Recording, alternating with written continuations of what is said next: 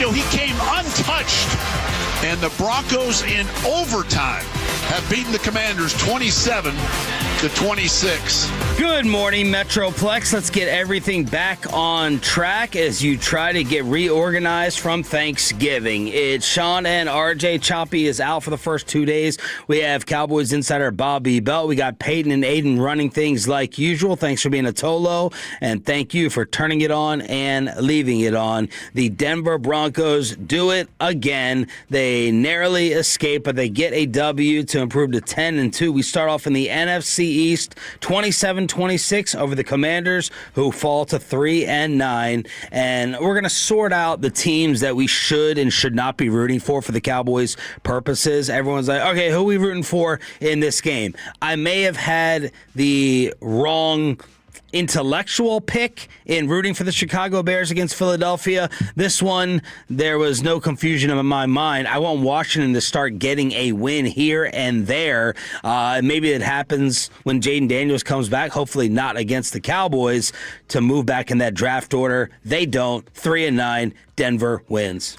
Yeah, and Washington has been a mess this entire year, and whenever it is that Jaden Daniels comes back, maybe they're able to, find some sort of standing or find some sort of stability. But this is a Denver team that, and I know it's tough to talk S about Denver after they whooped up on you as bad as they did, but it's still such it feels like such a paper tiger. It just doesn't feel like a genuine contender. To me, Denver and Chicago are the same football team.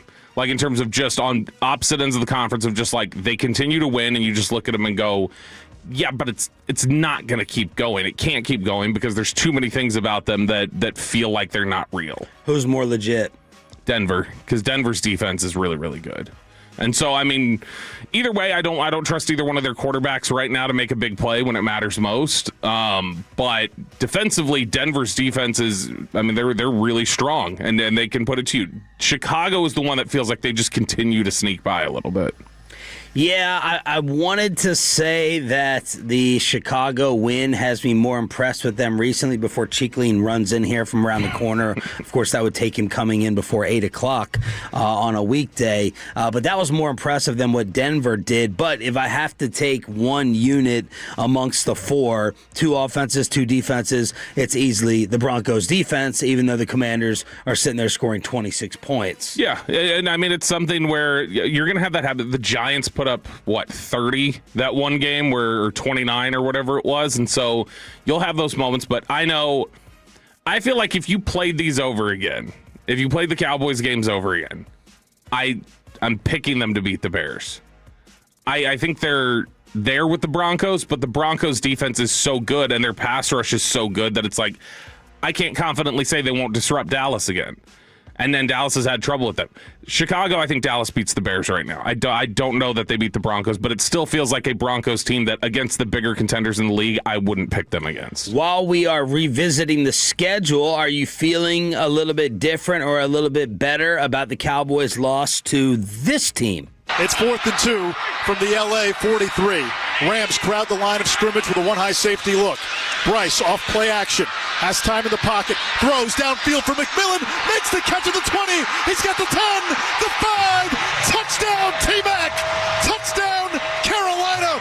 And the Panthers take the lead with 6:34 to go. Win of the day, possibly, as Bryce Young scores and throws 3 touchdowns, and the Carolina Panthers stun the Los Angeles Rams in a rainy Carolina setting, 31-28. They are so...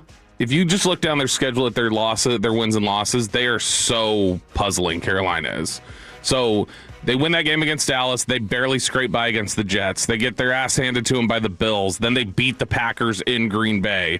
Then they lose by 10 to the Saints the next week. Then it's, all right, you win the Falcons. Then you lose by double digits to the 49ers, and then you win that game against the Rams, who I think everybody kind of settled on it by yesterday. The Rams were the top team in the NFL through, 12 weeks or whatever we were at. And so, really impressive day. Matthew Stafford had 2 interceptions this entire year. He had 2 in the first quarter, and then he had another big fumble late that kind of turned it around. And so, they got takeaways. They continue to run the ball really well, and Tet McMillan has been really, really good for Carolina this year. Even though he had just the one catch yesterday, he continues to make big plays late. Stafford fumbles with 2:25 left, down 3. That basically ends it. The Rams trail for the first time since week 6. The 2 Stafford picks. He has, and then you have Adams with 11 in his last 6, and Devontae is tearing up the league. 14 receiving touchdowns. That's the best in the NFL. And then Carolina scored 2 touchdowns on 4th down on top of it. Yeah. But I feel better about the Cowboys' loss. It's still, I had KT and others tweet me and say Rico Dow ran for 1,000 yards. You can't feel any better about that game. I do feel better against the quality of team Carolina is. Yeah, and Dallas is a different football team than they were back then. Like it helps to look at it and go, like, I mean, it was a bad loss, no doubt about it, but at the time, like, when you can contextualize it a little bit and be like, look what they turned into, A, and then B, recognize that that's a different football team that you'd be fielding out there against them today. And so it's a great win for Carolina, and they, to me, are definitely, I don't know if they'll win. They're definitely the best team in the NFC South to me. They're better than Tampa Bay, I feel like. Yeah, Tampa Bay has been reeling. They stopped the losing streak. They beat Arizona 20-17. I'll sound like Choppy here for a second, who again is back on Wednesday as we get set for the Lions this entire week. I think the NFL, with all their Thanksgiving and their Prime Friday and anything else that's happening, any other random night, they robbed us of a great NFL Sunday, because I was sitting there throughout this 6 hours saying, oh my gosh, and then I have to look forward to Marcus Mariota at night. San Francisco beats Cleveland 26-8. Shador is still going to start next week. Jacksonville dominates Tennessee 25-3. The Texans are on a winning streak. They get C.J. Stroud back, and maybe the Indianapolis Colts, as you said, are now exposed. Yeah, this is just, it's a bad run for Indianapolis. It's obviously, I mean, look, like you mentioned, Houston's on a winning streak right now, and so you can't just completely be like, oh, that's a terrible loss. Houston's played better football lately. But when you look at the fact that they lost to the Steelers, then they get by barely against the Falcons, then they lose to the Chiefs and the Texans. They've got one barely win in the entire month of November, and when you look over their schedule, it's like, all right, you lost pretty much all your games against contenders other than Denver. That was the one that you scraped by and won by 1. And it feels like this Indianapolis team is coming back down to earth a little bit, which it felt like we were all just kind of waiting for. They were different from Chicago and Denver, where Indianapolis was winning games in a convincing way. They were playing really good football. You just felt like there's no way they can keep playing this good. And they were beating bad teams. Yeah. Beating up on bad teams. Miami beats the Saints 21-17. Is there any way Mike McDaniel stays around? The New York Jets get a last-second bomb from Nick Folk, and they beat the Falcons 27-24. There's a lot of bad records here. A lot of bad records. We talked about Tampa Bay over Arizona, and then the Seattle Seahawks just absolutely pummel the Minnesota Vikings. I'm close to just getting Minnesota off of my TV screen, as they don't have J.J. McCarthy. They start something called Max Brosmer. Max Brosmer, 5 Vikings turnovers, and Tank Lawrence with another big play. Seattle shuts them out 26-0 to improve to 9-3. Yeah, and he was yesterday. Tank Lawrence, he had the sack. He had another play where he blew it up in the backfield. The interception return, the pick 6, that was him.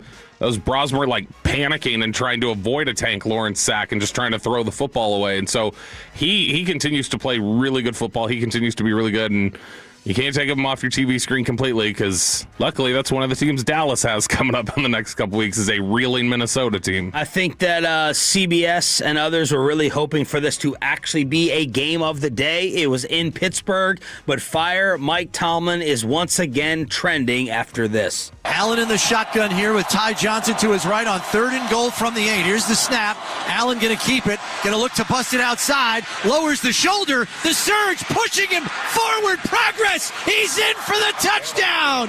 The beast has been released as he goes 8 yards for a touchdown.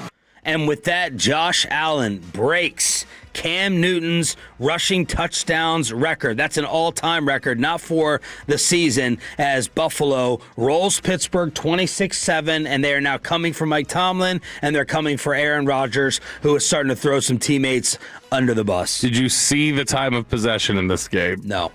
18 minutes the Steelers offense had the ball. 42-18. That's an absurd number.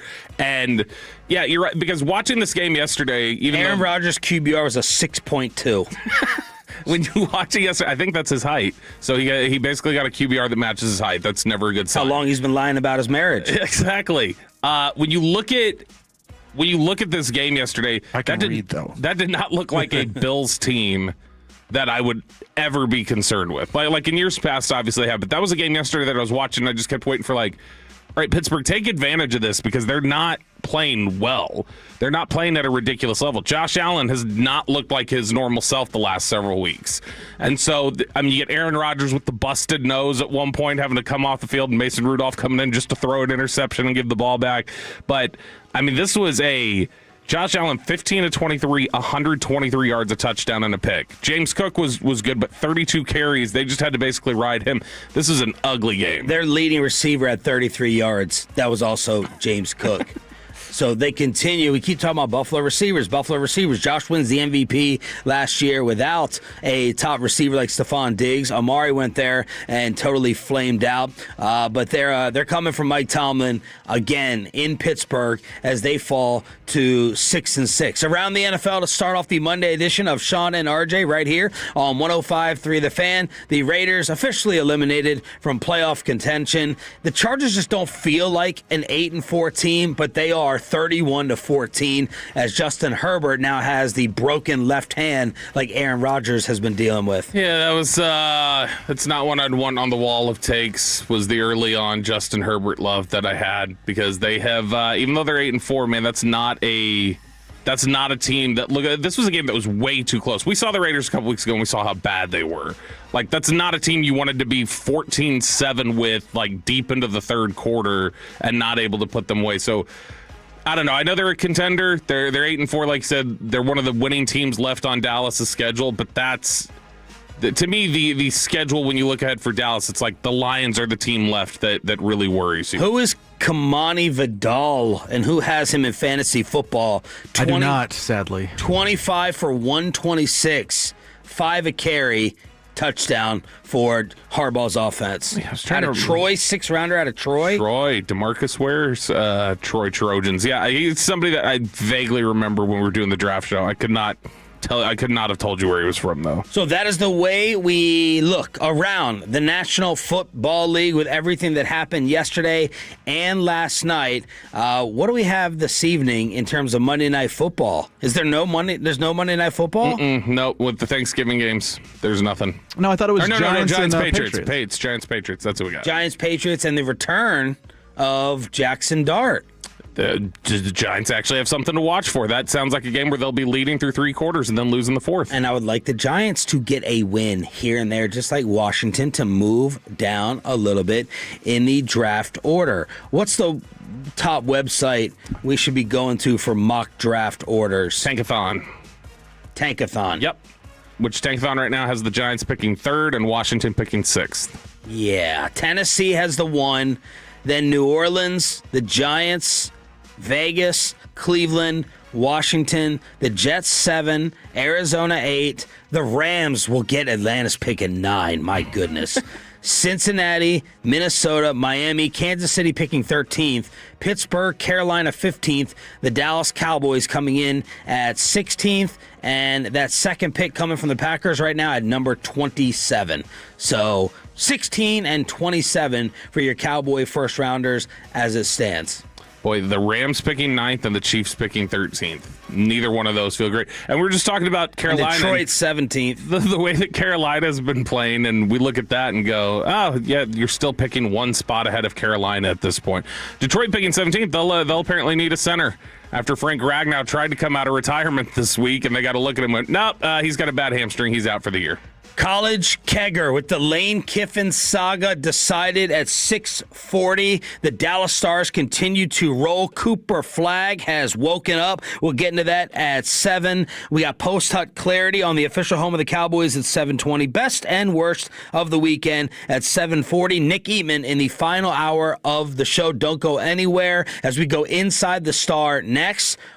Are you surprised that Trayvon Diggs looks like he's actually going to play? And your Cowboys rooting guide. You're trying to figure it out. Eagles, Bears, other games on a Sunday. And are the playoffs actually a reality with the NFC East open again? Inside the Star on the home of America's team after this. This is also your home for Hurtado Barbecue.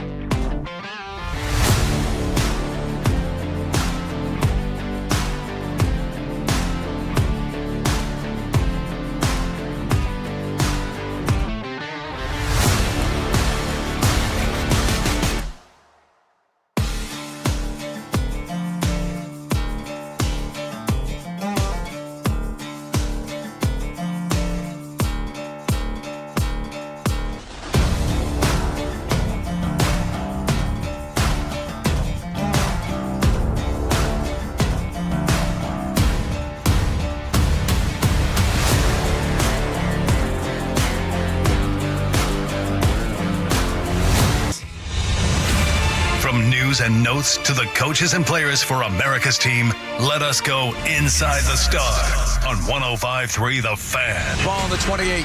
Snap to Caleb. Fakes to Swift. Rolling to his left. Being chased. Gonna throw deep. He's got Komet over the shoulder. End zone. Touchdown Bears. Touchdown Cole Komet. What a play call by Ben Johnson. And a throw perfectly timed. Caleb to Cole. Bears extend the lead. 23-9. Good morning, Metroplex. A great morning as the Cowboys win, the Eagles lose. Maybe that isn't so great. Both fantasy teams winning, and you're coming off of Thanksgiving with the family. This is Sean and Bobby. Choppy will be back on Wednesday. Thanks to all the Tolos checking us out right now on the radio, through the app, the fan cam, the Twitch, and YouTube. You are appreciated. You're appreciated. Who should we be rooting for? What are the realistic odds of the playoffs, and is the NFC East the only path? We go inside the Star on DFW Sports Station 105.3 The Fan as the Chicago Bears handle Philadelphia before the NFL weekend begins. Who should we have been rooting for in this game?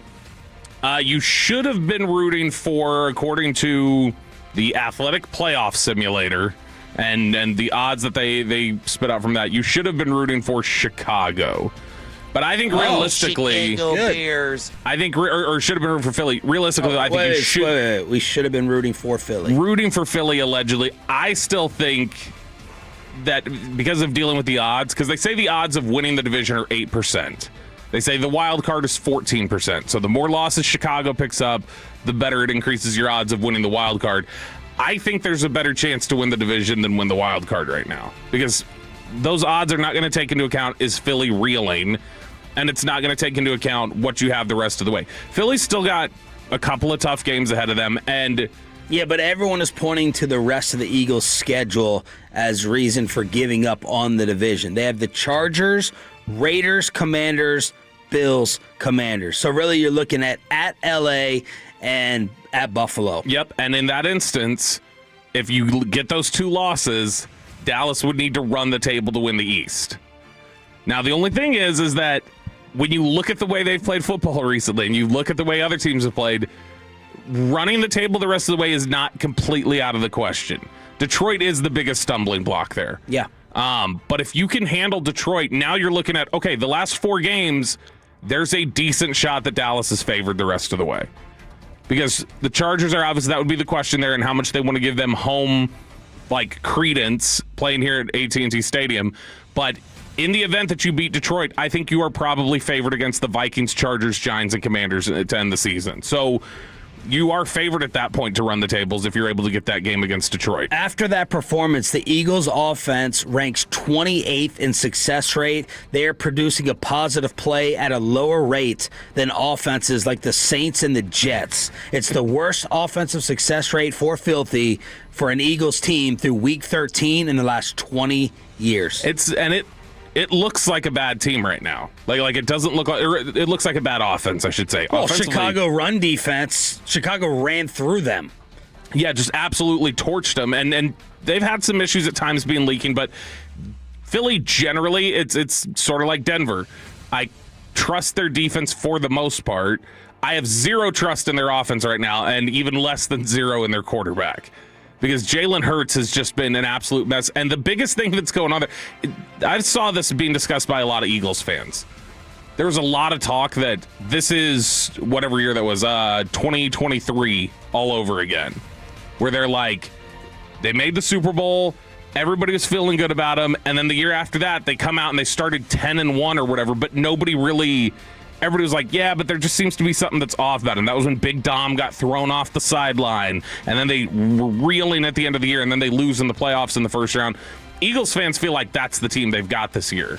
And then obviously they bounced back and won the Super Bowl the year after that. But I've never seen, we've talked about this, I've never seen a successful team that so clearly seems to hate all of each other.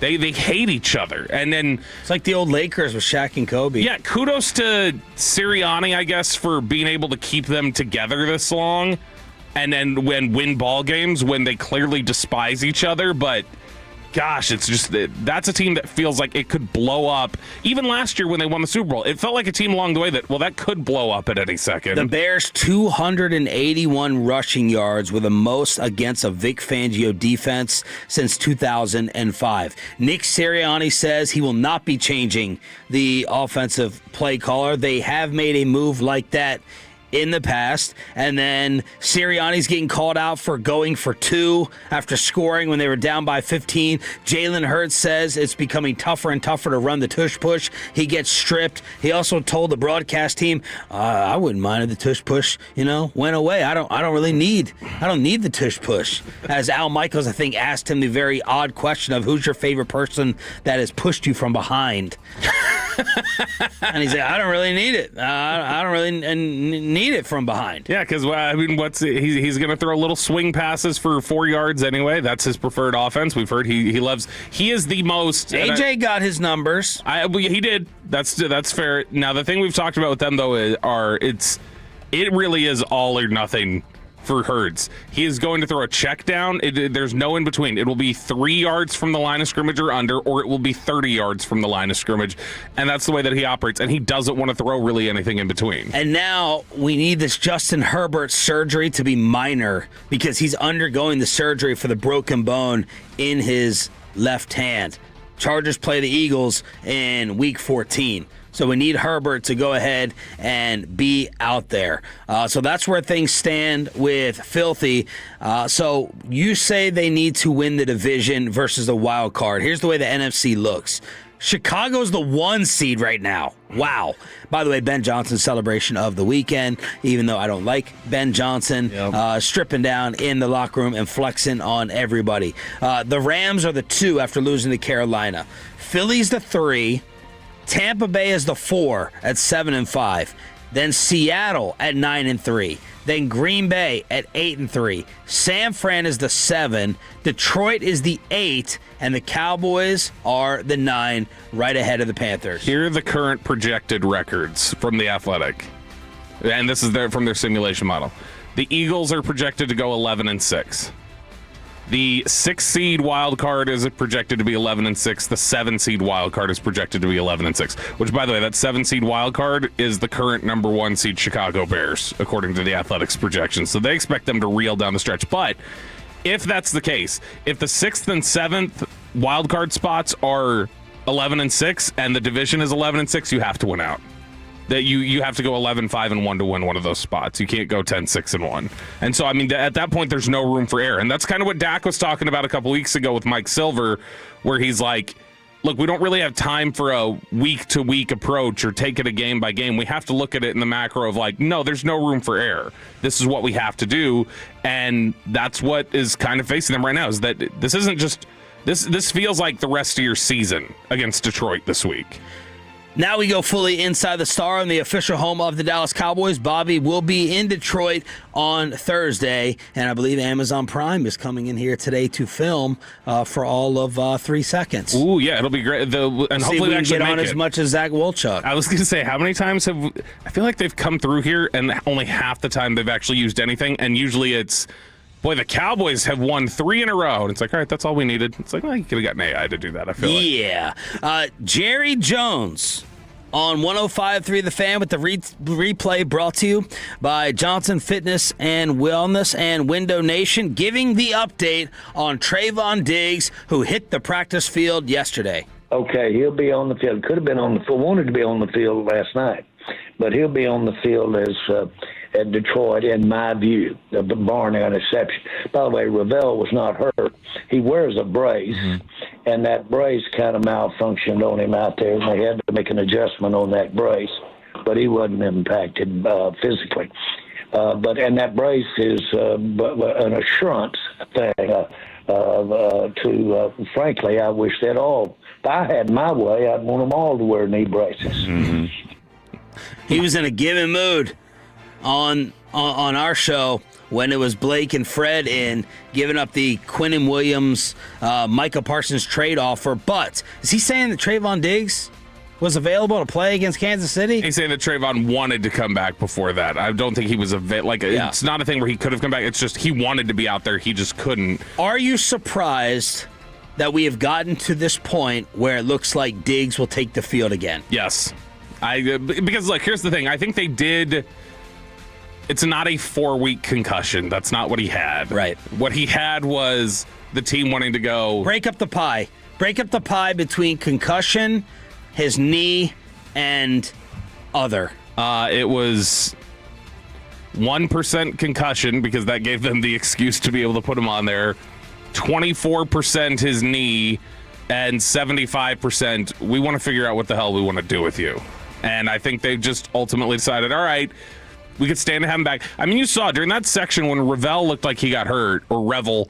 Sorry, I forgot. We did get it confirmed because Fred Davis went into the locker room a couple weeks ago and said Savone Ravel here with us that he checked him and told Fred it's Revel. Revel. So it is Revel, but Savone Revel. Savone Revel. That's the official from Savone himself. Is that when you saw him go down for that second to fix his knee brace, it was like they don't have enough healthy corners left. And so they are in such a position right now, just with their injuries and everything else, that, yeah, Diggs coming back, probably they looked at it and went, we need the bodies, we need him back, we need to be able to have him here. And so hopefully he comes back more energized and ready to play. They have not been playing as much man coverage since the bye week. So it's not like they're playing really high rates of that like Trayvon wants, but he'll need to fall into line. But you hope that with Quinnen and Osa and the pass rush they're getting now, all right, now some of that Diggs skill set of taking the ball away is going to start paying off. Yeah, it's a good thing that he's coming back if he's healthy. You know, it should only help. Schottenheimer was asked, I think Corey Majors has been a big advocate of this down the road. Schottenheimer was asked if Diggs could play safety, and Brian said, I wouldn't even think of that. Yeah, I'm guessing Diggs doesn't want to even touch that. Like, Diggs doesn't even want to play there, and so that's why he wouldn't even bring it up. You have to at least look at it at some point in his career. Most corners who have ball skills, that's what they end up doing. Cowboys go and get a running back that they have had some interest in since 2023. Who is this? Israel Abanikanda, who is a guy who, when you look at Abanikanda, he had played at Pitt, just big bruising back, and yeah, somebody that they really liked in the past. But they added depth. Malik had the big touchdown, and Dak after the game was talking about how it's one of my favorite players. If you want to talk about a guy who has done the things or learned the things to take care of his body and handle things the right way and practice hard and do different things like that, that's Malik. And one of the things we talked about last week, I think, was I was actually on with KNC, I think, when I mentioned this. Well, they look at it as Malik is the example to Jaden Blue of how to handle himself. Of like, hey, kind of turn things around, do a little bit of this, change up your work habits. Because there was a time Malik was considered immature. And he's kind of rallied from that. But Israel Abanikanda is a bruising back and somebody who he actually broke the record, the Pitt rushing record set by Tony Dorsett back in the day. But he's somebody who, physical runner, bruiser, and somebody that they did like a ton coming out of college and who looked like he was, had some upside when he was playing with the Jets a few years ago. He was, during the preseason, one of preseason stars, and just it's never come together for him. More Cowboys with post-Hut clarity as Bobby revisits the awesome win over Kansas City, and are they good enough to end up in the power rankings on Wednesday? This is Sean and RJ on 105.3 The Fan. Why Lane Kiffin is not to blame. College football kegger, and does Bobby and Peyton think the Longhorns deserve to be in? The craziness of the college football world is next.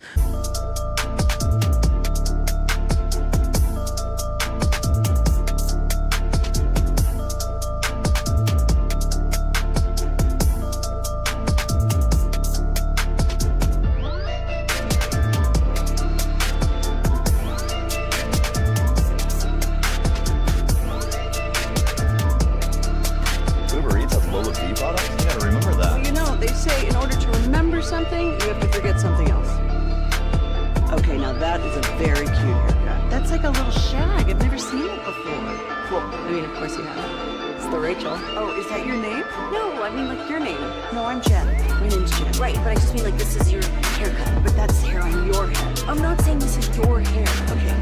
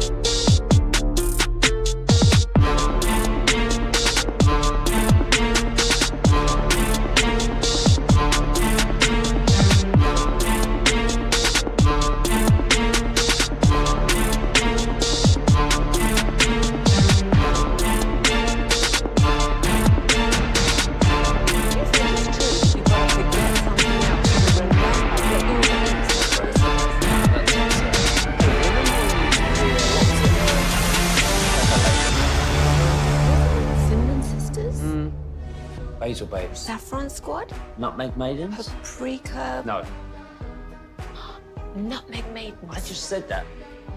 Was it Spice Girls?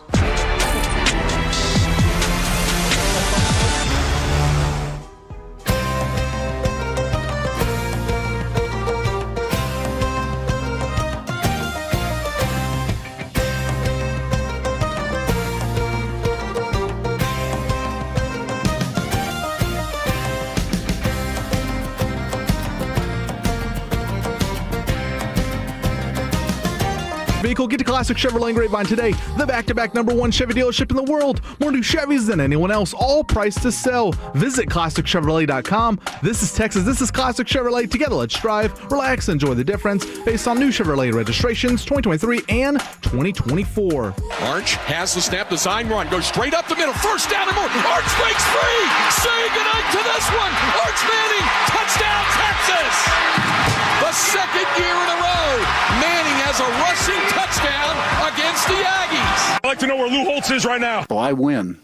Google me. We're not hosting an intergalactic kegger down here. The college football kegger without RJ Choppy, who will be back on Wednesday, still has to go down here on Sean and Bobby. We got our Cowboys Insider along with Peyton and Aiden and you in the 6 a.m. club with a Dave Chappelle ticket giveaway in the 7 o'clock and 9 o'clock hours all week long. Are you kidding me? I may have to go ahead and put in a special company request on that. Dave Chappelle tickets starting 7:20 in the commercial-free Expressway. The Longhorns with a humongous victory, which we'll get to in a little bit. But we have to start with the decision made. Lane Kiffin is going to LSU, and he is no longer going to coach Ole Miss. Wow. Yeah, welcome to the lane wreck, LSU. This is what you get. You are going to get the zero loyalty, all about himself. So, like, everything that everybody claims they hate about the portal, everything they claim they hate about all players just being able to wishy-washy, do whatever they want, welcome to the Lane Kiffin experience. So Broadus wanted it. I know, and Broadus and everybody else wanted Brian Kelly too. And that one blew up in their face. That's not a Baton Rouge individual to me.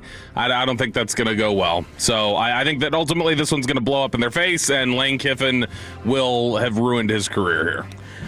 I know that Lane Kiffin is getting destroyed. I get it. His personality and his past warrants it. And I know that this is probably going to get me killed on the Franklin Injury Attorney text line. But the first blame here has to go towards the system. The first blame here, this is disgraceful. I think it was Rick Pitino who tweeted, like, college football, have you not gotten your rule book in check? You cannot leave a team. You should not be allowed to leave a team before you start your playoff run. And the fact that these kids, and isn't there a certain point in time in the season where the kids can't transfer? Yep. Can't leave in week 5? Can't leave in week 7? These kids are going to go in ranked right now number 7 in the country without their head coach and a tremendous advantage, at least offensively. It's a disgrace. Which you can't, I would think you agree, though. You can't let him coach the game, right? While he's actively trying to take people with him? Well, I would say no first. I guess I would have to gauge the locker room and say, do y'all really? Because Lane tried to come out and kill the AD. I wanted to stay. I was insistent upon seeing this through. But then reality kicks in, and it's like, okay, so you're cheating on me, but you want to go ahead and stay in the house till the kids are grown up. Let me stay for Thanksgiving. Yeah, well, no. And the other thing is you that made the stuffing. You made the corn pudding. I really like. I want to stick around. No, get the hell out. You're cheating on us. And not just that. It's like he wants to take those players with him. He wants to poach the portal. If you give him a whole locker room full of access to just get in every single kid's ear of like, hey, so I can't legally talk to you after this, but right now, let me tell you, I'm going to LSU. You need to come with me, kid. I get Ole Miss has to protect their interests. Yeah, I got no problem with Ole Miss. I get it, but the fact that he's allowed to do it. Andrew Perloff, and it's very rare when we say this with the show leading into ours, I thought he was dead on the money this morning of what was Lane supposed to do. With the way it's set up with signing day, getting recruits, the pressure LSU was going to put on you to go somewhere else. Now, he could have told LSU, it doesn't matter. I'm coaching this out. Then I will give you my answer. Well, at the end of bowl season, we're where? January? We're like another month. Which LSU's in the same spot then of just like, if we wait. Yeah. And then you tell us no, what do we have? What have you done? What have you set us up with? So it's the system, but who is in charge of the regulation to change this? NCAA is powerless. Everyone views them as a complete joke. Who changes this? I mean, realistically, the NCAA would be the one that would have to change it. It's just how much leverage do they have? Like, because you've got such a... It's like in the NBA, where the NBA has the power technically to do things, but the power really resides with the players. Where the players who decide where they want to go, what they want to do, all those sort of things, and that's how it gets enforced. But it's so messed up. It is. Where Lane deserves blame is Lane felt like he loved it. Lane felt like he loved the attention and loved dragging this out, while meanwhile trying to put his hands up and go, I'm not about distractions here. I'm not trying to distract my football team. It's like, really, you really felt like you were distracting your football team, that you specifically were doing it.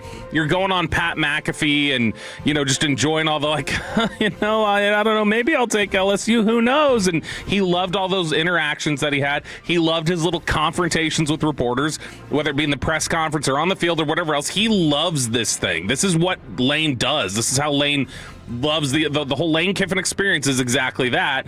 And so, yeah, the system is broke. That is number one. Number two, though, right behind that is Lane just loving wallowing and splashing around in the system. Broada said wanted nothing to do with Brian Kelly, have too many friends at Notre Dame, but absolutely on board with Lane. I'm sorry, Brian. It's not going to end the way you want it to. I will. There you go. Will he be the coach in 5 years? No. In fact, we can do one of my shave your head bets. He will not coach more than 3 years there. I will shave my head bald if he is coaching there in year 4. Broadus locked that in for a replay on the G-Bag Nation. The Ole Miss fans showed up to the airport as he was hopping on the private plane to dog cuss him. Yeah, it was really hard. It's hard to pull any of it because there's just so many. It would have just sounded like beeps, but they went right up to the fence. And it's funny, I saw one of the comments underneath it. The top-rated comment was, hey, I know how y'all felt. Or how y'all feel. This is how we felt when Saban bolted and went to Alabama, but we're pumped we stole him from you. So that's where it is. It does feel. It's hard. I think everybody's justified. LSU fans are justified to feel excited today because he is a hot coaching name. The Ole Miss fans are justified in feeling like they were cheated. All these, everybody's valid because you're right. The biggest thing here is the NCAA is not doing things to make sure that this sort of thing can't happen. So what are the rumors of the ultimatum he gave to the coaching staff? Get on the plane to Louisiana? Be on the plane to Baton Rouge or you don't have a job. That he was saying that when I go to Baton Rouge, if you're not on the plane with me, you're off. You're not getting the job. Why would he have to take them right now versus let them finish up? He doesn't. He's just he's being kind of a D is all. Yeah, that part is slimy. If it's true. Which I think they said there were 4 coaches on the plane with him. Weiss. Yeah, Weiss, I think, was the OC. Yeah, so he had 4 different coaches with him. Ole Miss has already elevated to their interim coach to be the full-time coach at defensive coordinator. But Pete Golding. Yeah, they had 4 different coaches. I think they were all mainly offensive coaches that were on the plane and jumped with him. Then you have the incident with the reporter that Bobby Belt used to work with. Someone on their podcast made the analogy that you can't turn a hoe into a housewife. Lane Kiffin went up to him before the game and said, step into my office and say that to my face. It carried over to the post-game presser. Yeah, I think, I understand you guys' job, and I think things are fair. Like I say, when questions come, those are fair questions. Maybe I can't answer them. Maybe I don't see them the same. But when you call someone a hoe, that's a different level of stuff, Can't make hoes into housewives, or something like that. That's just... That's about as Bush League as stealing Trinidad's jersey like Mississippi State did last night. Luckily we had another one, but so I ain't got any respect for that. I don't either, but that wasn't the comment. The comment was, you can't turn a hoe into a housewife post, don't act right. It's not calling you a hoe, it's about commitment. And that's what really the question is. You wanted the commitment from people were asking about where you're committed to, and you're still not doing that. So you don't think there's anything wrong with getting upset about something so innocuous as that? Pay attention after a win, especially in the A-Bowl. I'm not playing down to your game. I actually don't even know your name. See, that's where this is where he's a douchebag. And didn't he get hyped 2 weeks ago when they were like, are you going to coach the rest of the season? He's like, I don't know what you're insinuating. So he cannot sit there and tell me, you guys ask questions. That's fair. I don't have a problem with any of the questions. It's really because you've talked down to them for the last 2 weeks like they're idiots whenever they ask you about your job security. Lane cannot get out of his own way. He can't get out of his own way. He loves himself too much. It's why it's going to screw him over at LSU. It's why it's not going to work out there. But the whole dropping all the praying. This morning, 58 minutes ago, he's tweeting out verses. Exhale, have the best Monday ever. Like, just stay off of Twitter, bro. I have zero problem with the analogy either, because that's he was not saying Lane Kiffin's a hoe. That's he's basically saying he's a hoe. It's sort of, but it's like whenever I say whenever I've talked about Trayvon Diggs, and I've drawn the analogy, and to be honest, this is the sort of thing that Diggs would walk up to you about. Lane Kiffin is the Trayvon Diggs of coaches. Is that when we've talked about when you paid him, it's like when you give them the ring and you go, I'm married to a different person now. This is not the person that I was engaged to. This is not the person that I was dating. And now I'm wondering, did I make a mistake? That's like Diggs coming up to me and go like, you saying I'm an unfaithful wife? It's like, no, it's an analogy, dude. It's an analogy for talking about commitment and other things like that. And the reality is that, yeah, I do love Lane going up to him and go, call me a hoe to my face. Hold on, excuse me. Part the ways 2 big, beefy bodyguards so I can tell this reporter that it's come say that to my face. Now, all right, get back together, bodyguard, so that nobody can come near me. He's such a fraud. He's such a phony. I can't stand it. Will and should Ole Miss drop it all with the final CFP rankings? Maybe a little, but I mean, it shouldn't be like when Choppy was in here arguing a couple weeks ago for like it's a Florida State like drop. It's like, well, no, Florida State lost their quarterback and half their roster. I thought that was ridiculous. That's not the one that you can make the comparison to. But they should probably drop a little bit because Lane is very important to what they do. He is a good coach. He's a good X's and O's coach. If he could stay out of his own way, he'd be a great coach. So the decision has been made in the world of college football. Do the Longhorns deserve to be in? That'll be a little bit later as we finish up the college football kegger Dave Chappelle ticket giveaway, 7 o'clock hour as part of the commercial-free Expressway post-Hut Clarity as well. Back to the Cowboys. But has Cooper Flagg arrived? And the Dallas Stars are rolling. What else happened in the rest of your DFW sports world? Next on Sean and RJ 105.3 The Fan. But let me go ahead and get you set.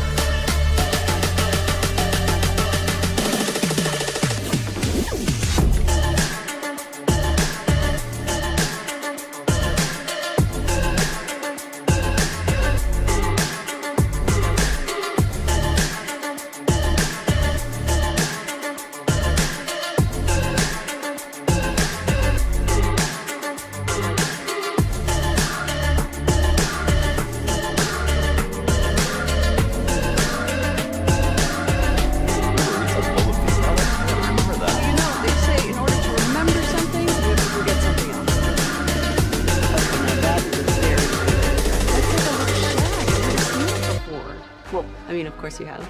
It's the Rachel. Oh, is that your name? No, I mean like your name. No, I'm Jen. My name's Jen. Right, but I just mean like this is your haircut. But that's hair on your head. I'm not saying this is your hair. Okay, for you.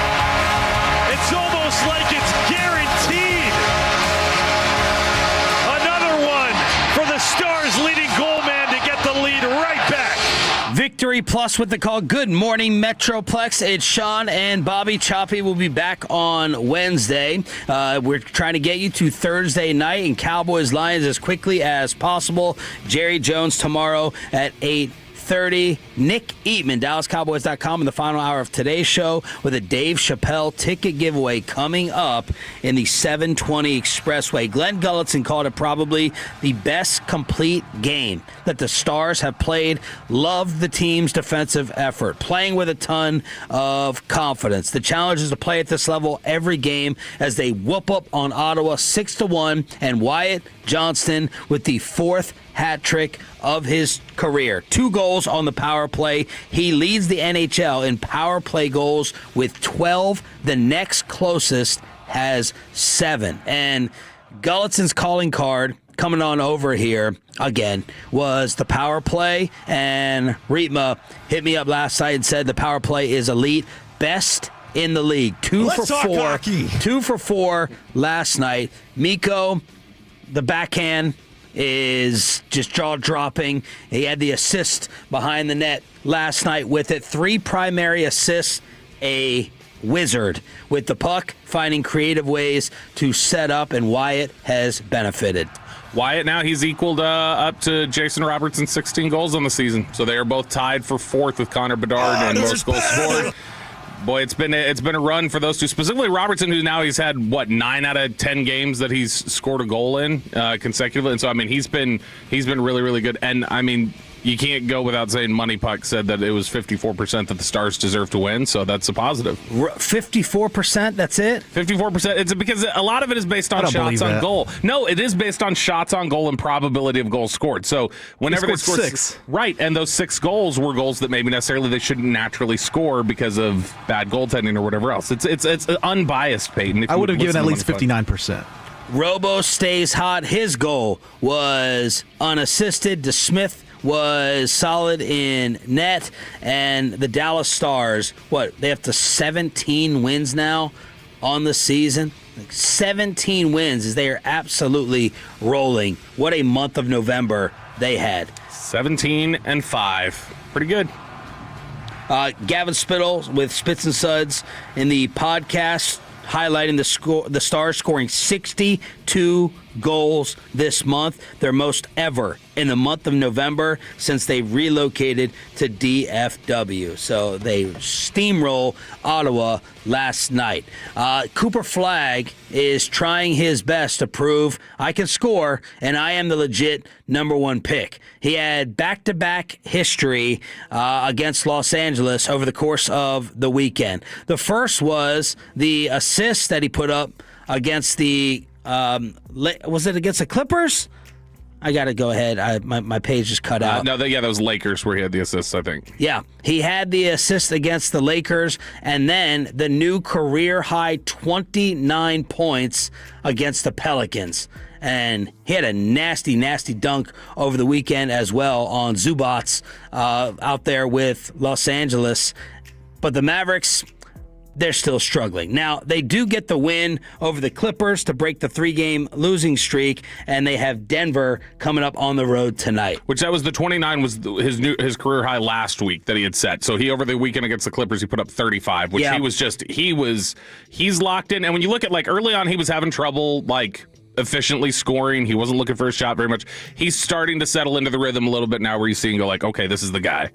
This is the dude that they've talked about. This is the Messiah that everybody's talked about him being. He's starting to really play at a high level and play at a ridiculous level, which you want, but you also want to make sure that last draft pick you get is going to be good, that you got a good partner in crime for him until Luka can get back here to play with him in 3 years. 11 assists on Friday night, the most ever by an 18-year-old in that Laker loss. 24 hours later, becomes the youngest player to score 35 in a game. Does it in a win over the Clippers, and the rest of the team is just gushing over him right now. Jason Kidd, he's only 18, seems like he's been in this league before. He did it all, had the ball. You can call it point guard or whatever, but he ran the offense for us. He drove the ball touched the paint. He got to the rim, got to the free throw line, stepped up and made free throws for us late. Just his composure on both ends was impressive, competes at a very, very high level. And then Klay Thompson, he has every tool to be great. The upside is limitless. Sometimes I can't believe he should be a freshman in college. It's pretty cool to be a part of. We can all be witnesses to what he's going to do for a long time. And Klay against the Clippers. Go ahead and enjoying his girlfriend's Thanksgiving cooking, scoring 17 of his 23 in the fourth quarter. He had a vintage Klay flashback. But more injuries. P.J. Washington lands on the injured list with his sprained right ankle. He joins Kyrie, A.D., Gafford, Lively as Mavs who are unavailable against the Clippers. And boy, it happened in the most 2025 Dallas Mavericks way possible, where PJ Washington steps on a basketball during shoot around and spins his ankle up on it, and it's oh, sorry, you're not going to be available tonight because you just couldn't stay out of the way of a bouncing basketball during shoot around. It's brutal. I mean, look, there's a lot of things to be positive about moving forward with Dallas in terms of they've obviously there's Cooper Flagg and there's no Nico. That right there is a big thing to look forward to, and that's a big thing to be happy about. But I just looked. I simmed the lottery on Tankathon and ended up with Dallas picking 8th, which whatever, that's fine. But if you want to feel sick, go ahead and look at this. The 20-1 Oklahoma City Thunder, after the simulation, would be picking 14th, 10th, and 4th in the draft. 3 picks? Mm-hmm. 3 picks in the lottery right now. And they won 18 of those games without Jalen, who just came back. Austin Reeves messed up my Luka parlay. I was like, is Luka still going to be bitter and vengeful with Nico fired? I was like, I'll just bet he's the team's high scorer. That's safe. And Anthony Davis would have less than 19 points because I figured the minutes restriction would get him. It did. 13 points and 5 rebounds with AD's return. Well, Austin Reeves scored 38 while Luka had 35. So that screwed up my parlay as I've been on fire recently with Underdog. And I didn't feel confident enough. I hope that it's true, but I didn't feel confident enough that it was deadly accurate to retweet it. People are thinking that Luka looked at Jason Kidd and MF'd him towards the sideline when Kidd was contesting a referee call. Like, basically, shut the blank up F face. Yeah, I wasn't. He said it to somebody. He did say it to someone. Yeah, but it definitely was not clear, like, if this was directed at Kid. But I mean, look, we've started hearing more chatter in the last, month or so since Nico went, that Kid was. You've seen more people willing to say, Shams and others who are willing to say, like, yeah, Kid was on board with it. But again, I still don't.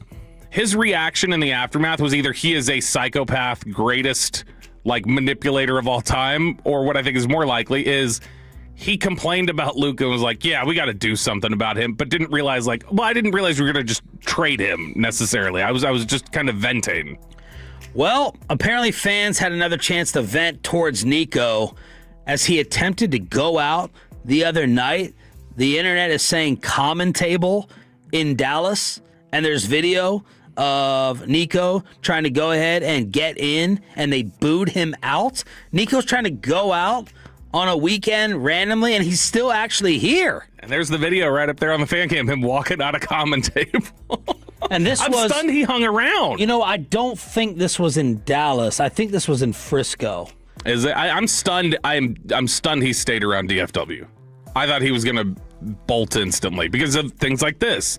And there's a lot of people who... Is there a common table in Frisco, y'all? I think some people are saying it was near the Star. So go ahead and let us know. I don't think that's the Dallas. There is one in Frisco. There's Frisco, McKinney. You got two options right there. Look, he's...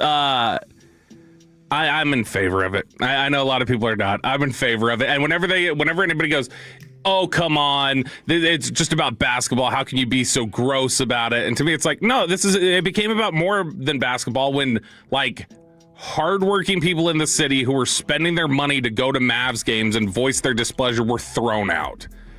And were thrown out just for criticizing him. So if you were chasing people who had spent their paychecks to go to games, if you were chasing them out of the arena, they can chase you out of a bar in Dallas. Bobby also has some nastiness directed towards Anthony Davis, who spoke to the media before his return. He talked about trade rumors, said it's just part of the NBA business, and they asked him about his boy getting canned. I think it was surprising, to all of us. No one knew. At least players, knew what was happening. So it was surprising more than anything.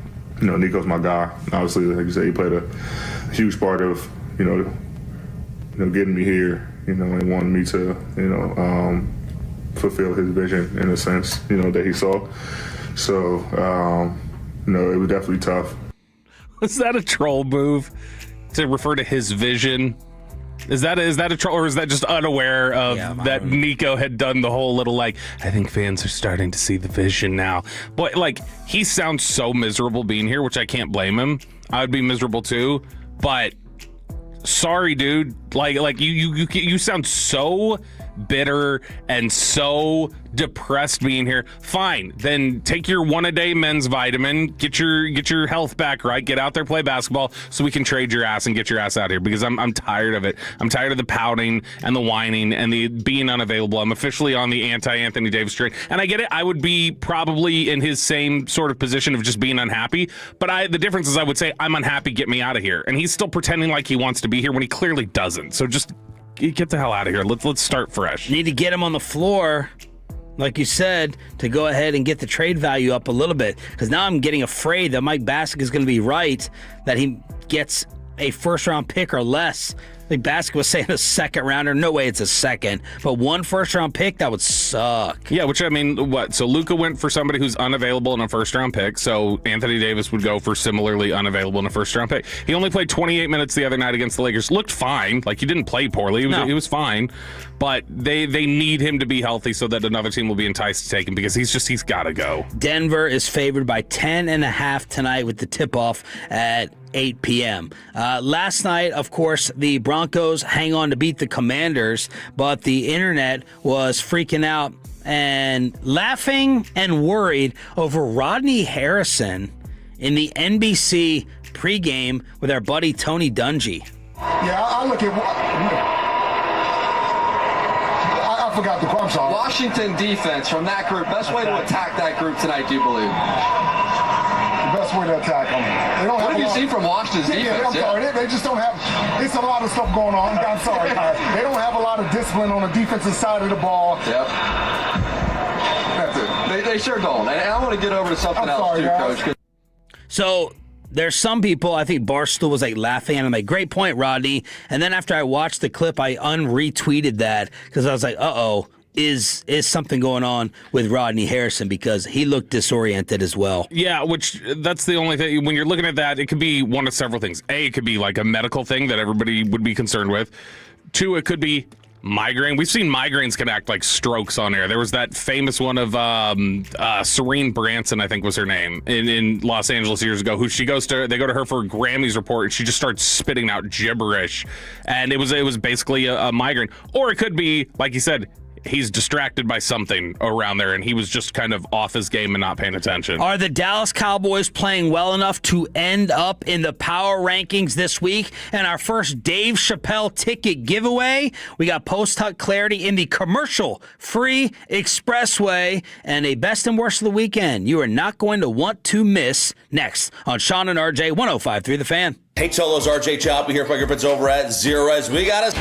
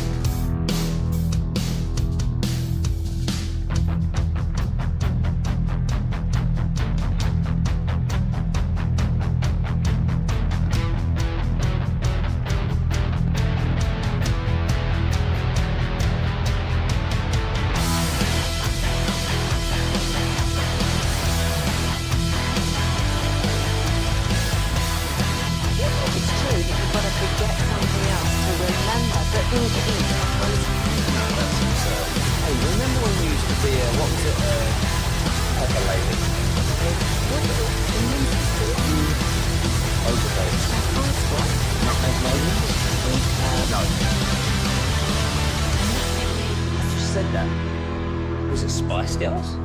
Doesn't sound right. Was it Saffron Squad?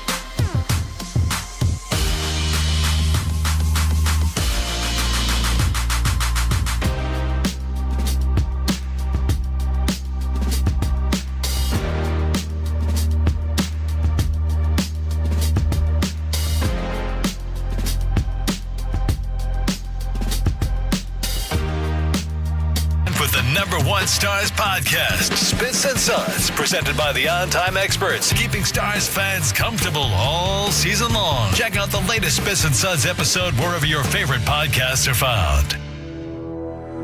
And it's back to Sean and RJ right here on 105.3 The Fan. It is the Expressway right now, The Fan, and it's brought to you by the On-Time Experts. And the HOV lane of the Expressway is driven by Mercedes-Benz of Plano.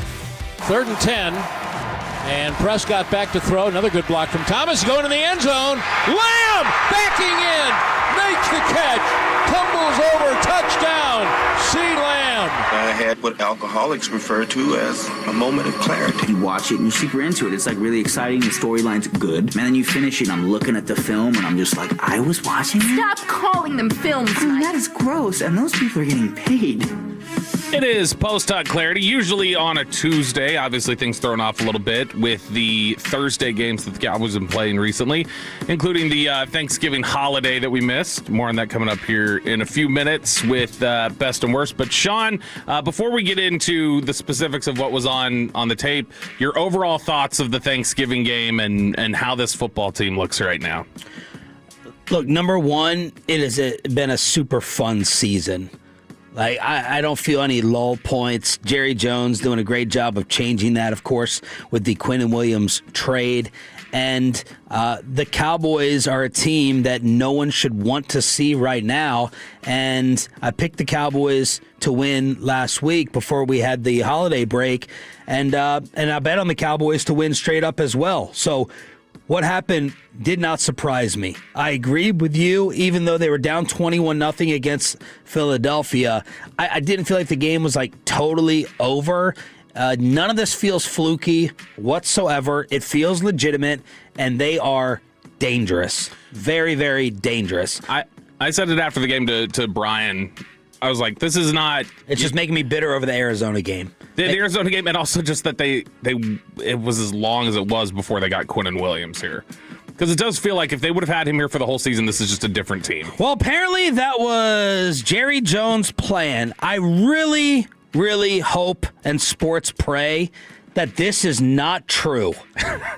As he came on our morning show with Fred and Blake, and they got a ton of great stuff out of Jerry. So props to those guys. And listen to what Jerry Jones told them about what he tried to pull off in the offseason. I actually tried to trade for Williams. I tried to get the Jets in training camp, period. And I was going to I wanted a 1 and Parsons for Williams. A 1 and Parsons for Williams. I thought that much of Williams. And he's showing you what he can do for a defense. Jerry Replay brought to you by Window Nation and Johnson Fitness and Wellness. Please tell me that is not true. I don't think that's true. Oh, my gosh. And I think, can you imagine if they traded Micah and a 1 for Quinnen Williams? I think he absolutely tried for Quinnen. I don't think he tried to offer Micah and a 1 for Quinnen. I think it was probably reversed. I think it was probably Micah for Quinnen and a 1 is what they were trying to get done. But it's funny. I saw somebody, I can't remember who it was. It may have been... it may have been Brian Curtis actually over at The Ringer. But somebody had tweeted this quote for when John Machota transcribed it. Somebody had quoted it and said, like, this is going to become the big fish that Jerry caught, that he's going to tell you every time he tells the story, the fish gets bigger. Yeah. And he's like, oh, it was a 15-pound, it was 20 pounds, 25, and eventually he's just going to go like, all right, the weight keeps changing. We're clearly moving this a little bit here. But, yeah, I mean, right now I'd say this. I was talking to some fans in the Miller Lite Club near the end of the game, and they were all saying that, like, worth it.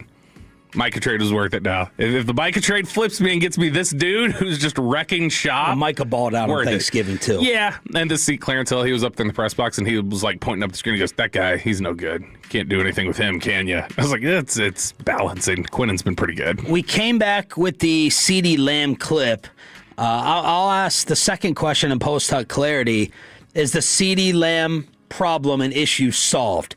7 for 112, 16 a catch. Someone had told me he was going to get involved early on. That's why I went right to underdog and cashed that in very quickly. Had a touchdown, a 51-yarder as well, 9 targets, 7 catches. Is the CD issue and worry over? I think so, and I think in general... I don't think so yet. I'll say this. I think it's over in terms of just, it'll be what it's always been, which is occasionally something will pop up, and a few days later he goes, I shouldn't have done that. And then he comes out and he plays well the next time. Well, I'm not even talking about him off the field. I'm talking about the drops, the concerns about him as a player. I'm not that worried about still the links that he has to go leadership wise. To me, it's not totally solved yet. It's going to have to be a big time moment. It's going to have to happen against Philadelphia again. I'm going to have to be convinced that in that spot, and specifically against that team, he can come through in the clutch. But he's still a legit, true number one receiver. I had the bet with RJ that he wouldn't go. I think it was over $120 or $125. I said he'd do that twice before the end of the season, and RJ, put on his George Pickens hat to say that would not happen. He ended up with 112, but I have no doubt that CeeDee Lamb is a true stud one. Yeah, I'm just a little bit worried about him in those moments because it would be in my head. Yeah, if you want to take out the Bears game, which he played however many snaps he played, what was it, like 6 before he rolled his ankle? His worst game he's played this year was against the Raiders, where he had 5 for 66 and a touchdown. That's been his worst output this year. So, it's just he hasn't had any crazy 180-yard games, but his games this year have been 110 yards, 112, 110, 74, 85, 66, 75, 112. If you pace that out over 17 games, which obviously he's not going to get to this year, that's a 1,400-yard season. If you pace out Pickens to 17 games right now, he's at 1,600 yards. They are a real dynamic threat with each other. And Jerry Jones, with the replay on 105.3 The Fan, talked about having 2 number ones. Well, I'm going to answer your question by saying I agree with everything you just said. And, we do have 2 number ones. And that really is problematic. They had their best one on, I think they had the best one on Lamb yesterday, and he showed out. So now, like anybody, he was thinking about running before he's catching his ball, for instance. So we all have to refine where we've gotten a little lax. So I'm so proud that he had the day he had. But obviously, Pickens is such a threat that it demands both of them being looked at. Well, hello, what ends up happening? Some other players get in the middle of it. Our tight ends get in the middle of it. Our slot receiver gets Turpin comes in big. And let me say this while I'm talking about Turpin. That fumble recovery is as big a play that was huge as I've seen in years a player made. And, boy, he will go up in there, as we all know. Cowboys tried twice to give that away. Oh, gosh. Twice. That looked like it was happening in slow motion, the Pickens fumble. When he fumbled that ball and we're watching the scramble for it, it was a little bit, you've seen Remember the Titans. You ever seen Remember the Titans? You've got that moment where there was a fumble and Petey had to jump on it, and everybody's just like, "Oh my gosh, the guy with the guy with the worst hands on the team has to recover this fumble right now." And that's exactly what it felt like. But as that ball was bouncing around, I felt like I went through a million thoughts in my head of how is this going to be reacted to if they lose this game because Pickens fumbled? How does Pickens, how do people talk about him, work with him? In fact, let's just, we can take Pickens in post-clarity here. He was okay in this game. This was not one of his more dominant performances. I know it didn't feel like that live. It didn't look like it on tape either. Just not the game that you were expecting from him. He was missing for the first 2 plays of the game. Could have been matchup based if you ask George, I guess. Is there anything to make of that? Probably a little something, yeah. I think that he's just...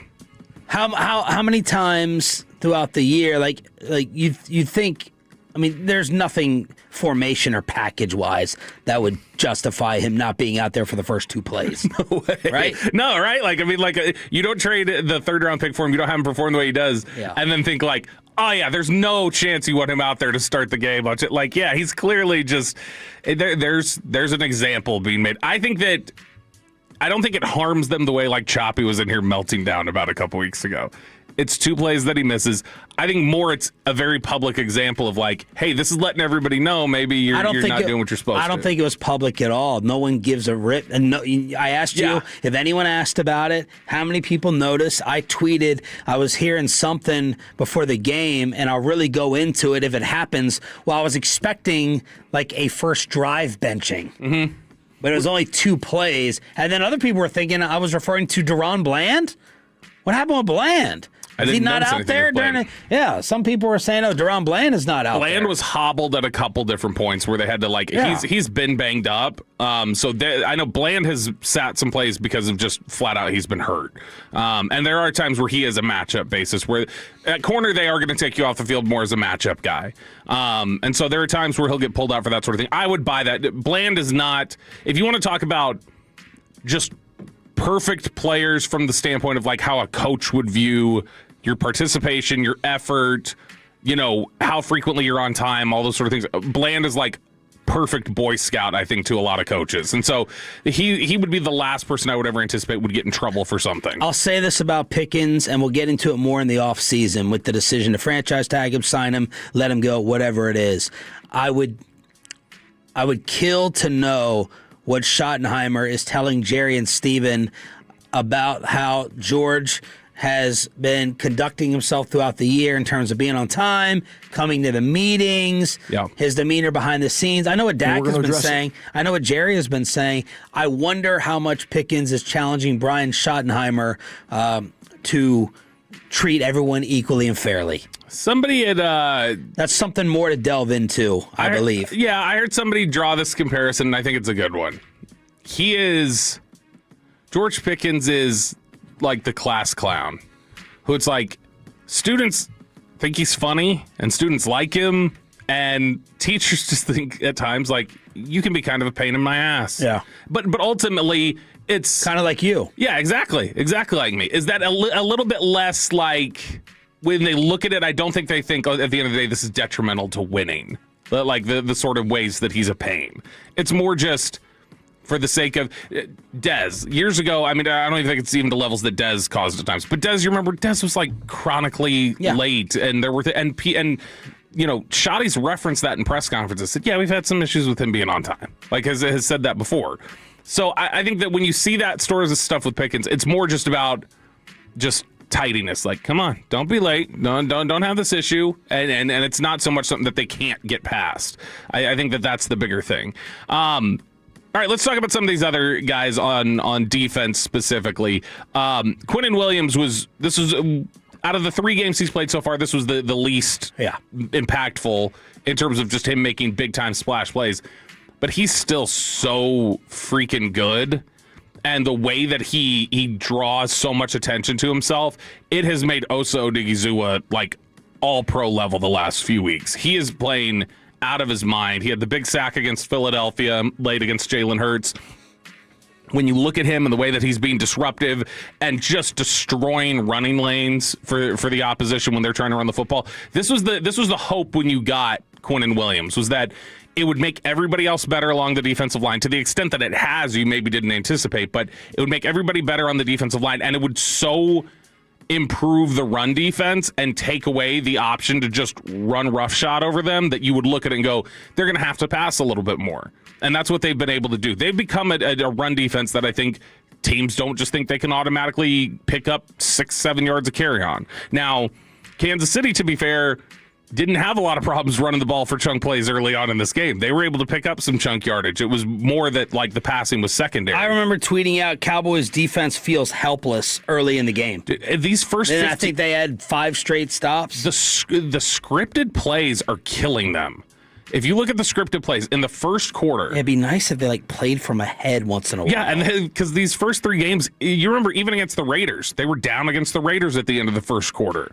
They were allowing what felt like chunk plays early on in the first quarter against the Raiders. If you look at the the drives in the first quarter, they've had 7 since the Quinnen Williams trade, 7 defensive drives. They've allowed scores on 6 of them. They've gotten 1 stop on 7 first quarter drives against the Eagles, Chiefs, and Raiders.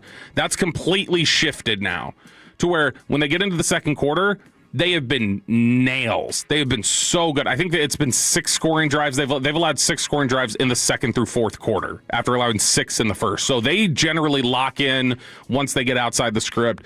But Osa and Quinnen together, specifically, Quinnen has helped a bunch of different guys. Osa's the guy that he's helped the most. That's the thing that has freed him up the most to be able to play his game and do what he wants to do.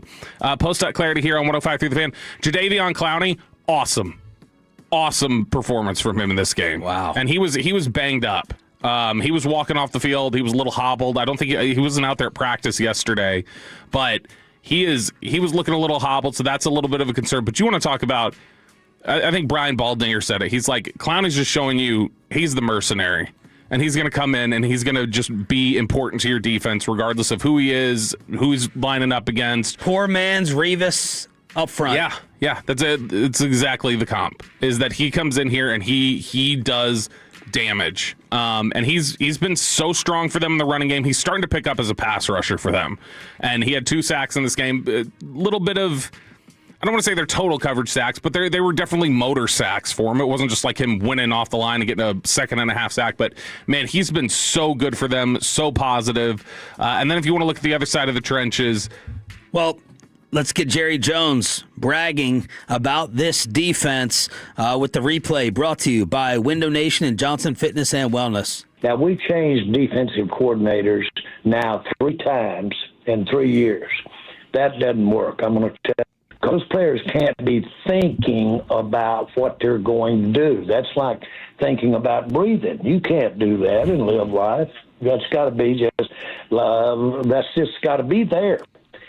Well, that was there early for us, and it's been there early. It was there for Zimmer last year on evolving into everybody counting on each other and relying on each other. That's a big thing in these defenses.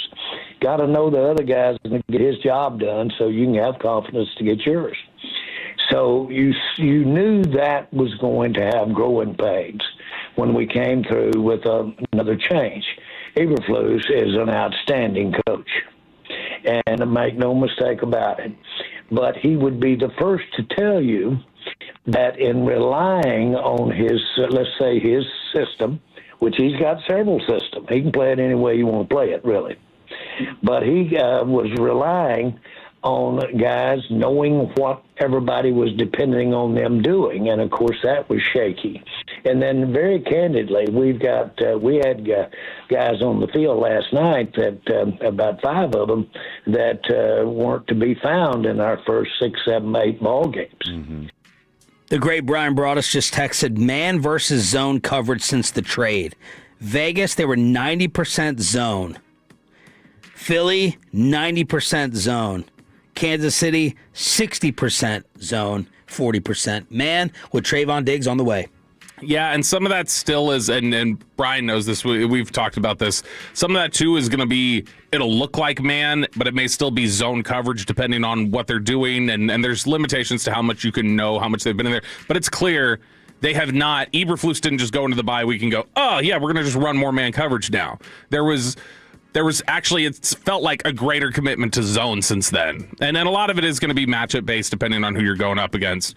Last note here in post.clarity, Tyler Booker was phenomenal in this game, and the combo of him and Beebe working together is working really, really well. Getting Cooper Beebe back has been big. I really admire Brock Hoffman. I admire the way that he approaches the game, his toughness, the kind of edge that he plays with. Cooper Beebe, they're just so much better with him out there. And so I think that on the interior right now, you're getting a good, strong representation with obviously Tyler Smith, but the way that Beebe and Booker are playing together, they're both playing really well. And Booker at this point, I think this season has been more consistent than Tyler Smith at guard. Per PFF, Cowboys offensive line against Kansas City. BB allowed 2 pressures. Tyler allowed 2 pressures. Nate Thomas, Bobby's trying to jump in front of that train. 1 pressure allowed. Steele, 1 pressure. Booker, 1 pressure. So 7 pressures total over 39 pass block snaps, 0 sacks. Outstanding game by the group. Yeah, Thomas was much better in pass protection than he's been the couple times he's been asked to step in there. Run blocking was still a little bit of a challenge for him, but it's nice to have a potentially competent swing tackle is how I look at Nathan Thomas. Dak was blitzed on 48% of his dropbacks, a season high. He was 15-19 for $190 and threw his pick on those plays. He was pressured on 7 dropbacks against the blitz, 12 times overall, 10 of 12 on passes under pressure, had 108 yards, 2 touchdowns, pick, and did not take a sack. CeeDee Lamb, he destroyed Trent McDuffie. And that does not happen often. He caught 4 of his 5 balls against McDuffie. Those catches went for 44 yards and his touchdown, and he drew 3 PIs for 50 yards against McDuffie as well. And Pickens, you say a ho-hum game, he still had 88 yards, 5 for 7, 85 when going up against Jalen Watson. Pickens was pressed by Watson on all the targets. That was the most receiving yards allowed by a Chiefs defender against a single receiver since 2018. I'm guessing pressing in all those situations because Lamb had more. Were you like me watching that first drive where Dak throws the interception going, maybe we underestimated Kansas City? I was watching that first drive and I was like, they got pressure so fast, and it felt like something that could have snowballed pretty quick right after that first pick. Yeah, it wasn't like they're definitely going to win, but I was like, wild ride again. Wild ride again for the Dallas Cowboys going up against the Lions on Thursday night. One last thing, something that we got to figure out the answer to. They did not. They essentially benched Logan Wilson for a large stretch of this game. Oh. And I can't totally figure out why. Because against the run, he's definitively one of their better linebackers. The numbers were way down when he's on the field against the run. He got credited with 5 targets in this game, 5 receptions allowed, 66 yards and a touchdown, which is not good, obviously. But Kenneth Murray got beat in the Kelsey, I think it was the Kelsey touchdown, where it's like, he was clearly in position and just made a boneheaded play. So they felt better about Murray for a lot of this game. He was in there for a good chunk of this game while Logan Wilson was standing on the sideline holding his helmet. What a giveaway from the promo department. It's happening all week long. It's happening twice per show, 9 o'clock hour, and right now. All right, Tolos, that's right. Right now, call number 10 at 877-881-1053 wins a pair of tickets to see Dave Chappelle at the American Airlines Center in Dallas on Friday, December 19th of this year. That's call number 10 at 877-881-1053. That's just a small way of us saying thank you for turning it on, leaving it on. Again, 9 o'clock hour this morning, and I may have to secure my spot at that show. Cowboys are in Around the NFL. Buy or sell at 8 o'clock this morning. Nick Eatman, final hour. Let's get to best and worst. Ladies and gentlemen, the weekend. I'm having a bad fucking weekend. Let us know all the holiday family fun and drama on the Franklin Franco Injury Attorney text line, 877-881-1053, 877-881-1053. And Bobby, I will start. Hit me. Best of the weekend. I think this was probably my best parent visit. And when I say parent, it's always perfect with my mom. My dad, he and I can get into it here and there over little things, but the time flew by. He bonded with his grandson even more. They're inseparable. And I think this was the fastest best parent visit that I've had over the 15 years here in DFW. That's positive. No little sniping with your dad. There was one. Because I was going to say, you're like the favorite with your dad, right? Isn't I think so. Dad, your dad's favorite. My mom would probably favor my brother a little bit. She would argue no. We had one minor one. I think it was all driving here to the station on Saturday, but it doesn't even immediately come to mind. My also nominee for best, I don't want to put too much pressure on him because I know he's in the car right now and may be listening. I'm wondering if my son could be a Lego master. A 5-year-old Lego master. My dad took him to the store basically every day, and I said, "You're spoiling him." You're spoiling him, getting him a Lego set. He goes, he's not playing, he's working. He's thinking, he's critically thinking. And I do love that he's playing with these 285. We're buying him 7-year-old Lego sets. He's 5. Mm-hmm. So I'm like, okay, can I make money off of this? How can I expose him? Is there a contest? He's in love with it. He's obsessed. He gets a high and joy out of reading. I'm like, how are you having fun reading an instruction manual? But he loves it. And I'm glad that he loves it. I'd rather him do that than play video games or watch characters killing each other. But I'm like, how... Would you have predicted that? Because early on, wasn't it he was smart? No. Would you have predicted that he would have been so process-oriented? No. Like I need instructions, I need structure. Because early on, didn't you say structure was like a challenge? Oh, yeah. Transitioning. Yeah. He doesn't like the transition. So... that's my best. Maybe that's why he likes it then. Maybe it's because there's no expectation of just like this. These are the rules. If there's one piece missing, like he wants me to call Lego. I'm supposed to have like a conference call with Lego over like 3 pieces missing over all of his sets because he is not happy. He was like 3/4 of the way through a 300-piece set. He took it all apart because one piece was not done right. So I'm happy that he's got a high standard for perfection. My worst of the weekend is RJ Choppy. Not me. You are, if I have enough time. Yes. But it's definitely my coworkers. And I thought I was going to have to deal with one issue today, post-show meeting. Now I had to deal with 2 issues because of Bobby. But I'll start with Choppy. We used to have to beg RJ Choppy basically to get on social media after 10 a.m. every day. And weekends, forget about it. I'm off the clock. And I'm like, no, you're never off the clock. The games are played during the weekend. You can't be off the clock. And RJ, I think, has done a tremendous job of tweeting, being on social media. I'm like, bro, you got 60,000 followers. We need to try to hook them as much as we can to put up the ratings. Well, RJ decided, I think, is it farm engagement when you just try to low-hanging fruit and pick up followers? Mike Florio, Pro Football Talk, tweeted out like a Mark Sanchez story. And I believe Sanchez was wearing a Cowboy jersey.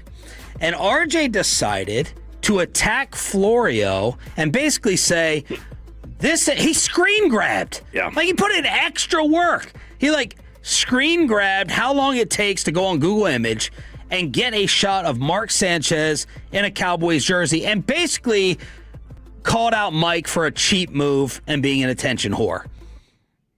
And I'm like, oh. What the heck got into RJ Choppy? I'm sure it was 3 drinks because how fast his tolerance goes. Well, guess who had to deal with the fallout of that? You. That would be yours truly. As Mike Florio starts blowing me up. What's up with your boy? Here's the explanation. I thought that we were friends, treated y'all like radio family because I tweeted him Ed Werder, and I'm like, Ed Werder did the same thing. And he goes, yeah, but y'all are friends. And I'm like, I asked Choppy, I'm like, what the hell's wrong with you? What are you doing? And he's like, I guess I shouldn't be drinking and tweeting. well, now who has to deal with it? And of course, after RJ tweets it, all his Cowboy followers agree, making it more of an unlikely and unlikable move to have Florio on the show. And Mike does us a favor. He gets paid in other markets to come on. I think he's tight with us, specifically me, and he realizes home of the Cowboys, pretty prominent platform and stage. It'd be good business to come on. Does us a favor. Football Night in America, ProFootballTalk.com. But because of RJ Choppy, that may be over. And another fan text is going to say, good, way to go, Chop, way to go. But I don't know how easy it will be to get Mike Florio back on the show after Choppy destroyed him. Wrong. I think Wednesday we need to have a surprise guest. Just have, don't say anything. We'll just have Mike join us, and then as soon as the segment starts, it's RJ and Mike taking over for the show. I don't know if Mike's going to agree to that. I think it's more likely to get Mike to agree to Tuesday than it would be to Wednesday. RJ's out. But I'm like, what are you doing? What are you doing? I don't know why he'd jump down like on that. Now, here's the other thing that Choppy doesn't understand. They don't get their images that way, Chop. They don't Google image search. They have image services that provide them with images. So the search function is not going to be the same, A. B, if they've used an image before, a lot of times they'll just go back to what's the last Sanchez image we used in our system. All right, use that one. I get what RJ was trying to say. Like, everyone makes everything a Cowboys story. Yeah. And I'm sure Flores has been guilty of it at times, but he texted me, he said, we've used like 100 images of Sanchez since October 5th. I don't like to use the same over and over, and I won't use any with the old Washington logo on it, and he did play for the Cowboys. And he said his accusation is bizarre. Let's randomly make the Cowboys look bad on Thanksgiving. I picked the Cowboys to win the game and picked them on Sunday. I've been hopping on the bandwagon. Anyway, it is BS. I'm easy to find if anyone questions what I do. That's a mafia invitation right there, Chop. So that was my worst of the week. Did you have to get on the phone with him at any point, or was it just text? I'm texting. He also, I saw after the game, because now what RJ has done, Florio wrote saying Schottenheimer should be coach of the year right now. Well, RJ has now made it to where, like, those Cowboy fans who still remember the Dez tape stuff, which many believe he was still right about, now it's going to be counterproductive for us to put him on after Choppy called him an attention whore, basically. So, not a fan of that. Bobby, best and worst. Hot kettle. All right, best and worst. We're moving. We're moving not to a house. Kristen got a house! Nice way to go. No house. I'm saving my pennies so I can use orchard.com is what I'm doing. But we're officially moving to Louisville, and it happened by accident. I was driving back on, I think it was Tuesday. Yeah, Tuesday. I was coming up we'd left the studio, and I came up 35, and I was driving around, and I passed these apartment complexes that are relatively new, and I was just like, I'm curious, like, how much do those cost? It was basically just my Spectrum brain kicking in.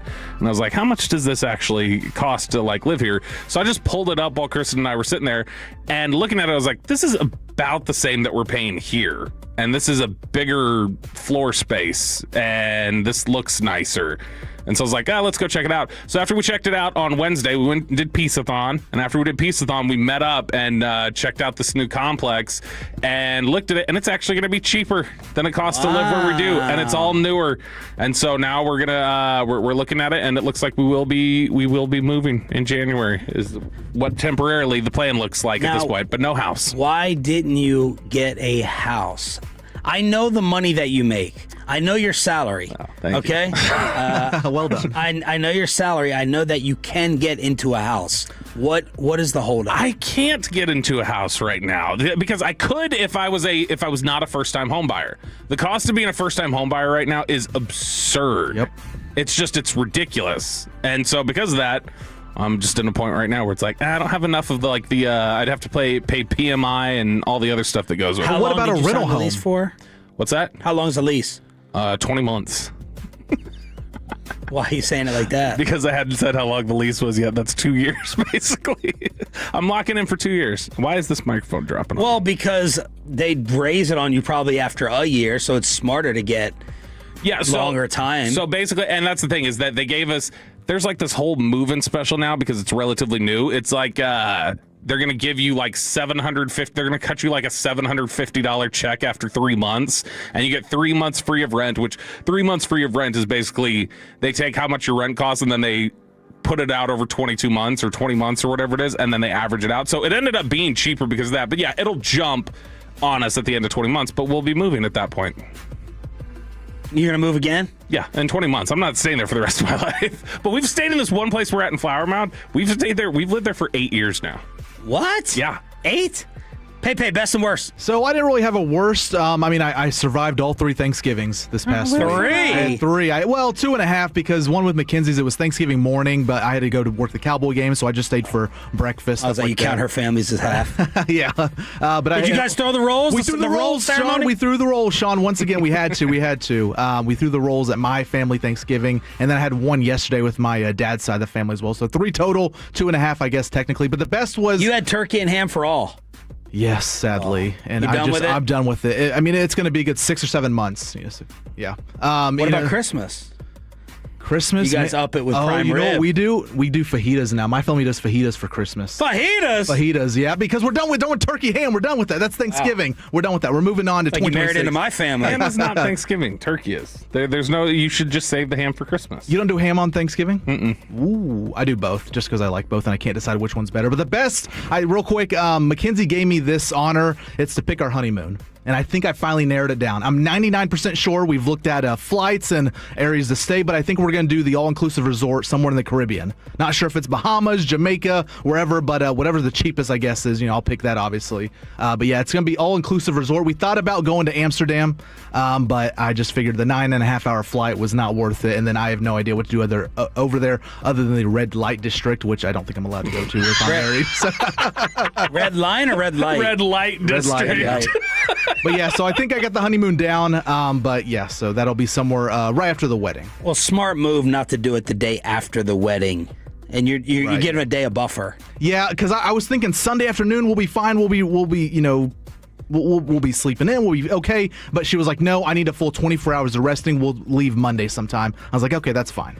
If the Cowboys had Quinnen to start the year, they'd be a legit Super Bowl contender. They haven't gotten that much better. They played one awful team and two teams starting to fade. And at this moment, Shoddy is Coach of the Year.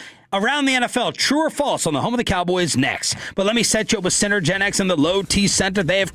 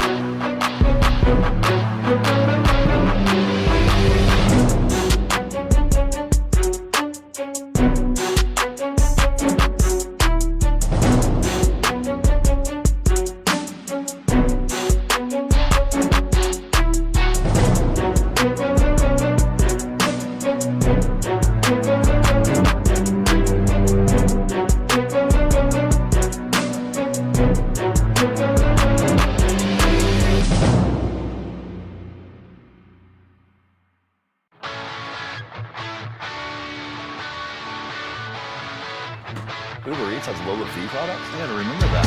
They say in order to remember something, you have to forget something else.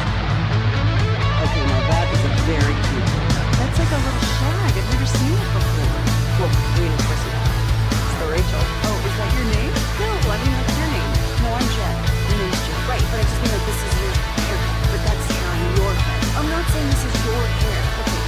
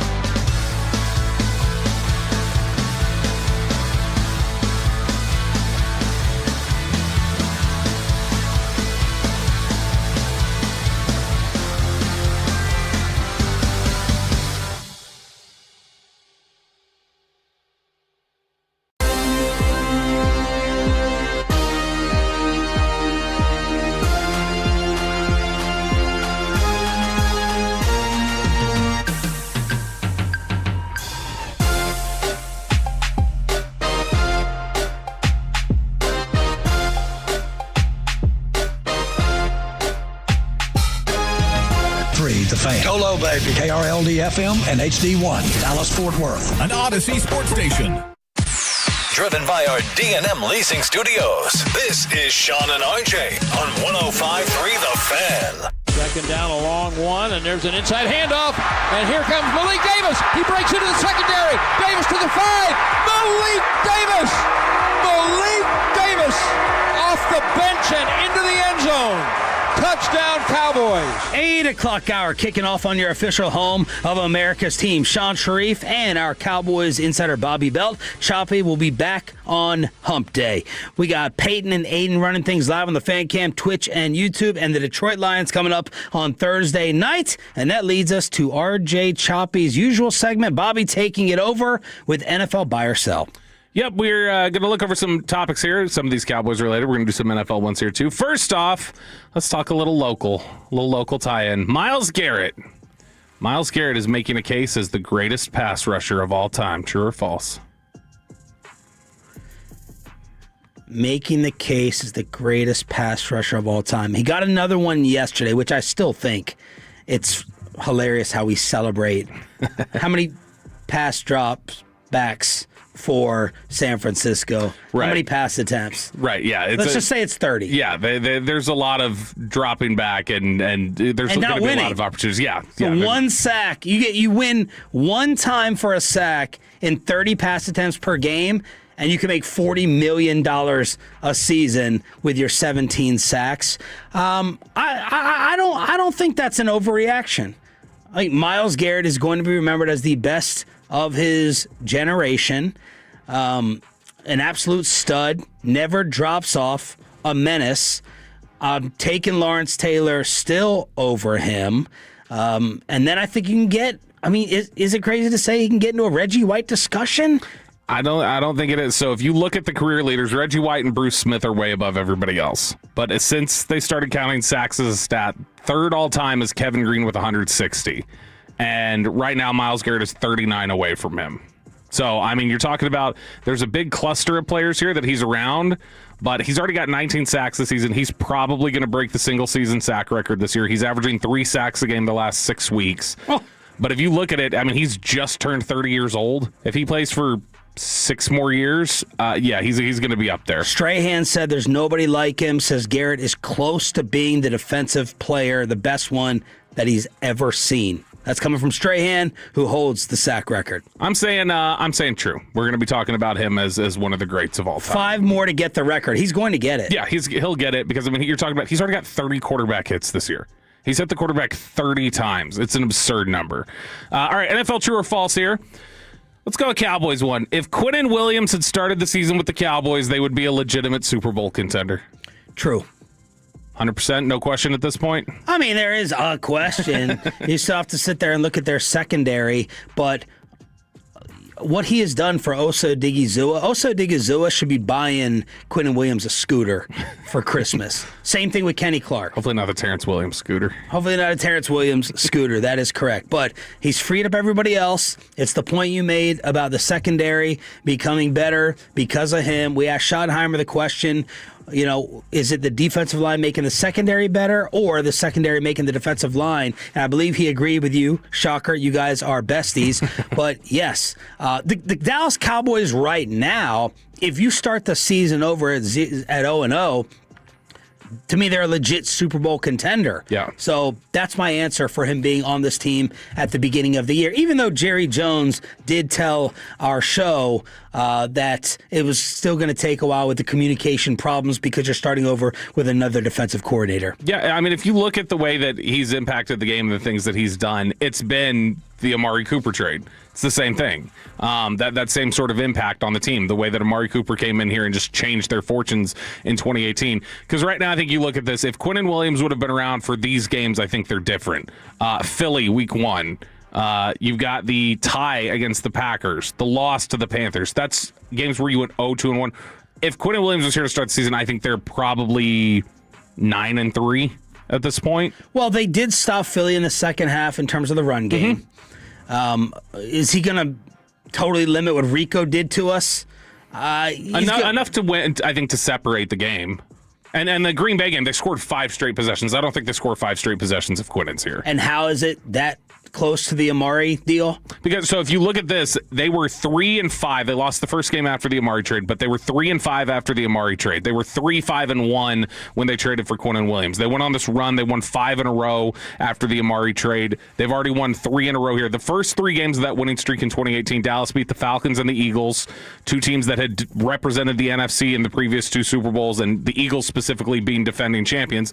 Same sort of thing this year. The Cowboys are facing the Eagles, who are the defending Super Bowl champions. The Eagles were in the Super Bowl a couple years ago. They just beat the Chiefs, who won the Super Bowl before that. So it's a very similar trajectory to this point, and that was the thing we were all talking about in there after the game, was just like, this has mirrored it so much. And I was talking with John Machota from The Athletic afterwards, and John was like, this is the team you don't want to play right now. Like you were just saying, this is the team nobody would want to see at this moment, because that offense is just so good. And everybody had said, if you can just get the defense to middle of the pack, the offense is so good that they become a terrifying threat. And it just, now you got to wonder, was it too little too late, potentially? All right, NFL True or False here on 105.3 The Fan. What was their record before this winning streak? Before the most recent, 3-5-1. Okay. It just sucks that you're 2 games under 500 at the midway point, and everyone feels like it's probably going to be too late. Yeah. Like, that shouldn't be too much of a hole to dig out of in order to make the postseason. 3-5, okay. Yeah. I mean, 3-5-1, so you have a game cut off in terms of the back end to make up, but it just feels like they're going to come up short. Would you say in the hallway 24% chance to make the postseason? Chance. I think if they were to go 11-5-1, like there's a scenario, things could break a certain way where they go 11-5-1 and they miss the playoffs. That could happen. The Cowboys are the 9th seed in the NFC at 6-5-1. The Ravens are 6-6, and they're the 4th seed in the AFC. Oh, perfect transition there. If the Chiefs, Lions, and Ravens manage to sneak into the postseason, true or false, one of them will still ultimately win the Super Bowl. Chiefs, Lions, Ravens. Yep, let's pretend all 3 of them get in. One of them is going to win the Super Bowl still. RJ would say Kansas City could. Baltimore, finally that loss that really hurt them. Detroit. I would put it in order: Lions, Ravens, Chiefs. So Chiefs would be last for you, yes, on likelihood. So if you put them all, like, let's say all 3 of them made it. So there's 7 teams, so there'd be 11. Saying that one of them would or could? So, yeah, one of them would. Oh, one of them would? If I told you... I would say false. If I told you could bet on... the field. Hey, these 3 made it. You can bet on one of them, or you can bet on the field of 11 behind it. Well, instantly my brain says to bet on the field. The problem is, are you going to trust New England? Mm-hmm. Are you going to trust Buffalo? I don't trust Jacksonville. I no longer trust Indianapolis, and I don't trust Denver. Do you trust Chicago? Like, there are all these teams that you're just like, there's questions about them. Right. Like, this could be the wildest playoffs of all time. It could be. And so it's not a credit to those teams if I picked one of them to win it. It's just because there's no true legit powerhouse. Like, Seattle could stumble. It's a void. The Rams just lost to Carolina.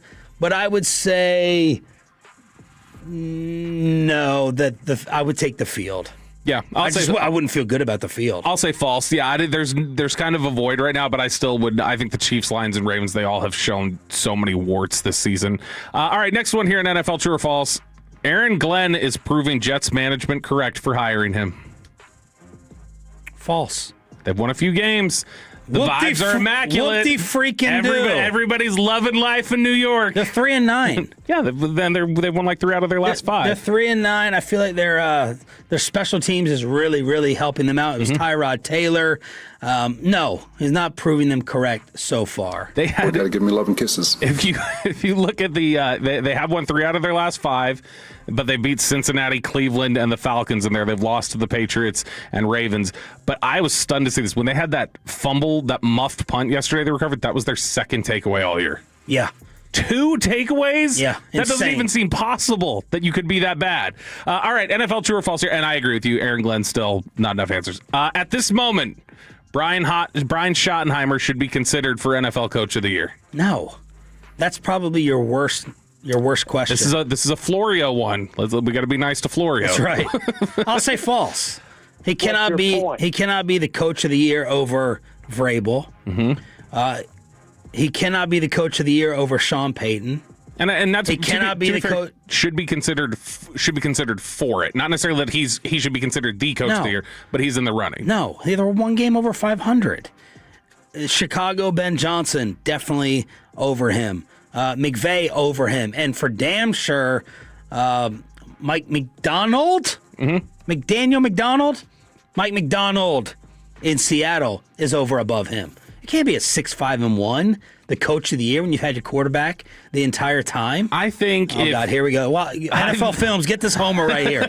Focus in on Homer Radio on the home of the Cowboys. Homer Radio. Here we go. This will be on Amazon Prime right here. This is not Homer Radio. Here's the thing. I think if you looked at Coach of the Year. No offense, Shoddy. He comes on our show every Friday, but come on. If you looked at Coach of the Year the way you look at the Heisman room, and you always got the fifth invitation that pops up and is like, look, I'm just happy to be here. Shoddy would be in the conversation for that fifth invite. That's what I'm saying, is that if you talk about everything that happened with Marshawn Kneeland at the bye, everything that happened in terms of this team feeling like they could very easily spiral, he salvaged it. And if they win this game against Detroit, that hype train's going to start with him being the NFL Coach of the Year if they beat Detroit on Thursday. Well, he can't be. Okay, you said he's going to get the fifth invite. He'd be in the conversation for it, yeah. Okay, so you have to pick a name. Mm-hmm. Be objective. Okay. All right. Vrabel. Vrabel's above him. McVay. Maybe. Okay. McDonald. McDonald's above him. Johnson. Ben. Sure. Payton. Sean Payton? Yeah. No. Why not? They're because I 10-2. think they're fluky. Okay. But I mean, either way, you're talking about you took Ben Johnson though, and we've been saying they're the same team. But I look at Sean Payton is clearly an offensive expert. That's a team that's being run by their defense. The thing I don't trust about Denver is their offense. Canales has to be over Schottenheimer. Has to. I could even argue that Steichen should be over him at this point. Steichen is just reeling, and Indy's reeling right now, and that's the only thing that's damaging them. I think if they're able to... You give me Canales. Canales is there along with him, but I would definitely... I think that's what I'm saying. It's a jumbling of I think there's three absolutely candidates. The ones that you mentioned, McDonald, Vrabel, and then the other Ben Johnson. And then behind that, there's a bunch of guys clustered together who could be in the conversation. But I will say that, like I said, if they beat Detroit, that completely changes things. And at that point, we're looking at them. They're the favorites the last 4 games. If they beat Detroit, they've got a better than zero chance. In fact, I would say it's a better than 50% chance if they beat Detroit that they could run the tables the rest of the way. Brian Schottenheimer also with an awesome press conference moment as he brought out his Pops playing card. I'll share with you guys, during the game, last couple games, I carry this. It's a football card of my dad in my pocket. And, I'm still connected with him, and when times are a little bit difficult, I talk to him, and then now I can just I can feel his presence with me. I talk to him obviously during the national anthem. That's a moment that I can I talk to God and I talk to him, and I talk to him before the game, and I'm just blessed, guys. I really am. To be raised by the mom and dad that I had, and to be able to grow up in this league and how special this league is, it's just beyond blessed. So that was an awesome moment with Shoddy. Yeah, and he is you've seen after these last couple home games, he is so hyped right now. And they had that post-game audio where he said, this team's spirit is different right now. And then that's the way it feels for them. It definitely feels like this is just a different football team since the trade. The Dallas Stars are the best team in DFW. There's no breaking news there, and I need y'all's advice on what to do with one Bobby Montgomery belt. Below the belt after that, another Dave Chappelle giveaway in the final hour of the show. Sean and RJ continuing right here on The Fan. But...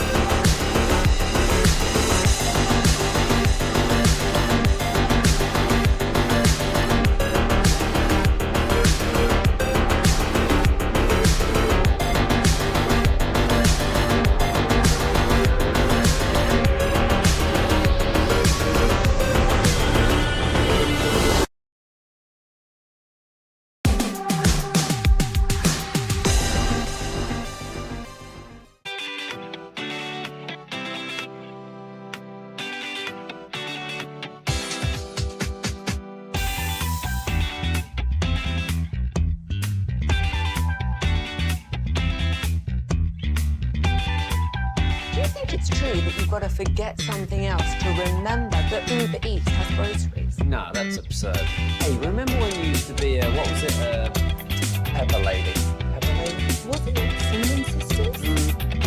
Basil Baby. Saffron Squad? Nutmeg Maiden? Pre-curb? No. Nutmeg Maiden. I just said that.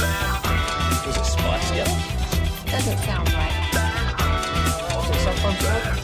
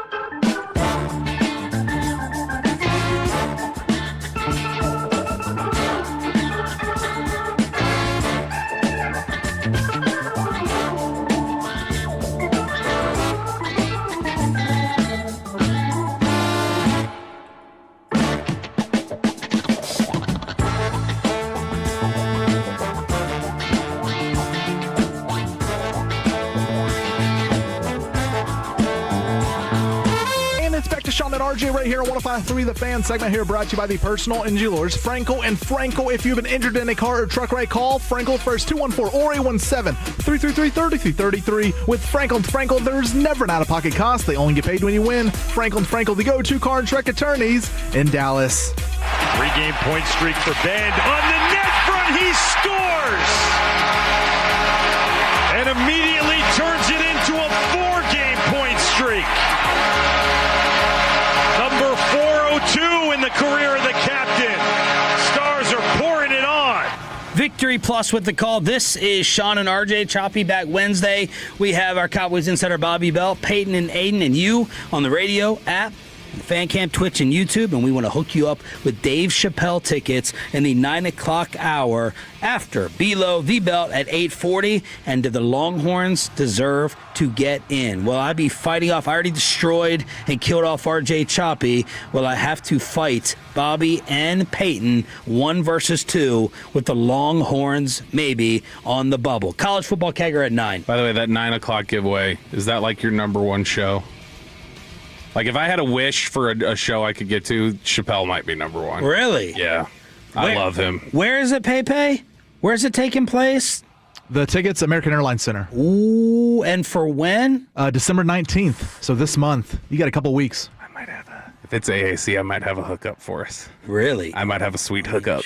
A suite? I might. Like S-U-I-T or S-W-E-E? S-U-I-T-E. All right, well, I may have to cancel this segment I was going to do here momentarily. December 19th.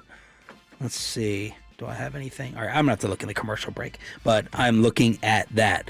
I mean, Chicolene, he buys all the tickets. Yeah, he does. He buys them up and then sells them off to his wife's classroom, makes money off of it, while the rest of us are sitting here begging for any type of admission to get into these events. The Stars explode for 3 goals in the second period, 3 goals in the third, and beat a solid Ottawa team 6-1. Wyatt Johnston led the way with the hat trick and an assist, included 2 power play goals. Wyatt leads the NHL in power play goals with 12. Robo continues the amazing streak with a goal and an assist. That makes 13 goals in the last 10 games. That's 24 in the last 15. As Spittle notes, amazing November for the Stars. Points in 18 of their last 20. The victory over the Senators was their 11th win in November. That sets a Stars team record, going back to 93-94 for their most wins in the month. Wow.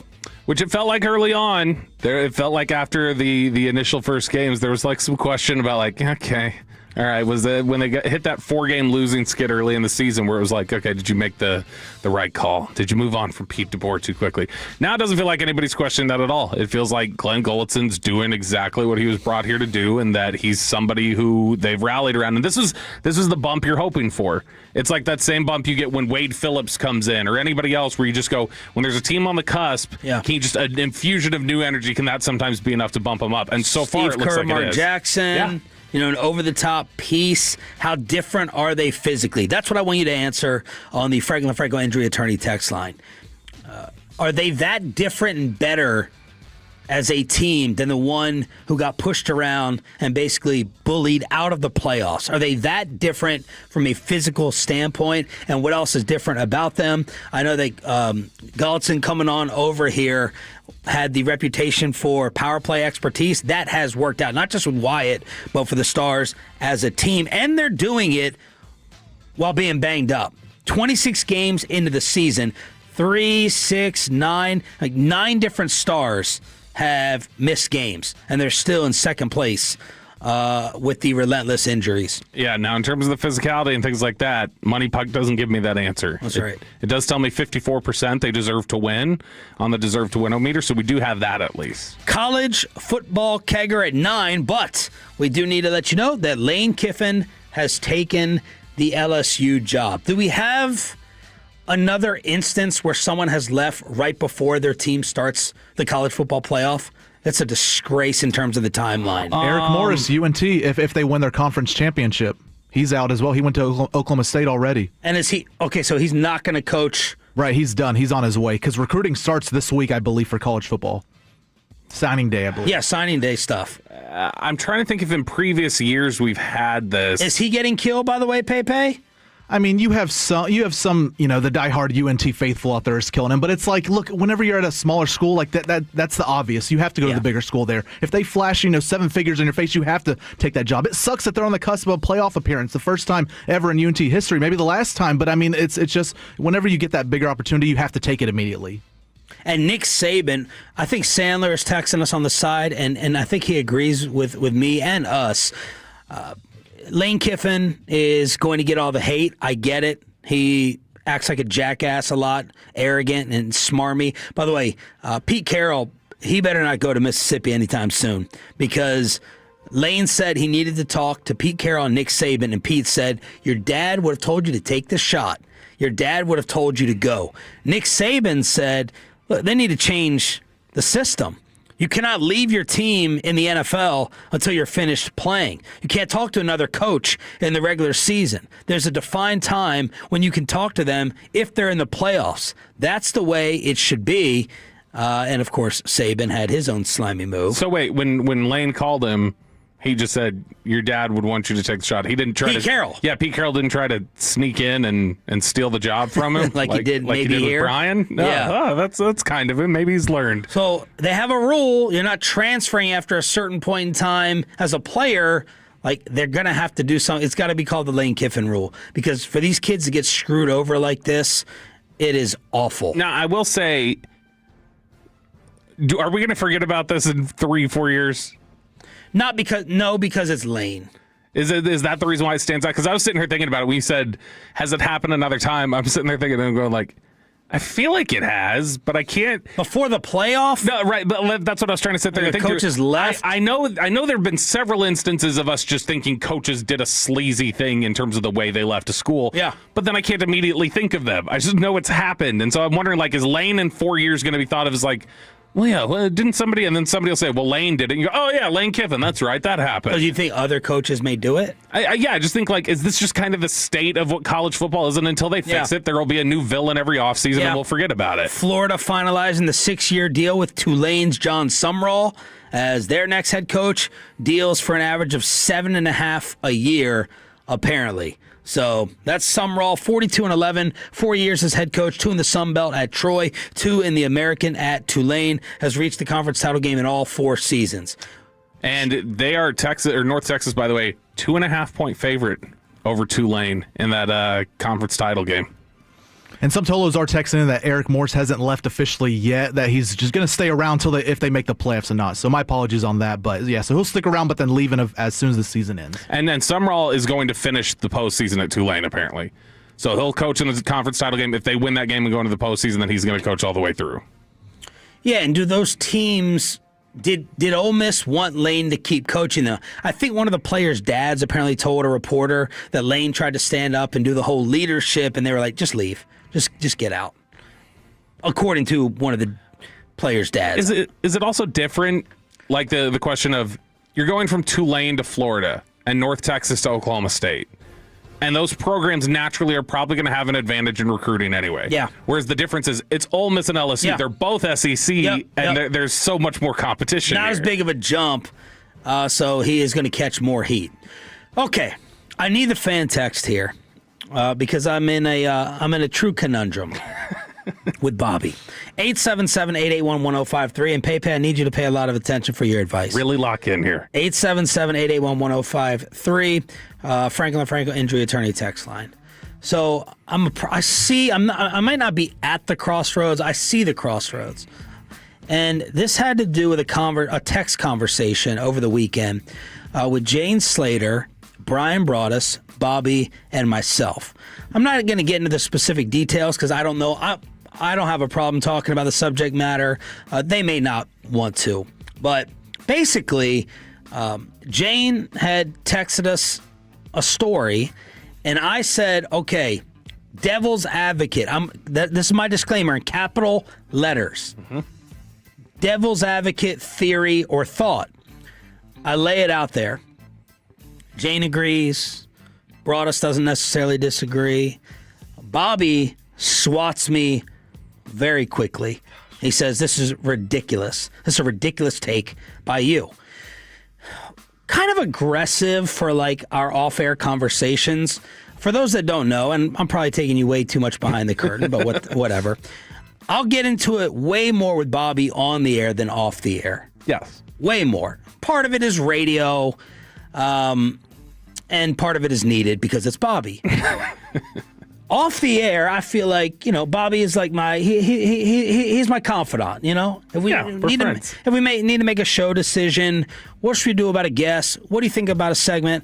I'll go to Bobby. I've not been shy in saying, I feel like, and I've given him a lot of public and private credit. I'll say Bobby, was an X factor for us, taking it over the top with our ratings and our success.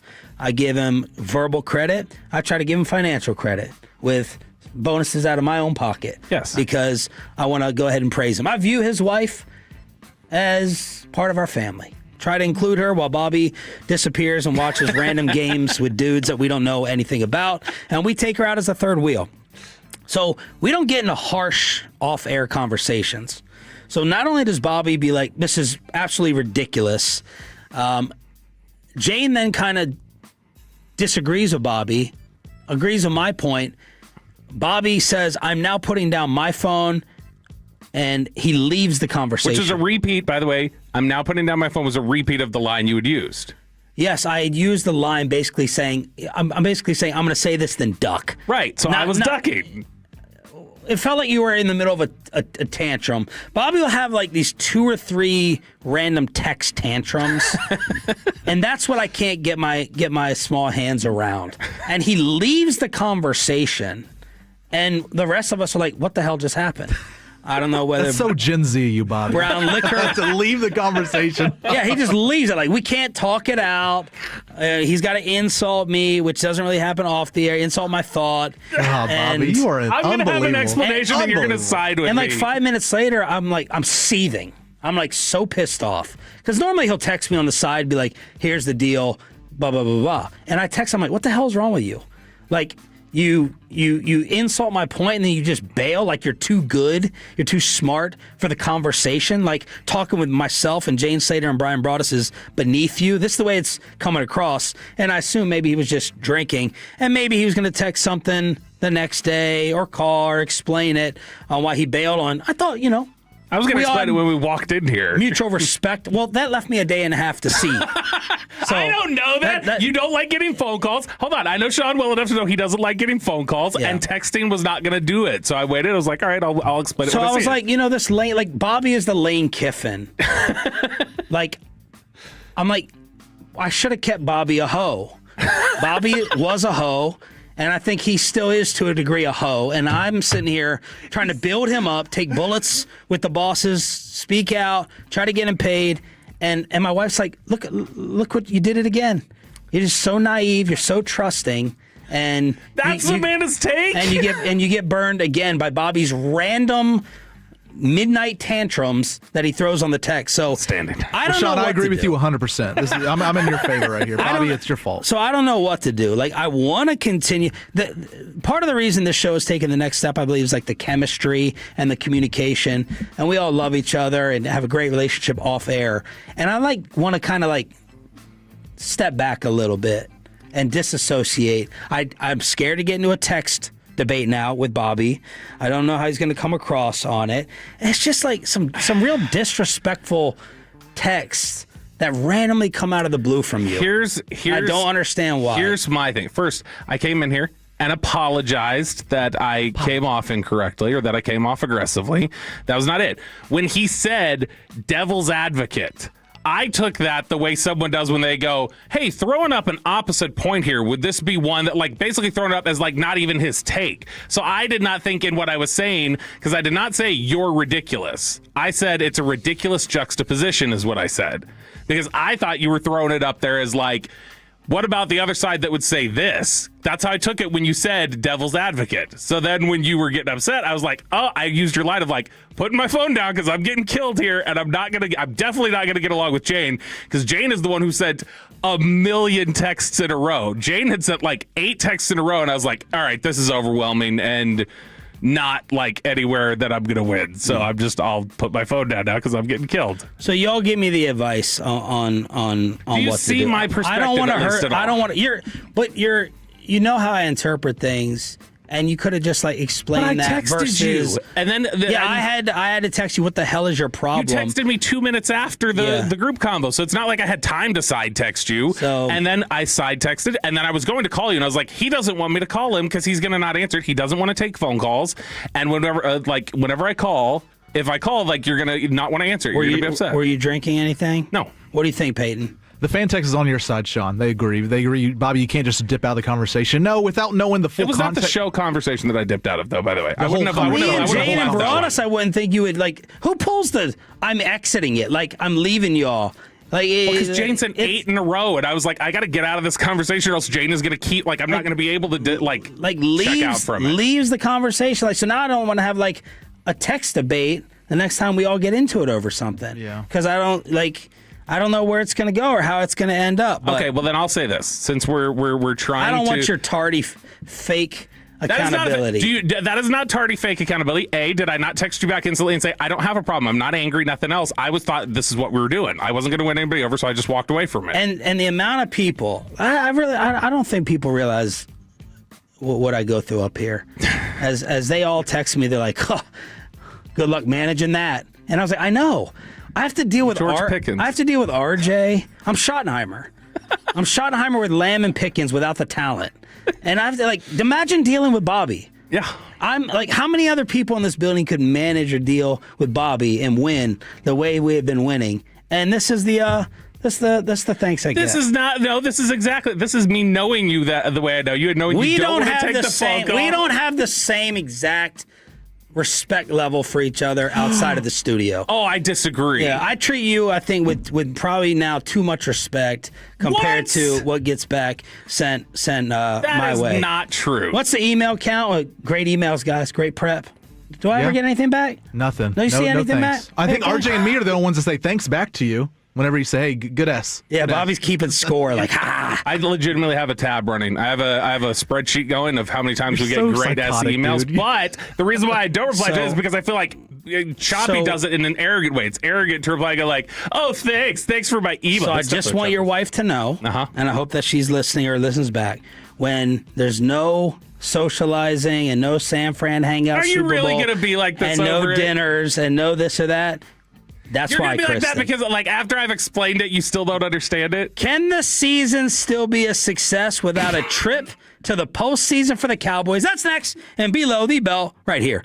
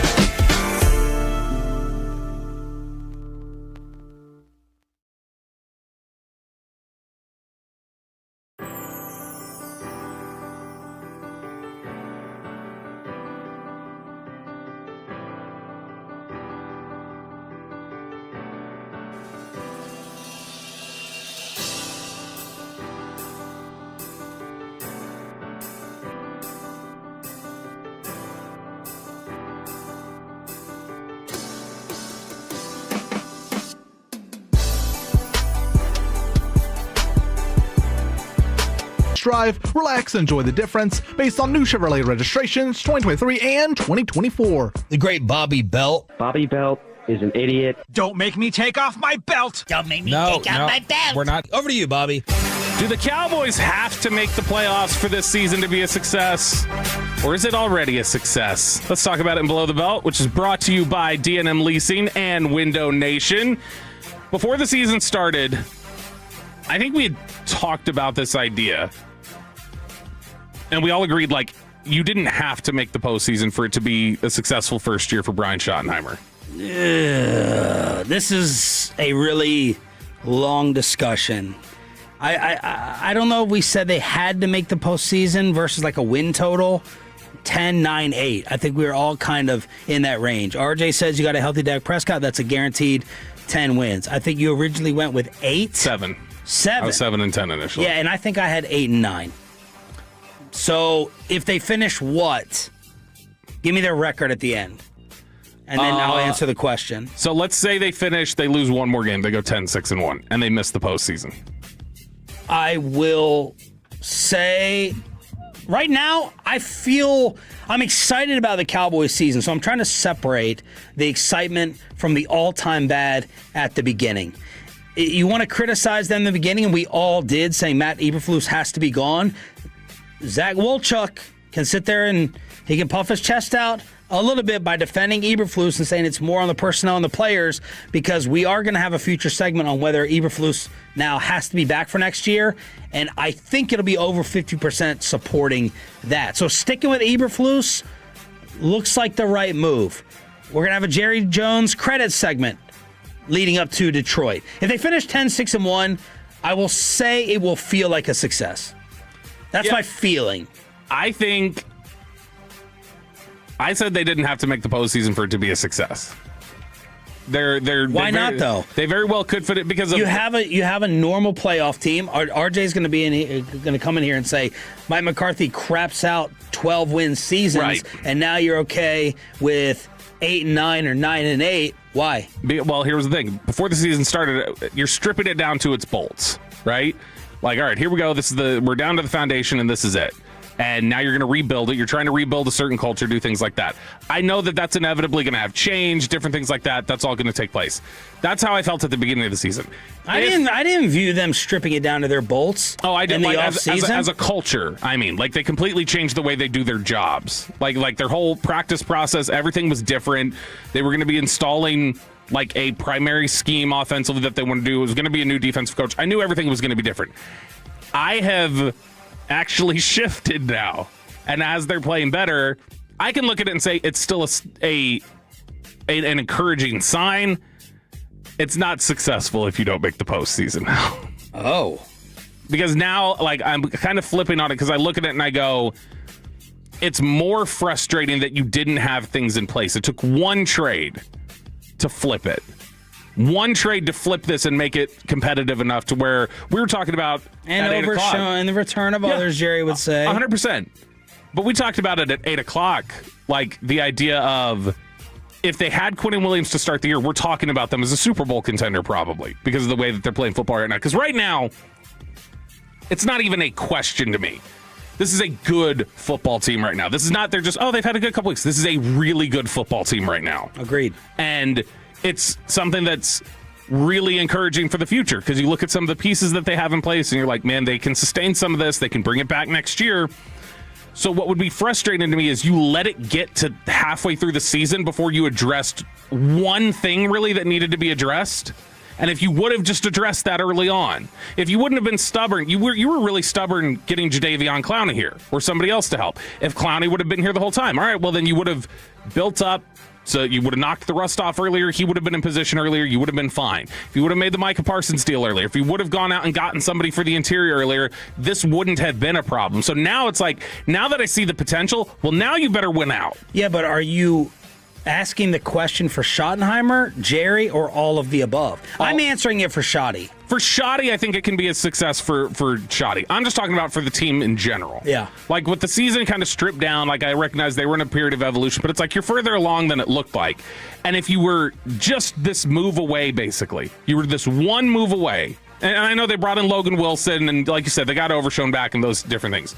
But if you were basically one move away from this being a competitive football team and you sat on it because of ego or pride or whatever else, and not wanting to admit something that you needed, or not wanting to look like, well, you've got to replace Micah Parsons with somebody, you can't just replace him with what you have on the roster, whatever the reason is, you cost yourself.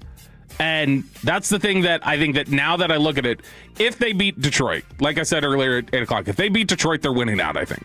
I do think that they'll run the tables the rest of the way, and they'll finish 11-5-1. And there's a scenario where that keeps them out of the playoffs. And to think that this team, who's playing really well right now, could potentially be left out of the playoffs after they win 9 in a row or whatever it would be, that feels like negligence at that point if you didn't have that in order and didn't have it ready. And so to me at that point, then it's a failure. It's encouraging for Schottenheimer, it's encouraging for the future, but it feels like an abject failure to me if you don't make it because you just neglected to address it for so long. Well, what if the Jets weren't ready to make that move until they got it done? Sure, that one specifically with Quinnen Williams. Move. Right, that's Quinnen, do that. But what I'm saying is you were clearly a player from that, which means if you would have just done the things to put guys in position, or you would have made this move or that move, instead of just trying to tell everybody that Kenny Clark was Quinnen Williams when he wasn't. If you would have made those moves, or you would have been willing to, not the Quinnen move, but you would have recognized deficiencies that you had and made your depth better so that it didn't have to be just one superhero coming in here and fixing things, you would have been in a better position. What do you think, Pepe? 10-6-1, is it a successful year, or does it have to come down to making or missing the postseason? It's just if you're fine with going 10-6-1, missing the playoffs, then the standard's way too low. It's got to be playoffs or nothing for me. I mean, you can hold your head high and think, okay, next year we got it, something to build off of. But to me, you got to make the playoffs or not, and you put yourself in such a bad position that I'm not sure even winning out, as Bobby stated earlier, that can be possible. The fan text has spoken. 817 says I still want Team Tank, so they're still hoping the Cowboys lose out here. 972, too many assets given and received mid-season. Playoffs or else it is a crap season. 903 is going to be the one that gets a fight right here. It's just hard for me at 10-6-1. I got to look at the circumstances of the conference being bad luck for you. If I can't get in with 10 wins, that's kind of unfair for me to define you as a failure. Tell me you're with me on this, at least. From the 903, they were trying to address it. Bobby with revisionist history as usual. If you're telling me that Kenny Clark, and everybody's saying this is a Kenny Clark who's kind of on the back end of his career and downhill, that's addressing it the same way. It was much more optimistic and positive. We thought and we were told that Kenny Clark was a legit player. Yeah, he was decent, but we said he was past his Pro Bowl years. Yeah, but I felt like for the next 2 years he could still be a baller for you. That's the way it felt. A good player, not somebody who's going to fix all the issues, and certainly not a one-for-one Micah swap like Jerry tried to talk about it. You remember Jerry was like, "Yeah, but I made this deal because Kenny Clark became a vet," which is still. I thought he was going to be better than he was in the first half of the season. Yeah, that's for sure. If you go back and listen to, that maybe needs to be a fun look back segment when we have the 10 days off after Detroit. Is going back and listening to how Jerry talked about Kenny Clark is like, this is why the trade was made. We were holding on to Micah for forever, but Kenny Clark became available. Yeah, that's not going to be fun to listen to. I have no interest in going back and hearing that. I will say it was funny that, by the way, one quick note here, one last thing. The 10-day layoff, somebody tried to ask Dak about that in his post-game press conference, and they were like, now that you got the 10-day layoff, it's like an extra bye week after the Kansas City game, blah, blah, blah. And Dak just was kind of looking at him like, okay. And then he starts answering, and then he goes, and so we're looking forward to playing Detroit next Thursday. And then somebody else said, yeah, that's next Thursday. And then he goes, oh, sorry. Dad goes, yeah, sorry. I was just trying to get through the press conference, and we got kids that need to get to bed and everything. I didn't want to stop down and spend 5 minutes on that. Wasn't right. Was it the kid who was yelling about interviewing Jerry Jones in the airport that Choppy's sister overheard? But the whole beat appreciated that. GP. Below the belt right here on 105.3 The Fan, your home of the Dallas Cowboys. And this week, the Dave Chappelle Twice a Show giveaway. We did it in the 7 o'clock hour. Win the Dave Chappelle tickets. And be honest, do the Texas Longhorns belong? A loaded college football kegger is next. But here we go, December 1st, and the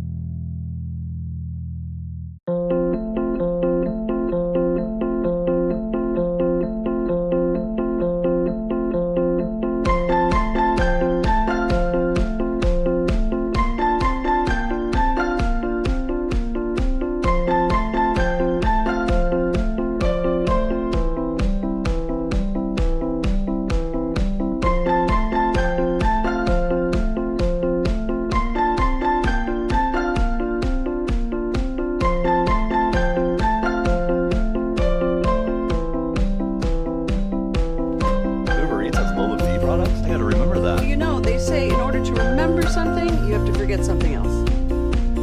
Okay, now that is a very cute haircut. That's like a little shag. I've never seen it before. Well, I mean, of course you have. It's the Rachel. Oh, is that your name? No, I mean like your name. No, I'm Jen. My name's Jen. Right, but I just mean like this is your haircut. But that's hair on your head. I'm not saying this is your hair. Okay, for you.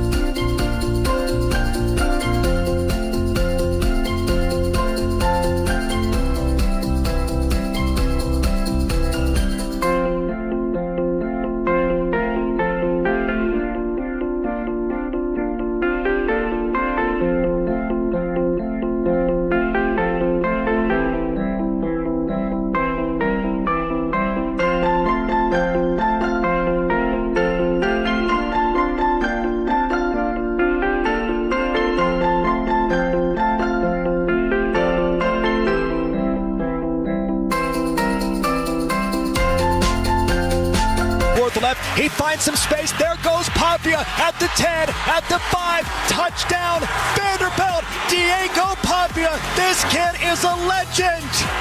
What a run for 24. Diego Pavia silences Knoxville. I'd like to know where Lou Holtz is right now. Well, I win.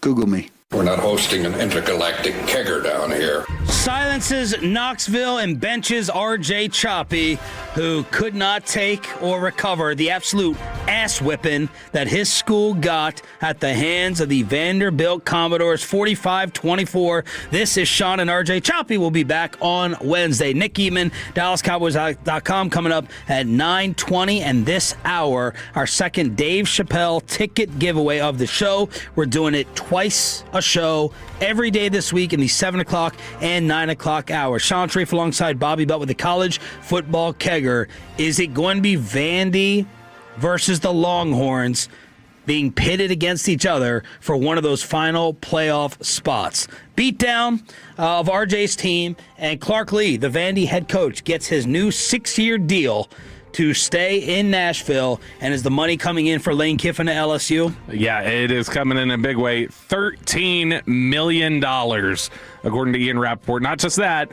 with $25 to $30 million committed to the roster through revenue sharing and NIL funds. So LSU came to play with big money, 7-year deal, $13 million annually. The highest paid coach in college football is Kirby Smart at $13,003,000. So this is $3,000 off being the highest paid coach in college football. It seemed and felt like an electric atmosphere Saturday night, much better than the snooze fest I attended when Texas was beating down Vandy in the first half. But in the second half, there was a comeback. Will that matter to the final voting that takes place with the CFP playoff? But it was electric for the Longhorns handling, especially in the second half, of the Aggies. Thoughts on the game and performance over A&M? Yeah, look, it was a... and would you rather be Oklahoma or A&M? In terms of... Texas. I'd rather beat... You get more satisfaction. Oklahoma. It feels better bragging over Oklahoma. Pepe? Yeah, OU just because we haven't been in the same conference as A&M for long and since the Big 12. So yeah, I would go OU. What was the difference in this game? Because, and this is why I hate you Longhorn fans, you're so freaking annoying, and you're Johnny-come-lately braggers. What do you mean? Arch, I just tweeted at halftime. I tweeted Arch 8 for 21 for 51 yards, 2.4 yards per pass. I tweeted a stat line. Only you Longhorn fans can sit there and take that as an actual opinion. And it was like, oh, what about, where were you silent? I actually passed out. I had to wake up and watch it as I fell asleep like for an hour and a half. But I tweeted out a stat line. Those are awful numbers. 8 for 21 for 51 yards, 2.4 at half. And then, of course, the Longhorn fans afterwards, because you all like to just show up afterwards. You don't like to talk and fight during it and defend it because you don't actually have the conviction to have the balls to stand up for what you're saying to counter the point until after you get the W. But Arch Manning's legs and a big play here or there ends up winning out as A&M got shut down. Yeah, I mean, basically what this came down to is Texas could run the football, A&M couldn't, and A&M was turning the ball over. That's kind of where this comes down to. Texas A&M. Now, Texas A&M, I don't want to make it sound like when I say they couldn't run it at the pace that Texas was. They obviously ran for 140 or whatever they got on the ground, but Texas was just destroying them on the ground, and they were able to generate those turnovers from Marcel Reed. So that's basically what this game came down to. Texas is not as good a team, I don't think, as Texas A&M. I don't. I think Texas A&M's better. But all that mattered is we were better there against the Aggies at DKR. That's what matters is as Slater and Clarence Hill are running around the sidelines, hugging Glenn Powell and Matthew McConaughey and Greg Abbott and everything else they were doing. Mike Elko, not happy during and not happy after. We didn't play the way we needed to play. Can we close the door and run a professional press conference, please? My gosh. Sorry.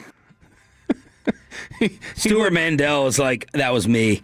I opened the door, not realizing exactly if the presser had ended. He looked so much like Elko looked like he genuinely did feel apologetic when he said that sorry. That didn't seem like a fake sorry. That seemed like he realized I just snapped and that's a really bad look and I gotta reel myself back in here. But it's it's a nice win for Texas. It's probably a little too late. Well, Steve Sarkisian says not so fast. By the way, the AP poll, for whatever it's worth, came out with their rankings yesterday. Ohio State won after finally beating Michigan. Ryan Day, what a classy move. What a classy move with humility, saying we're not going to plant the flag here in Ann Arbor. Ohio State won. No one took the bait on that, with Ryan Day getting a compliment. Indiana, 2. Georgia 3, Oregon 4, Texas Tech 5. They roll again. Ole Miss 6, with their defensive coordinator taking over for Lane. A&M 7, Oklahoma 8, Notre Dame 9, Bama 10, BYU 11, Miami 12, Vanderbilt, first team on the outside at 13, the Longhorns behind at 14, and Steve Sarkisian was prepared, like all these coaches do, to sell his squad.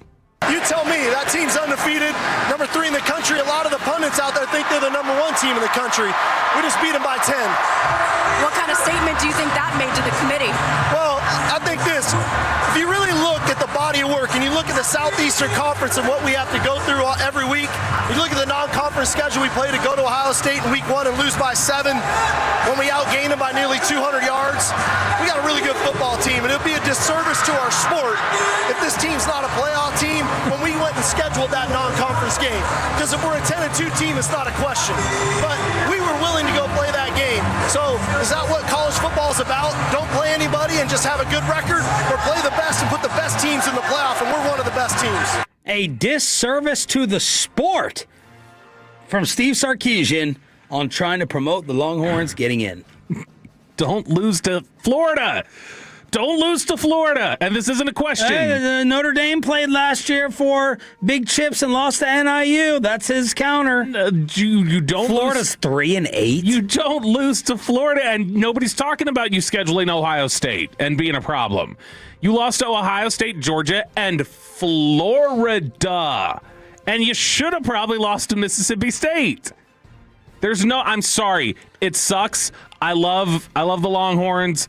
I wish this season would have gone a different way. You don't deserve to get in because you lost to Florida. They were terrible this year. You lost to Billy Napier in Florida. You don't deserve to get in. But he wants the credit for playing Ohio State and said we'd just be a one-loss team. So what? We got one bad Florida loss on the record. But we manned up and went to Columbus like other people won't. And that gave us our second loss. And that's where you would look at it and go, okay, yeah, you can lose to Ohio State. That's fine. Because, yeah, you go to the SEC, you lose one in the SEC. Some people give you a cut for that because Sark's already buying into the Kool-Aid that they love to serve up in the SEC of like, oh, SEC football, it's just different. It's just different, bro. No, Florida's not different. Florida's a bad football team in any conference, and you lost. So, no, you didn't just lose. You got handled in that game for the most part. No, this is you can get away with the 2-loss argument and the whole Ohio State thing if it wasn't Florida. It's Florida. That's 3 losses. You don't deserve it. Should they be in over Vandy? Yeah, I wouldn't put Vandy. I mean, Vandy's not in at the moment, obviously. Right. But yeah. But who should be voted over? Texas is a better team than Vandy. They beat them. Well, I don't know if that is the end-all, be-all to every argument. They beat them within it's within the last month. They beat, or it's a month from today. That's not like an early season loss. They matched up recently and beat them. Longhorns, only team to beat 3 AP or college football top 10 teams at the time of the game. Only team with 2 wins over teams currently ranked in the CFP top 10. Only team with 3 wins over current CFP top 15 teams. First team since 2019 LSU to beat 3 AP top 10 teams in a season. That's what Sark and the Burnt Orange will point to. Would be 3 top 10s. You'd be undefeated if you had a good quarterback for the whole season. Your quarterback wasn't good this season, so that's kind of screwed you. Pepe? I'm trying to find a way to put Texas in this thing, but I just can't. It's the 3 losses, like Bobby said. And the whole thing with the, we had the balls to go to Ohio State, go to Columbus, and try and face the national champions. Well, you did the same thing last year with Michigan. They were the defending champs. You went to the big house. You beat them. That helped you get in the playoffs. You lose that game, you're at 3 losses as well. So it hurts you. It's a high-risk, high-reward kind of thing. You schedule those games because you think you're a big dog, which Texas is. They've proven over the last 2 or 3 years they are a big dog team now. Not like, how it was in the past, in past decades, but, they have the resume to make the playoffs, but it's that 3rd loss, and that 3rd loss hurts you. And again, like Bobby said, you can't lose to Florida. You have that's the team you should have beat. That loss gets worse each week as it goes by. So wow. I don't think I have Texas in the playoffs. They're playing really good football right now. They would be a really good playoff team. They have the talent to do it, but that 3 loss that hurts you. Look at the objectivity from the morning show, with the 2 Longhorn fans saying they don't deserve to make it. What is it looking like on the Franklin Franco injury attorney text line? It's a bunch of Longhorns fans going, "You traitor," and it's a bunch of non-Longhorns fans going, "Bobby making the most reasonable point he's ever made in his life." That's essentially what it's come down to. 214, Bobby's right. 214, Bobby, when you started on the show, you were just really good. Now you just have illogical arguments. Wow. Shut the F up, you fake Longhorn fan from the 972. That's to Bobby, not to me. Then we've also got 214, Arch isn't good. They win in spite of him. 817, didn't see Texas going to bat for TCU and Baylor in 2014. UT out. And then all caps from the 903. Notre Dame lost to Northern Illinois and got in last year, Bobby. You're a moron. Notre Dame was not a 3-loss team, though, last year. I don't think so. Okay. Choppy was giving his CFP thoughts yesterday. Stop giving conference champions playoff spots. JMU, UNT, UVA, BYU can't be in over Texas. Change signing day, ban coaches from talking till the playoffs start like the NFL. Heupel losing to Vandy has always been the canary in the coal mine for the program. Good luck to Sumrall. I think RJ and another one said Vandy has to get in. So can you guys help me? Can you help me get Vandy in and pick someone off and get them out? Whether it's BYU, Miami, Bama, Notre Dame, or no case to be made. Or no case to be won. Yeah, I think you're only getting one Big 12 team, though. It's the winner of the Big 12. I think if Texas Tech loses, I think they're going to bump them. Being a 2-loss, I don't know. What? I don't know now. Yeah, BYU. Hell no. But if BYU wins that, you're going to put 2 Big 12 teams in there instead of the Texas Tech cannot be bumped. They're not going to bump Tech. Okay, well then they'll just bump BYU. But BYU's in it right now, so that's the thing is you're then going to have to put in 2 Big 12 teams, which I think at the beginning of the season no one thought of. No one thought of one. it. But it doesn't matter if you thought of Tech it. was good enough. I don't know if the committee would do that. 2 Big 12 teams. If the committee doesn't do it, we need to get rid of the committee. That becomes BCS-like at that point. I'll put anything you want that if Tech loses, that they're still in. That's happening.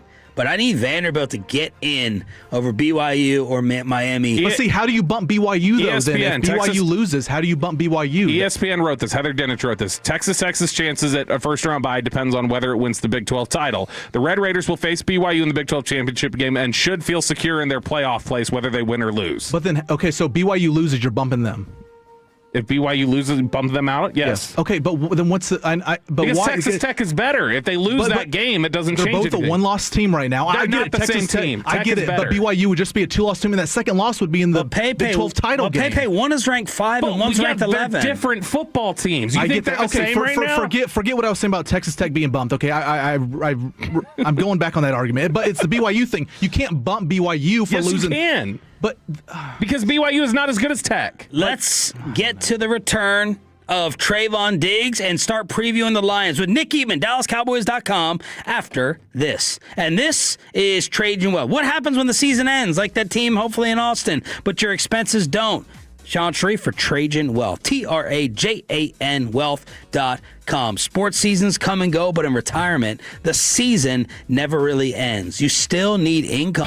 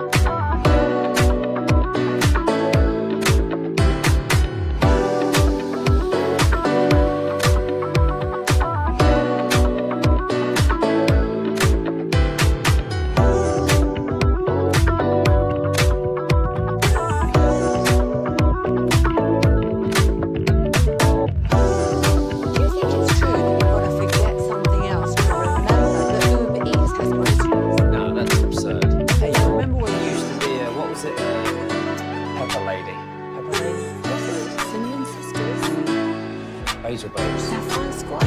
Nutmeg maybe? No. Nutmeg maybe. I just said that. Was it Spice Girls? Doesn't sound right. Was it Saffron Squad?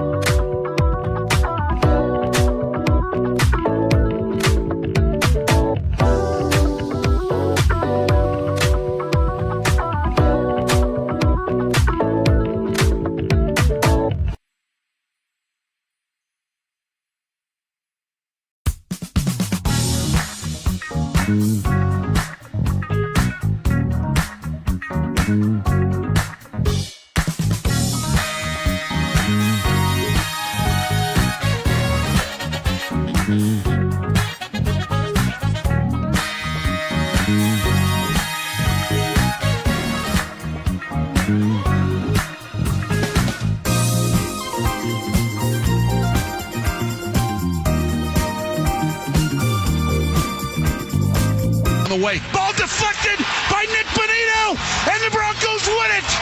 Great play by Nick Bonito. He came untouched, and the Broncos in overtime have beaten the Commanders 27-26. There's the call last night on Broncos Radio Sunday Night Football. Denver survives again.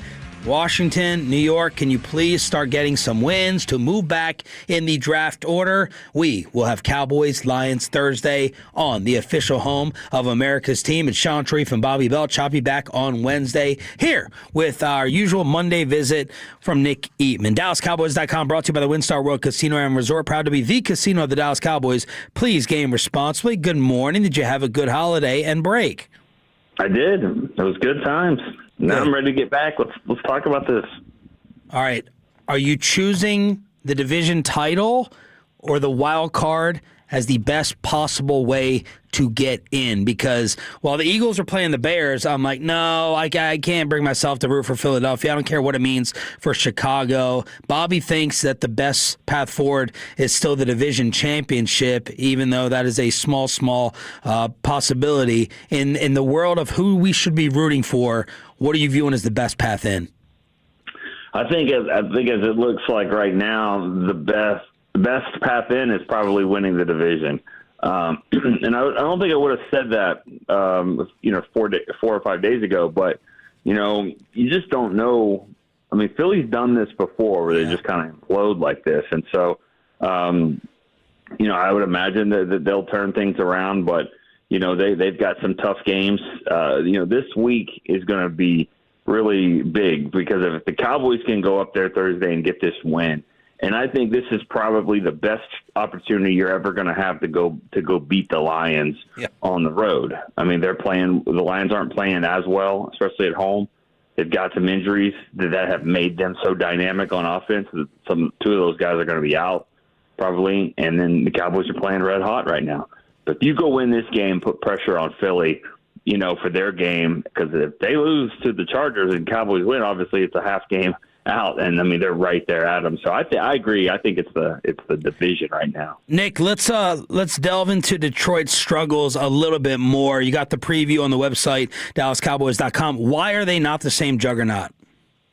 Well, I mean, I think that obviously it starts with their passing game. I mean, with their running game is where it starts. But I think that they play complementary football, and they just haven't been as good there. I mean, they just haven't been as good with the passing game. And I think that, it's a little different when you have the target on you, Lions, a nice, cute story and all that. But now you come back and also the way that they play, the way that Dan Campbell plays, I mean, you're not going to make any friends doing that way. So every game's been that they've gotten a lot of teams' best, and they bring it. And, I just don't think they've been as consistent. Their running game is good, but they don't seem to score a lot of touchdowns in the red zone. I haven't figured out exactly kind of why that is. They just haven't been as explosive and dynamic, and then that defense is giving up big plays. I mean, they've given up plays all year long. So I just think this is a good time for the Cowboys to go in there and maybe get a chance to get a win. Does it seem like Amon-Ra St. Brown's going to miss this one? I think so. I mean, they were happy when you look at some of the quotes coming out of Detroit. They were happy that it wasn't long term, that he doesn't need to go on IR. That's what they thought initially. As it turns out, they probably won't. It sounds like week to week, but I mean, Dan Campbell's quote was, "It'll probably be a game or two if we're lucky." Now he's a tough guy, and he that might change. We'll see how it goes, but. Laporta's obviously already out for them, and then we'll see about St. Brown. But it doesn't sound like he would be able to come back in 7 days and play. Nick Eatman from DallasCowboys.com joining us here on 105 through the Fan. Okay, Nick, so you've said before you're one of the biggest, I think you're somewhere on the board of the Trayvon Diggs fan club. You still believe in him. You still think he's there. To the extent that the Cowboys still believe in him, what do you think if he is coming back this week and he's going to be out there on the field? Let's assume everybody's healthy. Carson, Bland, Reddy Stewart, Trayvon Diggs. Where does he fit into that rotation? Is he full-time out there almost 100% of the snaps, or is there going to be a rotation of sorts of like, well, let's see what our best combo is here? Yeah, I think that's a good question. I mean, it's kind of similar, I guess, to the Week 1 game where he was out there and he played a lot. But he was still somewhat limited. But they had a role for him. I think it would be something like that where there would be a role for him to come back. But he's played some football. That was a little different because it's Week 1 and he didn't have any training camp, didn't have any practices. So I think he would play. I don't know if it would be every snap, but I bet he plays the majority of them. He looked pretty good yesterday. You can just tell body language type with him. At least I think you can. He was in really good spirits. Talked to him on the outside of the locker room yesterday. Didn't really want to talk in front of the cameras, but he did talk. And answered some of the questions. And he was like, "Hey, I feel as ready. I feel 100% better." And he sounds ready. He looked pretty good out there. So we'll see. I think if he plays, I think he'll play a good amount. Are you surprised that he's actually going to suit up for them, or did you think maybe it was the end during the IR stint? I kept hearing that he'll never play another down, and I didn't want to believe that. Then again, it's Monday. He hasn't suited up until Thursday afternoon. So let's not say, "Oh, I'm surprised." I mean, I don't know anything that's going to happen. I mean, who knows? Because this whole thing has been weird really since he got here. It's just a unique situation with him. But he's a talented, super talented player. Personally, I like him. And, I think he's a little misunderstood. Now I don't understand him. Let's get clear on that. He's misunderstood. I don't understand him. I don't understand him. I don't know if that makes sense at all, but I like him. And, like I said, I've worked with him and for a project we've done. I've met his family, so I'm a little biased when it comes to that. But I think he's best cornerback on the team when he's healthy. And so I think he makes Bland better on the other side, and maybe vice versa too. But it would be great to have him back there. Is part of this too, you think, we were kicking this around earlier, is part of this, as we talked with Nick Eatman from DallasCowboys.com, the fact that this rejuvenated pass rush, you'd like to see what those ball skills can do when some of these bad throws are getting tossed around out there? No doubt about it. I mean, I think I'm not one that thinks it's a chicken and egg thing when it comes to pass rush versus great corners. I think it's pass rush first. So I would love to see, just him and Bland together and Carson and of course Revel and all these guys with this pass rush, with the ability that they're gonna and they're gonna have to stop the run. I was doing a little looking at the stats a little bit. It's amazing what they've been able to do the last few weeks stopping the run based off what they were doing the 3 to 4 weeks before that. So that's where it starts. And obviously the Lions are. Their running game is incredible. The only team in the league with, two 500-yard rushers, 1,000-yard, and a 500-yard. So Gibbs and Montgomery are outstanding. That's where it starts. But I do think if you get them in third and long situations, it's going to be good to have Diggs back there with this pass rush. Nick, summarize the energy of this team right now. Oh man, yeah, Sean, I think it's at the highest that I've seen in a while. I think if they go win this game, this will be like beating Pittsburgh in Dak's rookie year. It'll be like that, even though that was probably 5 or 6 straight wins, 7 maybe. And also, it will probably remind me of the 2006 season when Romo took over, and there's just the momentum that Romo momentum, as they called it. It was off the charts. This will have that feel. If you win 4 straight games coming off the bye and all the and the tragic situation that they dealt with, and to come back with the trade and all these new players and win it like this defensively, it'll be dangerous. Actually, it'll be scary of how confident the fans will be, the players will be when you look at the schedule. Because if you go and win those 4 games, which would be Detroit, would be the 4th one, then you look at the next 4 games, you're like, well, that's win, and which is always scary in the NFL to do that. But, this is probably your toughest game you have on the schedule, left. Bigger road wins of his career. Like, is that the number one road win of his career? Probably. I mean, the thing, it can't be bigger than the Steelers game, because if he doesn't win this game, then, he's still starting next week. Joe Milton's not starting. But if he didn't beat Pittsburgh back then, Romo's probably going to take over at some point. But he just kept winning. And there was no way to bring back Romo. And even Tony knew that. So I think that one, that's why that one's going to be always going to be so much bigger. Did they win at Green Bay, right? Yeah. Around that, and how do you differentiate the two, Lambeau and Pittsburgh? Right. I mean, Green Bay was like week 5 or 6. That one, that was a huge. I mean, when I think of like that whole season, if Dak wants to think anyone, he can thank Sean Lee. Sean Lee made a tackle against Sproles against the Eagles that knocked them out of field goal range and gave them an opportunity to go drive the field and tie the game when he was playing really bad. And he ends up tying it and then winning it in overtime. And that, to me, was the game where if he didn't win that one, then Romo would take over. So there's a lot that season. Sorry, I'm derailing it. To answer your question, this would be one of the biggest games of his career, I think. Now, we say that. You go then mess around and lose to the Vikings at home or the Chargers. Now, we're not thinking that way. But we know what this game could be. This is the biggest obstacle in front of them. They're playing red hot. You go into Detroit and win this game, and you carry this team into the playoffs. I mean, yeah, you'd win Comeback Player of the Year probably, and you'll have votes for MVP. Awesome stuff. We will pick it on Wednesday. Thank you. All right, sounds good. See you guys. Nick Geetman, bringing it. DallasCowboys.com, brought to you by the WinStar World Casino and Resort. Proud to be the casino of the Dallas Cowboys. Please game responsibly. Nick on the D&M Leasing Hotline. Let's crosstalk and see how much money they raised with Peace-a-thon. It's the KNC Masterpiece next. But let me go ahead and get you set up with your next feast. It's Endless Holidays at Wild Fork Foods. If you're wild about grilling and smoking, you got to be wild about Wild Fork, the new place for you to go for all your proteins. You are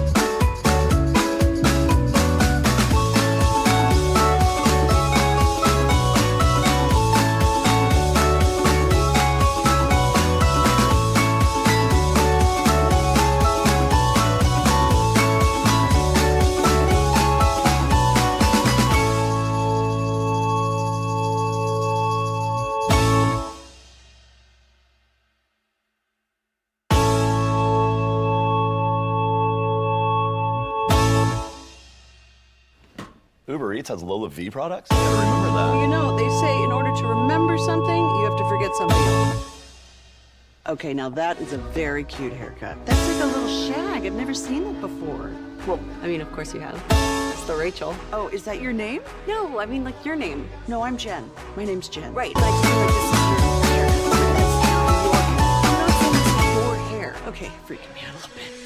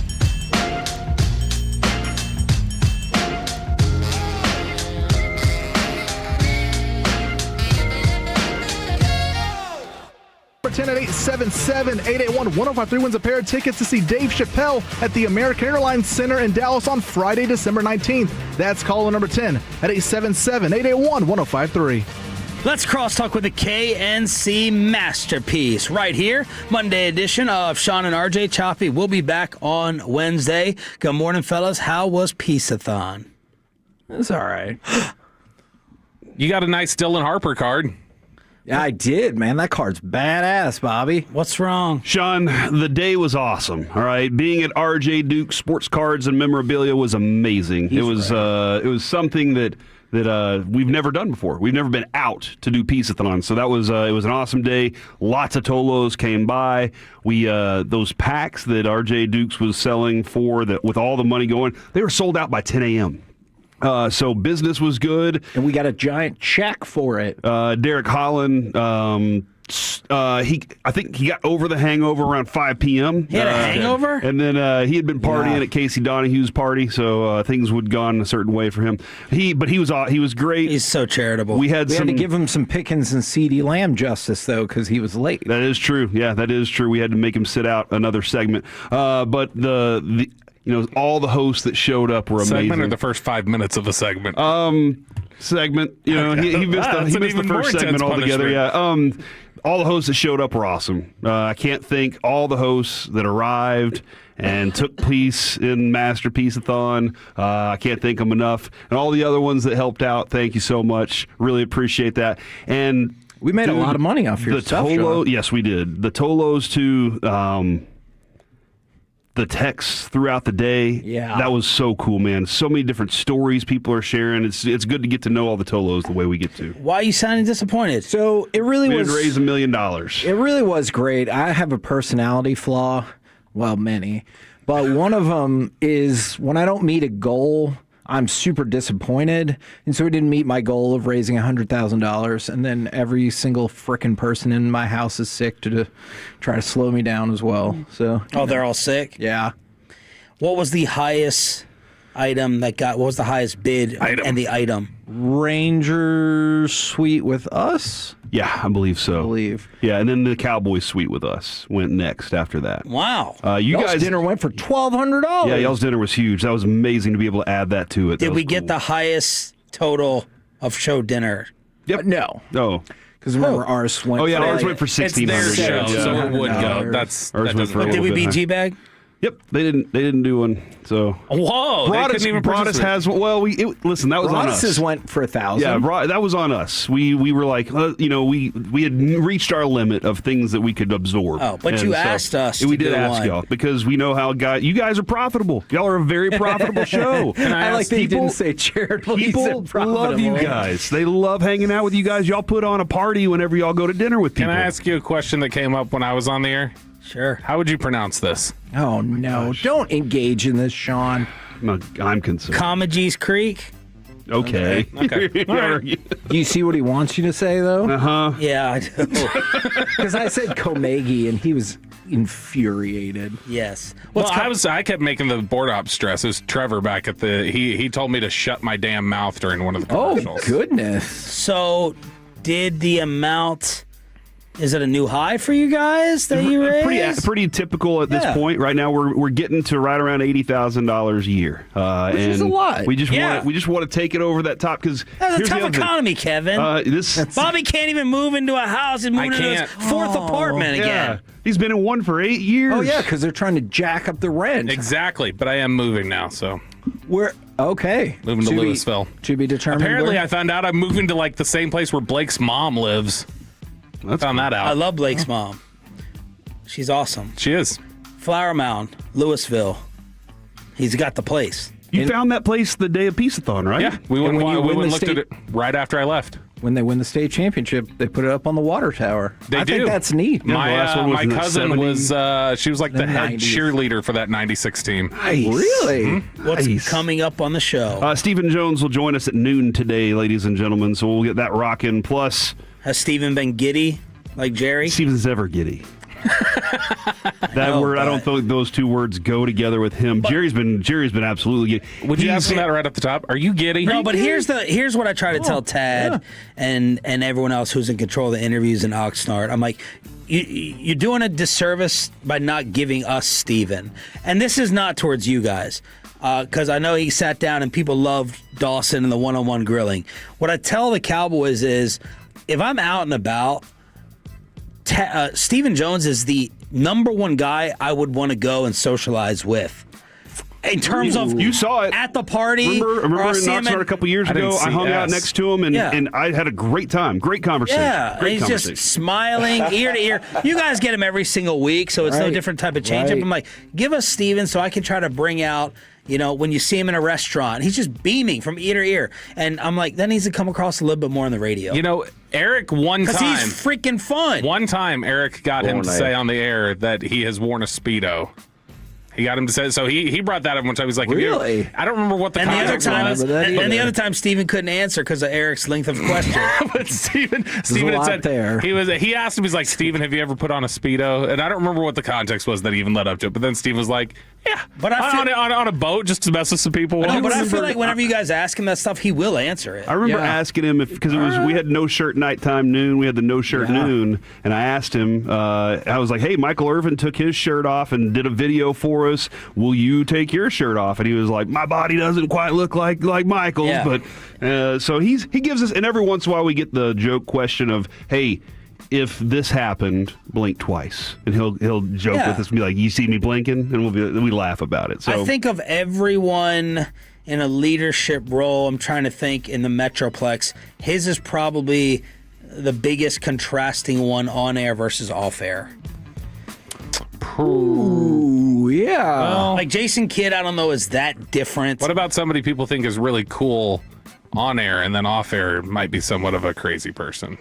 Well, that would qualify if I knew who you were talking about. Chris Young is exactly who I think he is. Like every time we talk to him in Arizona, he's the same dude on air as he is off air. Jerry, same. Yeah. Basically. Yeah. Is this Florio?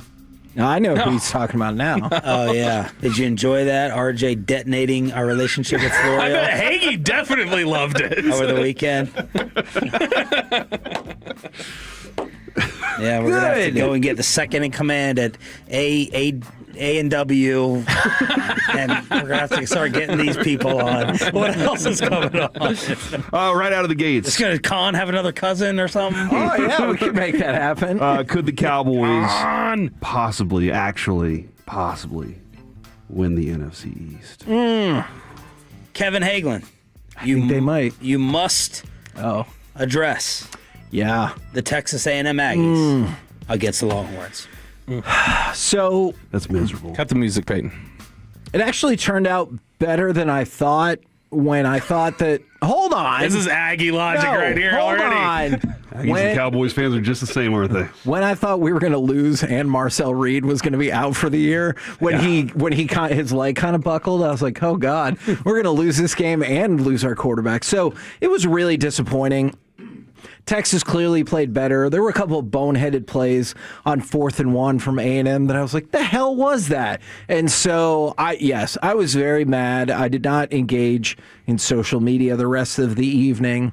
But rest assured, when I opened it up, all those messages still remained saying, oh, we're your daddy and all of that. And so, yeah. Good job, Bobby. Well, to be completely fair, I think that A&M is still a better football team. But you told me earlier, John Ramsey called you on this. You said, well, Texas beat Vanderbilt, so Texas should be in over Vanderbilt, and that kind of goes against the logic you're using for A&M and Texas. Because we're talking about Texas and Vandy being essentially the same team right now. Like, the difference really is the Ohio State game with Vanderbilt, and Texas beat Vanderbilt. The A&M's got one loss. It's not the same at all. Yeah. 3 ranked road wins. Is Texas deserving of getting in? Yeah, man, Texas is so fascinating to me because they have probably the worst loss of any of the contenders, but they have 3 top 10 wins, but they also had to win back-to-back weeks in overtime against teams in the SEC that are combined 3-13, so I don't think... And their quarterback is terrible. Yes. There's that, too. Actually, I do kind of agree with that. I don't think they're going to make it, but... Corey, do they belong? No. No, I understand the Sarkeesians, like, oh, why would we even do Ohio State if we're going to get knocked for it? Whoa. You know, I understand that, but you're campaigning for it because you're not there. You had opportunities to be good enough, and you weren't. You know who's campaigning hard is Peyton in our text messages for BYU. I got RJ's approval. Oh, great! That settles it. You're wrong. Yeah. They better beat Tech. Hey, that's his argument. He says that whoever wins the Big 12 title game is in the playoff, and whoever loses is out. He thinks that Texas Tech and BYU are the same team. Okay, so I think if BYU wins, both of them are going to make it. Right, If and if Texas Tech wins, BYU's just out. Tech so then who do you Yes. kick out? Do you have Notre Dame in right now as a lock? Yes. Okay, you're running out of spots though. That's my point. BYU's not in. If BYU wins, they're in. If BYU's Tech in, wins, so Tech you have is to kick above someone those out. teams. You Yeah, have to Tech is pick- above those And teams. you're Tech is you're better. arguing Tech gets kicked out or no? Yes, because you have to kick someone out. Right. So that's what I want to know is who are you kicking out? Any of those teams I'd have Tech above, and any of those teams I'd have BYU below. So you have 5 SEC teams in. Those teams that you put down in your text earlier, Tech is Miami above and Notre them. I get that. You have to kick someone out though. Go back and read. You have to kick someone out. If Virginia or ACC is going to get someone in, the winner of that, you're going to get North Texas in, or whoever wins that conference tournament. You're running out of spots. Yeah, you're probably kicking out. So now you're going to kick out Alabama for losing SEC No, title game. they'll kick out Ole Miss for losing their coach. Okay, well, I was just thinking that actually. There's precedent for not them same holding dude. that against teams. I'm not So saying yeah, they'll but get it doesn't kicked matter because out, Tech is but- going to beat the S out of BYU. They should. Anyway. And No, we should now have I'm this. hoping for BYU to win and Tech still to make it to prove Peyton Yeah, wrong. me too. Because he's like tripling down on this. Tech Look how lo- he gets so sports mad. Tech I'm just losing saying, you're running out of spots. I thought you retracted your Tech take. I Now did, you're but back on RJ it? agreed with it. He said it was good. So Same now I have to person. double down. I have to double down on it. What about Vanderbilt? Go Mean Green. Get me in. Make the case. Get me in. Yeah, I don't. Don't you think they would now take Texas ahead of Vanderbilt, even though Vanderbilt has one fewer loss? The personality of Pavia, I'd much Less rather have loss? over the fame of Arch Manning. The AP has Vanderbilt one spot above. Who's got the better nickname for Pavia, me or Choppy? Choppy has gone with Livin' Pavia Loca, and I went with the Pav Father. Did you see his brother get arrested? Yes, Oh, no. I did. And then I saw his picture, and this is probably not fair. The mug shots, do you ever look like, I could see why you got arrested? Dude! Really? You don't ever think that about teachers and stuff? The kids are not touching that. Yeah, Hagee, come on, give us some Bassick today. Not just what? Kevin. What is that? Not I am just shocked him. at you. I'm saying all people. I agree. You see Kevin one of is- those Kevin has teachers, been you're like, suspended I could see from why radio. she got. I could probably use that actually right now. Jerry Jones tomorrow I don't know at 8:30. what this is for. 2 more Chappelle Show. I'll explain to you in 1 minute in the commercial break. The KNC Masterpiece is next. Now on camera, and looking like they just rolled out of bed. See for yourself and subscribe to the Fan's YouTube page. Just search 105.3 The Fan. This is Boomer Esiason.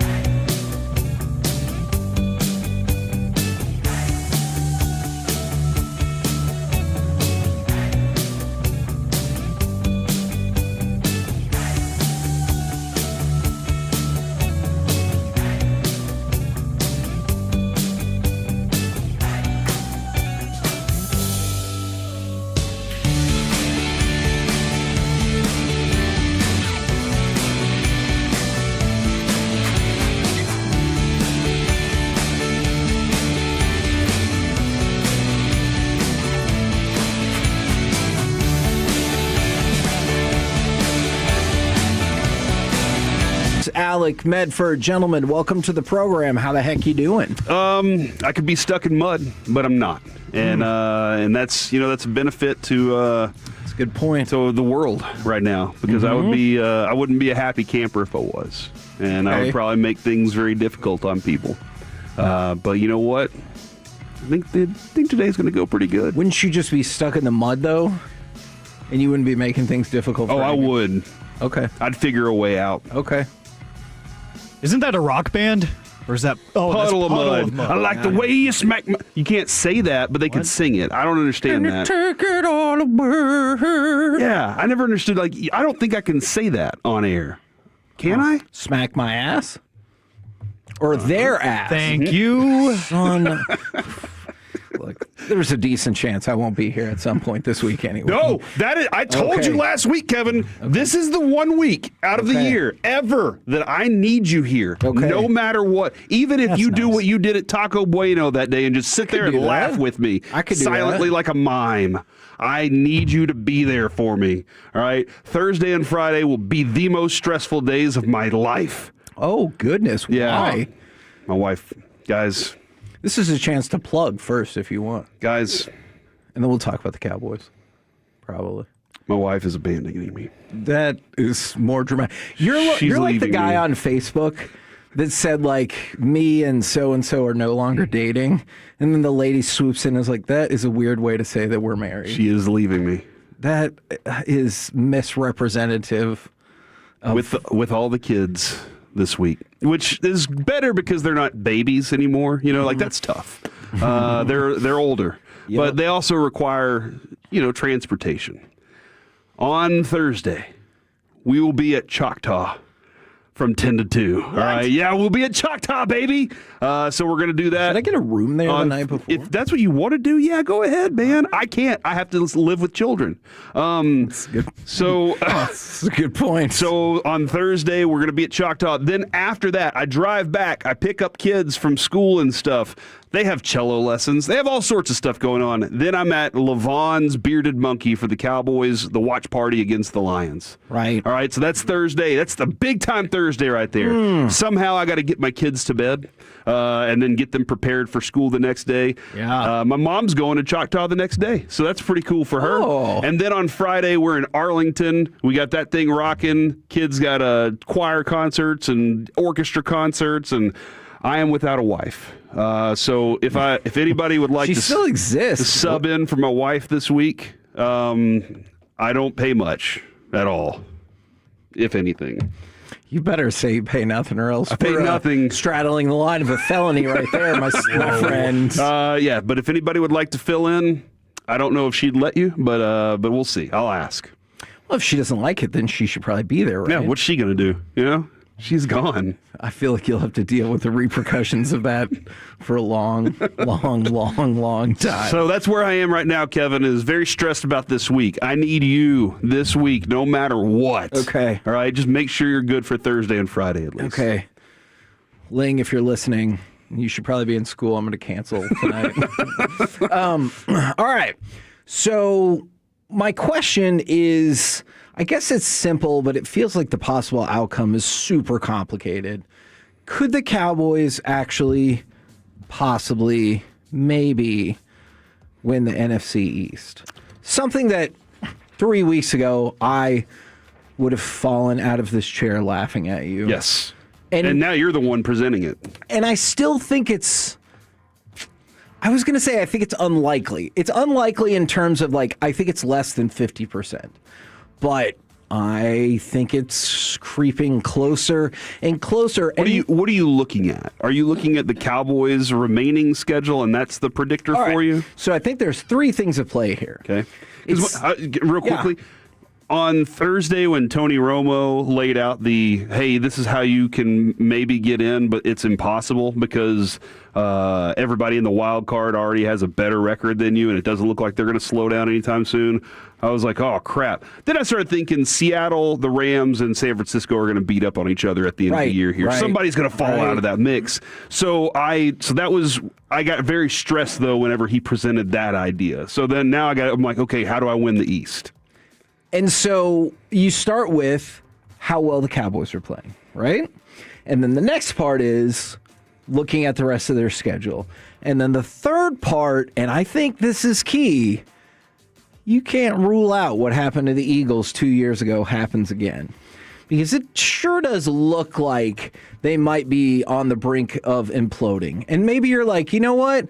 No. They lost to the Cowboys, who are clearly playing significantly better. They lost to the Bears, who are the number one seed in the NFC as of right now. But it just feels like everything they say that goes along with it, it feels like the conditions are prime for them to implode. So I think those are the three things. How well the Cowboys have played these last few weeks, the rest of their schedule, and the fact that the Eagles really don't seem to care for one another this year. Okay.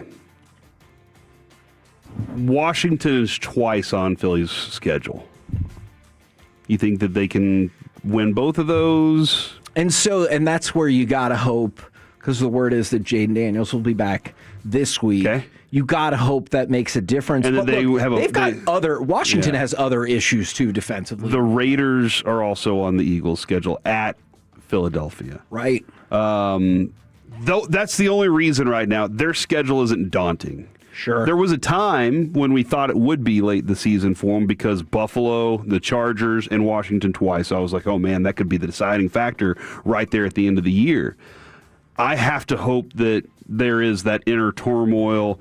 The fact that they can't run the ball makes them one-dimensional, and teams take advantage of that. I got to hope that because, man, Saquon Barkley just does not look right. That run game does not look right at all. The Cowboys, I have actually at this moment, I have complete faith in their approach to this final part of their season. Okay. They have a Quinnen Williams who's motivated. They have a lot of guys on the defensive side of the ball that are very motivated. And now getting Trayvon Diggs back is going to be very interesting. That is fascinating. And I want to see his motivation. They have an offense that is just in full force. Like it looks like it's ready to tear up. So I have a lot of faith in what the Cowboys stretch will be here. It's just everything that they did at the beginning of the season has put them in a bad position to make a run here. And so Kevin, I just don't know if I believe that they can actually pull this off. Not because of them, but because of outside things. What would make it super duper fun is if the Eagles lost to the Chargers, right? Because then hopefully you can beat the Lions. We've got a few days to break that down, up, down, left, right, everything like that. But if the Eagles lost to the Chargers again, and the Chargers are a good team, then you go into that final stretch and you're like, hey, I know Vegas is not good. I know Washington is not good, but who the hell knows? And you'll have a whole nother week probably of finger pointing, right? So I think that makes that part fun. Mm-hmm. But then again, if you lose to the Lions, it might feel like none of this conversation really matters. With the tie, can you explain how the tie factors in a positive and negative way at the end of the season? See, and I was going to say, it's going to obviously factor in a negative way if it comes down to, like, you really wish you would have gotten the win over Green Bay, and maybe you could have held the tiebreaker in terms of getting into the playoffs over the Packers. Okay. So I think that's the number one thing. But on the flip side, what makes the tie actually kind of fun is you don't have to worry about complex tiebreaker situations. Like, what are you going to run into? All right, so let's say the Cowboys, like, rock and roll, and they finish 10-6-1. All right, well, it's going to be really simple. Mm-hmm. They're ahead of the team that is 10-7.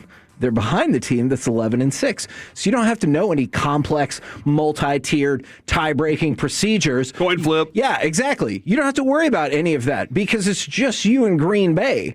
Now, if it gets down to you and Green Bay, that's where you're going to go back to, and you're like, dang it. I really wish you would have won that, because then right now Green Bay would be 8-4, you'd be 7-5, you'd hold the tiebreaker. Okay, all right. And you know what I'm saying? And so it'll actually make math a lot easier for people. I will put it to you this way when it comes to the chart. Yeah, did we change it? No. Okay. I thought probably not. I said you could. You could move up. You could advance. Yeah. But I think that there needs to be a couple more things. I'll tell you this. Eyeball test tells me that you're better than mediocre right now. on the whole, this season, you have been mediocre to sub-mediocre. Sure. But eyeball test tells me right now you look better than you did by far at the beginning. That Chicago game compared to what you've done the last couple weeks, two different worlds. Yeah. So, like, yes, you are looking above mediocre. I'm going to need one more. I'm going to need one more to put you in that above mediocre area. It's funny how losses change too, right? Because that Chicago loss looked horrible, not only because you get your ass kicked, but because the Bears sucked, right? Mm-hmm. You're like, oh, the Bears are terrible. This is a terrible loss. Now you look forward to it and you're like, oh, well, the Bears are the number one seed in the NFC right now. Mm-hmm. They've been winning. But no, I agree, kind of, the way you lost that game. Yeah. That one's the difference. You got torched. Crushed. The Bears have barely beaten everybody except for you. Like look at most of their games are kind of like Tampa. They're like last second, good luck, guys. Right. Ben Johnson's been saying that. He's finally got those guys believing though that they're as good as he thinks that they can be. Because he's even said it. If you don't believe now, just wait. Keep like every week. Here we go. But that Bears, the way you lost that first Bears game is the reason that you're like, okay, that's different than all those other ones. Yeah. Look, and I saw somebody say the Cowboys just need to win out. Sure. If the Cowboys win out, you don't have to worry about any of this. You're in, right? And then, like, to your point about moving the chart or just furthering your expectations, if the Cowboys win on Thursday, and I know we have a lot of fun with the chart, but you can even put the chart aside for a second and be like, no, I know what I saw. You beat Philly, Kansas City, and Detroit back to back to back. Yeah. Yeah, Detroit's in a weird place. But you got a really good point there. Those 3 weeks were the most daunting anyway, and you're in a different position right now. And so it wraps all the way back around to the question: could the Cowboys actually possibly maybe win the NFC East? Okay, to answer that question, then yes. I think so too. The way you just asked it, yes. Maybe, possibly, yes. Because I think are they a lock? No, by no means. But yes, maybe, possibly. You got to have some things fall in your place. You got to think things got to fall in your favor for sure. Yeah. But you're right there. I know what you're saying. Fortune favors the bold. That's what he's saying, what right, are you Alec? doing? Oh, okay. Then we're definitely going to lose. People are requesting the chart, Kevin. Okay. So show me the chart. I'm going to. You are here. All right. At the moment, you are still mediocre. All right. Still mediocre. That feels fair. And I think that's fair. I think that's very fair. And if you're saying you're not, you haven't watched this team the last few weeks. Right. If you're saying that you're better than that, you didn't watch this team before the last few weeks. All right. Now, I'm not going on just right now. This is where you stand this season, and this season you're right there in the middle. You have opportunities to change that by the end of the season. And Kevin, as Jerry says, the most important thing about changing that, even if they don't make the playoffs, you give people hope for next year. And that's the most important thing. Winning is not the most important thing. It's having hope for the next year and hope for the next week and hope for the next couple weeks. All right? That's the most important part. Well, clearly I hate that because the most important thing to me is right now. Like, I don't feel like that is a controversial opinion. The most important thing right now is right now. All right? Right? Like that. I can't disagree with that. Yeah, I would certainly hope not. By the way, Van Halen once said that. Yes. Right now. Tomorrow. Something about tomorrow. By the way, if you're concerned about right now, meaning today, tonight's Cowboys show right here on 105.3 The Fan, the Cowboys Hour, will feature Brevin Spann-Ford. And so that is somebody who I feel like we've all really appreciated the last month or so. With a KNC masterpiece right here on 105.3 The Fan. Coming up next, 7 from Sunday, the ups, the downs, and the Carolina Panthers of it all. In another wild NFL weekend. Next on The Fan.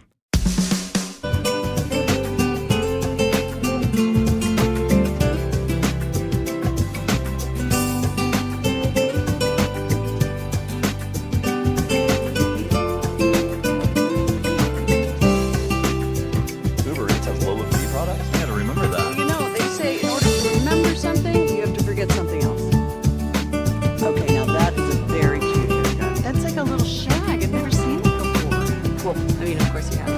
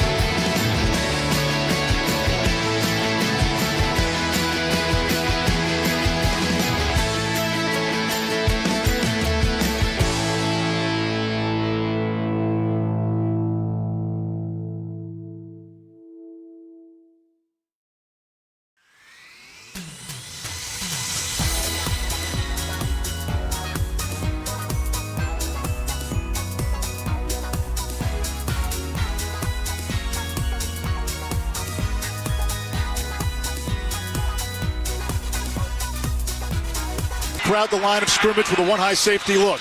Bryce off play action, has time in the pocket, throws downfield for McMillan, makes the catch at the 20, he's got the 10, the 5, touchdown T-Mac, touchdown Carolina, and the Panthers take the lead with 6:34 to go. KNC Masterpiece right here on 105.3 The Fan. Look, I feel like we say this every single weekend. It was another weird, wild, wacky, and wonderful weekend in the NFL, and I wanted to go through a couple of things. I just also gave Alec bonus points for Odyssey because he is awesome. I wish they would let me give more points. All right. Same. But first, can we talk a little bit more about Peace-a-thon? Yeah, sure. We can do that. Yes. I'm not to the other side of my spectrum of emotions on Peace-a-thon just yet. Peace-a-thon is awesome. I was bummed we didn't hit our goal, but that happens anytime we don't hit a goal. It was still super duper fun. We got a lot of positive feedback for the content. We raised more than $77,000 for My Possibilities and the Sandlot Children's Charity, and I had a lot of fun for the first time taking it on the road to RJ Dukes in McKinney. Yeah, the being on the road was cool, and I think that kind of helped too throughout the day because, and for this reason, I think it's tough to be anytime you do a show, 4-hour show, 3-hour show, right? Breaks are tough, right? Because people want to talk, and I love talking to the Tolos. It's awesome. It's a really great opportunity. But we also do we're talking for 13 hours now. Sure. So that's a very tough thing. But I say it was a good thing because Ryan was there, he was excited. You could see the excitement on that dude's face all day long. You could see the excitement on his staff, that whole staff. When I was leaving, they were just in great spirits when I was leaving. So that was a lot of fun. My family came by, friends came by. It was awesome to have that kind of energy injection into it all. So I really enjoyed it a lot. I understand where you are. For people that want to know, you check your emails. And look for an email from the Sandlot and My Possibilities. Right. Look for emails from them. Right. That's going to give you instructions on what to do. Check your junk emails, your junk email boxes. All right. I did that on purpose. Check your trash. Check all of them. All right. Okay. Just to see if there's something from Sandlot or My Possibilities to figure out what to do next. But you will be picking it up from My Possibilities. Today, I think, is when they start. So you will be able to start doing that today. You just got to reach out and let them know when you're going to come by. Yeah. And so, hey, look, man, everybody wants their stuff immediately, right? Yes. Unfortunately, we do our show the day before Thanksgiving. Most places are off on Thanksgiving. And then some of those people go and visit with their family for that weekend. And then they're going to be ready on a day like today. So this Feels is really kind of cool. selfish.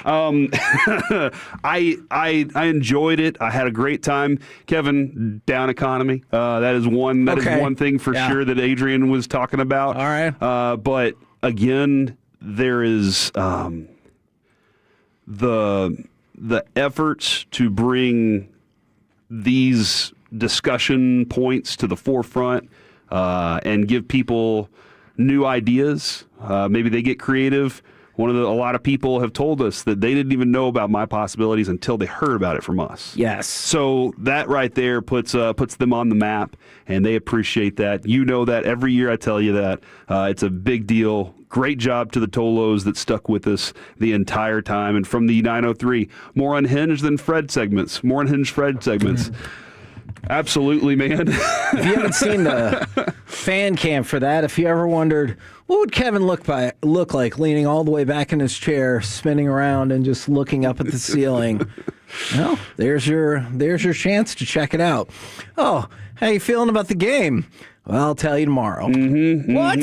Yeah, we'll find out. We'll find out is exactly how it goes. And from the 903, my goal just internally, I thought we could get to 100,000. And plus, if we got to 100,000, that would put us at about $500,000 in the history of the event. So now we're closer to 475,000, something like that, which is still a crap ton of money. And we raised 77,000. And in the last 3 years alone, I believe that means we've raised about $250,000. Nice.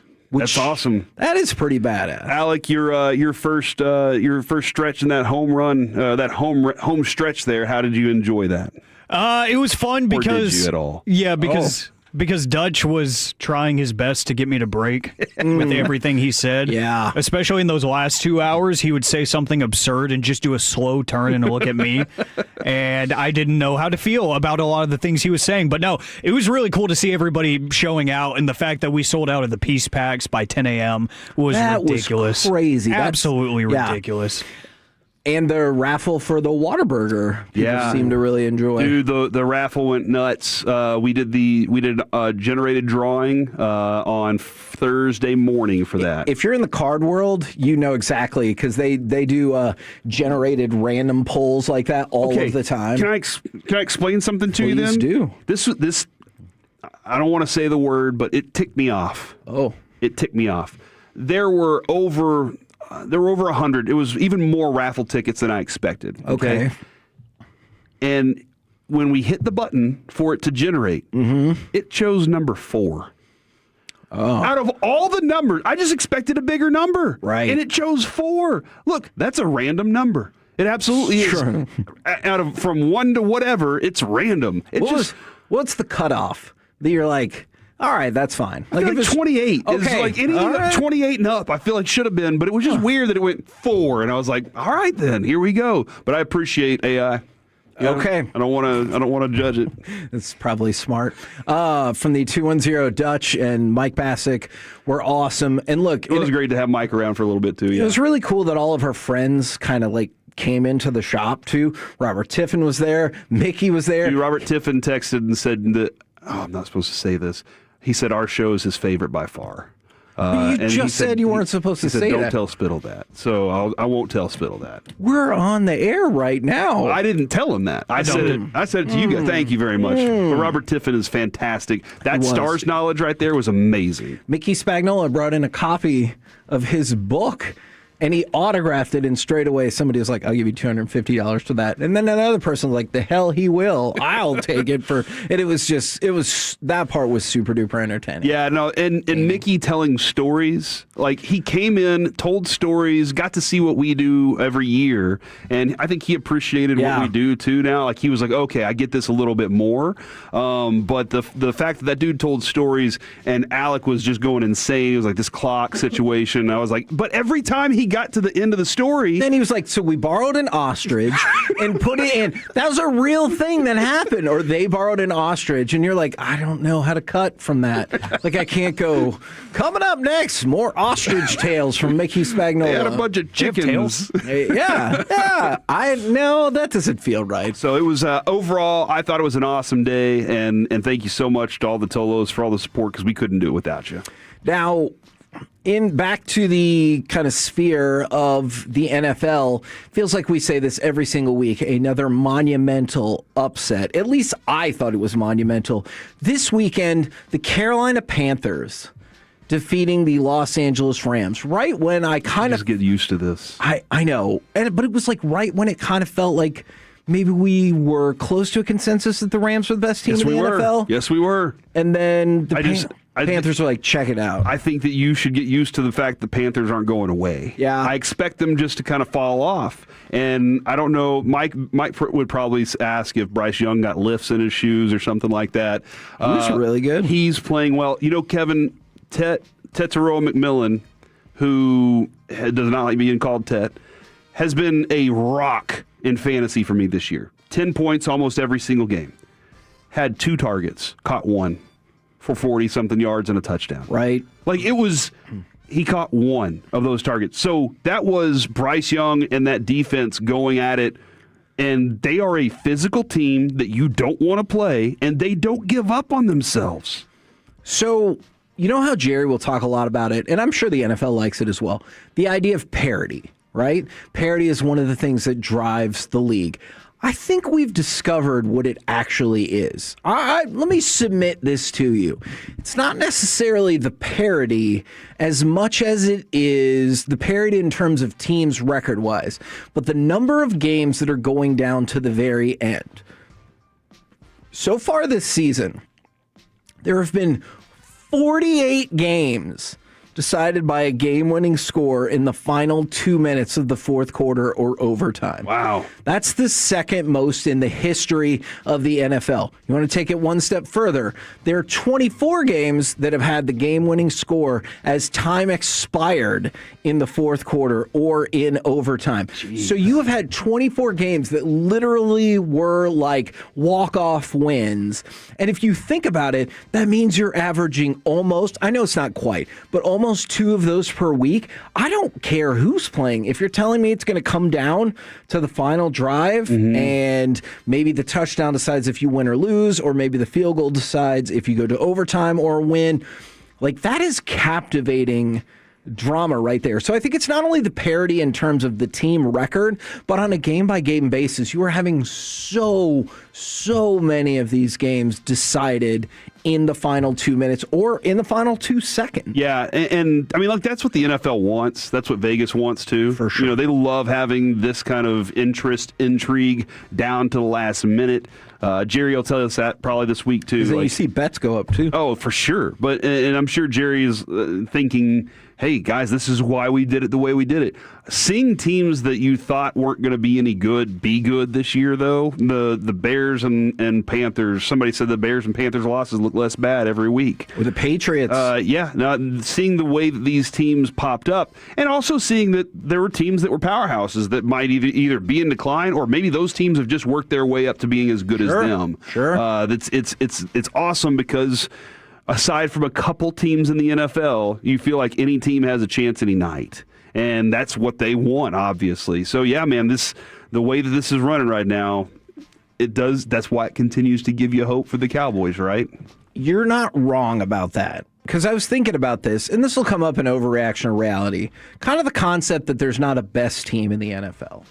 Well, if there's not a best team in the NFL, then I kind of get the logic more of go for it. Because, like, who did it look like was the best team in the NFC? The Eagles. Well, the Eagles have clearly hit hard times. The Chicago Bears right now are the number 1 seed. They don't have any playoff history, or at least recent playoff history with this group. Then in the AFC, we've talked about some of the struggles that the Bills have had. Obviously, the Chiefs have had tons of struggles. So This is the number 1 seed, the New England Patriots. The New England Patriots with this group do not have a ton of sustained playoff success. I realize with the ownership and everything like that.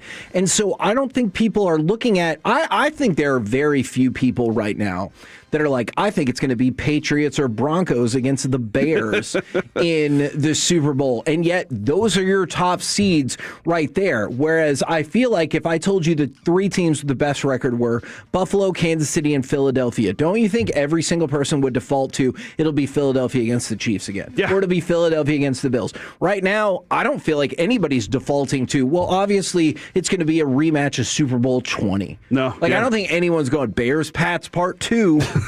Oh, man, I never thought about that. At least that's not and the only reason I really thought about that is I just watched the Super Bowl Shuffle documentary. It's like 40 minutes long. It's on Max. What about Panthers Patriots Part 2? I mean, remember when the great Jake Delhomme went out there and almost tore it up?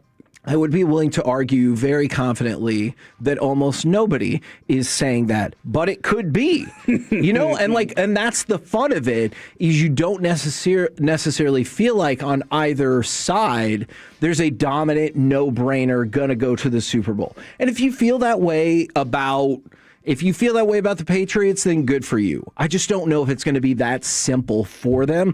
And if it is, well, screw them, because that means Drake May is going to be badass for like 15 years, and that team's probably going to win a whole bunch more Super Bowls. And that's going to be frustrating. Somebody did text in, Kevin. This is Nelson. I was driving from Dallas to California. Those 13 hours went by so fast. And you know what? Like, looping back around to where we started with Peace-a-thon, I love the idea that for some people, we're part of their holiday tradition. Like whether you're listening because you're going on a road trip, or you're listening because you're cooking, or whatever the case is. Like, I love when people say, hey, you are part of our Thanksgiving prep. That's super cool. We're the KNC Masterpiece right here on 105.3 The Fan. Coming up next, how about we do a mostly stars and maybe some Mavs super segment next right here on The Fan.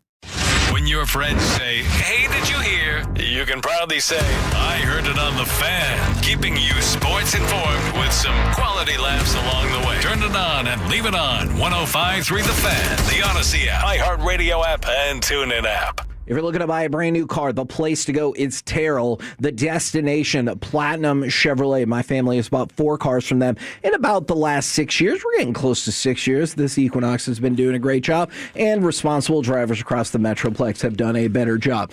But the low prices at Platinum are what have kept us coming back. But for a lot of other people, they also love the people, the service, the selection, all of it available at Platinum Chevrolet. All remaining 2025 Suburbans and Tahoes. They got to go? $6,500 off MSRP. That is a lot of space to tow logo. Over 30. Do you feel like them Tahoes ain't loyal?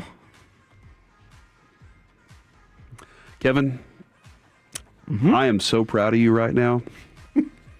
With everything that you've been going through in your life, you were able to do that during this Platinum spot, and I love it. And I think Platinum's very proud of you, too. It's a lot of added value from them in this And spot I think right that's here. going to drive people to their website right now, all right? Visit PlatinumChevyTexas.com. Drive a little further to save a lot more. Chevrolet, together, let's drive. Do you owe back taxes to the IRS? Whether it's due to job loss, a divorce, a new business venture, or you just didn't file your taxes, don't lose hope. Powerful.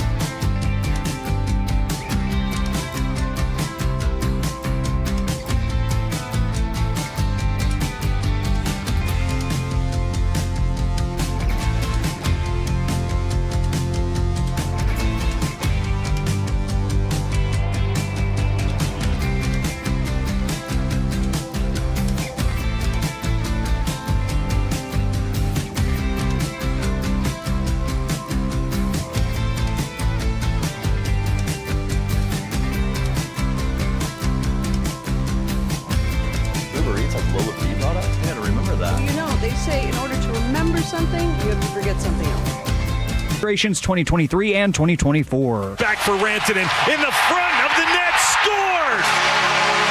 Wyatt Johnston. He scored even strength earlier, but right back on the power play. League leading 11th power play goal, and Dallas has their biggest lead. K&C Masterpiece right here on 105.3 The Fan. Now, Corey, in theory, this is supposed to be a Mavs and Stars super segment. I love it. I feel like we might end up all of our teams are back on track more towards the Stars. Why? Because they're badass. They are very good. I'm very proud of what the Stars are doing right now, man. They just beat the absolute brakes off the Senators last night, 6-1, and it felt like everyone got to eat. We played that goal right there. Wyatt Johnston had himself a day, had himself a hat trick, fourth hat trick that included 2 power play goals. Jason Robertson continues to eat, and the Stars continue to gobble up points. Okay, Wyatt Johnston on the power play has been a weapon. Yep. And I do wonder, because Gullitson's such a brilliant mind when it comes to the power play, how excited he was to use that chess piece on the ice. And, if we discuss Robertson's heater even, to that extent, yep. If he saw something that was like, obviously I think that health is a big factor for Robertson. Yeah. Absolutely it is. But I wonder if he saw something that was like, you're really good at this and we're going to maximize it. And at some point, people are going to catch on. They'll catch on to it. But what's the next play beyond that, right? Like, how do you adjust to that? But the way that Gullitson has used these young pieces, I'm just in awe of what he's getting out of them. And I think there's a next level for it too. By the way, those jerseys were freaking awesome. They looked even better. The 99s? They looked even better on the ice. I loved them even more. It was so cool. Man, that's what we should have planned ahead and had a 99 autographed jersey. We could have killed with that. Now, I want to loop back and talk about the power play, because the weapons that they're able to use right now in the power play, it kind of reminds me of, like, maybe you think it's another position, but I'm going to say offensive line or cornerback in the NFL. Okay. If you're like, there's so many good, it sounds good. Mm-hmm. Like, I accept, I have no notes about all of the depth that you have there. And then the ways the Stars have been able to use that on the power play, I think, once again, it's a great problem to have. Super duper thumbs up positive about that. Do you think because of the reason they've been able to do what they do is because they're such a deep team? And like, they have a ton of injuries, as we've discussed. True. A ton of injuries and been able to overcome this, but... And you mentioned the other thing, their coach's adeptness at managing the power play. I think big time thumbs up goes to Gullitson for that as well. The other thing that he's doing, and I don't know if people have really taken note of this. Did you know that the last 6 games they have alternated Ottinger and DeSmith? I didn't think about that. Okay, and that's one of the things is some people have said, like, Ottinger at times looks a little bumpy so far this year. And that is look, if you're going to point to 2 things in this season that have not been like exactly how you would want them, it's the number of injuries and kind of the up and down nature of Ottinger. But you still sit where you are, which is freaking unbelievable, and you had one of the best months in the history of the franchise. But one of the reasons why I wanted to bring that up is, rest can come at different times. And usually where maybe you see DeSmith once every 3.5 games, give or take, the last 6 you've seen them alternate out, and it hasn't been problematic because Casey DeSmith 6-0-2 this year. 6-0-2, which means not only have they gotten points in all 8 of his games, they've gotten, 14 out of the possible 16 points in his games. Means DeBoer was right. Is that what you're saying?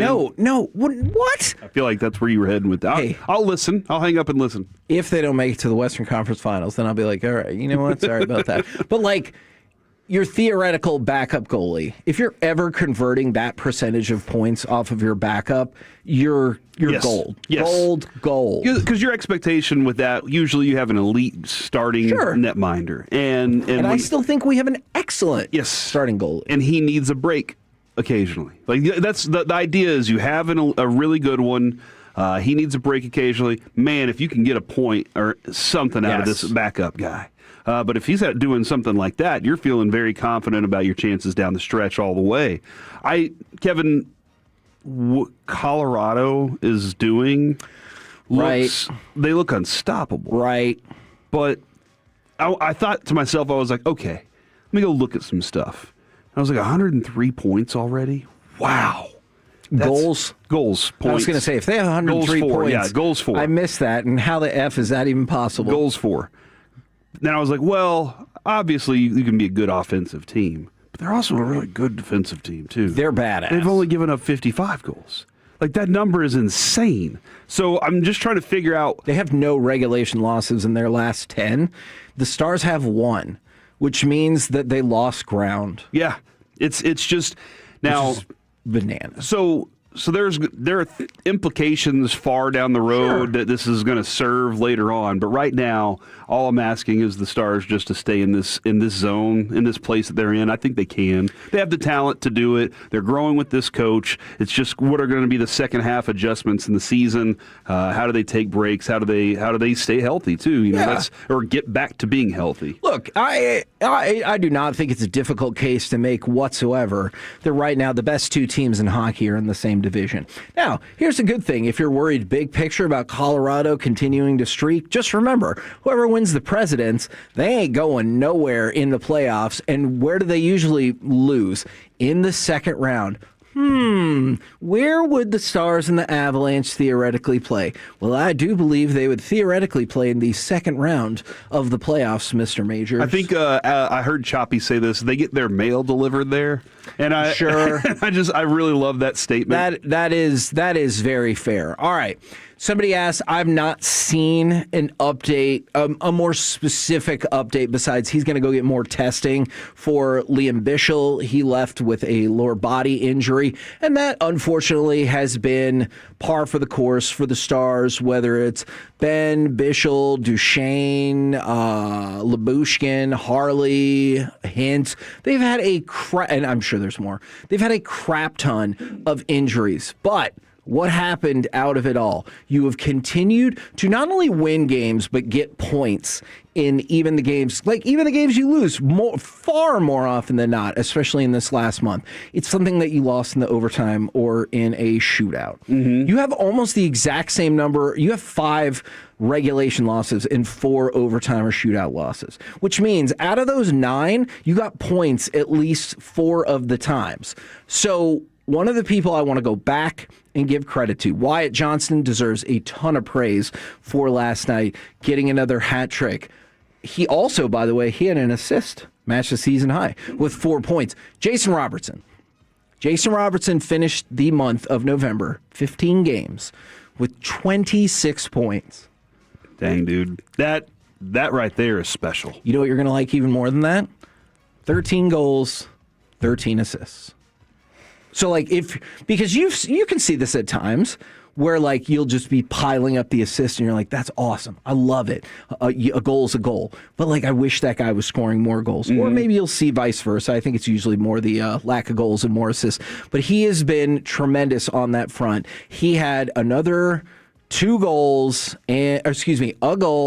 and 2 assists against Ottawa. So he has been on an unbelievable heater for the month, and that is one of the reasons that really the Stars have moved up in the world. Yeah, I'll take that right now from Absolutely. All right, do you want me to stick with the Stars, or do you want me to try to pivot over real quick to the Mavs? Real quick, couple of things. Tell me. Their turnovers have gone down. And you got to have it. That's something I was begging for. That's something I'm seeing right now. So that's a positive that we're seeing from them. Yeah. And look, their turnovers were down for sure. They had 8 in the last game against the Clippers. That's huge. And I hate to be generic with this, but think about it. If I tell you your hockey team going into a stretch is going to be really tight with the puck, they're not going to turn it over a lot, and their power play is going to look good. That's a winner. Don't you think you're probably going to be whoa, I bet we had a nice little run of hockey right there. Yeah, absolutely. Yes, and you've got the second best record in all of the NHL. I'm pretty sure second best record in all of the NHL, behind only Colorado, who, by the way, you know how many regulation losses do you think Colorado has in 25 games? 1? That is correct. Okay. 1. Wow. From the 512. I didn't even need you to add anything to that. I'm just telling you. I live in Colorado. Let me know if y'all need a deep sleeper agent. Send them in. Yes.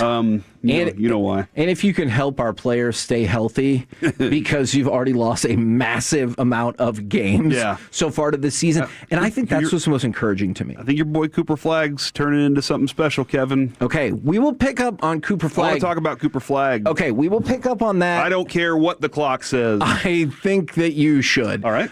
We can get away with it for charity purposes. On a regular day, I'm just not sure Alec if that's looked going like to he fly. wanted to cut me just yes, now. So. for sure. I don't know about all that. All right, well, put him to the test. Coming up next, we will talk with our Dallas Cowboys insider, Mickey Spagnola. Plus, what do you need from Monday Night Football to win your fantasy football matchup? I love it. 877-881-1053. Do it next right here on The Fan. Sean and RJ, the KNC Masterpiece, G-Bag Nation, and Fan After Dark. Live and local.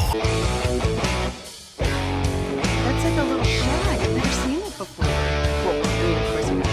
It's the Rachel. Oh, is that your name? No, I mean, like your name. No, I'm Jack. My name's Jack. Right, but I just mean like this is your hair.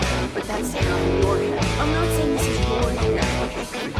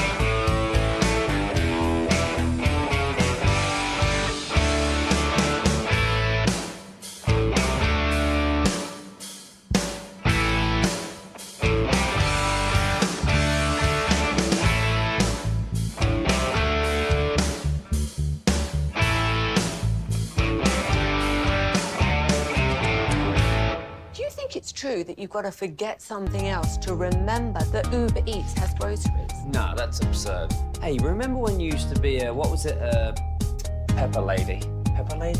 Wasn't it Cinnamon Sisters? Basil Babes. Saffron Squad? Nutmeg Maidens? Paprika? No. Nutmeg Maidens. I just said that. Was it Spice Girls? Doesn't sound right. Was it Saffron Squad?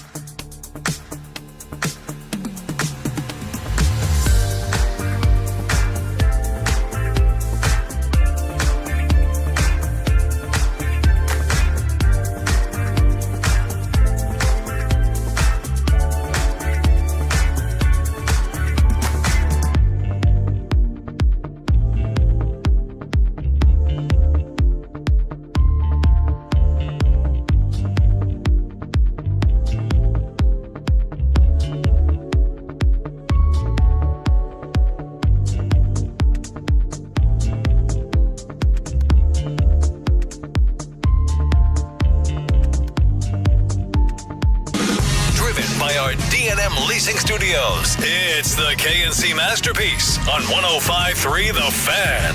KNC Masterpiece right here on 105.3 The Fan right now. Brought to you by Ford and your North Texas Ford dealers. Ford is the best in Texas. We bring you our Dallas Cowboys insider, Mickey Spagnola. Good morning, sir. Good morning, gentlemen. How are you? Man, Great. We're doing good. We are doing good. And how about them Cowboys? I always like to direct people to check out your stuff on DallasCowboys.com. Cowboys are the first team to defeat both of the previous Super Bowl champions in consecutive weeks on a short week. And so that is really cool. And I know you got to beat the Lions or else all the momentum kind of comes to a stop. But man, I wouldn't have thought I would ask this. It feels like there's the potential for something building up here in Arlington and Frisco, does it not?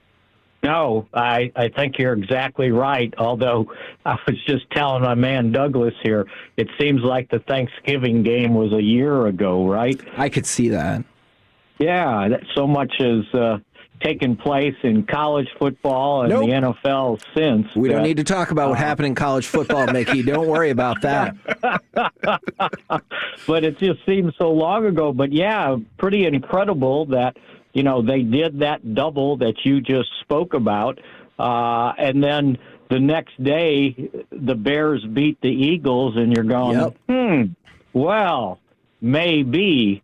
So yeah, it has pump some life into the final 5 games of the season for sure, because there's possibilities, right? Before there didn't seem like many, if any, but now you got to go, okay, let's just go play this one game at a time and see what happens. When you talk about the maybe, how much of that is based off of the Philadelphia Eagles play, and how much of it is based off the fact that it really seems like they might all hate each other?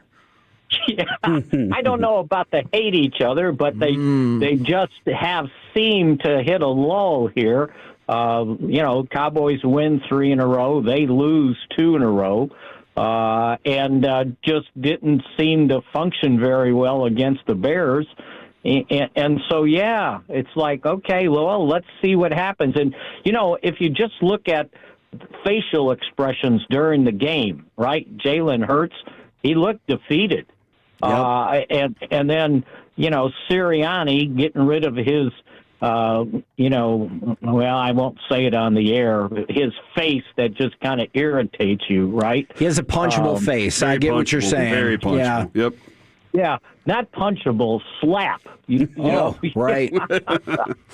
And so, yeah, you know, you just never know in this league. And so, again, and I thought it was very instructive of Brian Schottenheimer on Sunday to point out, hey, we're not getting into any of this division race, wild card race.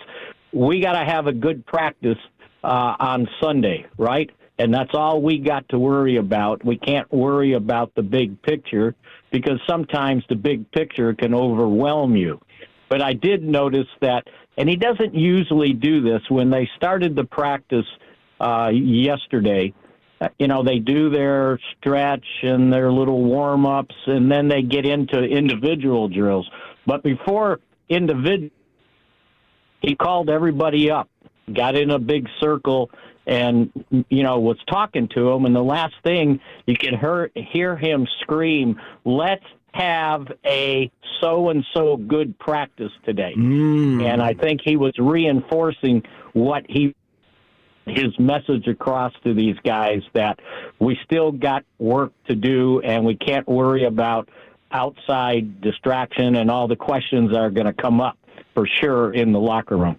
So-and-so is kind of a generic term. I wonder if there was something else that he could have said there instead of so-and-so. Though. Yeah, do you think maybe... I appreciate you censoring that for us. Yeah.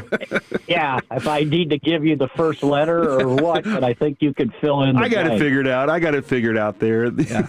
Leading candidate would have to be an F. I remember when I was small, and they would put like ... or exclamation, asterisk, or whatever for the bad word. Yeah. And I was young, right? But I was sitting there trying to figure out which word fits in there, you know? Yeah, no, I'm with you. Or you could tell somebody like, oh, they had a phrase that started with mother, and you're like, oh, that's nice. Yeah. And then you're like, it takes a pretty hard turn. It turns pretty quickly on that. Yeah, for sure. I'm kind of curious. Diggs says he's 100% for this. How much of a percentage of the plays do you think he gets in this defense? Yeah, I think that's hard to predict at this point. I would imagine if there was I'm just guessing, right? We saw him, part of practice we see, and he was participating in the individual drills, and that's, they opened up the 21-day window. I would imagine they didn't overdo it in the practice, so I would imagine if there was, they don't have to give an injury report till today, but I would imagine he was limited. Which is normal for when you're coming back after being out that long.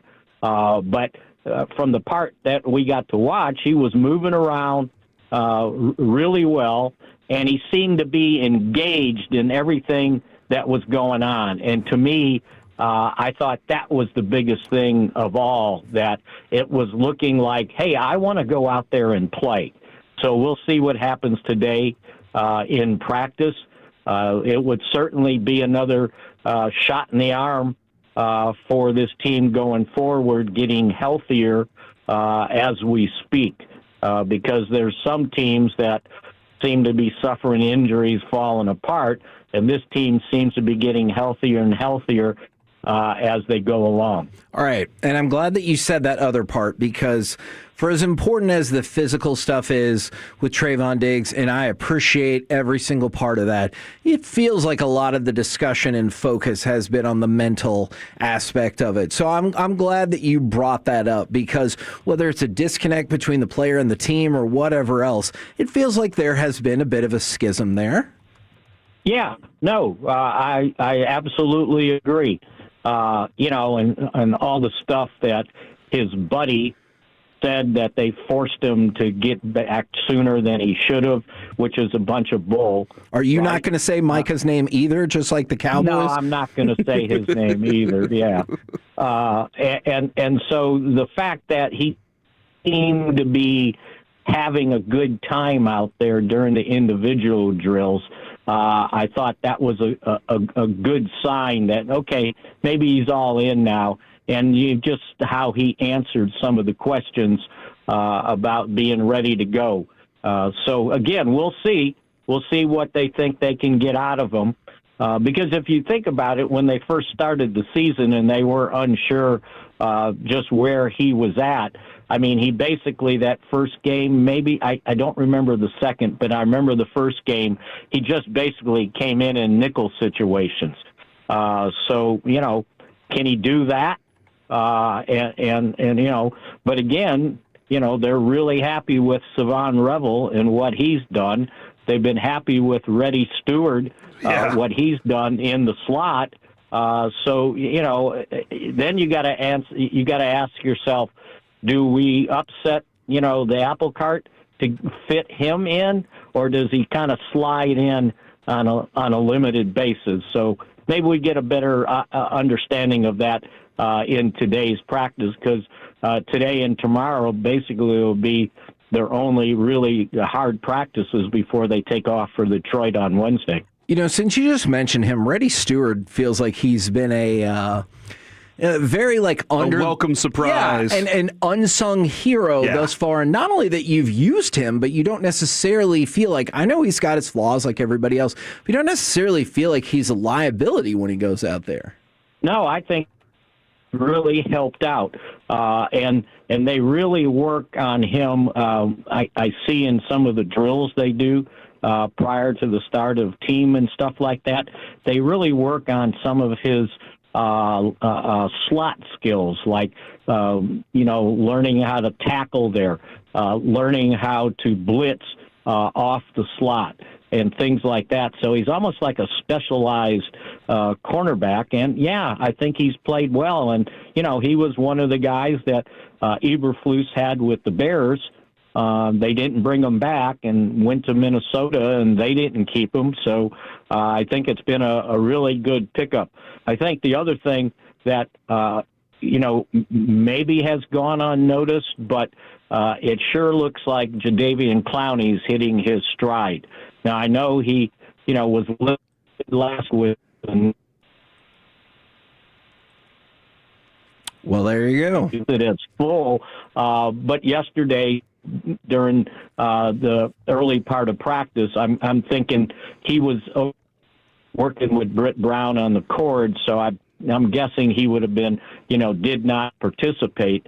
But and a lot of this stuff seems to get overlooked. But he probably had his best game of the season on the short week against the Chiefs. And it wasn't just the fact that he had 2 sacks. He led the team with 6 tackles. He had the sacks, 2 tackles for losses, and 2 quarterback hits. And he played 44% of the snaps. That was the third most snaps he's had all season. And, boy, if they can continue to get that from him, right, it sure makes a difference on that defensive front where they needed upgraded play from their defensive ends. Thank you very much for the time, as always, good sir. We'll catch up with you again tomorrow and really start moving more into Lions mode.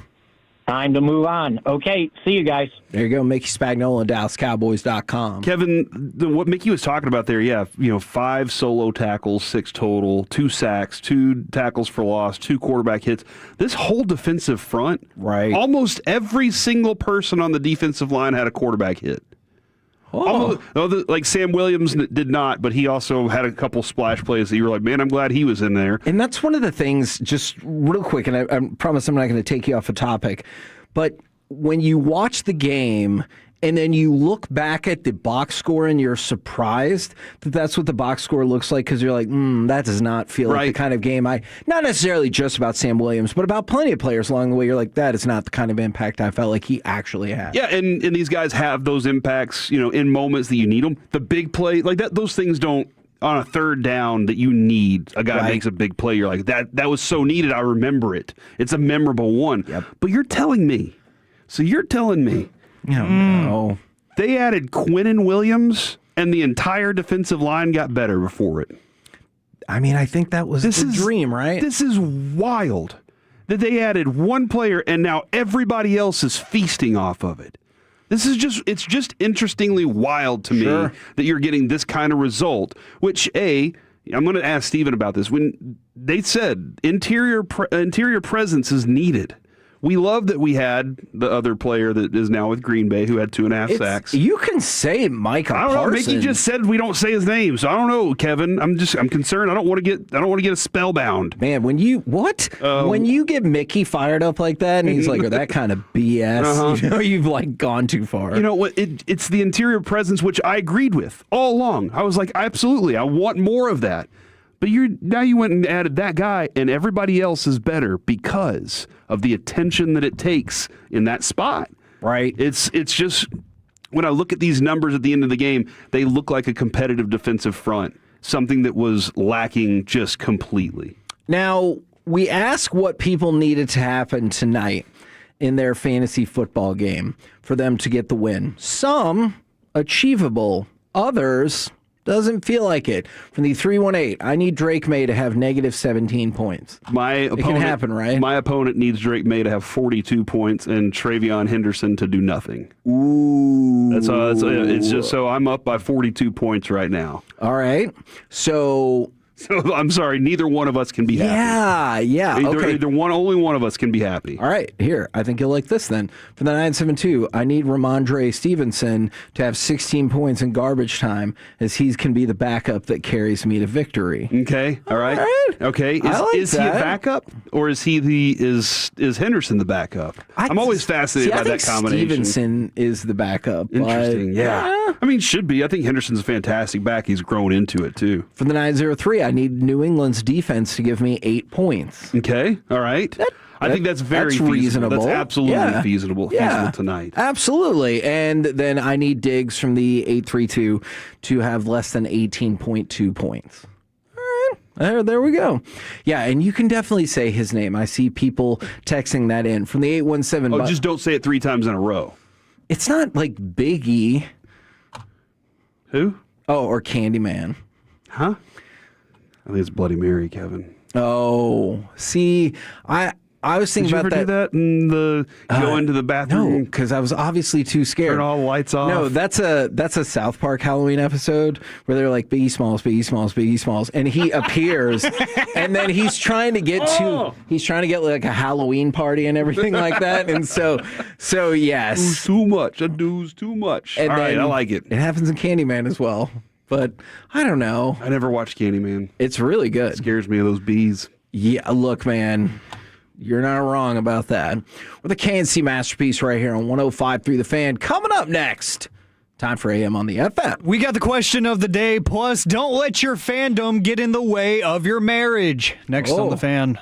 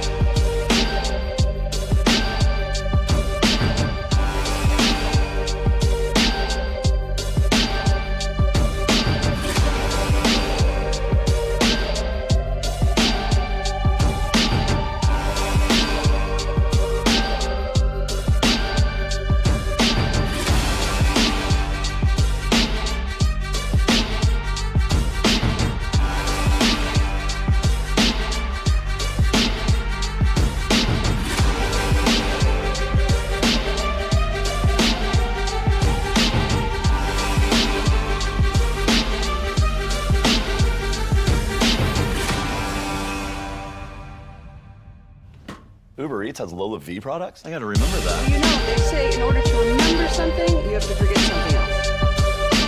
Okay, now that is a very cute haircut. That's like a little shag. I've never seen it before. Well, I mean, of course, it's the Rachel. Oh, is that your name? No, I mean, your name. No, I'm Jen. My name's Jen. Right, but I just mean like this is your haircut, but that's hair on your head. I'm not saying this is your hair.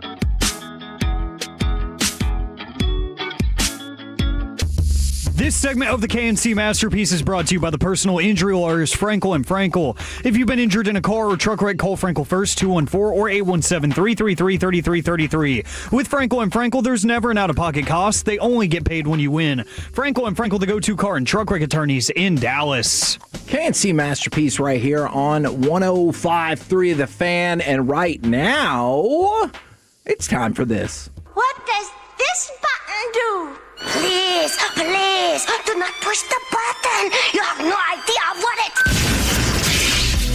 Alec, you be quiet. Alec, that was awful. 1 for Alec, 0 for Peyton. Don't you dare touch that dial. Don't you dare do it. It is time for AM on the FM. My name is Alec Medford, the man that they call the Pride of Mansfield, Texas. Yeah. Sandwich.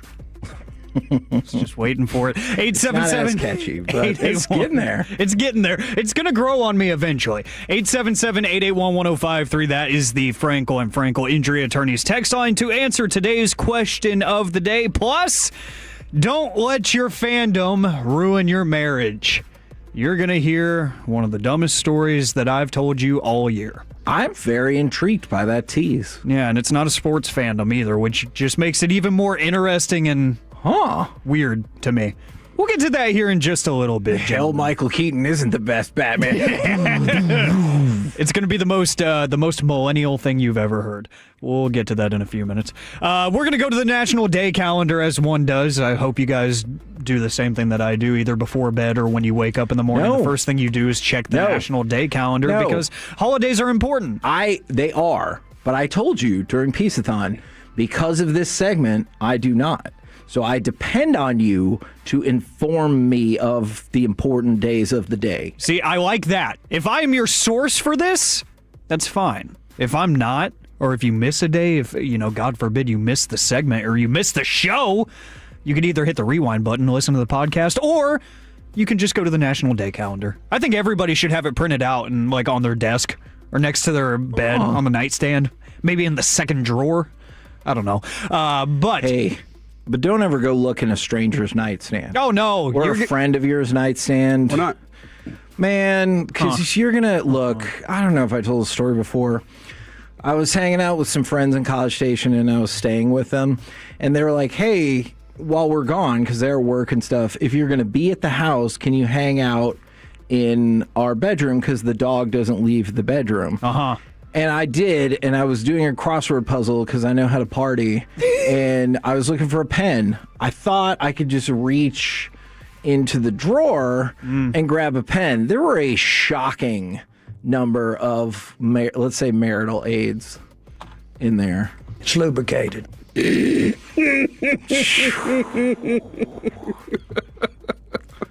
Wasn't me. I'll drink to that. Yeah, yeah, some water. But let's go to the National Day calendar before my segment gets removed from the show. And we will see that today, obviously, is Cyber Monday. If you see any incredible deals out there, I am no stranger to a deal, so send those my way, please. It is also National Pie Day, so if you enjoy the different varieties of pie, big day for you. Go celebrate a pie somewhere. Do you think people underestimate looking out for deals for others? Because I think a lot of people look for deals for themselves, but I'm like, man, maybe this is a great time to buy Christmas presents or whatever for somebody with those deals. Yes, and that's what I do. I usually wait until today to check. I'm not ready to get through the show because I enjoy working, but I'm like, I have so much Christmas shopping left to do. Right. So Amazon is calling my name, and I'm not trying to pull a Bassick and try to win auctions during the segments. So, I'm staying away from eBay, staying away from Amazon until after the show, gentlemen. I'm locked in. I'm locked in here on a Cowboys Monday. I'm excited. But it is Cyber Monday, rather. It is also National Eat a Red Apple Day. Yes, National Eat a Red Apple. And a red apple, fellas, is one thing that you could hand me at any given time, and I will destroy it. I love apples. So that's going to be the question of the day. What is the one food that you could eat on command at any time? 877-881-1053. Sandwich. That's right. Well, not at any time, at 11:20 a.m. Monday through Friday. That's when. But for me, it's always been, ever since I was little, apples. I don't care. Even if I'm not relatively hungry, if somebody hands me an apple, I will eat said apple. I love apples. So you feel like it's always apple time. Yeah. Apple time. Me and Reggie got along very well in that sense when we would host the Get Right together, 7 to 11, before the Fan After Dark was created. He would always supply me with the Go-Go Squeeze applesauce. Yes, and I never realized how amazing those things are. They really are. So, yeah, anytime I would start to, stomach starting to rumble in the 10 o'clock hour, he would just reach into his bag and toss me one. And I'm like, you know what? You're a great human. I think it's then the double dark chocolate Milanos because my wife really likes those. And so if somebody offers that to me, I'm like, all right. Even if I just ate or something, I'm like, yeah, okay. Yeah. The Milanos wait for nobody, Kevin. Not even your hunger. They are good. Not even your hunger. Guys, now that my sandwich is gone. Oh, that was quick. The coconut ice cream bar, from the Paletta guys. You ever see the guys pushing the ice cream bar carts? Yeah. Oh yeah. And you go up and you're like, hey, and then they reach in and they pull one out. It's the coconut one. Huh. And so I found that they have a brand. I don't know the name of the brand. It's in a green box, and it's in my freezer. It just shows up magically in my freezer every week. And if you are walking around and you have I don't want a liquid version. I want a frozen one, all right? But if you're just walking around and you have a frozen coconut bar, I will eat that anytime. Do they still make those? I haven't seen them in a long time. So the answer's probably they stopped doing that in 1997. The banana fudge bars. So they kind of tasted like fudge, but they were also had tinged with banana flavor, and they're in a yellow package. Yeah. They were delicious. JELLO. I feel like I haven't seen those in a million years. Did Bluebell do a version of those also? I don't remember. I bet there are. I bet somebody. Delicious, though. BANANA fudge bar. ANANAS. Yeah, dude, Bluebell. Bluebell rocks those. Yeah. That's right. And Bomb Pop has their own version. It's not as good though. Oh yeah. The Bluebell ones look so good. Yeah. Yes. Ooh. No, they stopped making them. What? Oh no! Oh man, what a roller coaster you just took me on there. Yeah, I can't trust you ever again. But the Bomb Pop has their own version. It's not as good. Aww. Okay. Unless you want to, unless Bomb Pop's like, we'll show you. Does it say how long ago it was? I need to know. Don't tell me it was in October versus, this happened in 2004. And I'm like, oh, okay. Okay, well, yeah, that's Kevin, all right. I'm currently on Bluebell Ice Cream chat on Facebook. Okay. Which I knew was a thing, and it does not have the date. It just has a lot of people saying, bring them back. I haven't had one since the 7th and 8th grade. Okay. I miss them too. Oh. There's a whole fandom out here. That was all? That was the end of it? I thought there was going to be more. The snack plant is closed for years now. They only make a few snacks. What? Well, how do they make them if the snack plant is closed? I don't know. Somebody said when the listeria hit, it destroyed everything. Look, so, and I've told you many times, I'm not a big ice cream person. But this is how I knew that Bluebell was a juggernaut. Is people got poisoned. I think 1 or 2 people died. But the second they're like, nah, we took care of it. You won't die with this ice cream. Everyone's like, sounds good. Let's go line up to get it. Great question from the 321. Can they grow another snack plant, Corey? I don't think that's the. I think you have to have the right climate, and I'm not sure this is the right climate. Okay. Yeah. Just like money trees. Obviously, you're going to need some rich soil for that as well to grow a snack plant. So like some Jerry Jones soil? Mm-hmm. Straight from the Star in Frisco? Or is that turf? I don't know. Why is it that I think Jerry would really enjoy that question if we were like, do you guys have good soil in Frisco? It's like, you wouldn't even know. It's nobody's seen soil as rich as this. I think they you're say right about They say that. the soil in New Orleans is so rich that you can plant beads and it grows out a bead tree. But here in Texas and Frisco, only in Frisco, not Plano, not Louisville, not Carrollton. If you use only in Frisco, different, not as good soil, you'll get that lady who peaked in high school who's like, hey, wants to see my. Never mind. He's like, What in the world? I saw the site in Frisco where the Star is now, and I planted one brick, and that entire thing just popped up out of nowhere. That's how rich that soil is. Kind of. We probably can't convince Sean and RJ to ask that question, No. but maybe we could ask it. Yeah, we talked to him as well. All right. That's right. Every Friday at 10:30, Corey. point. Thanks. Let's see. 877-881-1053. Your favorite food that you could eat on command at any time in honor of National Eat a Red Apple Day. Somebody asked about green apples. Yeah, they're cool. Red apples are better. What? Why? I don't know. I'm with you. Give me a good Okay, Honeycrisp why? apple, and I'm good. Honeycrisp is fine. I don't feel like they're as crunchy as the red apple. That's fair. The red apple has a crispier bite, which is weird because it's crisp is in the name Honeycrisp. Green apples are too tart for me, and the red apple's sweet. So I'll take that sweet, crispy crunch out of a red apple. I like red apples a lot. I love them. It's hard because we got the little grab-and-go station on the second floor now, and there's always apples there. And I'm like, I shouldn't be spending money on stuff I have at home, but gosh. What do they charge for an apple? Oh, I think it's only like 75 cents. But still. Really? Yeah. Whoa. It's actually very fair, and I've been tempted, but I'm like, I have a bunch at home. I just need to put one in my backpack and not be a dummy. For the 817 pomegranate, from the 425 beef jerky, I feel like that's a lot of people. I love pomegranate. yeah. I love pomegranate. It is so much work. Yes. It is so much. I still love it. Like dragon fruit. Yeah. So, like, if it was pre-peeled or whatever, you'd be like, I love it. Here's the other question I have, pomegranate people. That is your band's name. The pomegranate people? Yeah, I don't know. Especially if you do like that kind of indie folk rock. Like That would work. You should absolutely be the pomegranate people. But like my question is, can you Right, you get it. Can you swallow the seeds? You're afraid of pomegranate's going to grow inside of you. I don't know. I feel like what if it's poison? You know, I don't know. Can you swallow those seeds? Hold on. Or are you just supposed to eat the juice off of the outside? Which sounds weird to say eat the juice off of it. Yeah, I think you drink it. And doesn't that feel like a red flag?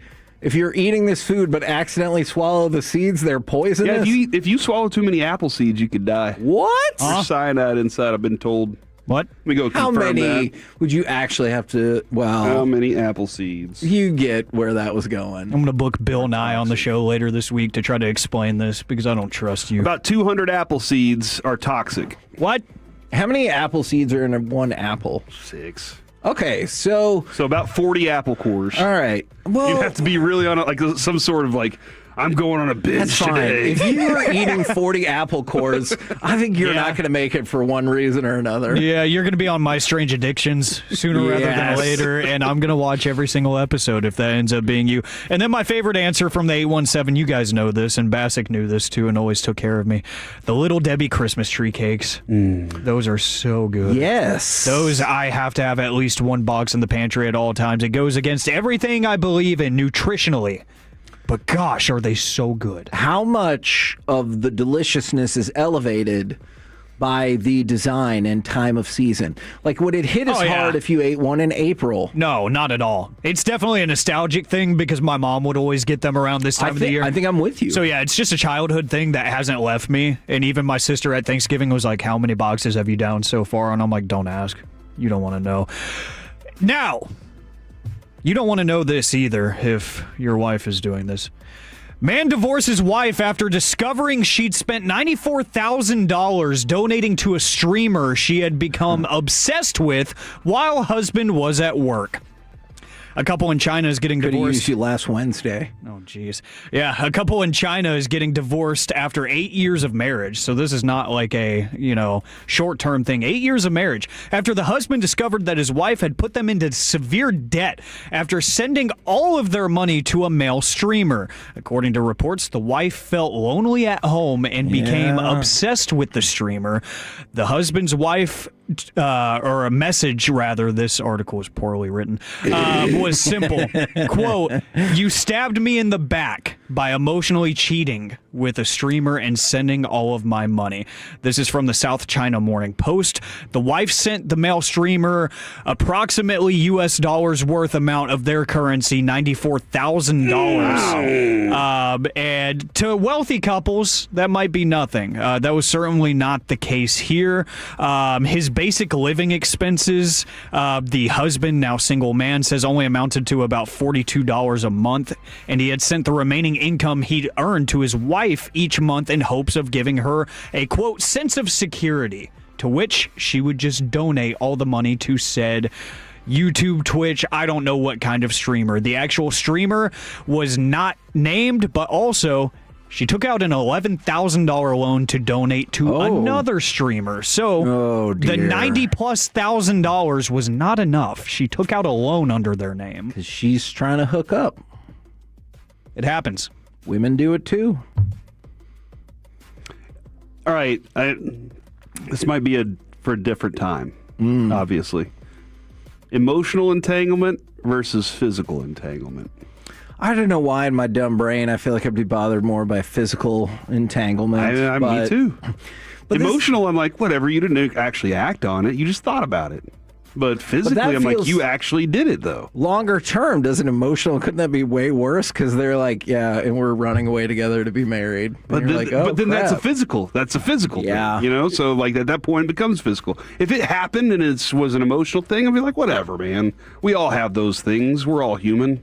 You know how women are. Not me, but we all, I'm just saying the royal If you want to get involved in this one, PJ. We're the KNC Masterpiece right here on 105.3 The Fan. Coming up next, it's time for Gridiron Gravy, where we got a pair of NFL records, and why wouldn't you throw the ball to either of these players? Dax on The Fan. The more time you give,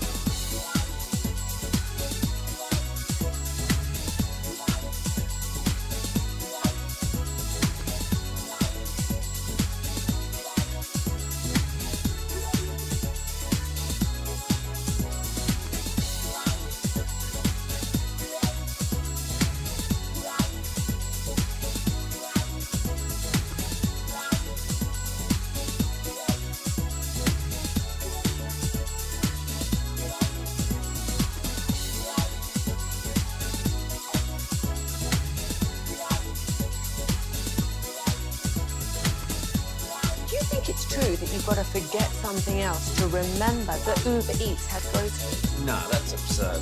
Hey, remember when you used to be Pepper Lady? Pepper Lady? Wasn't it Cinnamon Sisters? Basil Babes. Saffron Squad? Nutmeg Maidens? Paprika? No. Nutmeg Maiden. I just said that. Was it Spice Girls? Doesn't sound right. Was it Saffron Squad?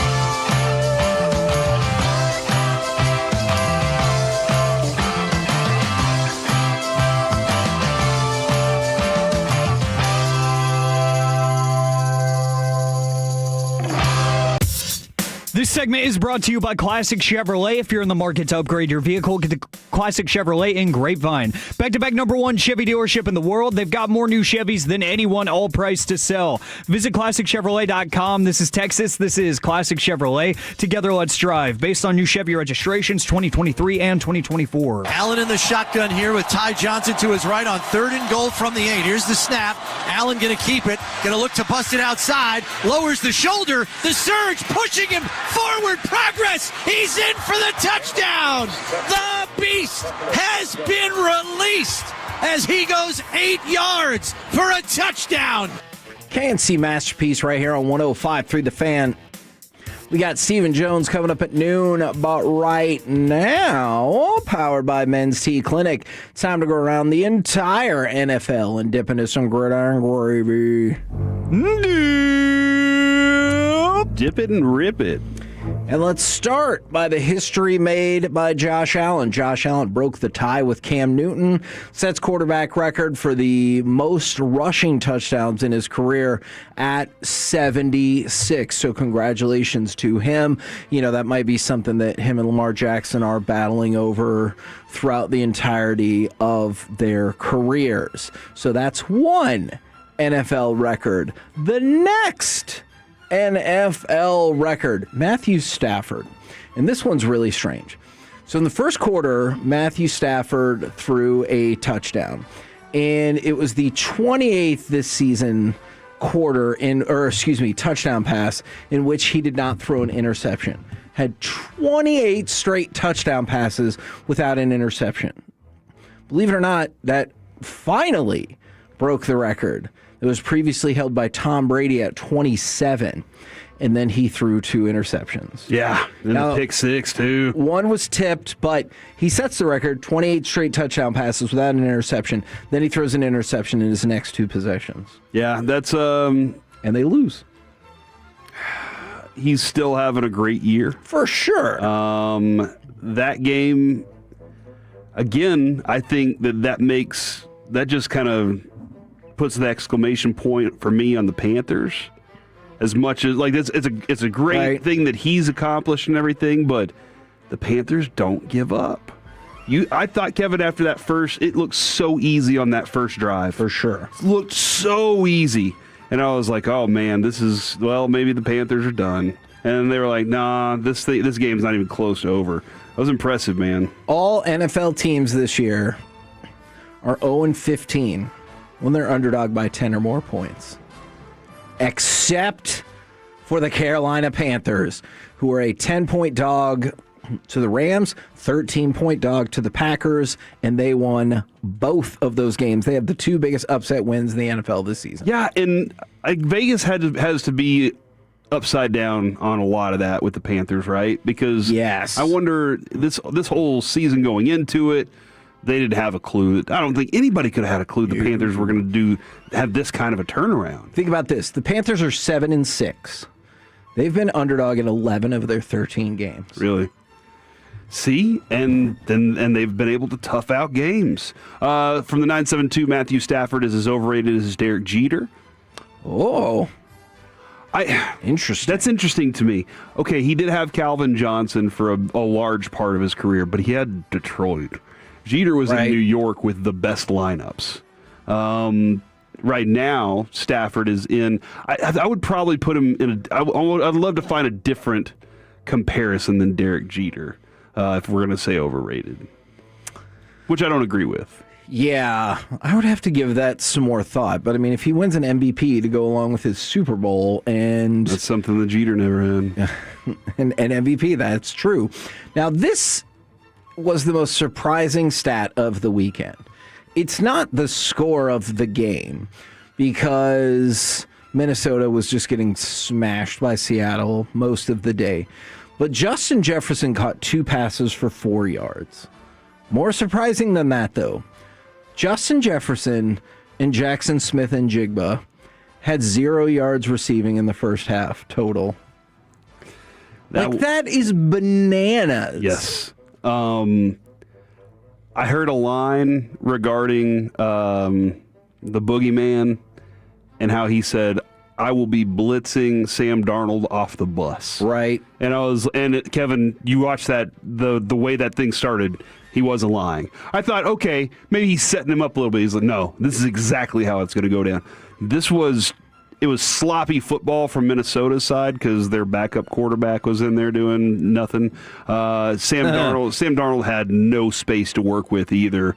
this was a defensive gross game for any fan. Like, I had 3 points from Sam Darnold. I gotcha. Gross. But at the same time, it was one of those where you knew what to expect. And these teams, those two teams, if they have any thoughts of wanting to be in the playoffs or any of that stuff, that's the kind of games and efforts you're going to get. Now, let's talk about the Denver Broncos. That game against Washington, another pretty big underdog, went to overtime. It's 27-26. Washington says the hell with it. We're not going for a stupid tie. Let's go for the win. Go ahead and give me cut number 14, will you please, Alec? Washington for the win. Mariota has it rejected by Benito, and Denver has won 9 in a row. Nick Benito with the deflection right there. And as Tirico put it so expertly and enthusiastically, that's 9 straight wins for the Denver Broncos. And a lot of their wins have been close, too. For sure. Those really tight games that come down to the wire, some comebacks that they've had to have along the way as well. Do you agree with the decision to win it? Yes. I think I do, too. Yes. You're at home, you're backup quarterback, you're not very good anyway. You kind of are hoping you can just steal a play there. And Nick Bonito, did you hear Bo Nix? He said he knew the play. He was like, I knew the defensive play called. Oh. So I knew what we were doing, and Bonito made just an amazing play there. They were trying to make that pass to the underneath, to the running back underneath, and Bonito just stepped right in and made an amazing play. And they have what it's called a Kodak moment. I read that this morning, Kevin. That's whenever, kind of like that. You take a moment to reflect. You call a timeout. And it's called a Kodak situation. Take a timeout and then take the moment to recollect yourself. And that's what Denver did, and they made a fantastic play there. Now, Denver remains 2 games ahead of the Chargers in the AFC West. Speaking of the Chargers, Justin Herbert, he suffered a hand injury yesterday, although he's already saying that he's going to play next week. We've talked about this before with Mickey, because it's a broken bone in his left hand. We've talked about this with Mickey. Sometimes the players get ahead of themselves. Aaron Rodgers, you saw yesterday, play a lot from the pistol. Right. Wasn't under center. I think that's going to be the same thing with Justin Herbert, is he'll do a lot of not under center stuff and just be in shotgun and try and work it that way. Because on the sideline during the game, that's what they wanted to see. Can you go under center and take any snaps there? And he was like, I don't love it. You can see kind of him wincing when he'd get the ball in his hand. So I think they're just going to say, look, if you can throw, we're in a better situation. We're just going to have to adapt that way. Perhaps the most controversial play of the day was an extra point. The definitely looked like it did not go in. And then we got the rule experts like, well, once it goes over the goalpost, it's a judgment call and blibbity blabbity. And the Texans used that, and then they tagged on another field goal to defeat the Colts 20-16. And if you want to talk about interesting divisional races, I feel like AFC South's pretty high up there. Oh, because Jacksonville is at the top of this sucker right now? They are. Kevin, I made a bold statement maybe 2 weeks ago that the Colts would end up second and maybe third in their division. And I was like, that is bold. And I think that I'm going to be right about that one. It could definitely happen. A couple more quick things for you. Joe Burrow continues to dominate the Ravens in his last 3 games against the Ravens. That 1,081 passing yards, 11 touchdowns, and 1 interception. And then all of the underdogs won on Thanksgiving. So congrats to them on that. With a KNC masterpiece right here on 105.3 The Fan. Coming up next, we will talk with Dallas Cowboys Executive Vice President Stephen Jones right here on The Fan. Take us with you wherever you go. Now heard on the iHeartRadio app, YouTube, Twitch, the TuneIn app, our Odyssey app, and of course with the biggest mother of a radio signal in DFW. Thanks for making your favorite travel buddy 105.3 The Fan. Hey, everybody, Men's Tea Clinic. I want you to think about this just for a second. I don't want to bum you out or anything, but men, on average, die 4.5 years earlier than women from largely preventable diseases. Male suicide rates are staggering. 60 men...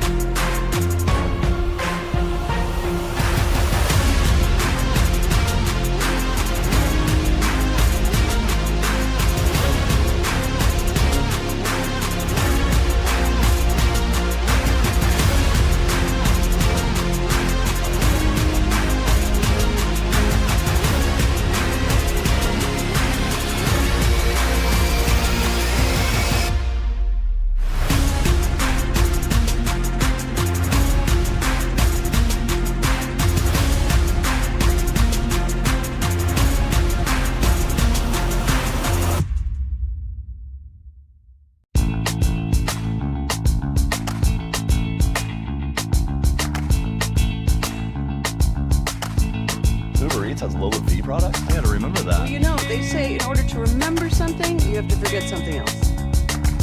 Okay, now that is a very cute haircut. That's like a little shag. I've never seen it before.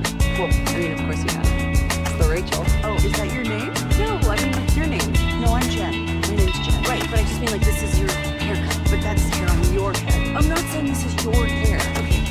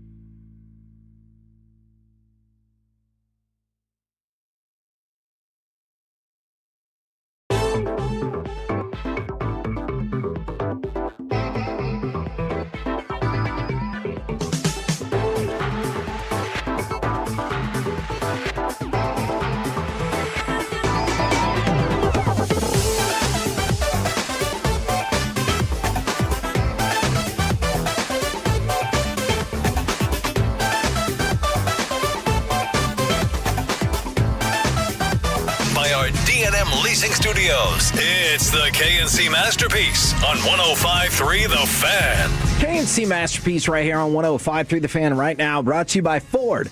And your North Texas Ford dealers, Ford is the best in Texas. It is Dallas Cowboys Executive Vice President Stephen Jones. Good afternoon, sir.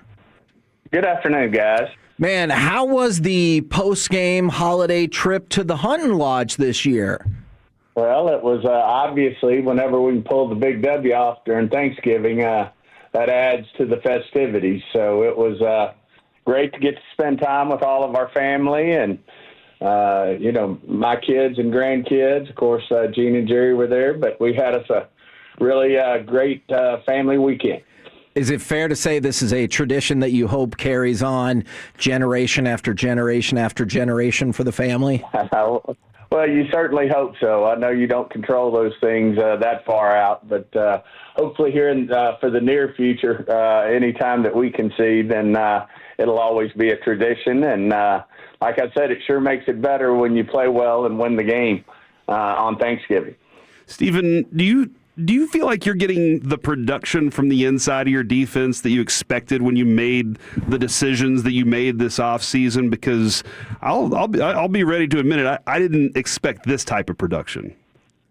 Yeah, I mean, obviously we're pleased at the direction that we're going right now. I think we're still evolving. To be candid with you, I still, think we should keep getting better as Coach Eberflus and his staff get their hands around, the talent we have on the defensive side of the ball and what their skill sets are and what they do best, and vice versa. I think our defensive personnel is getting each week get a better feel for what Coach Eberflus and his staff are trying to accomplish, and we've still got a lot of work to do and a lot of wood to chop, and.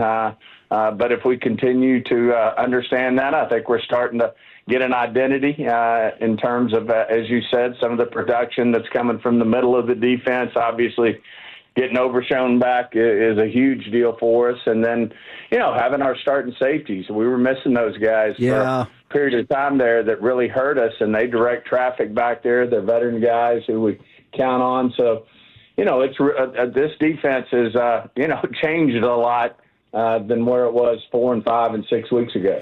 And a lot of that focus we've all had is on the field, but what about in the locker room? How important is it for everyone to get kind of assimilated and get that team chemistry going, especially when you have a lot of new guys or people coming back from injury as well? Well, the challenges this team went through, 3 weeks ago, with the passing of Marshawn Needling, I think it brought us together even tighter as a group, and as Shotty likes to say, a family. And I think Coach Schottenheimer and the staff did a great job with the players.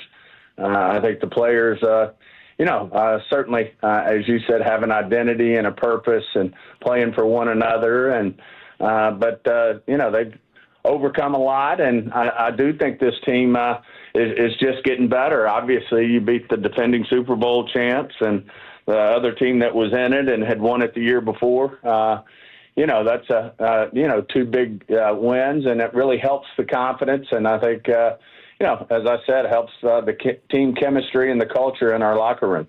Do you ever take a moment to kind of sit back and smile seeing Schottenheimer have this kind of success right now? As you told us at the beginning of the season, you said you felt it was going to build. You said it was going to be a work in progress, and right now it looks like all that work's paying off. But Shotty has, in his first season, is having some really good success, and I feel like that's got to be nice to see for a guy like that. Well, it's always good when you, and I don't think we had any preconceived. I know we didn't have preconceived notions. When we finally decided we were not going to have Mike back, that Shotty was our guy. I mean, we really wanted to go through a process, but obviously as that thing evolved and it came around, and it's great to see those things pay off. And certainly he was just got, with each interview he was more and more impressive, and certainly we had a good feel for him. But obviously he's I think exceeded everybody's expectations, and he's just doing a great job coaching the Cowboys right now.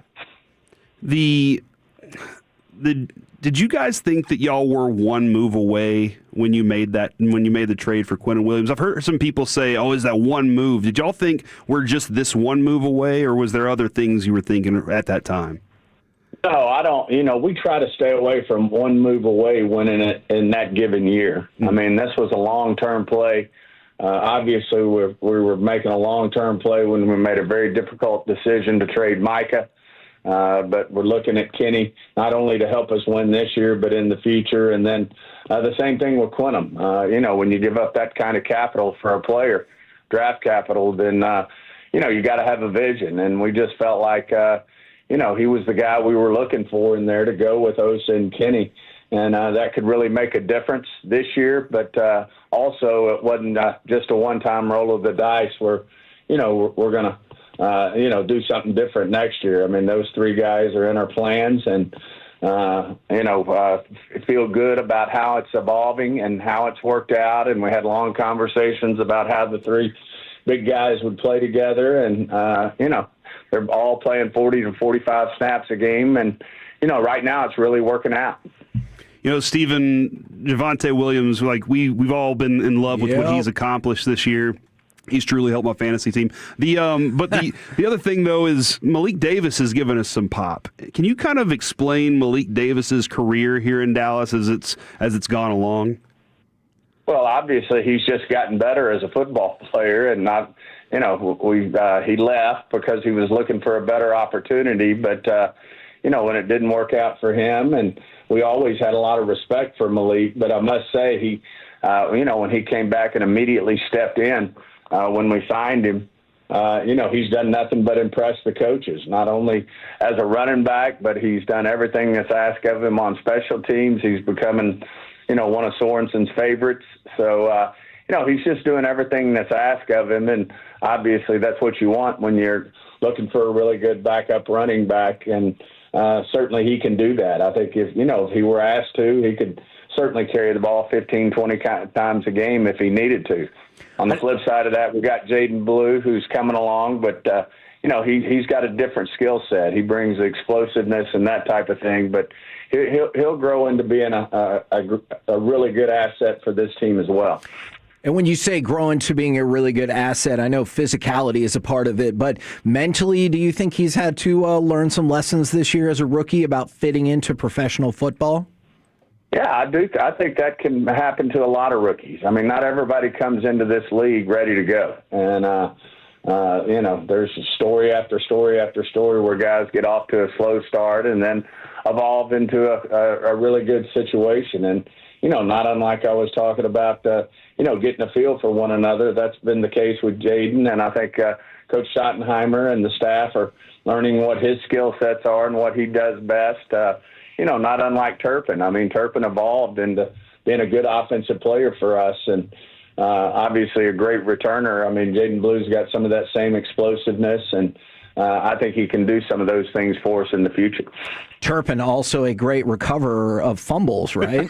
Oh, maybe the biggest play of the year. I mean, it just, Shotty's going to play that again and again and again when he's coaching these guys to cover down on the ball when the runner breaks out into the open like that. And, that's coached, and he was chasing the ball and right there to get it when the ball popped out. And what a huge recovery. I mean, that, is one of the bigger plays of the year. I think we'd all agree with that. I know players are always anxious to get back out on the field, and I've heard what he's had to say. Do you expect Trayvon Diggs to be on the field on Thursday? And how big of an impact can he still make for this club?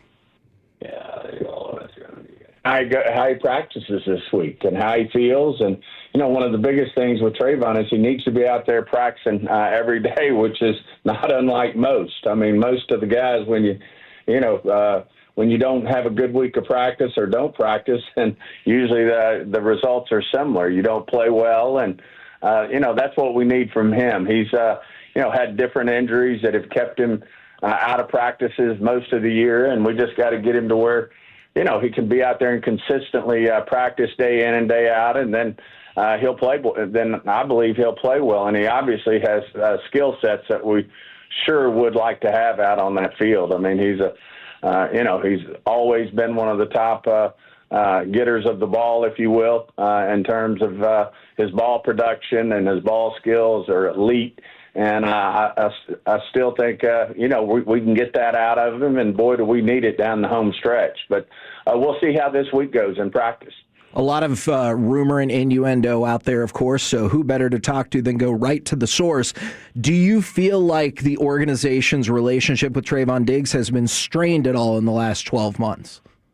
No, I think it's just all part of when you certainly have challenges and you have adversity, that's a tough thing for players, for the organization when a player's, had the tough injury situation that he's had, with having a couple of real difficult injuries, and then obviously trying to play his way back into, being the type of guy that he wants to be, that we want him to be, and that's certainly why we gave him a big contract, but because we think so much, we think a lot of him.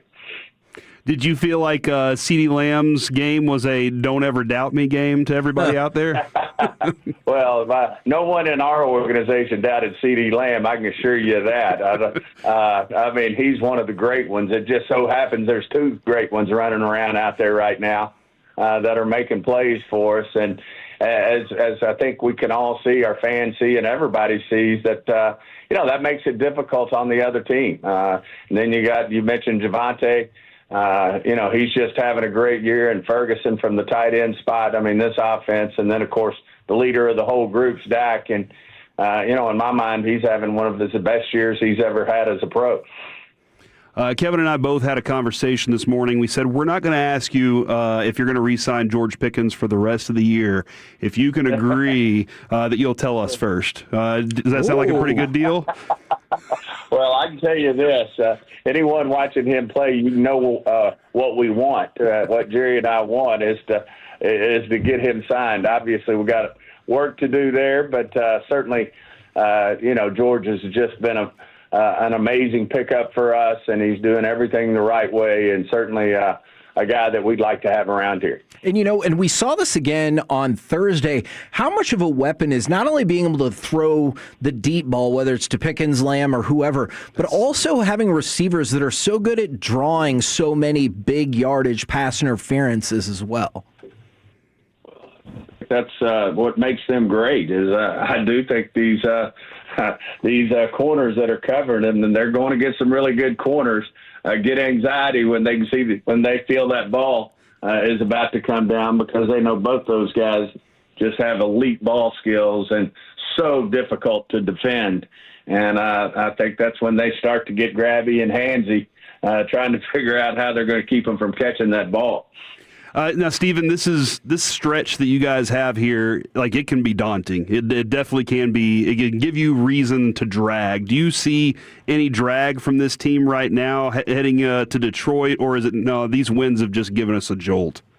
Oh, I think it's what you just said, the latter. It's just given us a jolt, and there's so much energy, whether it's led by Coach Schottenheimer and his staff, but the players, Dak, everybody's feeding off one another, and it's nothing but a jolt. And to have the energy of winning football games, there's nothing like it. And obviously, we put ourselves in a hole to start, and we still got a lot of work to do. But there's not a better time for a team to, start hitting on all cylinders than the second half of the year. And certainly, I think our teams have got a lot of work to do, but at the same time, I think they're feeling the pieces coming together, and they're getting an identity. And, I think that just energizes these guys. And I know Coach Schottenheimer will take care of them physically in terms of when to push and when to let up a little bit in terms of letting their bodies get the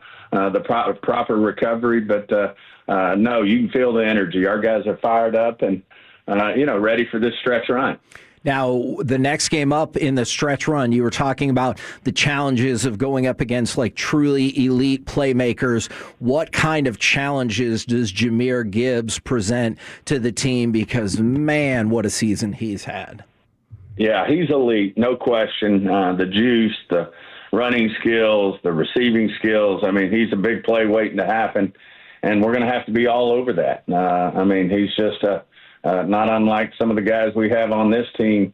He's a premier player in this league, and certainly going to be a handful for us as we prepare, to go against the Lions. And that place, they're all behind their lines now, and everybody up there has just done an amazing job of turning that organization around, and their fan base is behind it. It's loud in there, and it's certainly going to be a big challenge for us.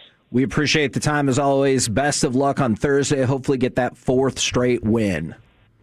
Hey, always good being on. Hope you guys had a happy Thanksgiving. Take care. There you go. Stephen Jones right here on 105.3 The Fan. I did. Thanksgiving was good. I was happy. How much, percentage usually year over year does your Thanksgiving get better when the Cowboys win? 15%? 100%. Yeah. Oh, my goodness. Yeah, because it could be real bad. It could definitely be real bad. You know what, though? My expectations, I felt like they were going to win. I'd said that before. I said it before the season. Right. And so I was feeling that way. I was feeling pretty confident. And then they did. So I feel like, Kevin, I was just like, now more brisket and turkey, because they did brisket instead of ham. And I think brisket needs to be added to the bracket next year. You know what? Turkey brisket. Hold on. And then I would like to request maybe we add steak, because I think if we all band together right here, right now, we could do this. Let's get rid of turkey on Thanksgiving. Turkey is nothing compared to these other foods that you're mentioning. So many good meats. Yeah, we could drive it out. A couple more quick notes for you. The Vikings have waived Adam Thielen. He asked to be waived, and they said, sounds good to us. And then I don't know if they said it just like that. And then Sauce Gardner is listed as week to week with the calf strain. He says he hopes he can be back during the regular season. That hurts, man. If he didn't come back during the regular season, there might be nothing to come back to. We're the KNC Masterpiece right here on 105.3 The Fan. Coming up next, let's do some NFL overreaction or reality. Plus, we'll talk about all the Lane Kiffin stuff, the Dallas Mavericks, and maybe Thanksgiving meats. All of it next on The Fan.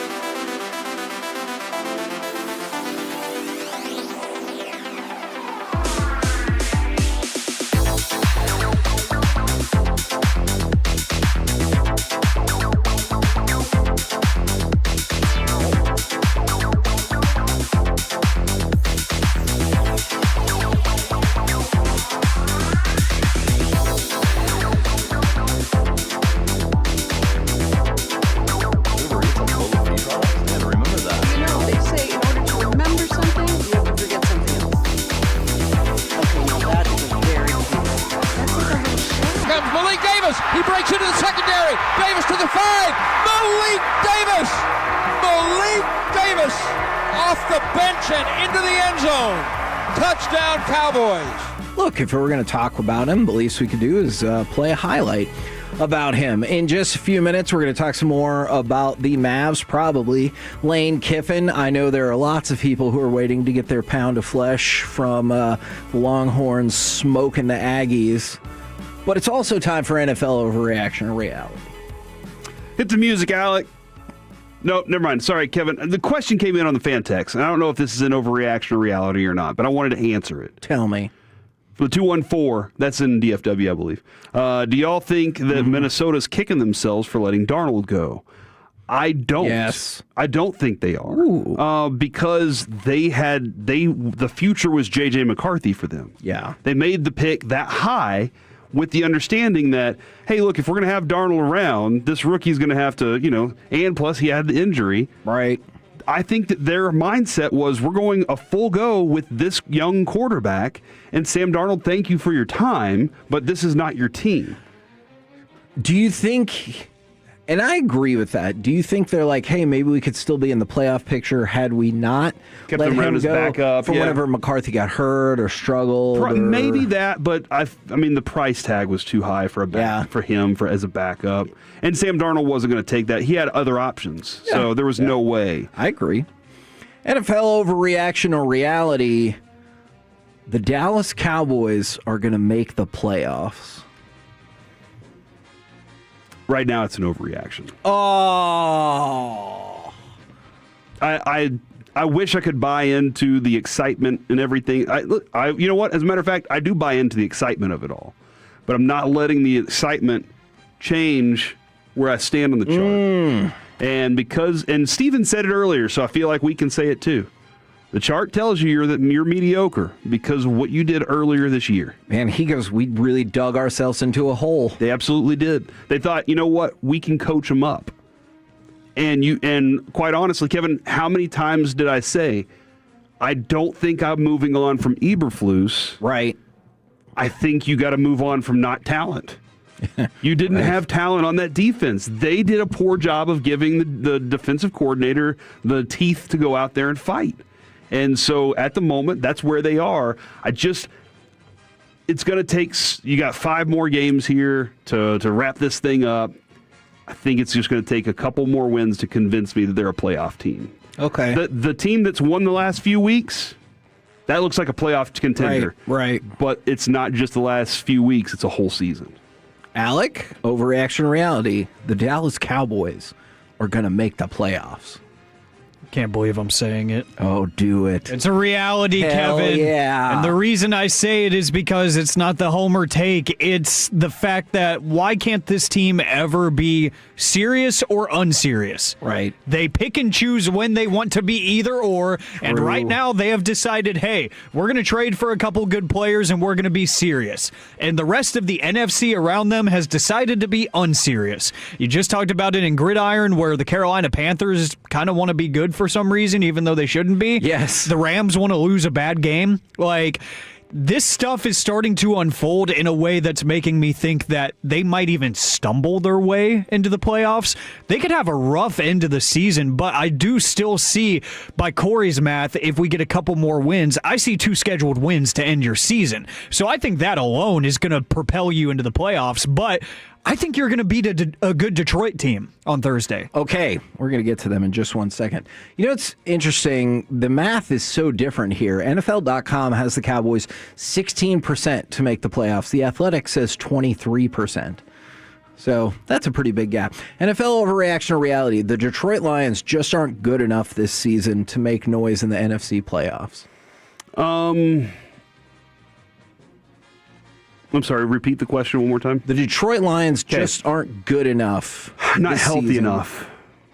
And I think that's the good part of it. I'm very concerned about St. Brown. Have we seen an update on his injury yet, Alec? He ain't going to play. The way he got rolled up on early in that game. They said week to week, so kind of like Sauce. He ain't playing. Yeah, he got rolled up on early in that game, which means I have to find another wide receiver to start in his place in my fantasy league. Right.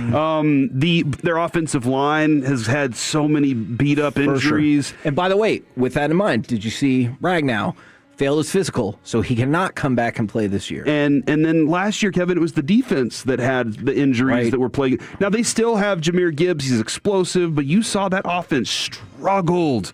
Now, the pressure that Green Bay was providing, that's difficult for Goff. I just don't think that they're going to be able to squeeze it out. And plus, they're in a division now where the Bears have taken over. Right. And I think Green Bay still, got that edge on them. So I think it's going to be too difficult for them to be a playoff team, Kevin. Alec, what say you? I'm going to go reality. I think that the turnover and the coaching staff had a real impact on that too. But to Corey's point, well, let me pause super quick. Does the success that the Bears are having further that in your mind? Like, if Ben Johnson and the Bears were like terrible, would that change that part of the equation for you at all? Maybe a little bit, but I think Ben Johnson is one of those guys that if he were to stay a coordinator, he would still be one of the best coordinators in the NFL. Okay. Like, I think about like Dan Quinn. I think he's a better coordinator than he is a head coach, despite last year's success with the Commanders. But I think Josh McDaniels, another great example, what he's doing in New England with Drake May right now. So I think it falls into that category for me, but I think just the general change and a new voice coming in definitely affects things, but the health. I go back to that. Jared Goff needs elite protection in front of him to be very good. Right. And he will be very good with that. That's why they tried to get Frank Ragnow, and I still think it's amazing that they got him back out of retirement. They said, let's do this. He did his physical, and they found a grade 3 hamstring strain. Yeah. You know what that means, folks? That means a complete tear of the hamstring. How did he not know his this? life. Yeah. How did he not know this? But that's just incredible to me. That's how tough he is, that he was like, hey, I'm just going to walk around with no hamstring. Cool. So this next one is, I don't know, it might sound odd, but I've kicked it around to a couple people this morning. Overreaction or reality? As confusing as it might sound, there is no best team in the NFL. Because I feel like the Rams were maybe not a consensus, but a lot of people were with that, and then they lost. And I know that the Broncos have won 9 in a row, but they needed a fingertip against a subpar team to get the job done. So my contention, overreaction, reality, there is no best team in the NFL. Yeah, and the Broncos, they don't look dominant. That's the other thing, too, is they look like they're a team that can win a game. They can grind out a game, and that's big. Nobody expected the Patriots to be here. Agreed. I think they're the best team right now. But because I didn't expect it, I can't really truly believe it until I see the season's end to kind of make me convince me. Playoffs tell you more story. Right. Because playoffs go, oh, you played the best teams and beat them. Right. And that kind of helps you decide that. Yeah, Kevin, no team has just stepped out there and said we're the dominant one. And we're just going to steamroll other teams, and we're a machine. Good luck. It's what the NFL likes. Sure. But right now, the two teams that are at the top, the Patriots and the Broncos, nobody would have put them there to start the season, and I don't know if anybody wants to put them there right now. Look, and we'll see what gets crystallized in the next month or so. But I think I'm going to go into the playoffs feeling like I have no idea who's going to be in the Super Bowl. No idea. Overreaction or reality, Alec? There is no best team in the NFL. That's a reality, and I'm with you on the Super Bowl thing. I have no idea, and I'm excited about it. As a fan, I like it. But what I think ruined it for me is the Rams picking the worst time to have a bad game. And all the numbers that Matt Stafford's been putting up, and Sean McVay getting himself back into that conversation of people just saying he might be one of the best we've ever seen at drawing up offensive play calls. And that is going to simmer down pretty quickly. And just because I have an opinion of who's the best team in the NFL, I don't think that really means much. Right. Because if I gave you my opinion right now, it would be the Patriots. But but there's not many things that I can point to other than, yeah, they're good. Drake May's playing really good football. Stephon Diggs is still good at football.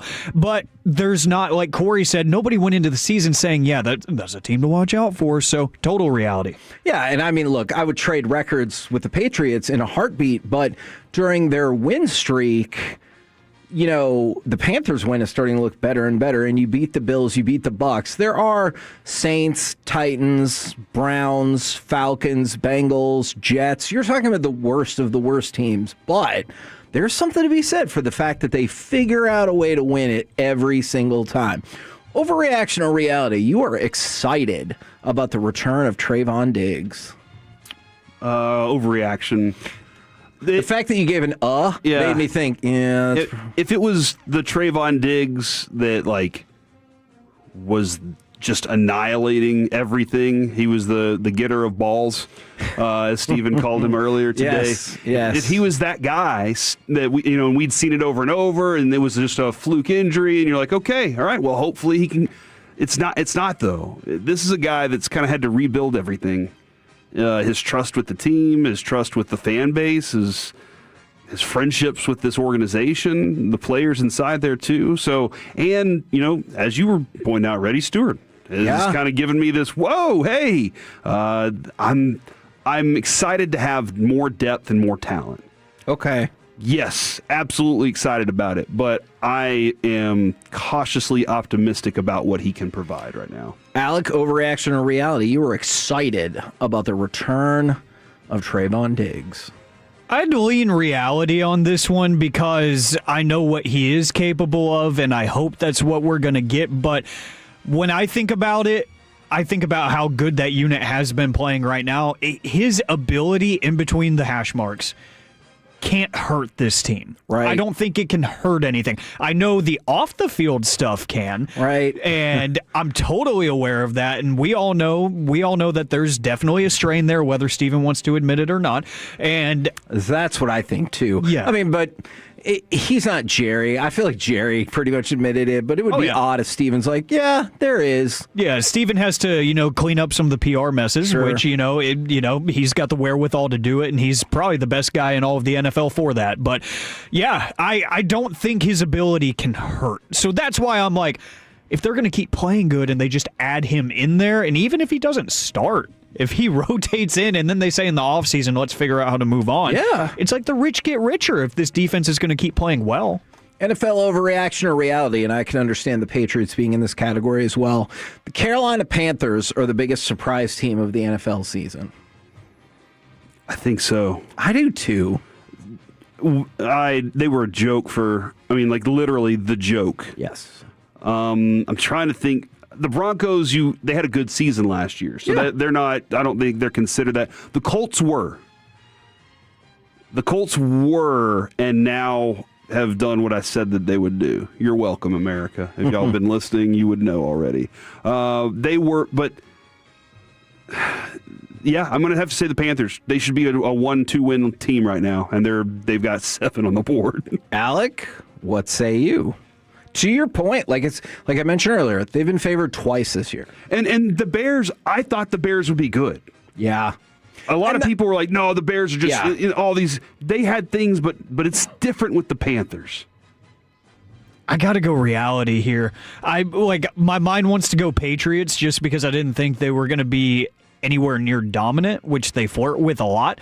But I'd go Panthers just because, we joke about Vegas and stuff all the time, but usually those over-unders and the spread projections and everything, there's a reason for that, and they're very calculated, and they're usually right. So when you think about the fact that Vegas said they can win maybe 2 games, here or there, maybe once in a blue moon they're going to trip into a win, that tells me that most of the country and most of the world thinks this team stinks.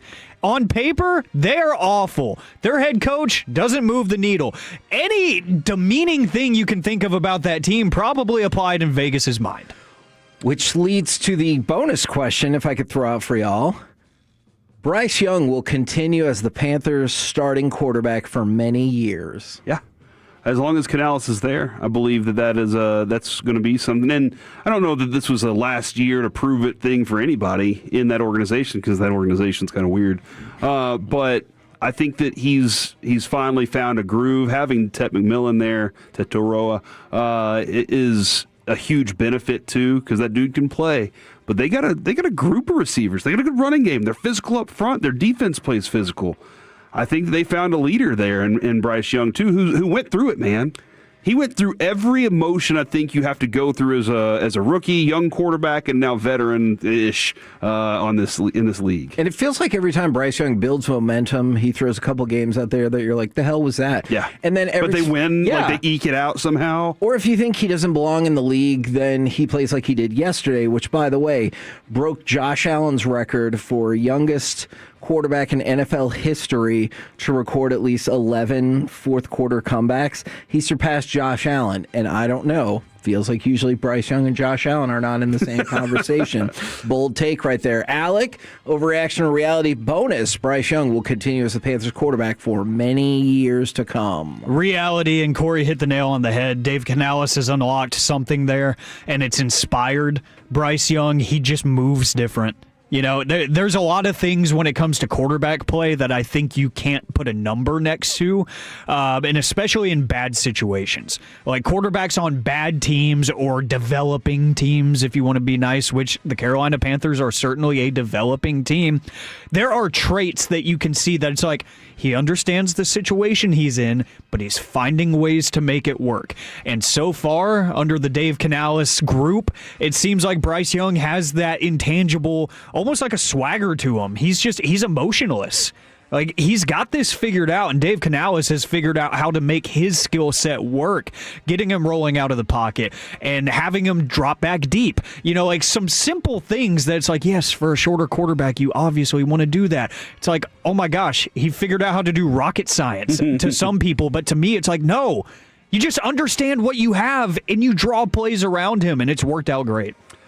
Somebody said overreaction reality, Vrabel's the favorite coach of the year. I think that's fair. Right now, I think it's been Johnson at by 0.25 plus 25 or minus. I don't know, Kevin. You do the numbers. Okay. I don't know exactly where those odds are, but I think it's that. Okay. But then I look at the rest of the list. I get that too. I look at the rest of the list and I see Canales on there, and I see Liam Cohen, and I'm like, dude, this is a really good list. Yeah. This is like, there are a bunch of coaches. Shanahan, we discussed that. For all the injuries that they've had, somehow they're still right there doing San Francisco things. So, oh no, you hate San Francisco? No. I was just going to ask. If Shoddy? They won the division. Eberflus should win. And put this all together after one of their players died and everything, does he get a consideration? I'm not saying he's going to win because of Vrabel and what the Bears are doing. Fascinating question. Is preposterous. Yeah, no, that's a fascinating part of the conversation is if the Cowboys were to finish this season strong in his first year, that's a good conversation. I think the list is very extensive right now. Yeah. And trying to decipher which one's the most important is it's going to come down to, one number that somebody goes, that's the reason. Usually it does come down to that, right? Just yes, like with correct. MVP in baseball, which is stupid. I'm sorry that you're still upset about that. We're the KNC Masterpiece right here on 105.3 The Fan. Now, the biggest story in my college football world over the weekend was Texas A&M losing to the Longhorns. And we will talk plenty more about that, I promise you. But the biggest national story, fair to say, was the ongoing drama with Lane Kiffin. And to discuss that just a little bit more, we got Carter Freeman with us. And I just want to throw out this blanket statement, and then we'll go from there. Fair to say that Lane Kiffin did the entire process in the worst way possible. No reason I think you should feel sorry for Lane in this scenario, because it's like, oh, there's all this hemming and hawing about the calendar and it shouldn't line up, and maybe it shouldn't, but... And I agree with that. Lane put all this on himself. Lane is the one leaving a championship program for one of that school's biggest rivals. I don't think people realize that Ole Miss and LSU have played over 100 times. They hate each other, and in the middle of the best season in your school's history, at least since integration back in the late 50s, early 60s, he's just up and leaving. everything and trying to make it seem like he's the victim in this scenario. Yeah, and I just read the dog, Juice Kiffin, that he always tweets about. That's not his dog. He hasn't owned that dog in 2 years. So what? Yeah. So all of this is basically going as far south for a PR image for Lane as it could have possibly gone. Yeah, I asked you this morning. Yeah. My question to him was, do you love Lane Kiffin or hate him? And I hated him early in his career. I thought he slimed his way into some jobs and then left them with naught. And then I was like, okay, I saw a couple interviews where he was entertaining and he was walking. There was one interview where he's walking around like outside of his hotel. And I was like, man, that was actually a fun interview. He's taking shots at Saban with Saban on. I was like, this is actually pretty good. And then I kind of like Jackson Dart. I kind of like that offense. I know they beat OU, but it was still, they played a damn good game. I was like, all right. And then I see how this is unfolding. He hasn't changed one bit. He's just throwing people under the bus left and right. And I'm like, that dude is garbage. He's still the same guy that got fired from Alabama before the national title game because he couldn't handle the transition from playing, coaching in that title game to going to Florida Atlantic. He's the same guy who left Tennessee in the middle of the night after 1 year. He's the same guy who was terrible with the Raiders, who got tarmacked with USC. Yep. Like, he's the same dude. And it's this big PR, mission that I guess ESPN has been on. That was the documentary earlier this season where he said, "Did you watch that? I never watched. I only saw clips, but on Twitter and whatnot. It was all, I'm as happy as I've ever been. Like, this is like I feel great. XYZ. It was all a lie. Remember the it was commercial? 100% a lie. Remember the commercial at Florida Atlantic, and he was like, "This is going to be a touchdown." Go check that out. It is one of the most unenthusiastic commercial performances you'll ever see. And then to your point, and I think this is the part that I'm like, are you freaking kidding me? He put out in his goodbye statement, quote, "I was hoping to complete a historic 6-season run with this year's team by leading Ole Miss through the playoffs, capitalizing on the team's incredible success and their commitment to finish strong and investing everything into a playoff run with guardrails in place to protect the program in any areas of concern. My request to do so was denied by Keith Carter, despite the team also asking him to allow me to keep coaching them so they could better maintain their high level of performance. Unfortunately, that means Friday's Egg Bowl was my last game coaching the Rebels." First of all, I don't know if I believe that about all the players saying, no, you really got to stay and everything like that. And secondly, how did he not see this coming? Like, I don't understand what North Texas is doing right now when they're like, hey, yeah, you think our program sucks and you can do better, but you can keep coaching. That's what Lane Kiffin said about Ole Miss. And Tulane. Essentially. Tulane's doing the same thing. Yes. And we just saw Bob Chesney, James Madison's head coach, is going to take the UCLA job, but James Madison's playing for the Sun Belt title this weekend. He's going to coach there too. So those are just different situations because that's a much more expected at the Group of 5 level. You generally see those coaches step up and take bigger jobs. I'll just call it a lateral move at this point, given what LSU has been, the mess that they've been versus what you've done at Ole Miss and everything you've done there. And again, he wants to have his cake and eat it too and try and, tear down the image of the place that, yeah, it's their fault. It's their fault I'm leaving in the middle of the season. It's their fault I let this drag on during the season. It's their fault that I apparently am threatening to take all of my coaching staff with you and not have any of them be around for the playoff run that you're about to go on. Like, there's no way you should feel sorry for Lane Kiffin because he's going from a $10 million job to a $12 million job. Like, do not feel sorry for him. And if he wants to be the villain, in the sport, then like this is the perfect stepping off point for it because that really doesn't exist right now. And Lane clearly doesn't care. He's going to do what he wants in his own way. And I would take issue with somebody who texted in and say he's won everywhere he's gone. That is he's won at Ole Miss. Factually very inaccurate. Up until this season, he hadn't won a ranked road game since 2012. Like, he's done awesome things in this era of the portal. He's won the Boca Raton Bowl twice at Florida Atlantic. They won, those are his couple of conference championships. They were 11-3. I think they beat UNT in one of those years. But hey, look, man, UNT's got a chance to go to the CFP this Saturday. We got to throw shout out to the Mean Green, man. But no, Lane Kiffin. He's the biggest name. He's the biggest voice right now available in this cycle. And he has had success at Ole Miss, but he's not won everywhere he's gone. He had to go reinvent himself at Alabama because he failed at Tennessee, because he failed with the Raiders, and he failed at USC. So this doesn't mask all of that. And as we've seen with the antics that he's put up as he's leaving, that he's the same person. And you think when even if LSU wins a title or two, you think it's going to be a smooth transition whenever he leaves LSU in 6 or 7 years? Like, it's going to be the same thing. The only place he's left that it hasn't been a mess was Florida Atlantic to Ole Miss. Right. So I'm sure all the FAU fans are sitting out there being like, "Oh no, this is weird." No, it's not. This is Lane Kiffin. This is what he does. As for LSU, good for them. Lane Kiffin's a good head coach. Yeah. But he hasn't won anything. Like to our point, he's won a lot at Ole Miss, never an SEC title, never been to the playoff. He's and going to LSU now, he will have still never coached in a college football playoff game. Yeah, because he's not coaching Ole Miss. That's going to be Pete Golding who's going to step in for him. You did say though when it was with Florida, why would he leave a program that he's built? He's built this whole thing, and Florida's going to need to rebuild. Is LSU in the same space? No, LSU's more of, you're ready to win now, and that fan base is ready to win now and spend to win now. They're always kind of there. They are. Yeah. And remember, the kids in Louisiana, they don't commit to the head coach. They commit to LSU. Yeah. The day after Brian Kelly got fired, they got a 4-star receiver that committed to LSU when they were sitting there with an interim head coach. Like, they're going to play for that school. You're always going to have that talent base, and they are going to demand that you start making the CFP more often. They made the college football playoff one time. That was in the 4-team era when they won the entire thing. Brian Kelly couldn't do it over his 3+ years there. So Lane Kiffin's going to have to do that immediately. And the thing I continue to wonder about, because I'm sure everyone feels like they've had a job like this where did you do the best you possibly could with that place and you just got to a level that you're like, we're never going to be able to be any better than this? Or are you like, I need to see it through. We got this far. Like, I want to see if we can go the rest of the way. Lane doesn't feel that way because Ole Miss could very well go on and win the title. Like that's an incredibly talented team. They lost. The only team they lost to is who's going to be the number 3 team in the CFP poll tomorrow. That's Georgia on the road. Other than that, they have one of the best offenses in the country, but you really wonder now that they don't have Kiffin, who's the architect of that. Are they going to get penalized for that? I don't know. So Florida State did 2 years ago. Yes. But what Hunter Yurachek, the CFP chair, said last week was that we haven't seen them play without Kiffin. They've only seen them play with Kiffin. So you're going to punish them for something you think they're going to be, or you're going to keep them the way they are?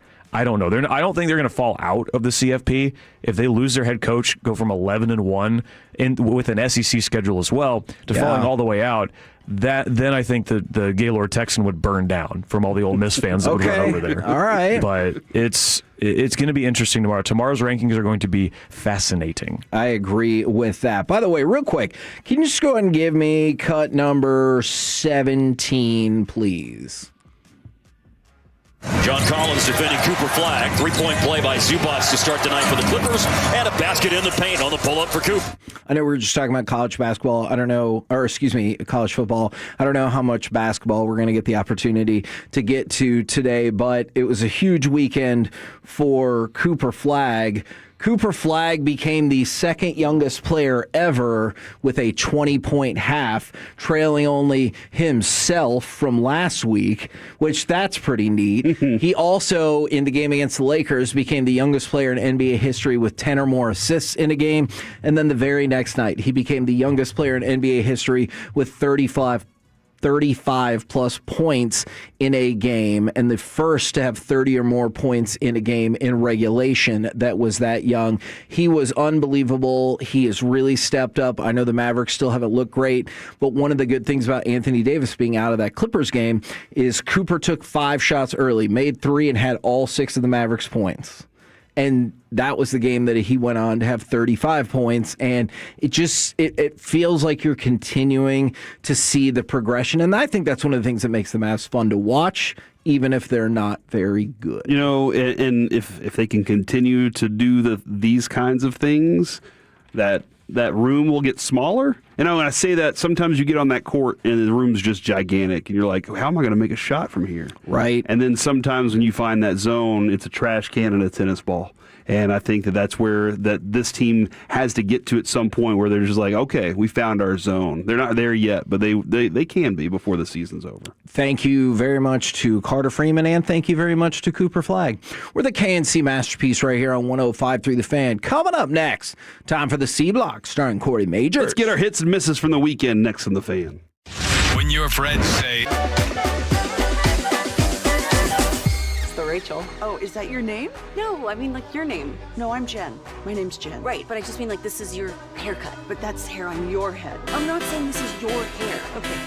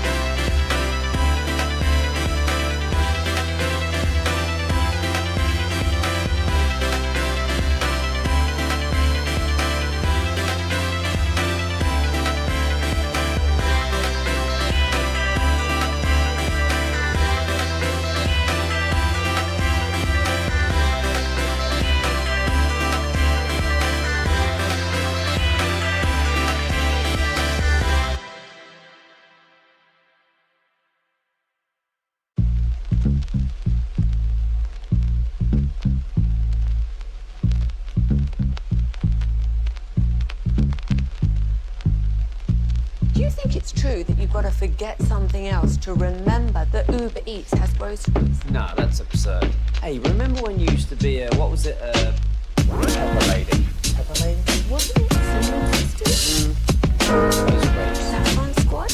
Nutmeg Maidens? I just said that. Was it Spice Girls? Doesn't sound right. Was it Saffron Squad?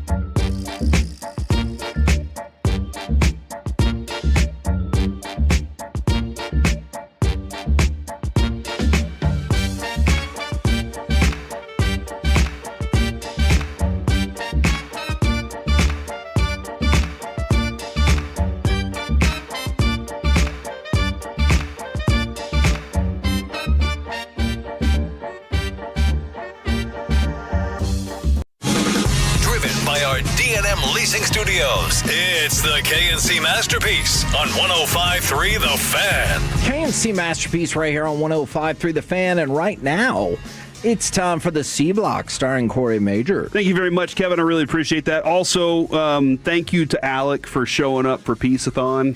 Not only was he up here in the studio rocking and making sure that we were He did good. the whole day, yeah. He then came out to RJ Dukes on Wednesday and finished the show with us, and he was there for the whole thing. Congratulations, sir, for accomplishing that feat.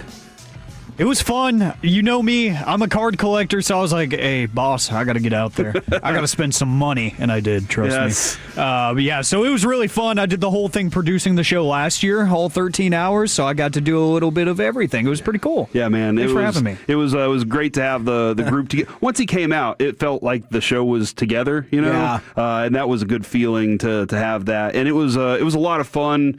Thank you to Derek also, and for all the hosts that stopped by and took part in it. I really appreciate the way that they all put their arms around the show during that, and they got a ton of respect for it too. They're always like, man, 13 hours, wow.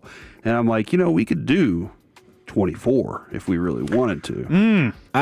Look, I've been pushing for 6 to midnight for a while, and also I had at least 2 hours more of content that we could have done on the spot. Dude, I think if we would have done 2 more hours, you still would have had an hour of content left, because I could see that. We get to these points where in segments, we just start having a good time. Yeah. And the conversation's fun, and the Tolos are taking part, and when you have this many personalities as we have, hell, Christy Scales, Kevin, I just saw that Brad Sham, and I retweeted this, Brad Sham posted that she's an author, and she helped contribute to the America's Sweethearts book.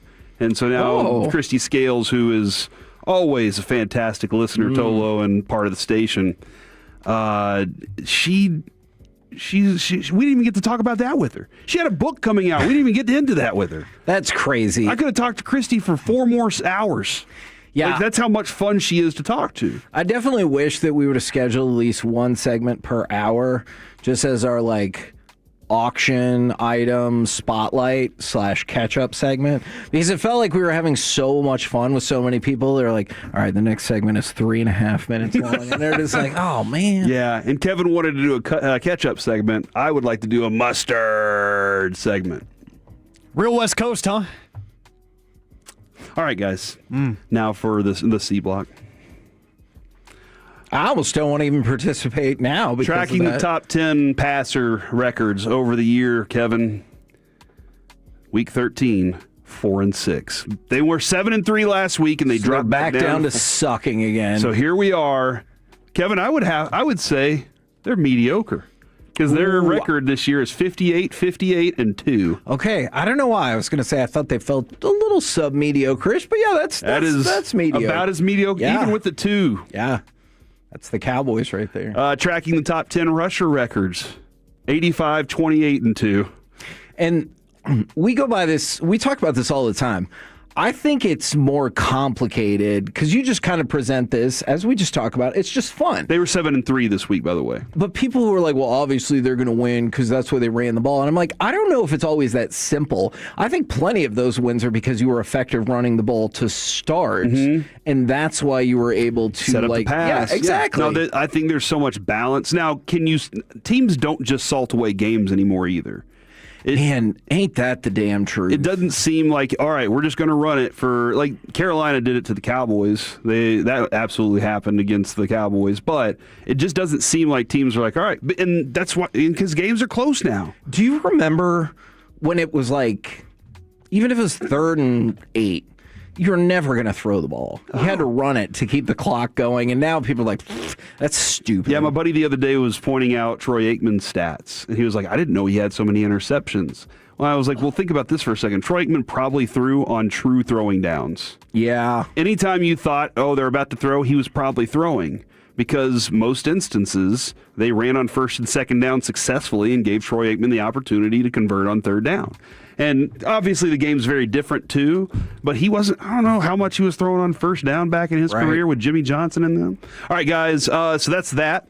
Here's a random stat I picked up. 6 starting quarterbacks threw for less than 150 yards.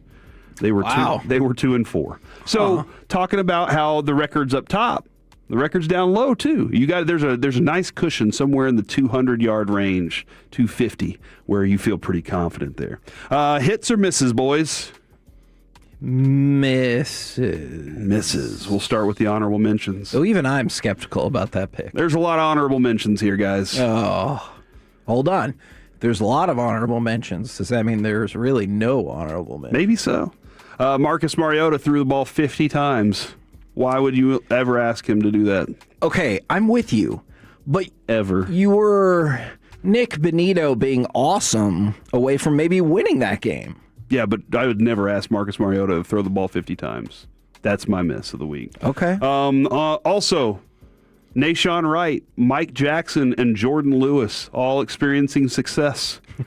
Former Cowboys quarterbacks. So that bothers you. And once again, this is the dubious nature of a hit versus a miss. Mm-hmm. Is there a miss for being good, but not being good for our team? Mm-hmm. Yeah, exactly.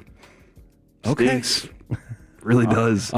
All right. And I feel like I probably should have put this one higher, but it's a last-minute submission. Okay. Kevin, I don't know that we talked about Julius Chestnut and Logan Cook today. We have not. I'm so glad that you brought that up. Hit me with it. Tennessee Titans running back Julius Chestnut said that Jaguars punter Logan Cook said he was going to kill him during Sunday's game. I guess Chestnut bumped into his leg as he was kicking. Yeah. And then later, Cook ran over to him and started a fight and told him he was going to kill him. And he was like, what? And I think Cook said that he said, I might have said some things that sounded rude, so I wanted to go clear the air. I don't like people having grudges against me, so kind of telling him the situation, also find out his take on what happened in the play in the end zone. So I'm conflicted about this because on the one hand, if you're an NFL player, do you want to go out of your way to say you got threatened by the punter? But on the other hand, I wasn't scared or nothing, but he did say it. It kind of feels like if somebody's like, I'm going to kill you, that you have to like kind of acknowledge it. Yeah. Let it be known that it's out there. Yeah, exactly. Number 3 on the misses list of the weekend, A.J. Brown had a monster 10 catch, 132 yards and 2 touchdowns. But Kevin, it was 25-16. Yeah. They lost to the best team in the NFC, the Bears. Do you think that? That they're the best team in the NFC? Yeah. I can see they lost. Is their record the best right now? Yeah. Then there you go. But I can't argue that. But is that what you really think? I think they find ways to win. Sure. I don't think that, again, this is no team steamrolling anybody. Agreed. I think that, yes, right now I think the Bears are. Okay. Look, they're doing it in a lot of different ways, running the ball. You know, I'm fascinated about why DJ Moore's career isn't better right now. But I learned some stuff this morning about him. Maybe he doesn't work as hard as he should sometimes on routes that he's not getting the ball. So see, look, we talked about it this morning, the nature of this year's NFL. There's a whole bunch of teams that if you told me you think that's the best one, I would be willing to listen to that, and the Bears are one of them. Number 2, Max Brosmer. He sucks. 4 interceptions. His first was one where you just go, what the F were you doing? Like, he was being tackled and just scooped the ball into humanity. He was like, just throw it in there and see if somebody catches it. He made J.J. McCarthy looked like 2007 Tom Brady. Yes, he did. Yeah, that was a poor throw. And then to add 3 more. Now, again, sloppy game, tough defensive play on both sides. But Max Brosmer to only get, what did you say earlier about Justin Jefferson's numbers there? 2 catches for 4 yards. That's the best receiver in the game, and that's the best you could do. And 0 in the first half when, the game is probably on the line. You have to give the best receiver in the game a better chance because he can make you look really good. Yes. Man, can he ever? Number 1, Kevin, my belief in sports teams that I root for. Oh, I hear you. I was really pulling for A&M to do Friday something night. special. Yeah. No. That was A&M. Oh, yeah. Friday night. I was thinking of another Friday night interaction. I was really pulling for A&M to do something special, but that stadium went insane, Kevin. We haven't talked about it much today. I'm assuming we can talk about it more tomorrow. For sure. But I'm sorry. That's a miss. I kept telling you to believe, and in most of those instances, I was right. But here's what happens. Once I really start to believe, that's when the team I'm rooting for goes, oh, here we go. And this is my fault. This is my fault for trying to get you guys, Aggie fans out there, to buy in on this thing.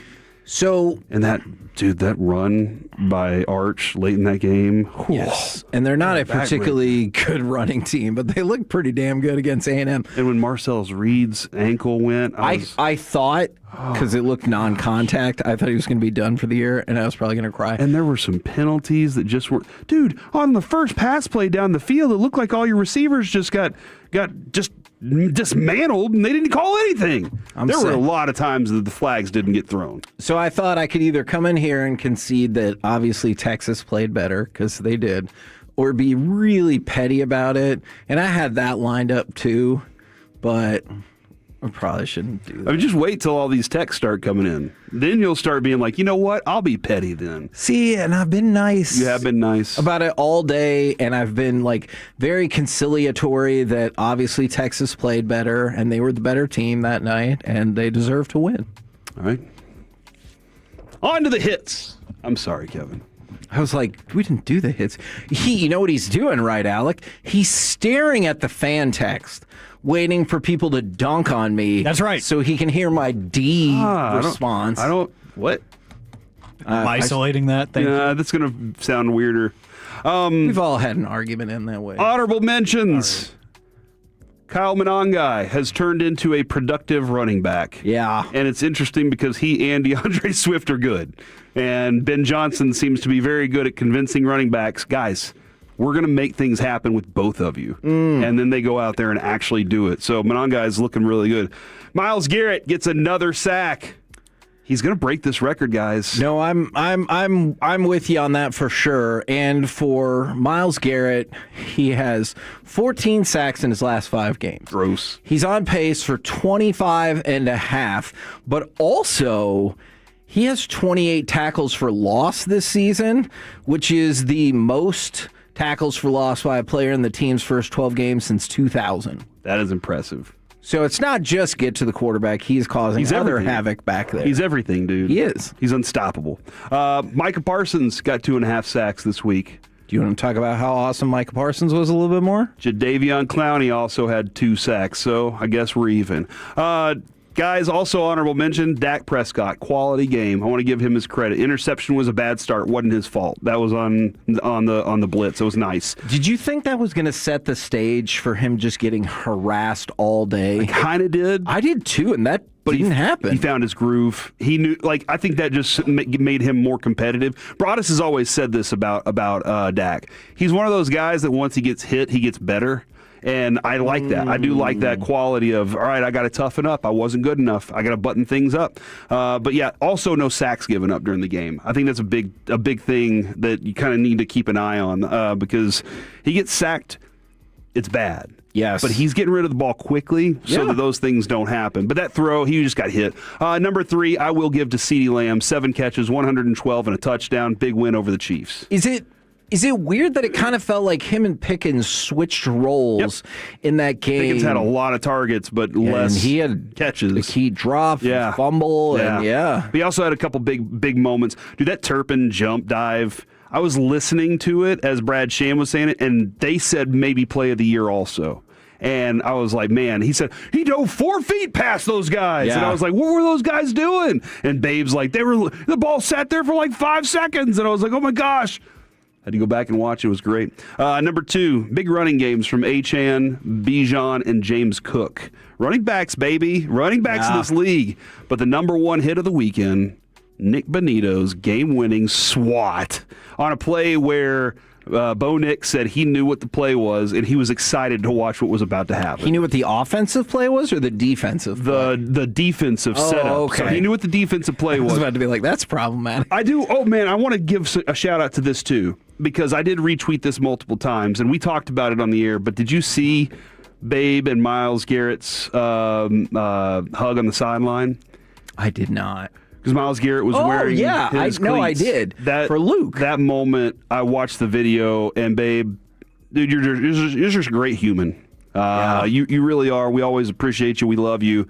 That video right there was very heartwarming, and it was awesome to see what sports can do. Those two guys right there. So big hits over the weekend. Congratulations to all the fun. That's C-Block, ladies and gentlemen. A lot of people are texting in, trying to draw me off sides. What are you going to do about it? You scared? A little bit. Yeah. Because if your team had won, though, you a little bit. Oh, yeah, a little bit. Because I don't want this. I wish we could make a pact right now, Texas fans. I know it won't happen, but if I just take it easy on this one, will you leave me alone if and when the Aggies lose in the college football playoff? Like, just give me some time off. Obviously, I can't make the deal the other way around because you'll be sitting at home watching Texas A&M in the playoff. Wow. I'm sorry. We're the KNC Masterpiece right here on 105.3 The Fan. Coming up next, how about we do some Wanker of the Weekend? 877-881-1053. We'll do next right here on The Fan.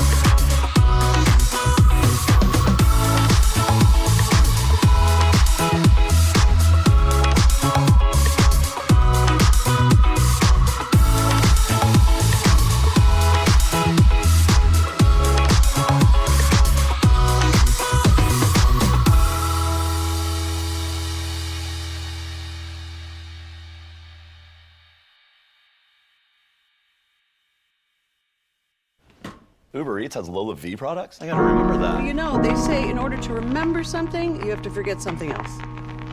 Okay, now that is a very cute haircut. That's like a little shag. I've never seen it before. Well, I mean, of course you have. It's the Rachel. Oh, is that your name? No, I mean like your name. No, I'm Jen. My name's Jen. Right, but I just mean like this is your haircut. But that's hair on your head. I'm not saying this is your hair. Okay.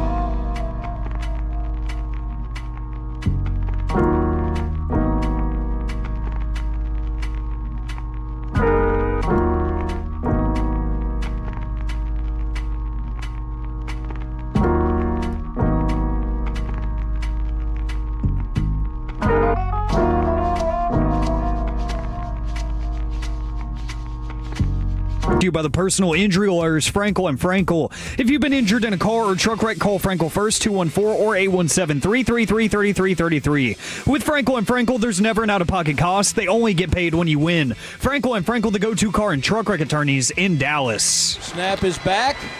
Oh, he's got all day. They block it. Now he's pressured. Now he's sacked.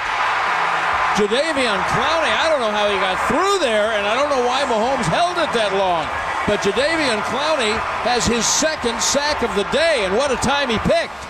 Maybe it's because Mahomes is included in the wanker of the holiday weekend. 877-881-1053. If you want to get involved, who was the best at being the worst this weekend? And yes, obviously, I will concede that probably also means Texas A&M. The one thing I don't understand about that. Oh gosh, here we go. Here he goes. And I've held this opinion for a long time.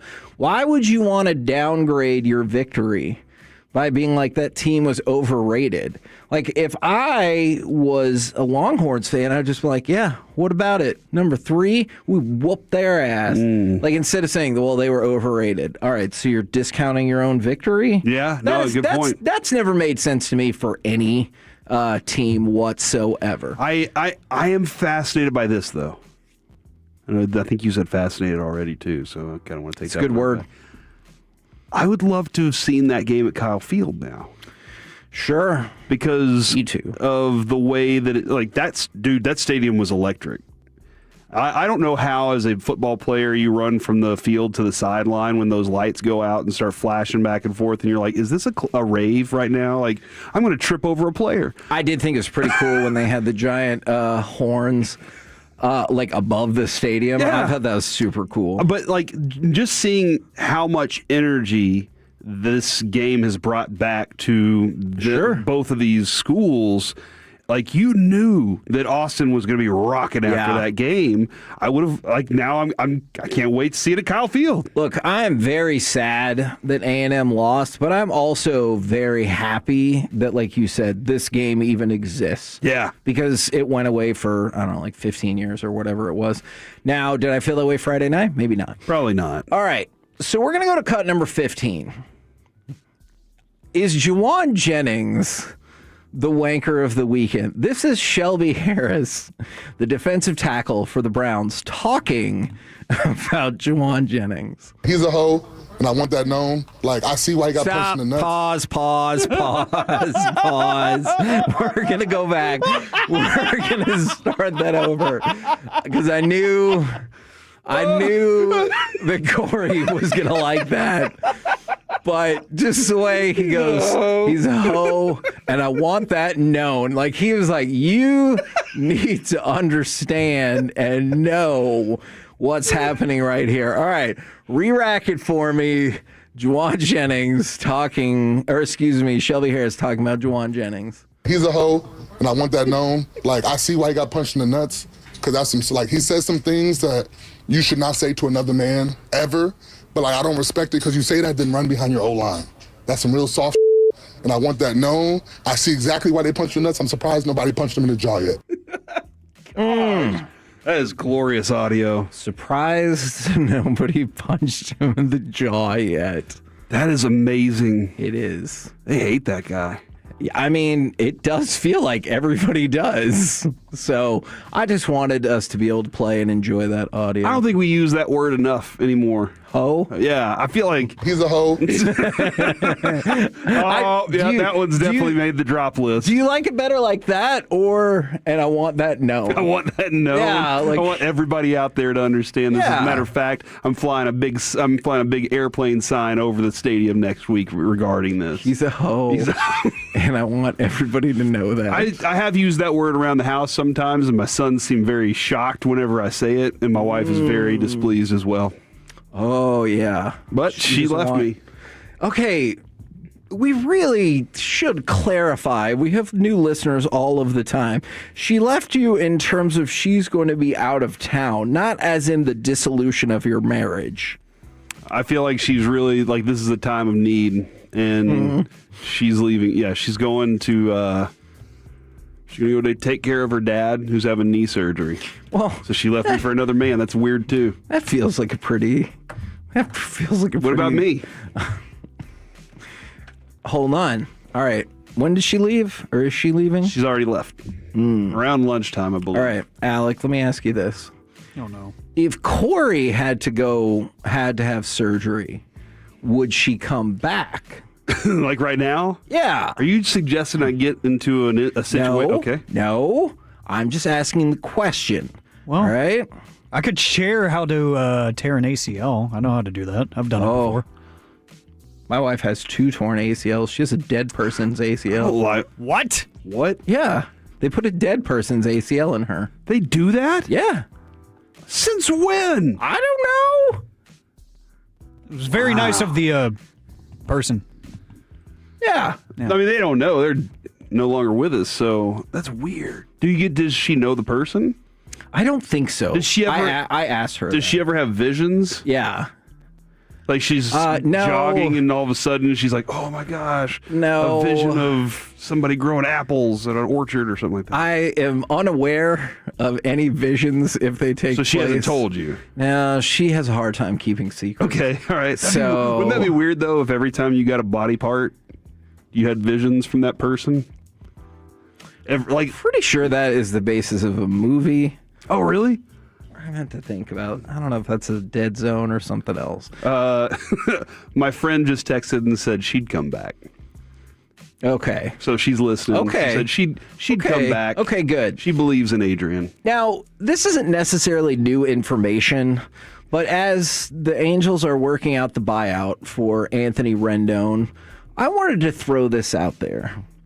In the 5 years that prior to this season that he played for the Angels, he played in fewer games than Ted Williams did between 1942 and 1946. So in that 5-year period, he played fewer baseball games than Ted Williams. What's noteworthy about that is Ted Williams was in World War II for 3 of those 5 years. Really? So Anthony Rendon played fewer games in a 5-year span than the man who left for 3 years to go fight the Nazis and then came back. That's tough. Worst signing ever in the history of baseball? I think that one in Hamilton might be in the mix. And remember that, the dude even, was telling people, I'm not even sure if I love baseball. Yes.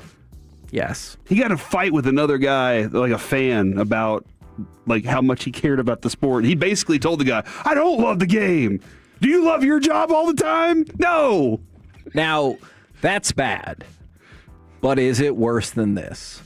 The Pro Football Hall of Fame announced the death of Lem Barney. He's a former Detroit Lions cornerback, and he had died at the age of 80. There was one small hiccup with that. And Lem Barney was actually not dead, and after speaking with family members of Mr. Barney, they assured the NFL and the Pro Football Hall of Fame that he was in fact not dead. And so they messed that up. And then they apologized and said they incorrectly announced it due to media sources associated with the Detroit Lions. So they were like, hey, we're sorry, but wasn't really totally all our faults. Right. The Lions have to take some responsibility here, and those are the apologies you like, right? They come with a caveat. Hey, we love you and everything, but... Yeah. They posted an obituary on his Hall of Fame page at NFL.com. Dude, I think you're an expert in this with the whole Taylor Webb Classic. And I think that you should call them and say, look, I've gone through this. Let me explain how to get over it. So I need to get a hold of Big NFL? Yeah, Big NFL. I have some experience in this. Ooh, that's a good question. We could talk to Jerry on Friday and be like, hey, I killed someone off in a story that wasn't actually dead. Now, for me, it was crazy because he called the next day and he goes, oh, it appears as though the rumors of my demise have been greatly exaggerated. And I was like, oh, dip.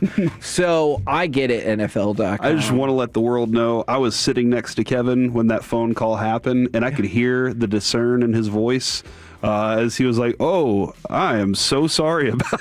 It's pretty shocking to get a phone call from somebody who you said was dead in an article, because I swear everyone said it was the Taylor Webb Memorial Classic.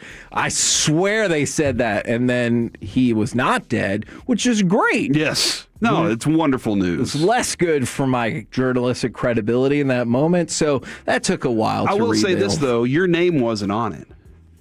Because that was in the playbook? The playbook. Oh, yeah. Did you name the playbook? Or was that always there? That was already there. The playbook was like a side rail on the newspaper with just had notes in it, basically. Yep. And so your name wasn't on it. That could have been anybody that wrote that. Okay. You just happened to get the phone call. I suppose, yes, that is true. All right. Now, but it was me. I will own that I screwed that up. Now, here's what I'm concerned about. The 2026 Olympics. It's next year, dude. Why are you concerned? It's in, 2 months? Oh, we are in December, aren't we? Yes. What? Holy crap. It happened. So sorry if you haven't paid your bills yet. I'd actually go pay the mortgage. Might want to go check that out. So the conglomerate running NHL hockey, Olympic hockey, has said there is no backup plan if the main ice hockey arena for the Winter Games is not ready in time. Now, I know you're shaking your head, Corey, because you think this is going to turn into some sort of like mystery Alaska thing or something. Yeah, you know it so well. I know, and the town is going to build a rink and everything like that.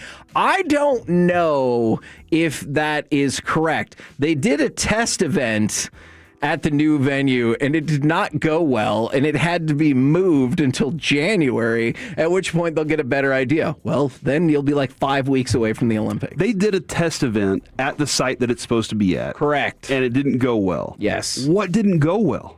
I'll have to because here's my look feeling more on this. into that. You obviously you want people to be able to be there. And they said they're confident it'll work. But I saw the picture and I was like, it just looks like the roof hasn't been put on and some of the walls are still missing and maybe there aren't a bunch of seats. And maybe there isn't electricity. Probably not running water. There are problems. Feels like a lot. Okay? But if you can get ice out there, isn't that all that matters? Mm-hmm. You just get the ice out there. Mm-hmm. Then they can play hockey. And that's what this is all about. It's not about it is about the fans. But they can all get out there and play hockey. They don't need a roof. What do you need a roof for? Right. We prove that yearly around here at the Cotton Bowl. Now, I want to go to the text real quick.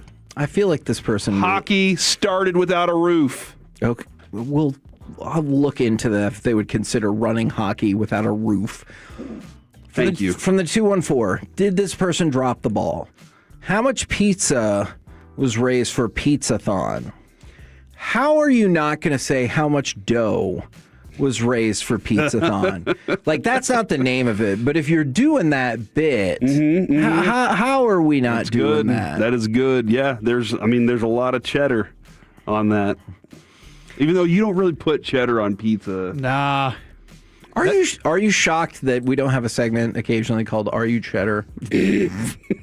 Like Prince Chedward? Knowing this Yes. group? Yeah. Good point. Absolutely. Yeah. We're the KNC Masterpiece right here on 105.3 The Fan. Coming up next, let's chit-chat with the fellas from the G-Bag Nation right here on 105.3 The Fan.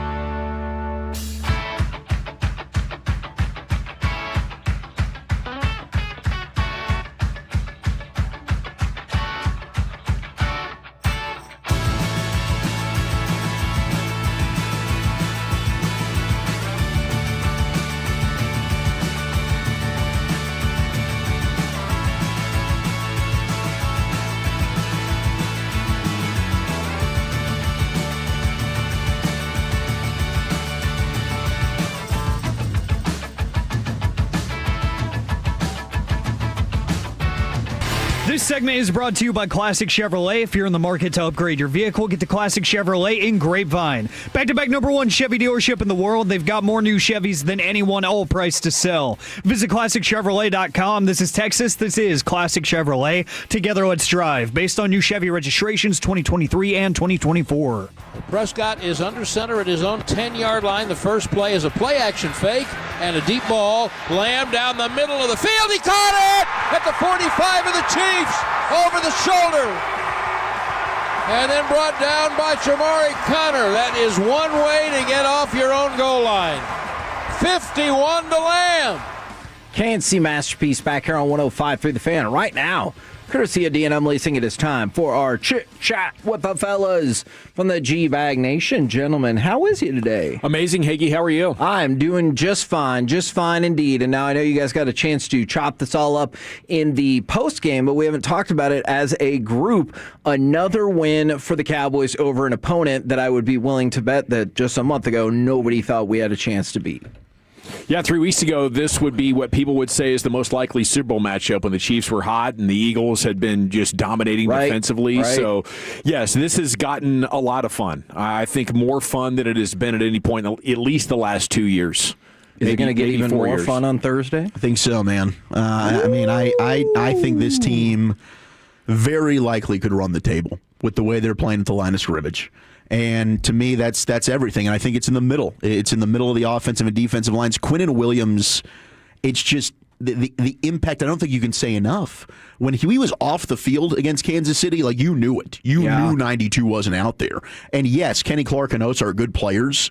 They are elevated because of the presence of Quinnen Williams. We saw when he was not here, the run defense at times would still get gashed. But what he's able to do in terms of pressure on the quarterback, helping others be better, the leadership traits that he's obviously shown, Quinnen Williams is an interesting case study.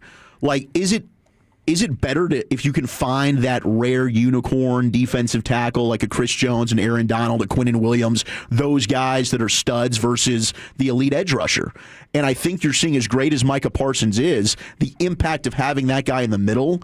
To me, I would take that guy. It's no slight on Micah, but you have a better chance now, I think, of going on a legitimate run and playing a style of football that is conducive to winning in the postseason and down the stretch, cold weather. To me, this team has as good a chance as they've had since, I don't know, the 2014, 2016 teams. Well, that's when we were thinking, better. I mean, because the defense is legit now. And that's probably why the Jets turned down Micah Parsons and a first-round pick for Quinnen Williams. I was like, there's no way he actually means what he's saying right now. That was a ball sack. I think you guys are probably right about that. Yeah, the gravity that Quinnen Williams plays with, opponents know they have to do things to try and keep him off.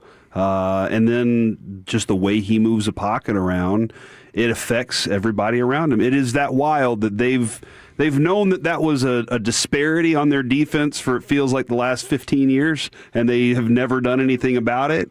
I guess Hankins was in try. Sure. Hey, Mozzie Smith, too. Yeah, Mozzie. I mean, trading Mozzie for Quinnen Williams, brilliant move. Got to give Jerry all the credit for that one, to pull that off. Even though the great Tom Landry once said you need to wait 3 years for that defensive lineman. I don't know if you've ever heard him say that 1,000 times. I think he quoted it days before he traded Mozzie Smith. Yeah, and then he didn't even finish his third year, so watch out. Mozzie Smith next year, going to be a monster.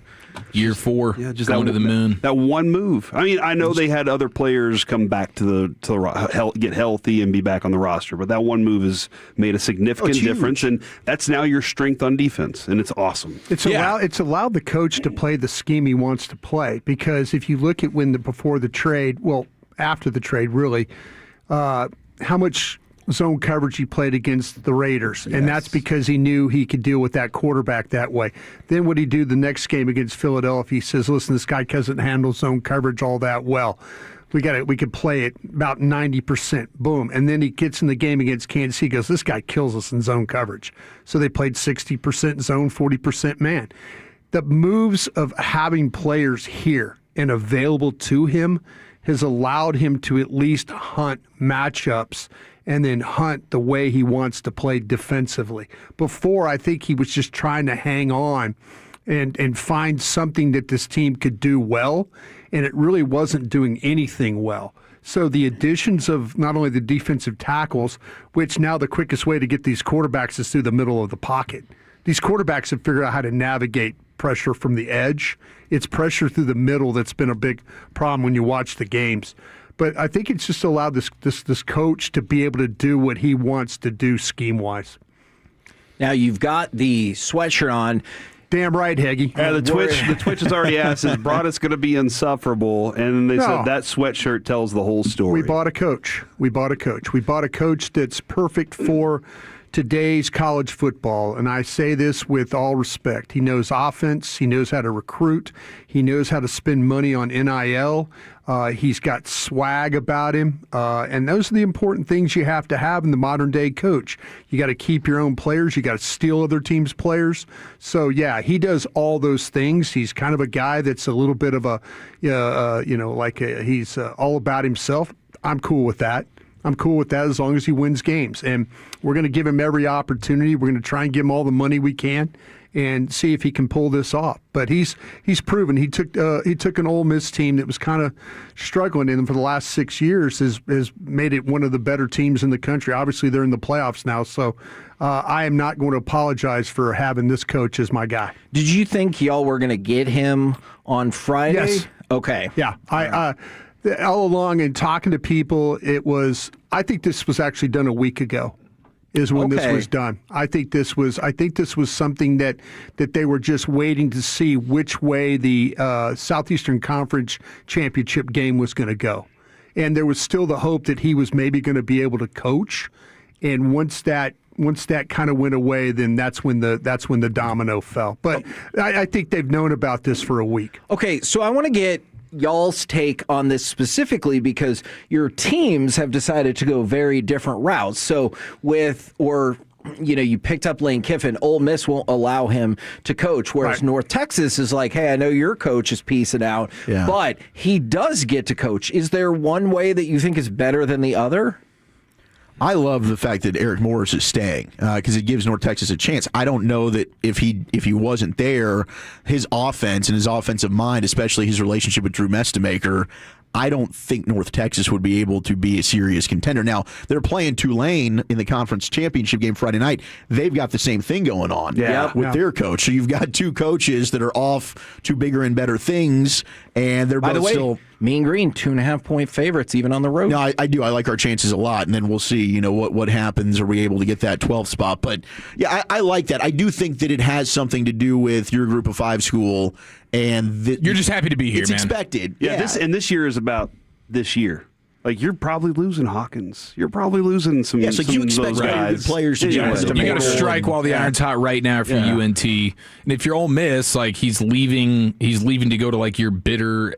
Hated rival. Yeah. And you've seen this before where he tried to stick around on Saban's staff with Bama, and Saban at some point is just like, no, we can't do this. You just get to FAU because you clearly can't just focus on what we're doing right now. You're having to juggle too many things, which is understandable. But, there's no way if I'm Ole Miss, I'm letting Lane Kiffin coach in the playoffs. I appreciate Ole Miss not letting him coach because that means he's in Baton Rouge right now working on stealing players. Yeah, it works out for LSU. And you know what? Hey, listen, as far as I'm concerned, the Gator Bowl at 7-5, we cannot play that either. Fine. If we don't play in that game, I would not. But everything needs to be done at LSU right now is we need to, as alum, focus how we can help the coach with all the money we can give him and let him go steal players from other programs because that's what we become. We become like if you need an offensive lineman, hell, I'm going after Levitt, the quarterback at Arizona State. I'm going after the best players in the country is what I'm going to do right now. Because I don't, like I say, the only way to win this thing is to have that ability to pay players and then coach them up the way we do. Now, you just let the old, like Bob Stoops come back, like OU did. You just let your old coach come back and coach for one game. Looks like Mark is going to need a job as well. I know it looks like it could definitely work out for UNT, but do you like the system of the playoff, for example, where like UNT would make it theoretically over Texas? Big picture, no. Okay. I like it This year, because it's my certainly. school that has a chance to get in. Thank you, And there's Walchuk. something about the David versus Goliath you never know. I Do you agree. get the 1 year where there's an upset and it's beautiful, like Boise That's State only beating when Oklahoma? that's only when Virginia plays basketball against somebody UMBC? like Yeah. Lehigh or something. 12-5, Yeah, 12-5. exactly. But big picture, we know if A&M's hosting North Texas, we're probably going to go and get absolutely smoked. So I understand you want to But get you're your going to get a big paycheck. Yes, it's great for our school, Yeah. but for Right. college football fans, you probably want to see Texas and the better teams in. Well, I mean, the last team's probably not going to run the table, and so I think the move for the NCAA is how do we get as many fan bases interested as possible? And if you're not in the top four conferences, there was a scenario developing where we could live in a world where they had no hope. Now it's not just Tulane and UNT, but it's another dozen or so teams that till around midseason they're like, this could be our year. Navy, South Florida. There's a lot of them. I appreciate Texas' victory over Texas A&M. I hate their loss to Florida. Yeah. I hate the loss to Florida. And you know what? Good for you for scheduling Ohio State when you were number one team in the country. Yeah. But your loss to Florida, that's a bad loss. Yeah, it is. And when And you got ran by Georgia. Yeah. Yeah. I mean, and there's no shame of getting run by Georgia. They played, actually, I think they played Ohio State better than anybody has played Ohio State this year. Yep. Yeah, they When you lost look by a at- touchdown. They'd probably lose worse today to Ohio State. Yeah. They looked good the other day Ohio playing State A&M. looks like a I think juggernaut. A&M is still one of the best teams in the country. I would not be surprised if they kind of figure some things out. And then the thing with Texas, that's a rivalry game. That's like Alabama-Auburn. Right. I mean, Auburn's trying to find a way to win a game there. But I kind of feel like to me that A&M will be. I think A&M will be just fine in this playoff. I really do. What do you got coming up on the program today? Pure Gold as always, Hagee. Thanks for asking. We will have Brian Dancel, Elite Media Network, talking college football with us at 4:20. We're talking all the Cowboys angles right out of the gates here. Love it. Roll home with the G-Bag Nation. We have been the KNC Masterpiece. Make your way back with us tomorrow, 10 a.m. to 2 p.m. right here on 105.3 The Fan. Good night, Kevin. Good night, Kevin.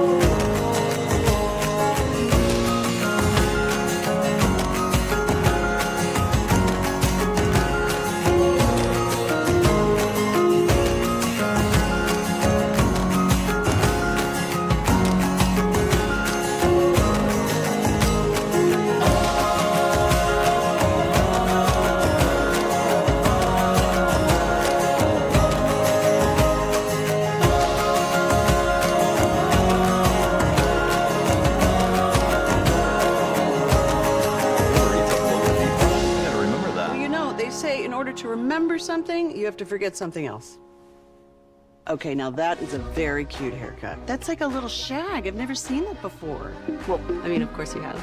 It's the Rachel. Oh, is that your name? No, I mean like your name. No, I'm Jen. My name's Jen. Right, but I just mean like this is your haircut. But that's hair on your head. I'm not saying this is your hair. Okay, you're freaking me out a little bit.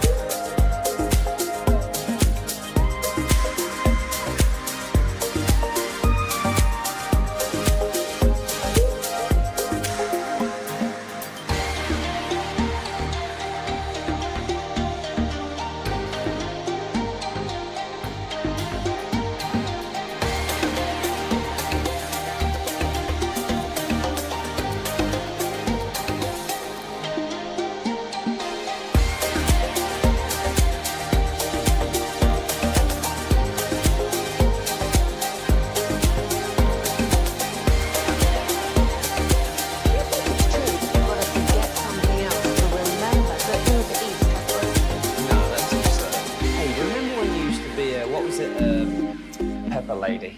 Pepper lady? Wasn't it Cinnamon Sisters? Basil babes. Saffron Squad? Nutmeg maidens? Paprika? No. Nutmeg Maidens. I just said that. Was it Spice Girls? Doesn't sound right. Was it Saffron Squad?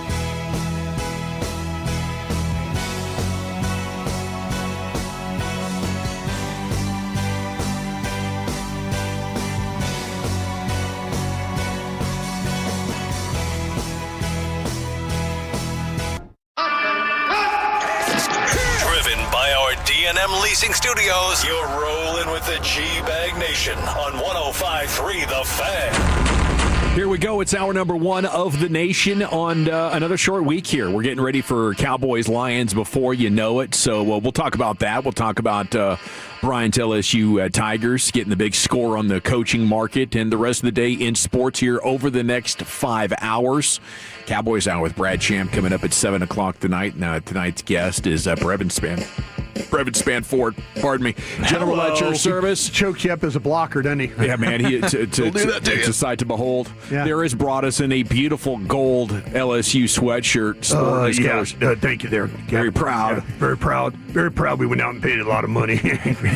Might find yourself back on the staff there, Coach. Yeah, Lane and I get along pretty well. We kind of have the same kind of off-the-field demeanor. you know what I'm talking about. Okay. And hot yoga. Yeah. Lucius Alexander's in the Pimp Cup here at 75 and 635, fixing to go 5 flawless. Of course, Wolchuk and Chiafalo are here. Carter Freeman's out there coordinating your video.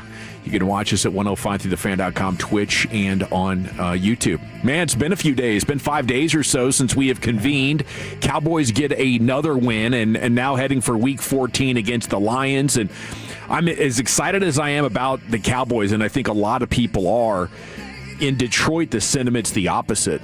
I mean, they're, a half game better than the Cowboys right now, but their era is pointed down in a pretty big way. The Lions are a field goal favorite. This will be the third week in a row. The Cowboys are going to be field goal dogs and end up winning the game. And I'll tell you why. Frank Ragnow not returning. Their interior offensive linemen have been really bad. Awful. Like backup quality. And it puts Goff under so much pressure, they can't really run their offense. Jared Goff, to me, is maybe the leader in splits from no pressure to pressure. You put this man under pressure, he's going to look bad. And you protect him, and he is going to look like an all-pro. The Lions can't do that right now. Plus, Sam Laporta is out, and Amon-Ra St. Brown is most likely out. So everybody's taking heat up there. Dan Campbell's not the most popular guy in town anymore. The GM's they want to run him out of town for not getting Aiden Hutchinson more help on the edge. Mm-hmm. It's a one-man band in their pass rush department. So that's where I start this week at 877-881-1053. How about you? You mentioned during crosstalk there, maybe 2014, 2016. I don't know the last time I've never been this confident that if this Cowboys team makes the playoff, they're capable of getting the job done. Now, maybe there were some other years where I was naive, but do you remember in 2023 around this time, I said, I don't care how many wins they get in the regular season. They're not going to do jack squat in the playoffs because they can't stop the run. Sure. Well, this team can now. Yeah. And this team can run the ball as well on demand.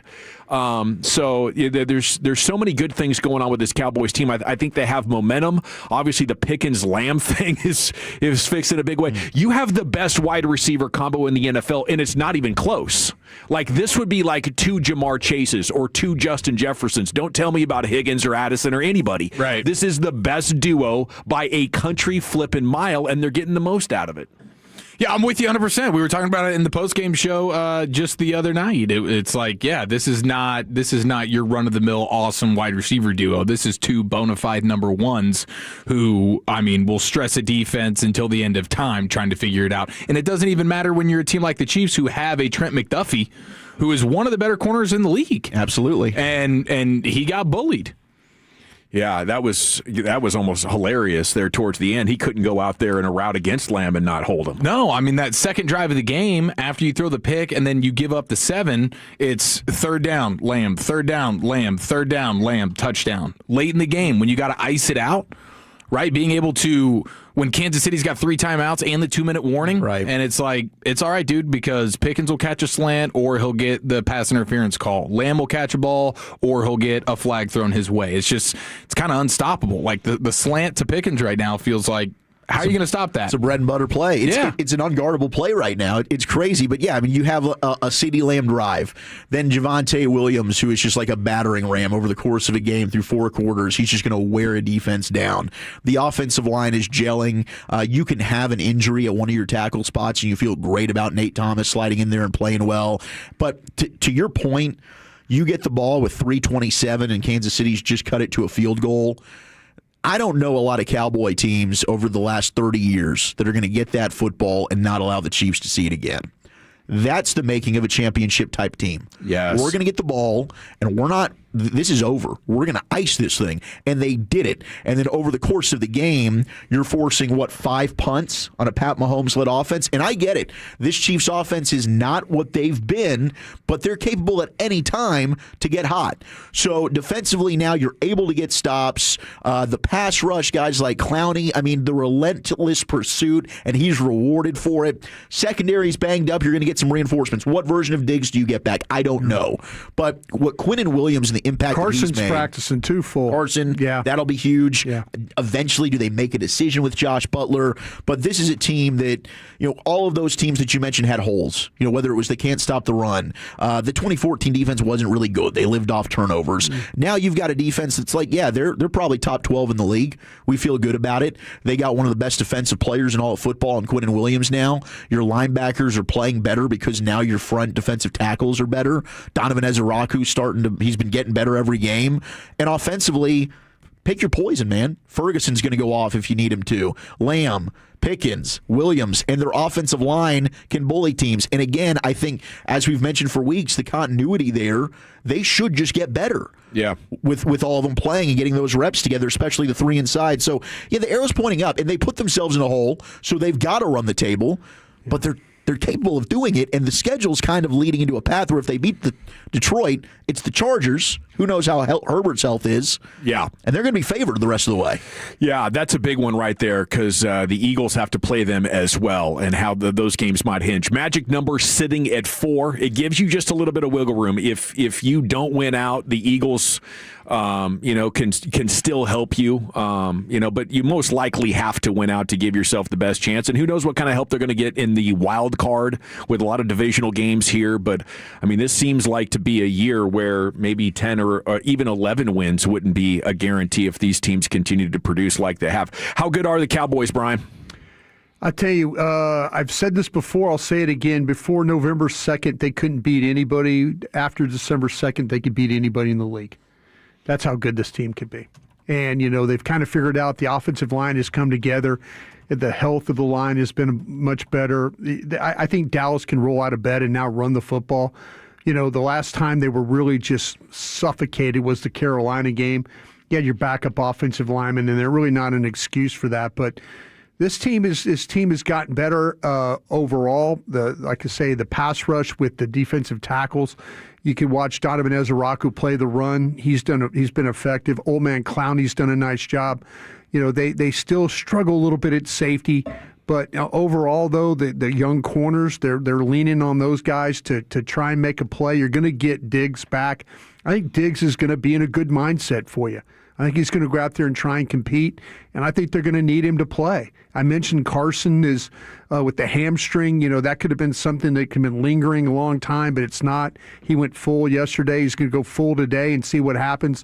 So they're starting to get more of those guys back as well. But they're a very, very difficult team to have to deal with on offense because they have confidence they can run the ball against anybody. They have confidence they can move the ball throwing it with those wide receivers. And then, if you go back and watch the Kansas City game, some of the big plays like the touchdown that they had to Lamb in the corner of the end zone, like Ferguson drew triple coverage basically to open things up on the outside. So they've got a lot of weapons that you have to deal with when you prep for them. Yeah, I think the only team looking at the NFC that I would be sure the Cowboys might not have the best chance of winning is if you have to go to Los Angeles. All these other teams, I think if they're lining up to play a playoff game tomorrow, even if it's on the road, maybe it's a little bit of a homer take, but I feel like I'd be picking the Cowboys and I'd believe it. Yeah, I mean, when you look across the NFC right now, you feel like you could go toe-to-toe with any of these teams. Yeah. And that's the beauty of it with the way that you're playing on both sides of the ball. Yeah. I don't think you get in. I think if you look at Dak Prescott in the last 2 games, when you tell me that you go out and beat Vic Fangio and then get, and Spags back to back. Who supposedly had his number. Yeah, both those coordinators. Both those coordinators were guys that were kind of getting after him pretty good. But to go and get back-to-back wins like that, basically in a short week, that says a lot about how your offense is playing. It says a lot about your quarterback, too. Yeah, mentally, right? Because you start that game with an interception. And there are so many times this Cowboys team, it's like a snowball effect. Things go poorly, and they just can't find a way to dig themselves out. 21-0, you're down against the Eagles. Dak finds a way. Defensively, they get stops. They come back and win it. It didn't start off well on Thanksgiving. No. And he bounces right back, and he's under pressure, under duress. Chris Jones is looking like he's in his peak form again. And the Chiefs are running all over you. Yes, and he's just finding a way to evade pressure, extend plays, throw dimes. I mean, you got to give Dak a lot of credit for the way he's playing against elite competition, which is something that a lot of people, including myself, have been critical of him for. Now, what about the Eagles? I mean, at one point, they had scored 3 points in a combined 71 minutes of football. If you go final 41 against the Cowboys and first 30 against the Bears, they had 3 points at halftime. I think even still, like over the last 101 minutes, what would that be? Like 15 points? 15 points? Is that what they ended up with? So hopefully the Eagles are in just as much of a crisis as the Lions are, and they're going to end up going to Los Angeles and losing against the Chargers. Justin Herbert having a wrist thing today? Do you feel, he was wearing that glove on that left hand, so there's something going on with that. They were trying to he took some shots on it yesterday, especially when it first happened. He wasn't very good throwing the football. What do you think the best path for the Cowboys to get into the playoffs is for the Eagles to fall apart? I mean, that's what I believe, but the computers say it's still only 10% to win the division, 24% to make the playoffs. Yeah. So they must be looking at schedule difficulty for all the other teams, and I bet if we brought them all up, it would I'll tell you through. I'll tell you what, if you get the Commanders playing them twice, like they played last night against Denver, and hopefully they won't quit. I mean, you want them to quit against you, of course, but not against. You don't want them to quit against the Eagles. They've got them coming up pretty soon here, like a kind of a 2 week apart kind of a thing. They got Chargers, Raiders, Commanders, Bills, Commanders. Yeah. I mean, that Raiders game's the only one that you're thinking guarantee they'll win it. Yeah. Bills, I don't think they're going on the road and beating Buffalo with the way they're playing right now, and they can't run the football. So they got to lose at least 2. Yeah. And I could see that. I think you're good. Yeah. I think that is the path. I'll tell you what, it's a repeat of 2023. If you can have a situation where Dallas finds a way to win out, and you can get in as the divisional winner and get that first-round home game, you might be a tough out, But I think going on the road would be fine for them too. But just the momentum you would have winning all these games in a row and then being able to host a playoff game. I think that would be huge. I think whoever's in the NFC South is going to be the 4th seed. Sure. I mean, that's the way that thing's kind of shaken out. Well, we'll talk about it later on. I would say the more than a tough out. I would say team that nobody wants to play. I would say team I feel best about in the postseason than any team maybe since your guy Bill Parcells' Cowboys early on with a combination of top 3 defense and young Romo. I don't know. You might have to go back to the 90s. That's how strongly I feel about it. And we'll talk a little bit later on who gets the most credit for this Cowboys turnaround. If you want to text in, they're welcome at any time at 877-881-1053. Please leave your name and city you're texting from. We'll make you famous here in the nation. We got the top 10 coming up on the other side after we get you the G-Bag of the Day champion. Wolchuk, what's the subject? It's a glorious day. Every year we celebrate this day. It's National Pie Day, and it's right after Thanksgiving. You guys have all been pied out, but what is your favorite pie? What are the top 10 most popular pies in America? And I'll sprinkle some top 10 traditions in college football as well. That's next in the nation.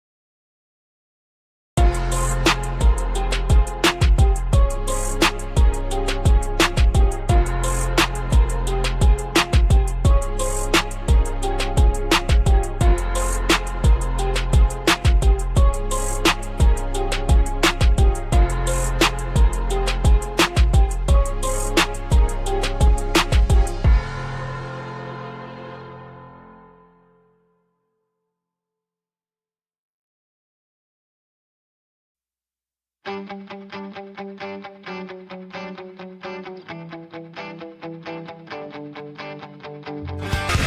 we go. Welcome back, Nation. Wolchuk's Top 10 in just a second. Segment's brought to you by the Frankels. If you've been injured in a car, truck wreck, call the Frankels first, 214 or 817-333-3333. There's never an out-of-pocket cost. They only get paid when you win. The Frankels are the go-to car and truck wreck attorneys in Dallas. Here we go into the Pimp Cup. Lucius Alexander has the champ. Cat D coming. Cat D coming. Swerve coming. Pocahontas coming. Free Willie, what's up, yo? Hey, buddy. Hey. All right, G, back with the day. We do it every weekday on the Fan at 5:30. We play the champ right about here. My name is L.A. Lucius Alexander, as the general did say. Our winner and champ right here comes from Sports 93.6. We got some play-by-play broadcasters. They crashed on out. Creighton University. Where's that at, bro? It's Nebraska. Shout out to Bud Crawford. Yeah, these radio broadcasters right here, they crashed on out. They're not fans of the refs. Shout out to Baylor. They were playing Baylor. Shot clock. Carr into the paint. Missed the dunk. And a fucking foul. What are you talking about? That was 2 seconds after the play ended. Carr driving. He's outside the circle. Yeah. He's outside the circle and he's set. He was outside the circle and he was set. Brett Smith blew it. He was outside the restricted area. He was straight up and down. He was set like the statue sitting out in front of New York, and they called that. That's an absolutely horse crap call. Yeah, horse crap. In a game that's been played out like this. Unbelievable. Yes. Bailout call by an incompetent referee. And ball don't lie. Yeah, ball don't lie, baby. Ball don't lie. Hey, shout out to the Tolo that sent me some messages talking about you guys were playing curse radio. You guys were cursing. It's a blocking foul. He thought he said something else right there. Oh, okay. Yeah, it's a blocking foul. Shot clock. Carr into the paint. Missed the dunk. And a fucking foul. Let's just bleep it and have fun with it. Yeah, right? I love it, man. I think play-by-play announcers, over the course of my life, every year they become like 1% more than fans than announcers. Yeah. Like growing up, you would get a fairly objective call from your home guys. Yeah. I love it. Yeah. Full-on homer. Now, yes, it is, man. It is. And live and die with the team. I want to hear the emotion. Yeah, it's good. If they're playing like crap, I want you to broadcast like crap. I was driving around. I had to listen to Vanderbilt and LSU one time, and it was Vanderbilt radio. And I was like, it's hard. It was because they were homering up, but I appreciated what they were doing. Yeah, they were trying to get the Commodores home that day. I was on the bird and on the way home from Colorado last weekend, and I could only get the radio call. It wasn't good enough Wi-Fi to bring up the TV on the plane. So like the first quarter and a half, I'm listening to Merrill Reese. He was in seventh heaven as the Turds went up 21-7. He was. I should have checked back in there at the end, see how our guy was doing. It's time now for Wolchuk's Top 10 at 2:20. Here's Zach with an 8. Thank you very much. 877-881-1053. What's your favorite pie? I wanted to mix in another list as well. Ooh, double list. Yeah, because I do think, we do the pie list I do every year. Yeah. And for our loyal it's polos, a tradition, man. I'd like to, like no other. To every board. So let's, Top 10 USA Today put best college sports traditions. One of these I've never even heard of. So maybe Brian can help me out. The old with oak and bucket? It's actually... Oh, the toilet papering of Toomer's Corner. They call it the Little Three. The Little Three. The Little Three. Williams College, Amherst College, and wow. Wesleyan University. All right. They've been playing each other since 1910. And between those three small liberal arts colleges... It might be the country's oldest intercollegiate athletic conference without any membership changes. So they're like the Ivy League schools that nobody talks about. Wow. And I guess they've got a tradition football? between the three of them, and they all play. Yeah, I don't know how this made the top 10. It's at 6. I was like, what? The author, what's the tradition here? The author went to school at one of these places. That's what it is, probably. Yeah. They're like, nobody's heard of this. I got to bring this to the limelight. Guy got a liberal arts degree in journalism from one of these places. I did want to show some love, though, to Wyatt Johnston and the Stars 99 jerseys. Come on, sweaters. What quick hands that individual Holy has. crap.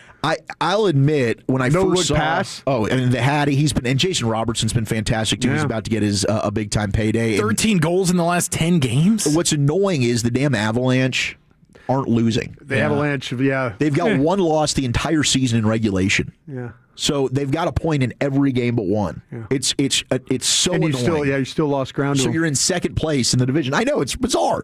They lost one game all month. I don't know how this happens, but Wyatt gets to be the first star of the week from the NHL. So congratulations to Wyatt. But those sweaters, man, the 99 ones. Oh. Yeah, they look great. Well, at first when I saw them, I'm like, just bring back the old ones. I know. But they wanted to match the color scheme. But the last two games, seeing them out there with them, and then Jamie Benn gets honored because he gets over 400 goals. Yeah, those things are gorgeous.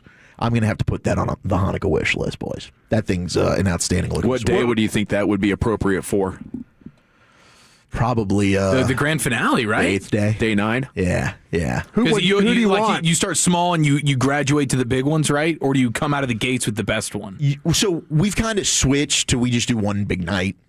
But wifey and I will usually try and get ourselves like a small thing. Now with the kids, we might not do this because it's expensive. They take precedent.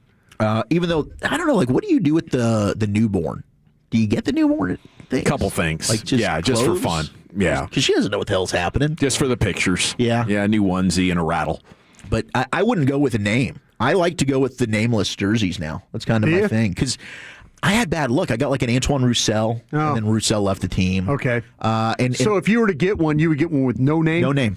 No name. All right. Or maybe you just like Shippy's got DJ Shippy. Yeah, get the Woolly Bully on the back. Woolly Bully on the back of that thing. Why that could not? be fun. You just go with the custom. Yeah. The custom sweater. A one of one. We'll take it. Chilled cherry pie getting text in. Not hot at all. Chilled. The chilled pies. I feel like that should be warm with some ice cream. Ooh, no, I think most pies are best out of the fridge. Okay. Well, your mom's is for sure. Yeah. Did you get some of that the for sugar Thanksgiving? cream pie? No, you're gonna have to wait for Christmas. Okay. Well, that's all right. That thing's absolutely fantastic. The coconut cream pie from the 214. Yeah, that's really good. Pretty good pie. Banana cream pie from Manor, Texas, the 817. All right. The you know what pie. Yeah, of course. Getting texted in a lot. Yeah. Oh, the fur. Yeah. And the boots with the fur. Yep. And we know that. Whole club's looking at her. That's outstanding. Somebody said whatever pie's right in front of me. I'm not going to say no. I'm not going to object. And I appreciate the hell out of what that guy That's said. pretty incredible. Any port in the storm. To not have any pie that you're like, no, thank I'll you. pass. I would pass on the coconut cream.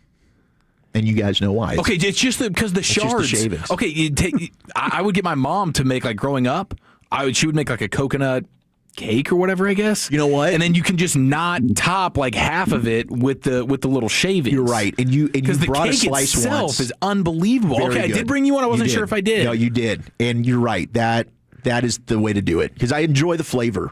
Yes. Like a lot of Thai curries, they'll use the coconut milk, and I'm into that. But it's just the grainy texture of the actual coconut. So if we can do that without the shards, there you go. I'm in. Shard free. I'm in on this thing. Lucius, is the pecan still your one seed? So pecan, yes, definitely my number one seed. But after this holiday, bro, my sister made some sweet potato pies. Dude. And I was on them things. Okay. They hated to see me coming in the kitchen. The sweet potato. Yeah, they hated to see me, bro. I had that plastic plate in my hand. I had that fork. I was like, no. Here you come. I was eating that for breakfast, bro. Is that with the Cool Whip on top? Yeah, Cool Whip. Cold Whip. Yeah, Cool Whip. Yeah, gotta be. It's a big change for me because I'm a pumpkin pie lover for Thanksgiving. Yeah. Sweet potato is now usurped. They're almost the same. I know that might be crazy to say, but they're almost kind of the same. Somebody's got to tell you, hey, that's pumpkin and that's sweet potato. That's exactly what happened to me. Yep. I thought I got a pumpkin because we didn't have one at our Thanksgiving spread. So I'm like, I got to get the craving. I got to go ahead and scratch this itch. Right. So I Did get someone home. put it out there and not know what it was? No, I just grabbed one thinking that this is a pumpkin pie because they do look exactly the same. From the store? From the store. Yeah, I wasn't going to make it. Okay. This is a you got Friday ball thing. sacked at the store. This is a Friday thing, and it's got it's like it's discounted, because all the pies are discounted. Yeah. I get home, it's a sweet potato. My God, it's the best damn mistake I've ever made. Yeah. Really? I was like, I think I'm just gonna. Did you take it now? Did you take jump higher now, fam? Yeah. You take it out of that box thing so nobody knew the mistake you made. He ate it right out of the container. For myself. Oh, it's for like a yourself. mini one. Oh, it was a mini one. Yeah, it was like a mini personalized one of those one. mini ones. Yeah, Okay. and it was perfect. So you were scratching that itch. Yeah, there we go. Wool check. like Yay that. for me. Yeah, for me. I don't think we should me. be surprised. Like just objectively, That he got the wrong one. Well, what would taste fair. better, a sweet potato or a pumpkin? I mean, you're starting in a much better place with the yam. No, you're right. And I would never eat a pumpkin. I don't know any type of pumpkin thing I've ever had. I mean, you got to really be starving. Like, we got to eat this thing. Yeah. How much actual pumpkin is in a pumpkin pie? I would say very little. Yeah, it's mostly just cream and sugar. When you carve the pumpkin, what is it in there that you're actually? Well, you using to take cook with? take all the guts and stuff out of it. The outer shell. The jack-o'-lantern. It is the outer shell. Okay, man. Yeah, the sweet potato pie. Gosh, that was it got me going. Buttermilk, shepherd's pie. Oh, shepherd's my pie's mom got the Costco chicken pot pie Wednesday night. There you go. Nice. You're damn right. I stopped over. Oh, I dabbled. Hell yeah, I dabbled. Dawson, that's your favorite one, right? Or is it incredible. Sam's? It's incredible. It's brought the Costco giant chicken pot pie has brought the pie back to life. Yeah. It's fantastic. The frozen section fell off in about 2002. Yeah. You know, Marie Callender used to have this incredible frozen pot pie you could buy in the grocery store. They dumbed that thing way down. It's like a banquet pie now. That sucks. Yeah. Man, the smell of your entire house when that chicken pot pie is cooking in the oven is maybe the best house smell. Fantastic. With the weather getting cold now, I'm going to make one for a Friday, and I'm just going to make it from scratch. And sounds see like what it you has guys potential. Think. Okay, I love it. That's how Costco's is. I mean, all the dough is just fresh. I've watched so many videos on how to do this. I'm going to give it a go. Yeah. Well, I'm here to eat pie it. is Yeah, awesome. it is. I mean, I think the Costco one's like $17 or $18 or something. It's so worth it. It's huge. delicious. You're thinking about how you just fed your whole family for under $20. And we might have leftovers, depending on who's in the house. 10 on the most popular pies in America. It is the pot pie. Chicken, turkey, beef. I've never had the beef pot pie. Eric? No, I haven't either. Surprisingly enough, I've pretty much just chicken pot pie. You can make it with Guinness. Like a Guinness, with beer the pot pie? Yeah, with that, like almost like a stew. Yeah. Peach pie at 9. Okay. I've only had a peach cobbler. Yeah. Peach cobblers are really Never had good. peach pie. Especially from Babe's Chicken. Shout out to Babes. Gosh, Babes, we love you. Gosh, I miss you. I have not gone to Babes. You haven't had her in a while? No. Key lime's at 8. Yeah, you're damn right. Chocolate pie at 7. Yeah, like a brownie pie? Like a brownie or like pudding? Yeah, I prefer the brownie. I'm thinking too. I mean, pie has to have crust, right? Over pudding. Yes, it does. Yeah, pudding. Yeah, it's like pudding in a pie shell. In the shell. Almost, yeah. Blueberry at 6. I'm kind of anti the blueberry. I think the best thing about those fruit pies is the crumbly pieces of like crust and sugar. Yeah, just butter. Hey, Lucius, you ever had one of those Mrs. Baird's fried pies? No. In the white packaging. Anybody ever had one of those? Okay. Yeah. I know what you're talking about. Absolutely. You're always kind of like, you're getting ready to pay to leave, but they're always right there. Yeah. You can grab one. Those are very good. It's like, little pocket pie for the road. Yeah. Those are pretty good. I like the one that has like the vanilla flavored. Bavarian cream. Oh my gosh. Those things, and those are for $1. Hell yeah, sign me up for that. Somebody did text in the fried apple pie at Whataburger. Yeah. They give you those when they jack up your order. Like, here we throw a free pie, and then it burns the roof of your mouth. They're so hot. You go first. You're like, I'm gonna eat it on the way home, and it just disintegrates your I know. the roof of your mouth. I always eat the pie first there in those scenarios. You have been a pie eater from the jump. Lemon meringue at 5. Cherry at 4. Cherry. And I'm a fan of the lemon meringue, by the way. Lemon, for I can whatever do reason. without the lemon I'm kind of on meringue. like a lemon kick. I do like lemon treats. Something like the lemon squares. Yeah. The Nice. lemon Little bars sugar. are not bad. Oh, yeah. Cherry at 4. Pecan at 3. Pecan? Yes. Pecan. Yes. Pumpkin at 2, which I would now sub out for the sweet potato. And apple pie is the most popular pie in America. I've seen a little revolution going on that Revolution! apple pie overrated. I believe so. People on these streets are trying to, Dawson take jumped in shots. there quick. The star of the show is the scoop of vanilla ice cream that you have next to it. Yeah, with or the on crust. top of it. If the apples are done the right way with some cinnamon on them, I can't say the word cinnamon, but if it's done that way, cinnamon. Tongue twister. You can say her name when you send her a cash app. Yeah. Did you get that cash app? Yeah. Oh, did you guys hear the Cowboys? Catch candy. Cowboys added a new running back. Anna Banacanda. Brian, what's his name? Anna Banacanda. Anna Banacanda. Anna Banacanda. That's his last name. Isaiah. It's a Banacanda. Israel. I was going to say. Yeah. What? Anna Banacanda. Perfect. You got it right. He's crushing it. Yeah. Izzy. Izzy. Right off the birth certificate. I tell you what, that son of a gun is tough. Yeah, he's tough. And this is perfect. He's no Malik Davis. I can now pivot and keep the college football one for tomorrow. I love Look it. at Well, me. Chuck, you're on fire. And speaking of college football, I believe we have a Darty coming up, Chief. Yeah, all the Lane Kiffin fallout and a great rivalry weekend next year in the nation. But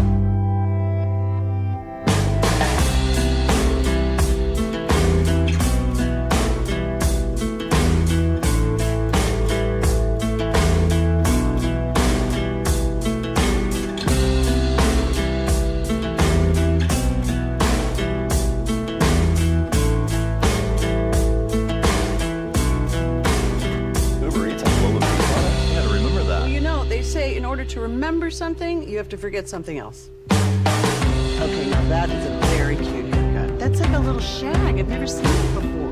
Well, I mean, of course you have. So Rachel. Oh, is that your name? No, I mean like your name. No, I'm Jen. Your name's Jen. Right, but I just mean like this is your haircut. But that's hair on your head. I'm not saying this is your hair. Okay, freaking me out a little bit.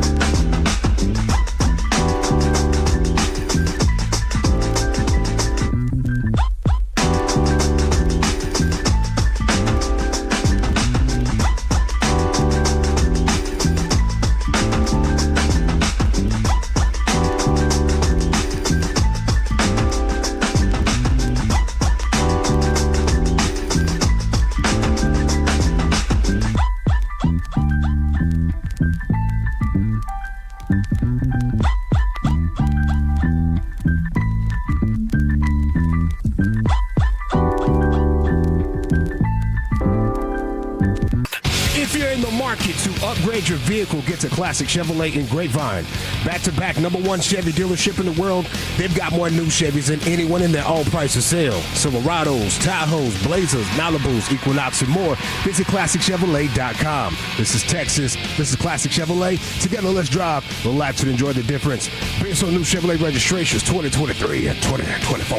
Thank you, Lucius. G-Bag Nation 105.3 The Fan coming up at 3 o'clock. Who do you give the most credit to for this Cowboys turnaround? Here's Chief with a college football darty. Oh, my gosh. The world of college football has been flipped on its head, and we dive into all of it right after this. Well, looky here. Mr. Cold Turkey put a mini booze bottle in his headset. I've never filmed any of you guys when you're using the bathroom, so I don't know what faces you make when you're doing that. Special teams, fucking joke. I want them never to say our name again. Well, I don't get the rain, the head cold.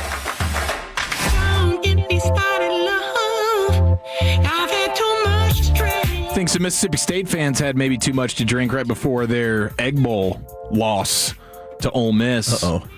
See, they had a couple of fans go into the Ole Miss locker room at like 3 a.m. before the game, and they stole Ole Miss's quarterback's jersey, Trinidad Chambliss. Not once, but I thought twice. that was a joke. I did too at first, and then I saw videos where it's like they're videoing Chambliss's locker and his pads and his jersey, and they're just throwing up the middle bird to it and just like kicking his stuff.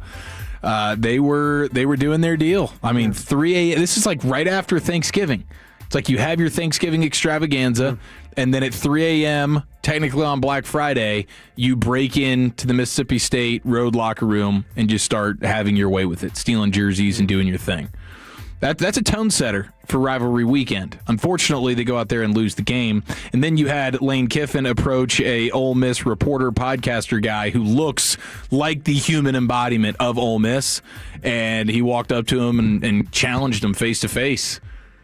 You call me a hoe. Yeah. Once you call me a hoe, you won't do it to my face. And that kid was just deer in the headlights. He had no idea, like caught by surprise.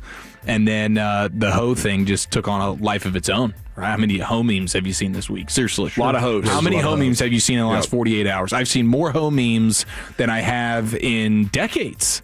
Really. And we have NFL hoe things that are taking place. I think Wolchuk will have some sound of an NFL hoe situation. This is just college hoe, all right? But that hoe could not be a housewife, and now Broadus, that hoe, is yours. Congratulations. Yeah. I'm happy I put a ring on that hoe. Lane State University. Yeah. They just found a way to get money. They're paying off Brian Kelly, and now let's just go ahead and give the bag to Lane.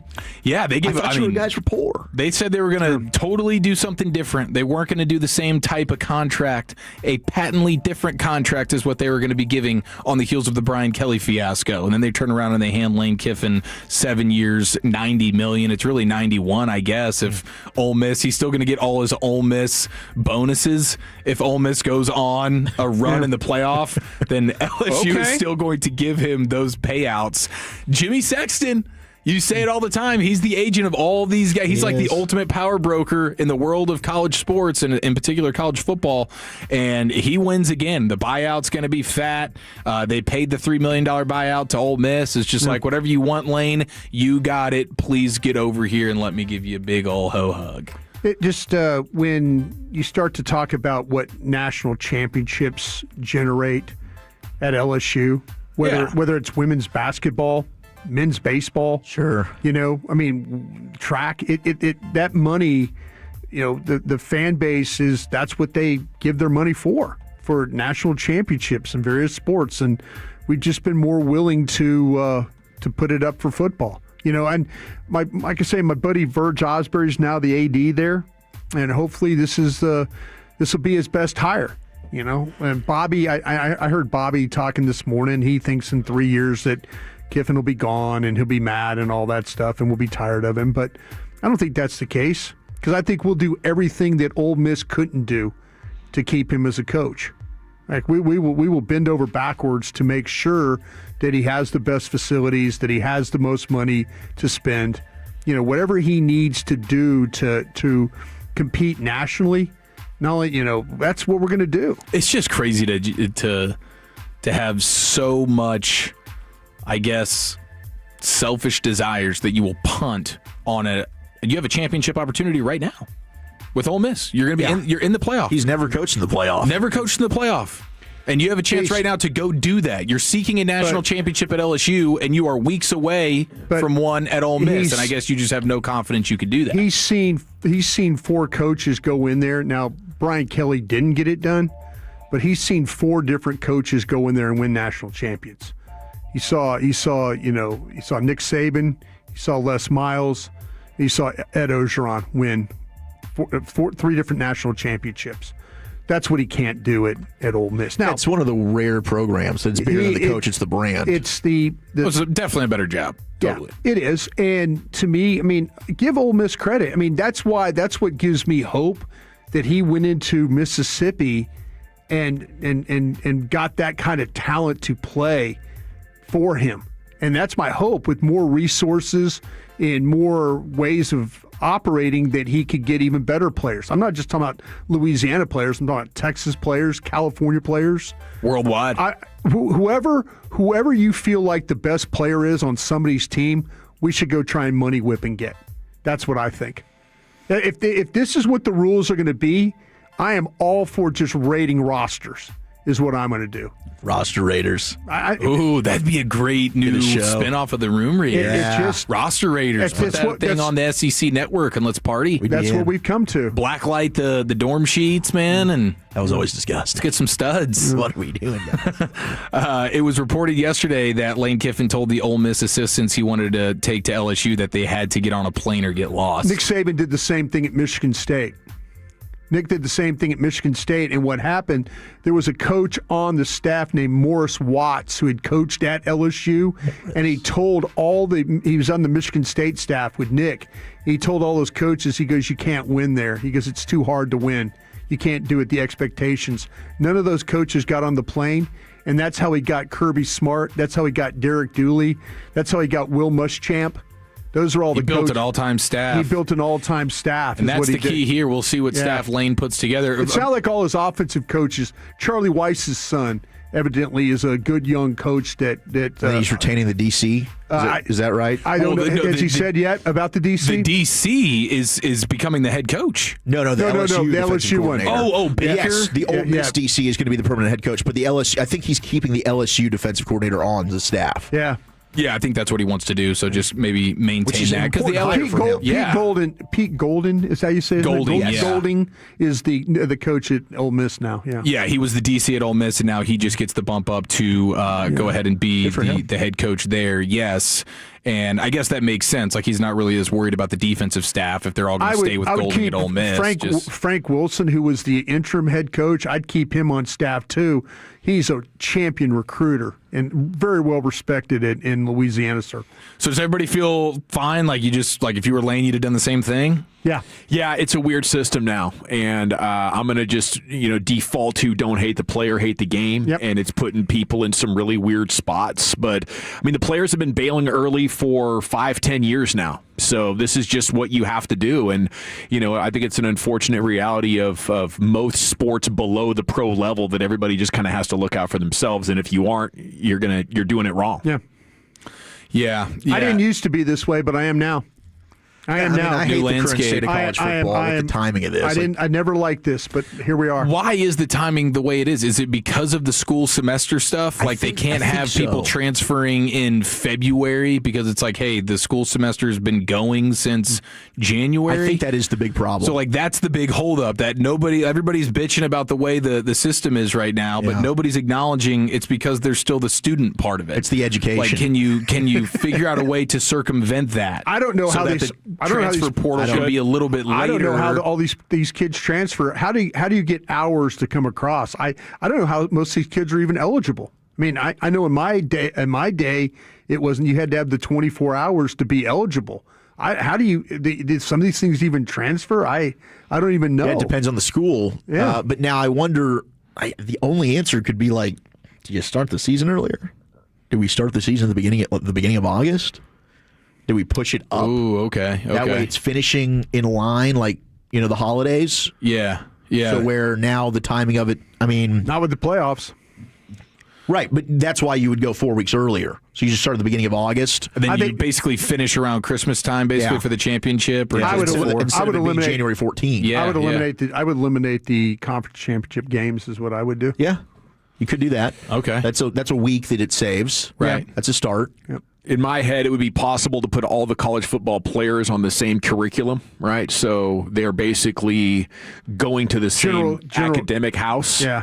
So I can go take the same classes. I can transfer in and out to any different university at the same time if you really wanted to get crazy with it. But there's workarounds for it, but as it's currently constructed, they got to adjust the calendar somehow. You get those kids back in class in January, but all the kids are working on transferring in December. Yeah. So... Yeah, it's a conundrum that they're in right now. But now LSU goes ahead and they win the day. They absolutely win the day. Oh, we spent the most money to go get the guy that supposedly is the best. Yeah. Yeah. I like I said, I hate playing against him. I'm happy he's on my team now. He's one of those guys. How much of that contract are you paying? I'll do whatever I have to do for my team to win. Seriously. They had money. They asked me for money. I'll give them money. I'll give you all the money. But don't you want to help him scout a little bit too? Hey. Oh, I think he's. I'll tell you what. I told you this. I think he's got a really good eye. I think Joey McGuire out at Tech's got a great eye. I think there's certain programs and certain coaches around the country that have a really good eye for this stuff, and those are the ones that are always going to be able to survive because they know when they have the money they can spend. They know what they have. That guy at Indiana. Let's not act like he's got a huge budget. Look at the players he's got. They went and got a quarterback. Made a big difference for them. Thank you, Chief. We got 1 hour down, 4 to go. Who gets the most credit for the Cowboys turnaround at 877-881-1053? We'll take your best texts. Leave your name and city you're texting from. We'll make you famous here coming up as we get in hour number 2 in the Fan.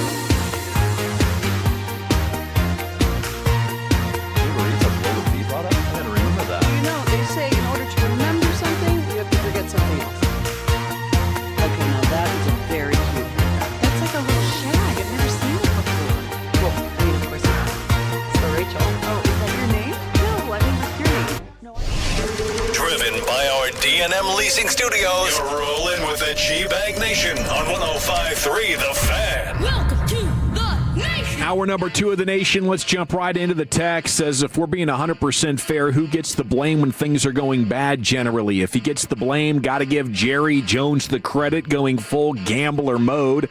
Second goes to getting healthy with Revel and the O-line and DeMar being overshown. That is from Nick in the 979. Not familiar with that area code. Welcome into hour number 2 of the nation at 877-881-1053. How would you answer that question? Who gets the most credit for this Cowboys turnaround? We can go around the room, get your guys' thoughts. Get a lot of good texts in here. 469 just tuning in. So glad G-Bag is back. Hope you boys had a great Thanksgiving. That's from Richie in Ennis. Salute to you, sir. Rich. Always good to hear from you. 817 it's our longest Tolo. Lucius Tovash is in here. Says Gavin's going to ruin the Cowboys again. You know how they are over there with that who gets credit question. LOL. Yeah, no intent to ruin the Cowboys here. I guess I inspired them by doubting them so heavily. But yeah, I'm confident in the Cowboys. What a play by me. Yeah, and I have been speaking things into existence really since training camp. So who knows? But I'm pretty confident that if this team can make the playoffs, and I guess the mathematical chances are still around just 25%. I think they're super dangerous. But how would you guys answer that question?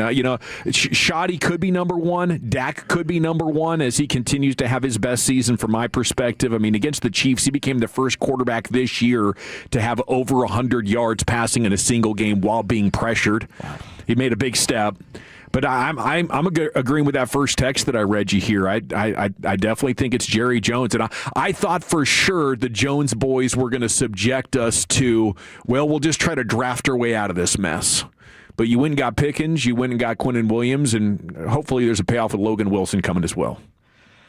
I will go, because I'm with you on a lot of the names that you said, and Jerry certainly deserves credit for this. You make the trade for Quinnen Williams, that was huge. But it's Micah Parsons.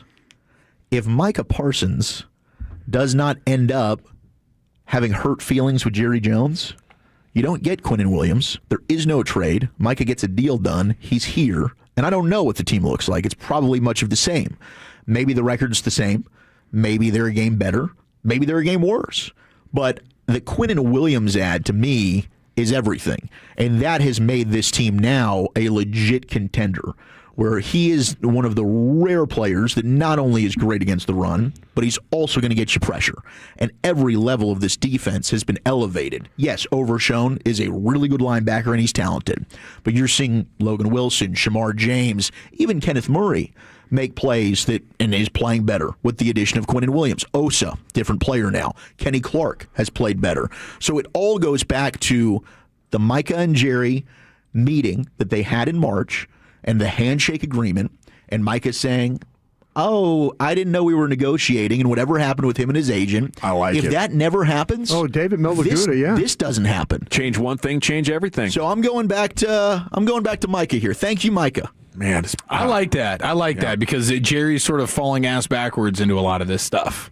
Right, like this wasn't reactionary moves. Yes, this wasn't proactive. Yes, thinking ahead. Well, the George Pickens thing was a big deal. That's true. George, the Pickens move was absolutely. Great. And I wonder, love for that. Is that Jerry knocking on somebody's door saying, "Hey, we got to go trade for George Pickens," or is that somebody knocking on Jerry's door?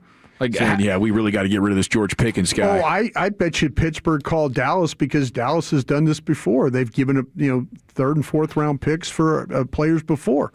You look at Trey Lance, looking for Mingo. Like, if I'm a pro personnel director, I'm sitting there, call Dallas. Offer him to Dallas. See what Dallas will do. They're the type of program that will take this guy on. They have a history for this. Nobody else was willing to give up a 3 or a higher 3, I guess. Absolutely not.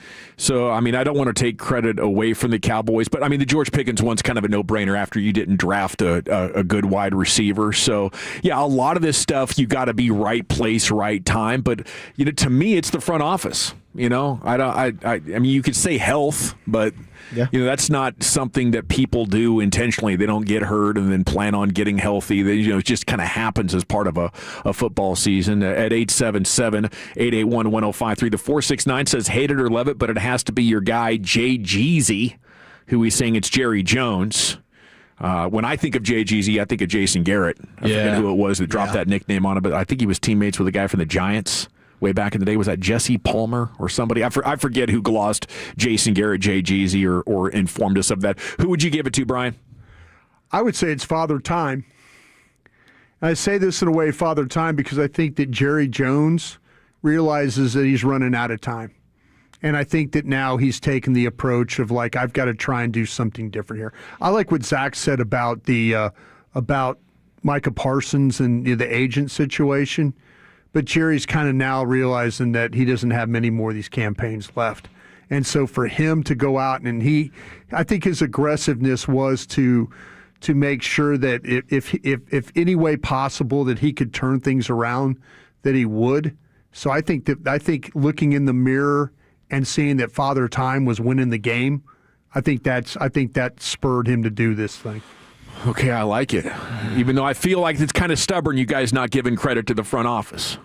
I know. It's difficult. I just don't know. Micah, Father Time, but they're gymnastics. But they're doing their job. That's the front office's job, is to evaluate players and to evaluate the other teams and try and drum up deals and business and ideas. And it's hard to give credit to the front office when the Micah thing happens a week before the season and it wasn't planned for, and then you went out and put out the worst defense in the history of your organization for half the season and might have ruined your chance at a playoff.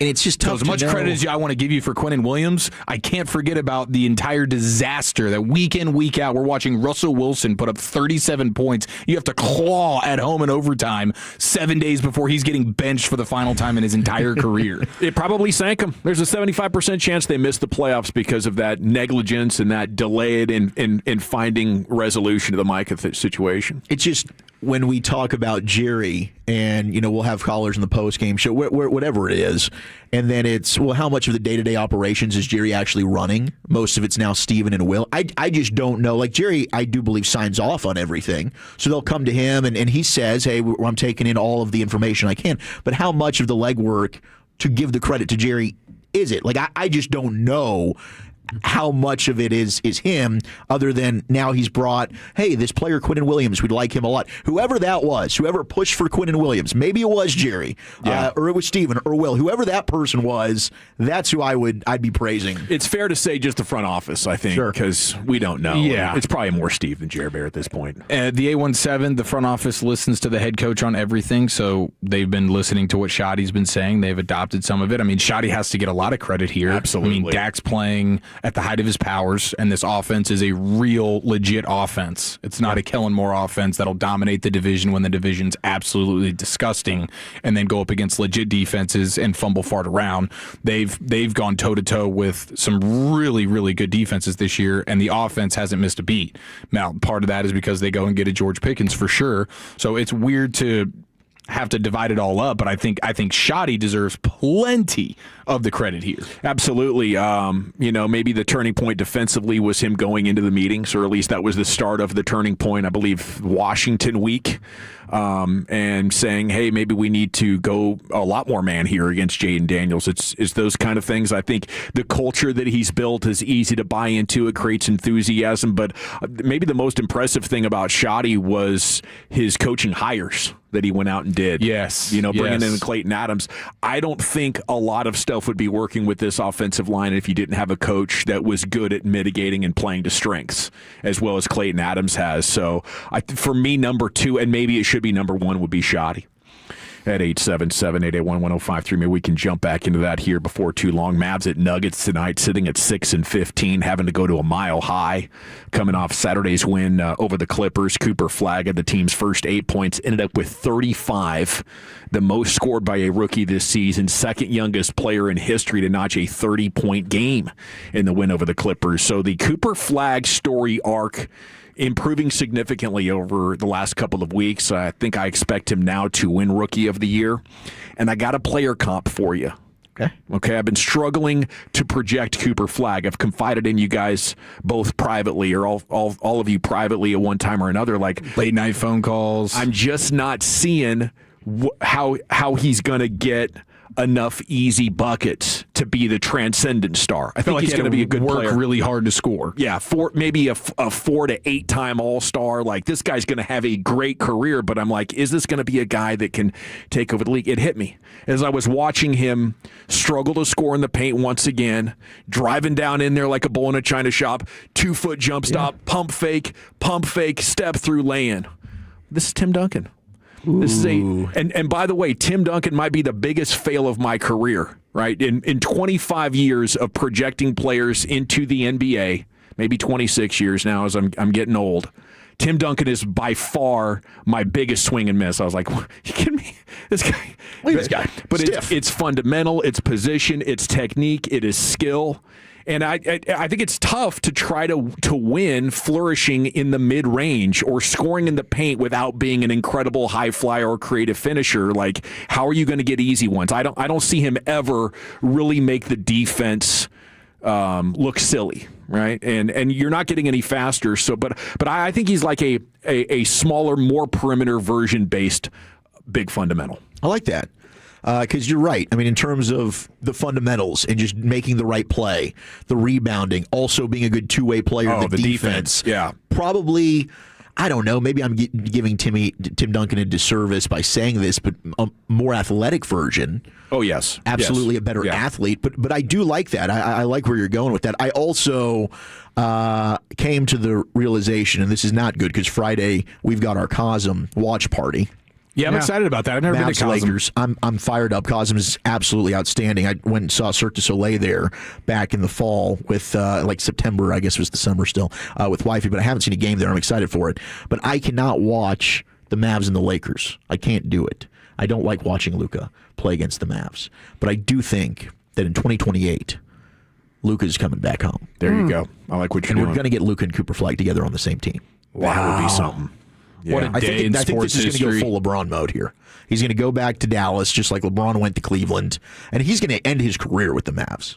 He's not going to flippy-floppy and go back to L.A. or name another team, New York. You had this realization as sort of like a hopium as you were watching the game the other night. No, I wasn't you were watching just it. sad. I was like kind of monitoring what was going on. Like, I don't want to turn it on. I don't even want to watch him. I don't want to see him in the purple and the gold or whatever the hell their color scheme is. I don't want this. But just the Cowboy mention he made in the presser. Just the twinkle in his eye when Dallas is brought up. It's always going to be special. So. He wants to be here. Yeah. I mean, they got to start losing. They're already winning way more than I anticipated. I don't believe in their roster. I don't believe they're a real contender. But as long as they're crushing in the regular season like this, I think it'd be really fun to stick around. Yeah. So, as always, I'm rooting for Laker losses. Well, Cooper Flagg, by the way, I mean, when you look at his first 10 games compared to his last 10 games, and now that he's got 20 under his belt, I mean, the improvement's pretty ridiculous. And I remember this from last year at Duke, where he comes out of the gates a little bit slow, and then by season's end, it's like, oh, wow, he can actually shoot the three ball, and he looks like the guy that he was hyped up to be. In his first 10 games, it was 14 points, 6.5 rebounds, 3 assists on 40% from the field. His last 10 games, it's just under 20 points per game, still 6.5 rebounds per game, 4 assists now, that's up 1 per game, and 51% from the field, up 11% in the efficiency. Yeah. So you go from 14 to basically 20. You get an extra assist a game, and you're up 11% from a field goal percentage standpoint. And the game looks easy for him when that jumper is falling. You know, maybe Kawhi Leonard's a good comp on that as well. Bears now in the driver's seat for the number 1 seed in the NFC. It's unbelievable how bad this football. I mean, the AFC is a disaster. I think if you got 2 wins or less, you have been eliminated from playoff contention in the AFC. Everybody else is still alive. Panthers beat the Rams yesterday. That was a weird one. But Caleb Williams would be the first quarterback to rank last in the NFL in completion percentage and have his team earn the number 1 seed since seeding began in 1975. The last quarterback to rank even bottom 5 on the number 1 seed was Rex Grossman. Wow. Yes. Wow. Who led the Bears to the Super Bowl in 2006. So maybe things are aligning there. They're definitely not aligning in Pittsburgh as Aaron Rodgers was asked what it's going to take to get more offense going after they scored just 7 points against the Bills. He says, when there's film session, everybody shows up. And when I check to a route, you do the right route. Said, we have our meetings every week. We have other opportunities outside the facility, and I look forward to seeing all the boys there. For his part, he completed 10 of 21 for 117 yards, third lowest total in any game where he threw at least 20 passes in his career. And air yards over the last four starts, Aaron Rodgers' air yards total. Ooh. Have you seen this? No. I can't imagine what it is. I think he's throwing like 4 yards at a time. Over the last 4 games, it's 1.3 air yards per attempt, 136 total air yards over his last 102 pass attempts. Watching them play is crazy. It's hike. Oh, nobody's open. I'm under pressure. Can I check down or do I have to scramble again and again and again? It's brutal. Okay, it is the G-Bag Nation here on 105.3 The Fan, and coming up next, we're going to hit you with the C-Note here, Cowboys news of the evening, and everything percolating across your Cowboys news cycle here on 105.3 The Fan. But I want to take just a moment here. Chad Frankel's with you. More of the wet stuff, the cold, wet weather. It gets nasty, and vehicle accidents skyrocket here across DFW whenever that happens. Over 500, sometimes even 1,000 vehicle accidents a day. And, we just want to remind you to drive safe. But if negligence finds you, 18-wheeler, commercial vehicle, rideshare company, anything like that, or just a regular negligent driver hits you, throws you into the wall, turns your life upside down, call the Frankels immediately. They will make sure that you don't settle for less. And unfortunately, settling for less is... This is your hair, but that's hair on your head. I'm not saying this is your hair. Okay.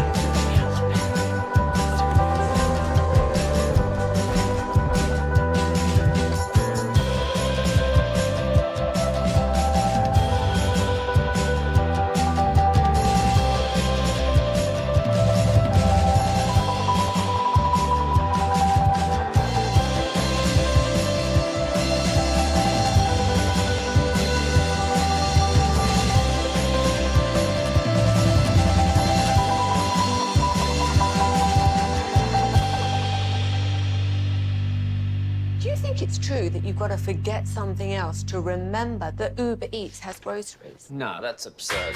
Hey, remember when you used to be a, what was it, pepper lady? Those are ladies. What? Not pepper ladies? No. You said that. Was it Spice Girls? Doesn't sound right. Was it Saffron's World?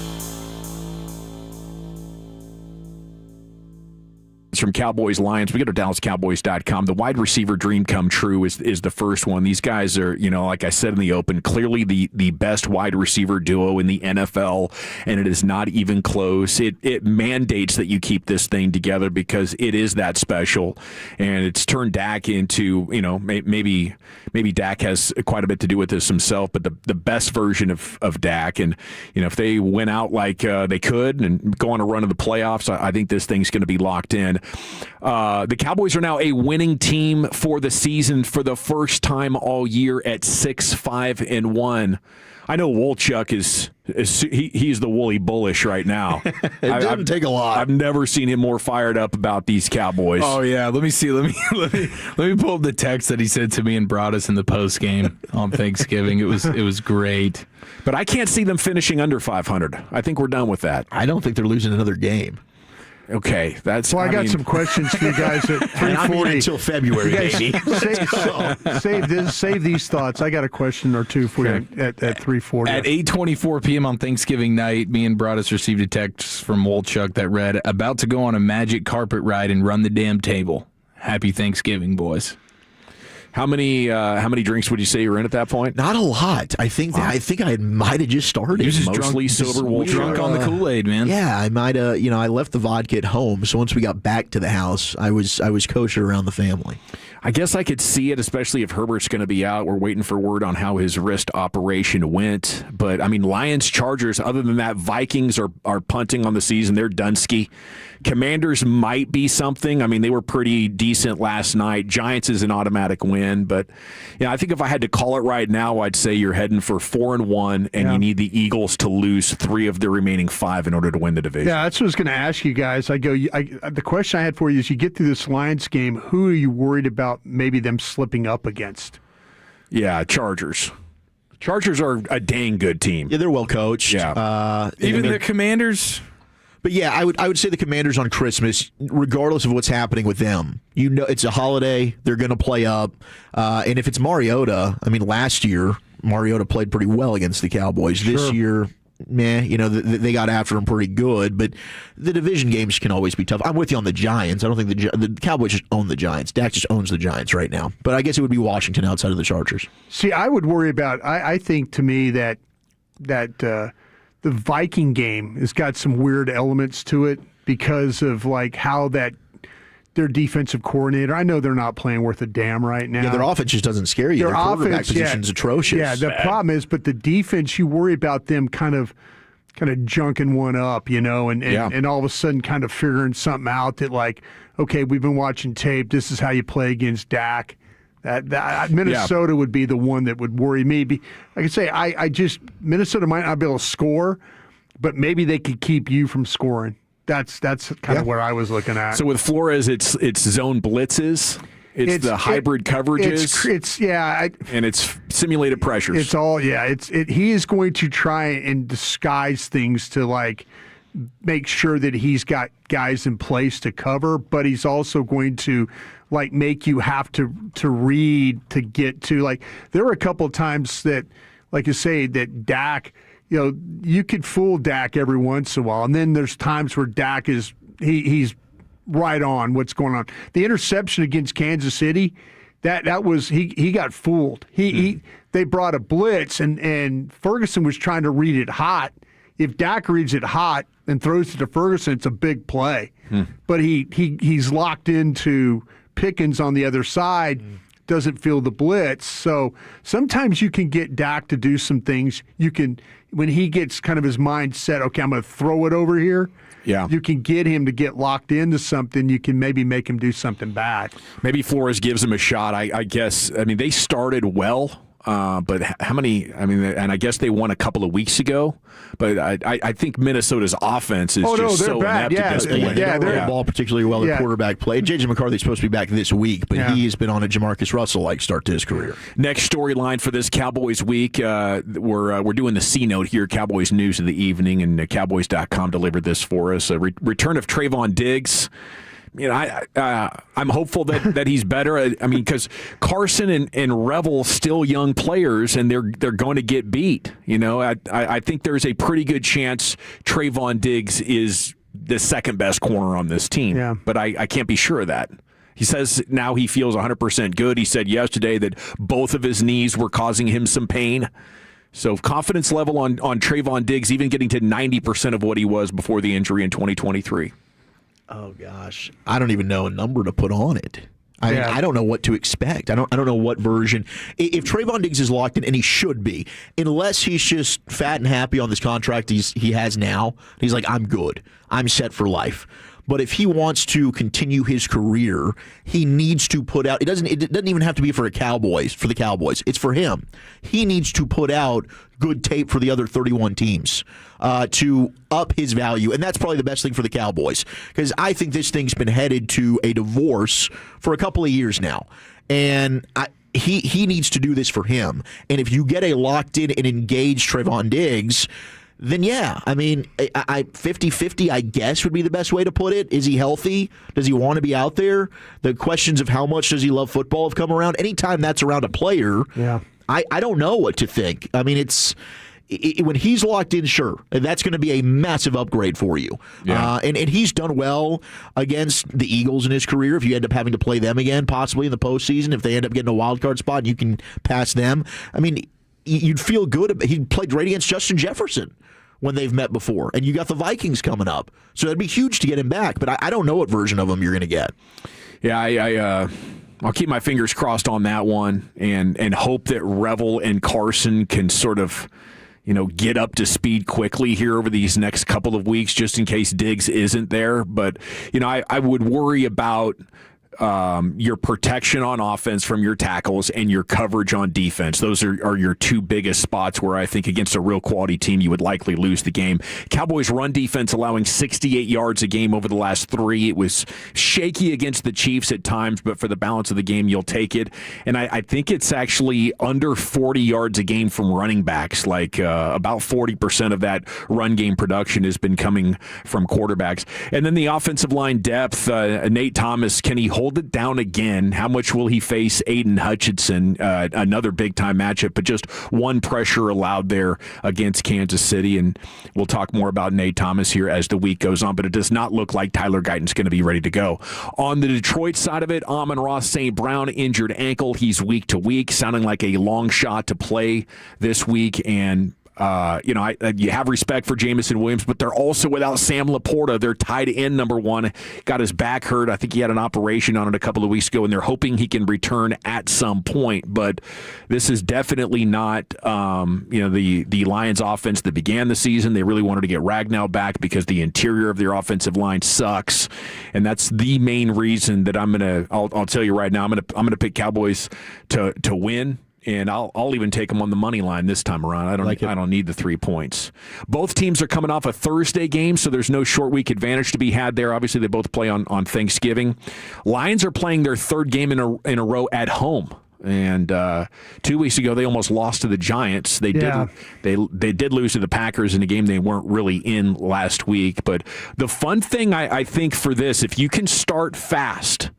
And the Cowboys haven't been great at that early, but this crowd is ready to give up on the season. You could take that Lions crowd out of the game if you can get up early. And obviously you got to wrangle the runners, Gibbs and Montgomery. They already have a combined 1,500 yards. These guys are tough. And as far as path to victory for Detroit, you got to look at what success Kansas City had, try to get the ball outside, try to force other players to beat you beyond those defensive tackles. It'll be a good test to see just how far your running game has come defensively. Because you've gone up against 3 teams. The Raiders don't have a good offensive line. The Eagles have struggled to run the ball. And clearly Kansas City has never been a team that's a great running team, whether that's Mahomes checking out of it, whether that's offensive line issues, not having a great back. But now you're going up against a couple of monsters here. So you'll get to see just how much of an impact Quinnen Williams and this new defensive tackle group and how well they're playing against Detroit. This is going to be a fun matchup. Should be feasting. I should absolutely be feasting, and I can't wait to watch it Thursday night. Of course, Lucius and I are going to be at Choctaw while you guys are here back in studio getting ready for the pregame and the postgame and all that. We'd love to see you come on up there and join us and watch the Cowboys. Coach Schottenheimer, when asked if Diggs could play safety, Brian, they asked him about that today. Yeah, I asked, Clarence Hill told me he was going to do it. And he basically, Shoddy, go ahead. I think you got the answer. Says, I wouldn't even think of that. Yeah. Views Diggs as a shutdown corner when he is at his best. So hopefully that's true. And then Patrick Walker with the story after Thursday's game, Malik Davis had to go take a drug test. Longest rushing touchdown of his career. He got hit with the, let's just make sure that's on the up and up, is 43, went 43 yards to the house. And I think this Williams and Davis thing gives you your 1-2 running back combination. Like, go ahead and do contracts for both of them for next year. They're good. You still have Phil Maffa, you have Hunter Lipke, you have Abanikanda? Mm-hmm. Abanikanda? You guys with me on that? We don't need to draft a running back in April or May or whenever the draft is. No, you don't have to. You liked him. You liked him coming out of Pitt. Yeah, I liked Abanikanda. This is a dream scenario. I know Chief loves this. You did running back right. Ace the test here. For sure. Yeah, you just can't fail the test by giving too big of a deal to Javonte Williams, geez, right? Come on. I mean, you can't let that contract get away from you a little bit. But you only get $20 million. You're in the sweet spot right now. $15 million. Capitalize on that. 12. All right, we got Krusty's Corner coming up next. Brian, where are you taking it? Yeah, I got a question, and I got some metrics to lead into this Lions game. We'll do that next. Tell you something you don't have to question. That's my fellas over at East Dallas Diesel. If you're in the market for a new ride, truck, whatever it might be, East Dallas Diesel, it's the only place that you need to look. I enjoy just going and looking at the website, eastdallasdiesel.com, just to see all the luxurious rides, some of which I thought maybe I could never afford, but you can now. When it comes to financing, East Dallas Diesel, they're going to work to find you the best deal possible, no matter your budget. That's right, Tony Alberti, my guy. He's the owner over there. He's been in the truck and car game for nearly 30 years, and he's personally handpicking every truck on the lot. He's putting through inspection. Brian's over here talking about Lane Kiffin, some of these other...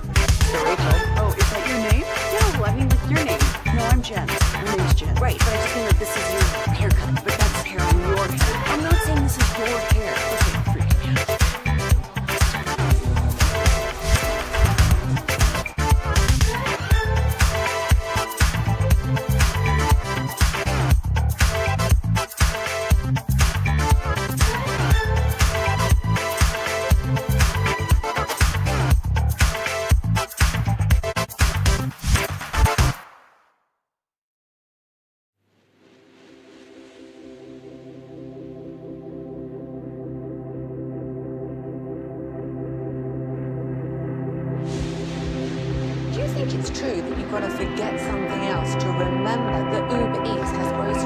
No, that's absurd. Hey, remember when you used to be a, what was it, Pepper Lady? Was it Cinnamon Sisters? Hazel Babes. Sapphire Squad? Nutmeg Moments? No. She said that. Was it Spice Girls?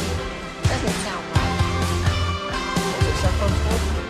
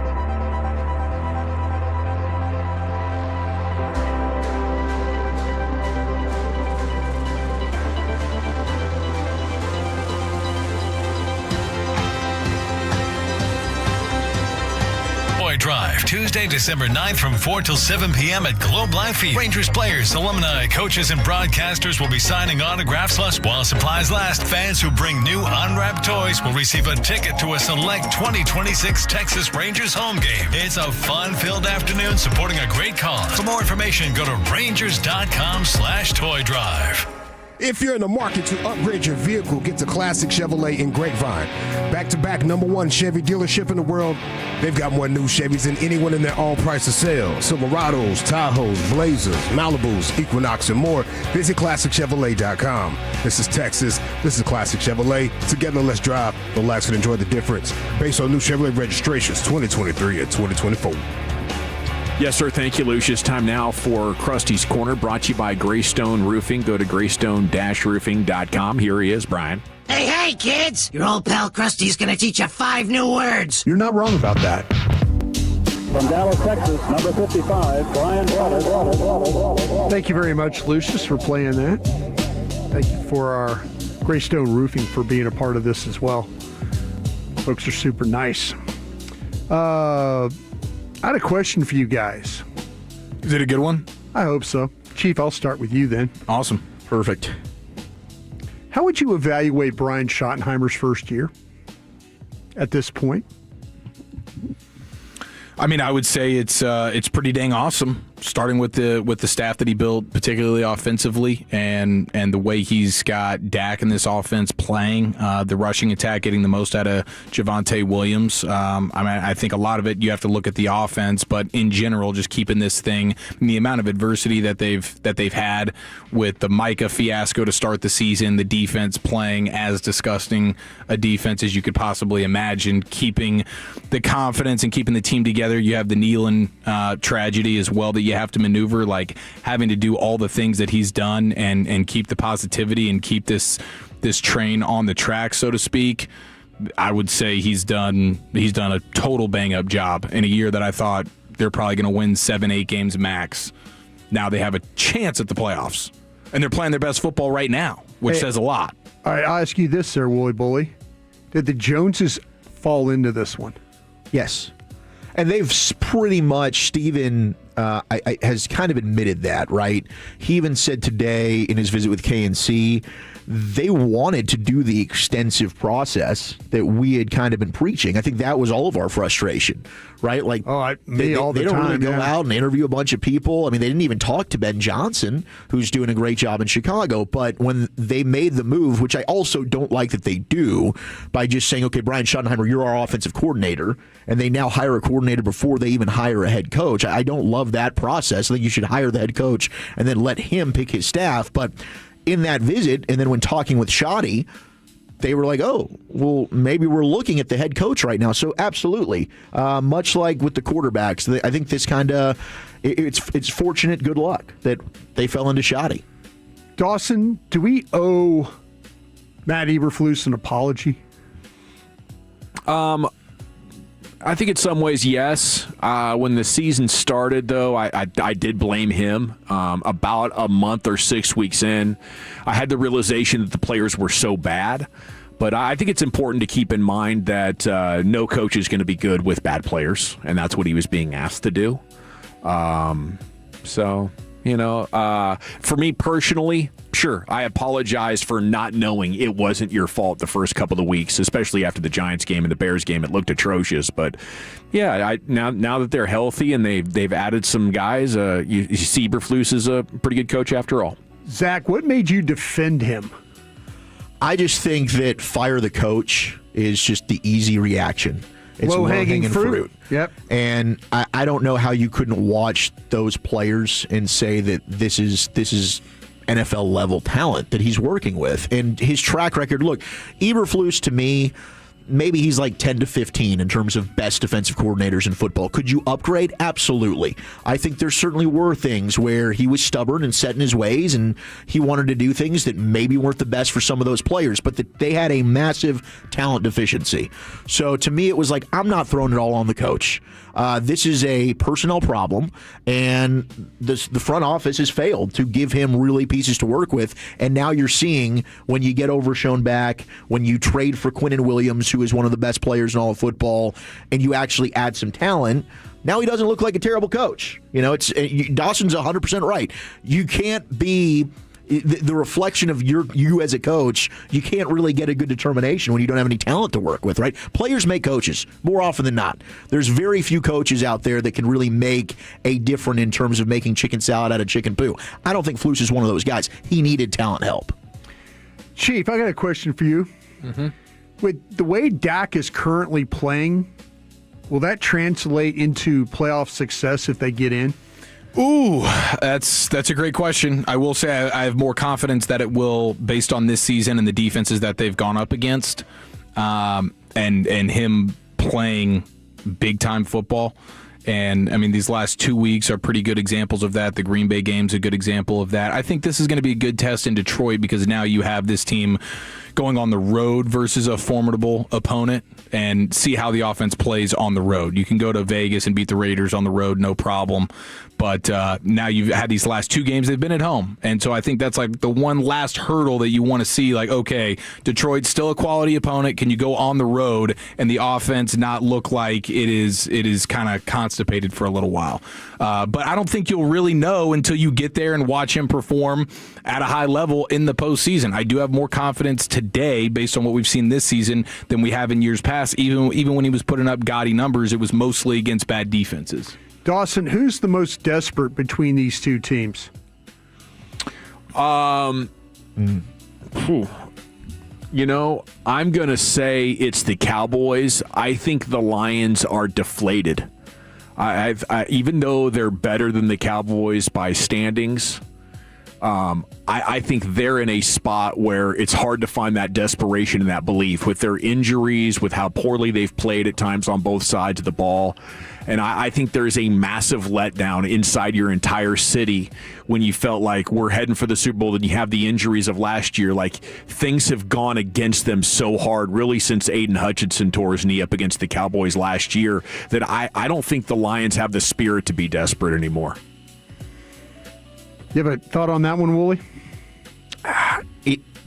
I do kind of lean Lions. Just because the Cowboys are kind of riding a high right now. I do think that obviously they have to win to keep their dreams ahead of them. So both teams are desperate. But right now, Lions coming off a loss, Cowboys riding a 3-game winning streak. Lions have had all the expectations all year. The Cowboys have struggled up and down. Heck, with Sean and Bobby did a whole segment, is it a failure or success if they miss the playoffs? I think some people would look at the way that Brian Schottenheimer salvaged this thing. There's a lot of positives to take from it. Maybe it is still a success. So I would lean Lions based on they've been on the cusp of making that Super Bowl run. And they're now on the verge of having all of that crumble. Chief, what if I told you that the Lions, in every metric, when it turns into, and by the way, tomorrow going to do Lions offense and defense together tomorrow for you. Yeah, I'll knock that out tomorrow for you. That'll give you a little preview. But just looking at the metrics right now, what if I told you when it comes to offensive passing the football, that the Cowboys have an advantage in every single metric? Versus the Lions' defense? Versus the Lions' defense.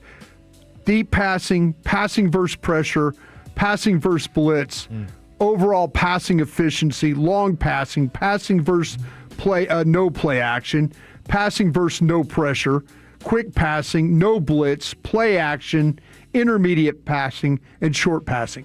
Dallas has an advantage in every single category.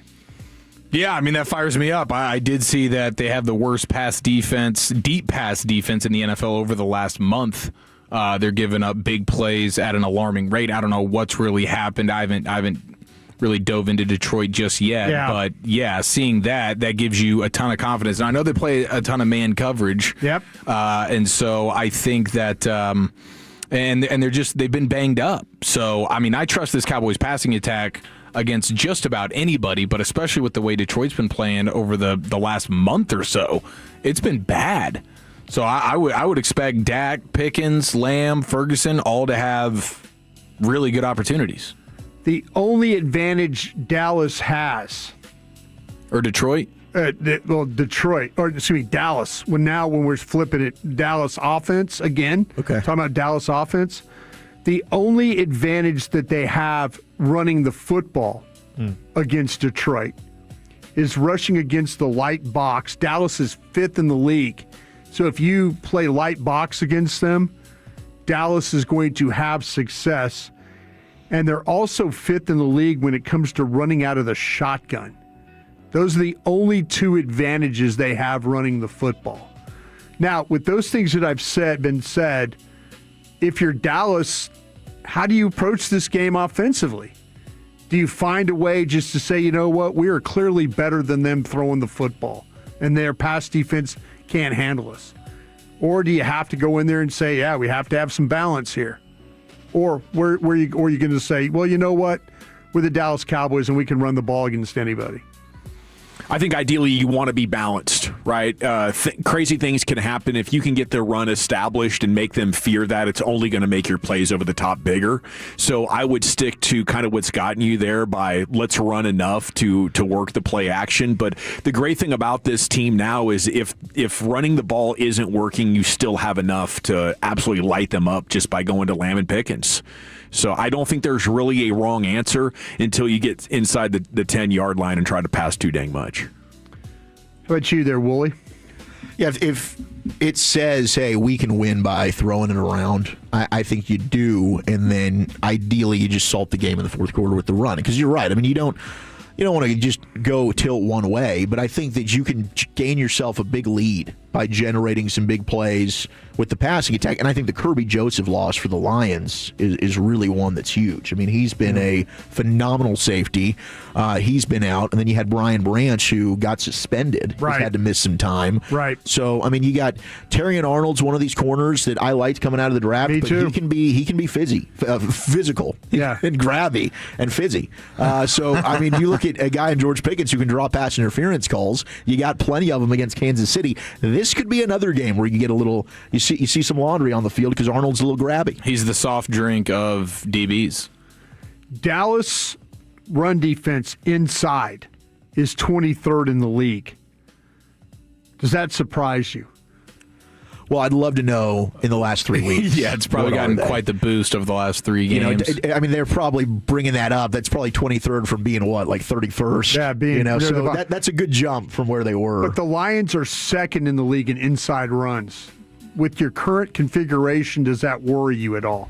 Or does it give you hope that with your defensive linemen, your defensive tackles, that the Lions can't run the ball inside on you? Second best in the league.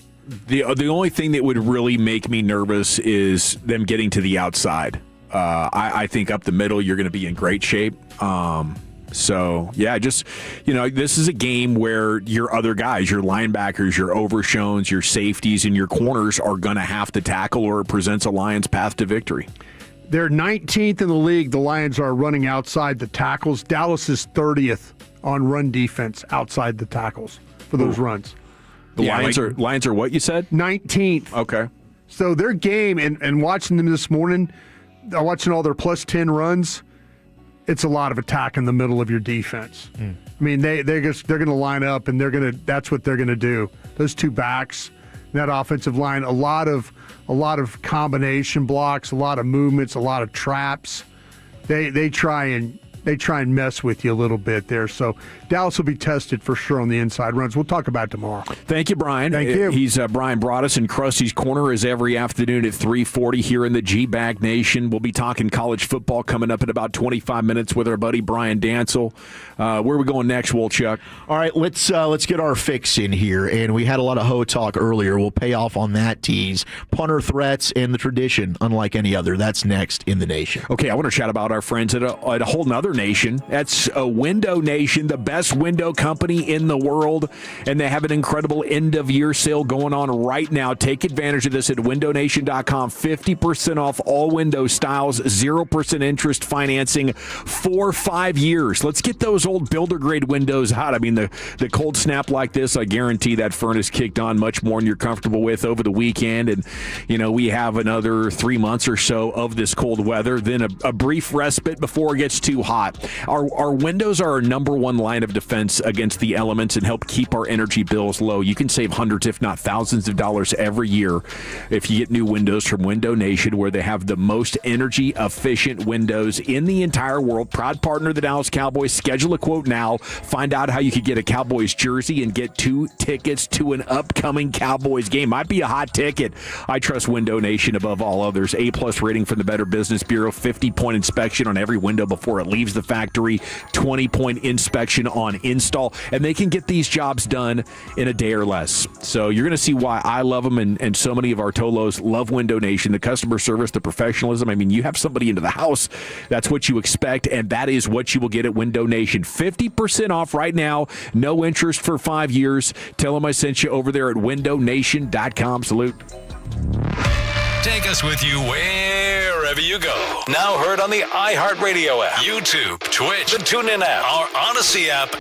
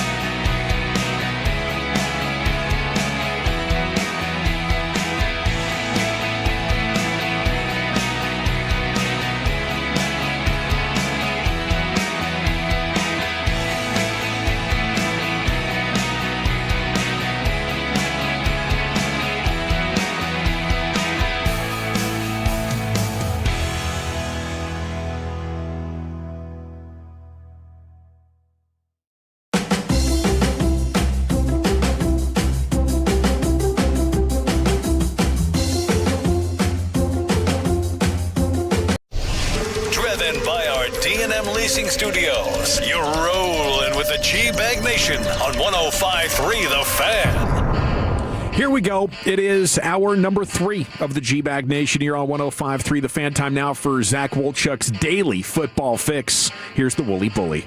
All right, Cowboys practice report is out. So is the Lions. All right, how's it looking health-wise? Well, pretty good. Pretty good from a Cowboys standpoint. Not too much that is alarming. Kalen Carson full. Osa full. Turpin full. Bland full. And then you had some limiteds. The only people who did not practice, Clowney with the hammy, and I think that's a veteran thing, and then Tyler Guyton. Guyton's not playing this week. So, Nate Thomas, you're good to go. Limited was Pickens. He's still dealing with that calf and knee. And Malik Hooker was limited. So was Diggs. But for the Lions, Amon-Ra St. Brown did not practice. Here we go. Terry and Arnold, their corner I was just talking about, did not practice. Mr. Fizzy. Fizzy man did not practice. So that's big. No Amon-Ra St. Brown. I mean, if these guys are not practicing today with the game on Thursday, I think they probably have to practice tomorrow or else they're definitely not going to play. They did get Kirby Joseph back in a limited basis today. Brian Branch also limited. So maybe they'll get their safeties both together again. But Arnold and Amon-Ra St. Brown, I doubt that St. Brown's going to be playing. I know he's a guy, and listening to Schefter report earlier, he's definitely going to try. But I'd be surprised on a short week. That ankle, I mean, that injury looks gross on Thanksgiving. So I'd be stunned if Amon-Ra St. Brown ends up being a go. But good news from a Cowboys standpoint. Now, we had a lot of weird things going on verbally and maybe some dirty stuff going on. Dirty. And I think that there always is on an NFL field. There's going to be some, crossing the line things occasionally. We had death threats. Come on. And we had a death threat from a position that you don't hear one from, a punter. We had Jacksonville Jags punter, Logan Cook. Now, this dude's actually a big man. 6'5", 230 for a punter. So might be able to hold his own. But post-game, here was Titans running back Julius Chestnut on what went down with him and the punter. I don't really know why the punter did that. Honestly, I was just trying to play hard, and he came up to me, said he was going to kill me, So I don't know what made him do that. The punter was threatening death? He came up to me and he was going to kill me. Yeah, punter threatens death. That's the headline. Crazy. Now, Kyrie Elam was out there playing, by the way, for Tennessee. I guess he's been picked up by the Titans because I saw him in some of these videos. But yeah, I mean, the punter was going after people yesterday. Now, you had the head coach, Liam Cohen, asked about this, and he just brushes it off. He says, I've probably heard that said, 100 times from players in a game, so it's whatever. People tell each other they're just going to kill each other all the time, according to Liam Cohen. So this is no big deal. But the punter verbally threatening another player, I'm going to kill you. This guy, he needs to get drug tested. Oh, I see it now. Okay, so Chestnut had a big hit or some sort of a tackle. Was that a special teams play, obviously, on their safety? And so he comes over and gets in his face, and he's probably got 2 or 3 inches and 20 pounds on Chestnut. Dude. Yeah, a lot of these punters are great athletes. Big guy. They just ended up getting on the field anywhere else, so they decided to punt so they could keep playing. A lot of these guys are great athletes, though. Well, I remember David Beeler talking about an athlete. Cowboys had one of them from USC. I mean, that guy, He was all the rage. The weight room questions that Eric asked, David Beeler would have been the guy to answer a lot of those. I think you had to ban foot races because he kept beating defensive backs. Who was a guy from Cincinnati, University of Cincinnati, did the defensive back. What, Mickens? Mickens, that didn't even make the team? Yeah, he beat Mickens in a foot race in San Antonio. That's amazing. Yeah. Okay, so now we go to San Francisco and Cincinnati or Cleveland. And by the way, shout out to Myles Garrett. He did his My Cause, My Cleats. It honored Luke Laufenberg, Babe's son. And Babe and him had a great moment on the sideline. I'm sure Babe will talk about that later on this week. It was a really, really special moment. But Shelby Harris, Brown's defensive tackle, Jawan Jennings, who just got into a fight, just had his nuts tapped. Last week, we played that audio post-game. Here was Shelby Harris just blasting wide receiver Jawan Jennings of the 49ers. He's a hoe, and I want that known. I see why he got punched in the nuts, because that's he says some things that you should not say to another man, ever. But, I don't respect it because you say that, then run behind your O-line. That's some real soft and I want that known. I see exactly why they punched the nuts. I'm surprised nobody punched him in the jaw yet. He's a hoe, and I want that known. A lot of hoe talk going around From here. Shelby Harris. Myles Garrett was asked about it afterwards. I guess he was saying some things that shouldn't be said while Malik Collins, former Dallas Cowboy, who's now out for the season for the Browns, was getting put on the card, and he's jawing, and it's disrespectful, obviously, anytime a player's down. So Shelby Harris and Myles Garrett go after him, and then he keeps running his mouth, but he's doing it, behind the other big guys. Damian Woody was referencing this. He's like, dude, this happens all the time. These little damn receivers, they're always running their mouth. And what do? They come stand behind me. Now, I'm the one. It's like when your wife or your girlfriend starts yelling and screaming at somebody out in public. Well, what's going to happen? You're the one now that's going to have to step in and get in the fight. These offensive linemen, they're used to this. These little skill guys out here just yapping. When it comes down to it, fight or flight, what are they doing? They're running and hiding. And the big guys are going to have to clean this up. They got to cash that check. Unreal. Yeah, Juwan Jennings, I think he was maybe talking about wives, girlfriends, moms. I think he was running the gambit here. Okay, yeah, we're those are fighting words, all of it. You leave my wife's name out your mouth. You leave my mom's name out your mouth. Yeah, so you get slapped. Steelers. There's so much crazy stuff going on. Oh yeah, Steelers, Hayward and Allen. Yeah, this wasn't good. Now we'll add context to this because Cam Hayward apparently has himself a little bit of a reputation too. But this is post-game. Cam Hayward already frustrated. The Steelers, their season spiraling. He gets asked about Josh Allen in the game. Josh Allen, I seen a little bit of frustration early on. Can you talk about it or? Being kneed in my stomach, and then just drawing back and forth, and then ticked off the entire game because as a quarterback they're protected, but I'm not. It just pisses me off. You saying he need you or someone else? Yes, that's exactly what I'm saying. Did you cross the line throughout the game, or was it that one incident? That was that one incident. Was that on purpose by him? Yes. He even said after, I had to do something to get you off me. Yeah. Yeah, I've been looking around for some sort of a sign that it happened. I think this is a case of you're getting whooped, and you're getting mad about it, and you're not making any plays. I think he's got 1.5 sacks on the year, maybe 18 tackles on the year, and you're starting to lose, and you feel the season slipping through your fingers, and people have toxic reactions to it. 100%. Let me lash out on the quarterback. Now there's video coming out about Cam Hayward diving on Justin Herbert on the ground, I believe from earlier in the season, his hand, giving him a nice punch in the stomach. So Cam Hayward's also one of these guys that's kind of maybe crossed the line a little bit in interacting with quarterbacks. And the videos that I've seen circulating of maybe what play he's referencing, it doesn't really look like Josh Allen did much. Like if anything, his knee is kind of hanging up, but you don't see any motion of him like trying to kick him or anything. So I don't know. You just can't answer in the post game. Well, I was mad we were losing, so I thought, why don't I try to intimidate him? See if this works. Or I hate him because he's beaten me so many times in a row, so I wanted to fight him. You can't say those kind of things in the post game. So, you got to try to put something good on it. But I've been looking for any sort of video evidence because the way he said that made me think like, man, Josh must have really brought it up like a Muay Thai type of strike, but couldn't find it. Don't see anything. Now, Rodgers, you referenced this quote earlier. Here was him.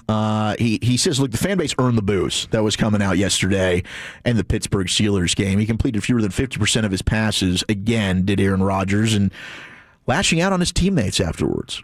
When there's film sessions, everybody shows up. And when I check to a route, you do the right route, Like, John and I just weren't on the same page. I checked to his in breaker and he ran out breaker. John is a true professional. So Jonnu Smith. He's sick about that. Yeah, that's tough, dude. This is the clear sign that Aaron Rodgers is done. Leopard doesn't change his spots. I mean, just blaming the coach, other players. It's, old and it's tired, and it's especially bad now that Rodgers looks so old and pathetic. It's just time to retire. This is Willie Mays stumbling around in center field. No, it's incredible. The meme coming out of him with the bandage on his nose and looking like he just robbed Kevin McAllister's house on Home Alone. It's incredible, and it's a tale as old as time. Things get bad. The season's pretty pretty much done. Here's Rodgers lashing out on everyone else. These guys they're not coming out to the meetings. They're not prepared. They're running the wrong route. It's not my fault. He did say at one point he could have thrown a better football. I was proud of him for that accountability. Now, are the Steelers going to fire Mike Tomlin? Adam Schefter says the question is, does Mike Tomlin want to walk away? And he hasn't in the past. He does not believe the Steelers are going to fire Mike Tomlin. And if they did, he says that there's pretty much 31 other teams that would want to hire Mike Tomlin. Yeah, Josina Anderson had a similar report last week. Didn't we talk about that on Tuesday? We talked about that on Tuesday. Yeah. How she said a veteran coach wants out, and there's no reason to believe it's anybody other than Tomlin. I feel like they have to fire him if he doesn't leave, and they're trying to build a narrative because nobody wants to fire Tomlin. Like that's not what the Steelers want to do. That's not what Tomlin wants to happen. So I think they're trying to salvage a trade possibility out of this. Okay, and I guess I shouldn't be surprised at how naive some NFL teams can be to think Tomlin's going to come in here and fix anything. But maybe there is a team out there that's willing to trade for him. Maybe. I mean, Tennessee makes a lot of sense to me. You want like a culture builder, and they got a quarterback that's young there. Maybe Mike Tomlin look at Cam Moore and say, hey, that can be my guy. But I don't know what's going to happen there. They need a divorce, though. That thing, it's just run its course. And I think for Tomlin and the Steelers, Herbert did undergo surgery on his left hand. So he's got a fracture in there. It's his non-throwing hand, but that's something to monitor as the Cowboys will play the Chargers coming up soon. And that Sauce Gardner injury that happened yesterday, you just trade 2 first-round picks for Sauce Gardner and Indy, and all of a sudden Colts coming back down to earth a little bit now. Houston gets a big win. Colts are now 8-4, but he's just week to week. They're calling it a calf. I thought he blew his Achilles, but now I'm worried with the calf strain with what we've seen in the NBA. I know it's a different sport, but I don't know that I'm rushing him back out there. Next thing you know, maybe the Achilles does pop.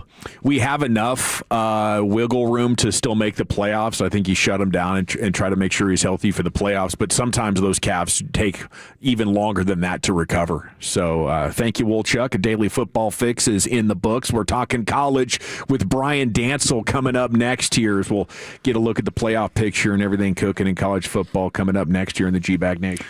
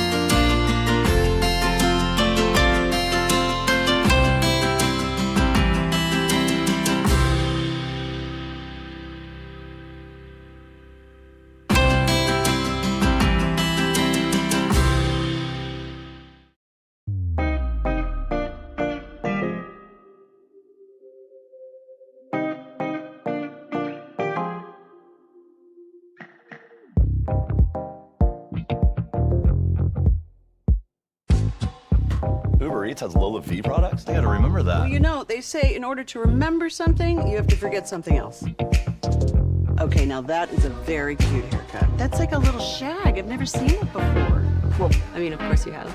It's the Rachel. Oh, is that your name? No, I mean like your name. No, I'm Jen. My name's Jen. Right, but I just mean like this is your haircut. But that's hair on your head. I'm not saying this is your hair. Okay.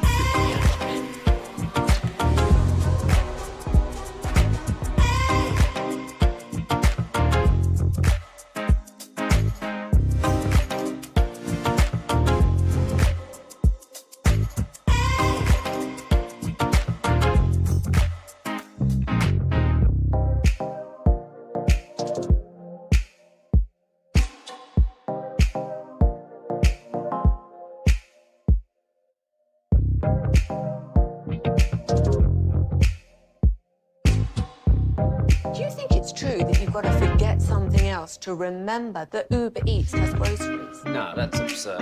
Hey, remember when you used to be a, what was it, Pepper Lady? Pepper Lady? Wasn't it Cinnamon Sisters? Those Saffron Squad? Nutmeg Maidens? Paprika? No. Nutmeg Maidens? I just said that. Was it Spice Girls? Doesn't sound right. Was it Saffron Squad?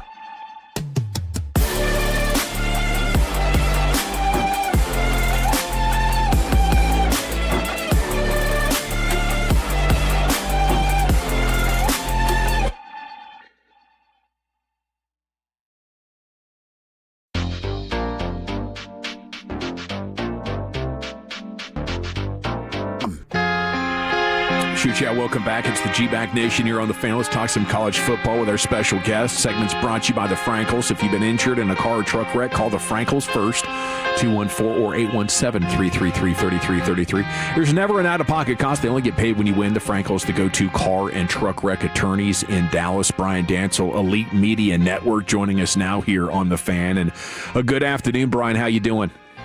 Boys, great. How are you? Amazing. So you were in Austin for Longhorns Aggies? Yes, I was in Austin for the Longhorns and the Aggies, and boy, what a game! What an absolute spectacle on Friday night between those two teams. You know, it looked like Texas was dead in the water. You got through the first half, and you were wondering whether or not Sarkisian was going to be able to wake up his offense. And all of a sudden, they came out in the second half and absolutely laid a beat down on A&M. It turned into a Trey Wisner show. I'm not sure if you guys realize this. Trey Wisner, obviously out of DeSoto, 3 games over 150 yards in his college career, 2 of them against A&M. He absolutely hates them. What a legend. And it was fantastic to watch in person. Boy, I'm so glad that we were able to land that game. How was the atmosphere? It was electric. There's a lot of construction going on around the stadium right now, especially on the press level, if you guys have been there recently. But that did not stop the 103,000 from shaking the building. And again, people put on extra pounds after the Thanksgiving holiday, and they definitely brought it with them that night after having a couple of libations before entering the stadium. But boy, it was absolutely electric, and they just put on a really good show down there. It was again just an electric atmosphere. And to tell you the truth, boys, I was kind of hoping that would have kicked off an absolute chaotic weekend. Yeah. Turns out that Saturday was a little bit more mundane than we thought, and so we sit around here on Monday now with these championship games set up for Saturday, and I was kind of hoping for a little bit more chaos. Well, and Texas needed it. We definitely got it Friday niat. Texas needed it, Brian. I mean, they were probably rooting hard for Auburn, maybe to upset Bama. Could Washington pull up the upset over Oregon? At 9-3, Texas, you've got the case of Ohio State and scheduling them week 1, and is it a bad look if the committee leaves them out? But they lose to Florida. They do have wins over 3 top 10 schools. You look at Texas, do you think that, one, they'll get in, but are they deserving to be in the playoff? So, boys, I spent my pregame talking to Sarkisian, and it's really interesting kind of the way this happened. The great PR staff down there at Texas ended up giving me 10 minutes. Molly McGrath's waiting on the side. No worries about her. She's on the TV side. We'll take national radio instead. And so it was really good to get in tune with what Coach Sark was thinking. Look, the loss to Florida, not good. That is a blemish that you're not going to be able to erase. But at the end of this day, what this team has put on record, I do believe they should get in. Only because they're the only team in the country that's got 3 wins against top 10 teams. And it is just so deserving of them to just go ahead and put them over. Now, where that puts them in seeding, I don't know. What ends up happening with what if we do get a chaotic championship weekend, right? Let's go ahead and take the Big 12 scenario real quick. If BYU somehow beats Texas Tech, I'm not a proponent of that. I'm just saying, what if it happens? Can you keep Texas Tech out as a second Big 12 team? I don't believe you can. Given their body of work and given what they look like this season, I just don't think you can keep them out. So who gets out? And it's a huge problem with the college football playoff. We didn't like 4, we don't like 8, we don't like 12. How many more teams do we have to get in to settle this score in this issue? But again, at its face, I truly believe that Texas should be in. Yeah, whoever wins the ACC doesn't need to be in. Especially if it's Duke, 7 wins or whatever. All of a sudden, does that open the door for James Madison? Like, do you get 2 group of 5 schools in if that happens? Oh, my gosh. That would be terrible. That, again, not something that anybody wants. You want the playoffs to be very competitive, and you want the best teams in. Now, that being said, like, what are we saying about best teams in? Are we just saying the top 4 conferences they should be setting all the teams? Absolutely not. But there will be, again, if we do get a chaotic championship weekend here, I truly believe that one of those SEC teams that believe they're coveted for a spot may not get one. So seeing A&M up close, is it the run defense that will be their Achilles heel when it comes to the playoff? I think it will be. Again, they playing up to that point. Should they have beaten South Carolina? I think South Carolina, if you're supposed to, right? So what is the criteria here? We talk about you need to play the schedule that's in front of you. Well, they did. And when they played the teams that they were supposed to beat, they didn't. And so at the end of the day, yes, if you wanted to make an absolute case for someone like a Notre Dame to not be in, I could definitely take that at this point because, again, right when they had the schedule set out the way they wanted it, they just didn't, create the opportunity for them to be in the college football playoff. And you're right. Like, so I saw Notre Dame close up on Saturday night. I went from Austin to Stanford to Palo Alto to go ahead and take in that game. I've seen Notre Dame once this season already, and it was against Arkansas. That also, now again, as impressive as the numbers might be, think about who I just said they played. Stanford and Arkansas right in front of me. Yeah. Jeremiah Love absolutely should be sent to New York City for the Heisman Trophy. I truly believe he's definitely a back that is worthy of it. But in terms of, again, the games and what they did as a whole, I think you can leave the Irish out at this point. See, this is where Notre Dame, this is where you guys don't get this. Notre Dame is the money draw. This is the national team of everybody who never set foot on a campus at South Bend. This is the team that everybody watches on television. This is the Dallas Cowboys of college football is what this is. So they're always going to find ways to put Notre Dame into this thing because the amount of eyeballs that they draw on a weekly basis. That's why Notre Dame is going to be in this thing. Name and brand recognition is definitely a thing, right? So sure it is. If you have a spot where you can throw in a 10-2 Notre Dame, and again, regardless of who the two losses are, as long as they somewhat look good, you need them in a spotlight. Yeah, and you're right. You're right, Brian. It is kind of a Dallas Cowboys situation. Again, we talk about it, and obviously being the home of the Dallas Cowboys on your station there, it just turns into, you want to see the Cowboys on a Sunday night game on a platform by themselves. You always want that because it's going to boost your ratings. Mm-hmm. It's the same thing with Notre Dame. You want them in because it's a national following that's very large. Brian Dancel, Elite Media Network here talking college football with you. Is there how realistic is a scenario where the Longhorns get enough help? Are we trying to eke in at all, or is that something you just got to flush? You're definitely trying to squeak in here. Again, the committee's going to go ahead and kind of give it a sideways look with 3 losses, right? And that Florida loss really is probably going to end up being the backbreaker in the end. But again, you just take a look at those 3 games that they end up beating teams in the top 10, and you can't look past it, right? If we're talking about Notre Dame and brand recognition, again, we don't get past Texas in brand recognition. If they put them in a spot to be in, they should be in. But again, that Florida loss is probably going to be the black eye that keeps them out. But again, I hold out hope that someone in their right mind can put them in. Brian, what about the teams? And again, no disrespect to the North Texas and these, the team that they're putting in is the 12th, the final, the team that's not the Power Four. What's your feeling on that? Shouldn't it? Do these teams deserve opportunities? Do they deserve an opportunity? Does it warrant this to have these guys in, or should it really be the best 12 teams? Because even my North Texas buddies here will tell us if they go to Texas A&M and play a game, they're going to get run. Right. How do you feel about that automatic bid?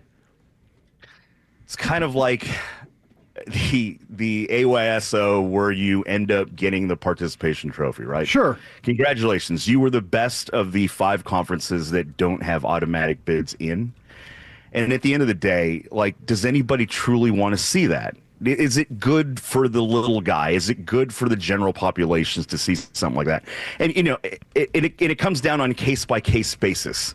Last year it was Boise State and SMU, basically, that we're kind of like the outliers. They're like, wow, do they really belong in? And then obviously they get to their playoff games and it's no, not at this stage. It just looked terrible. So as long as ESPN can sell the hell out of this, because again, it's football and we're all degenerates, we all want to go ahead and watch these games.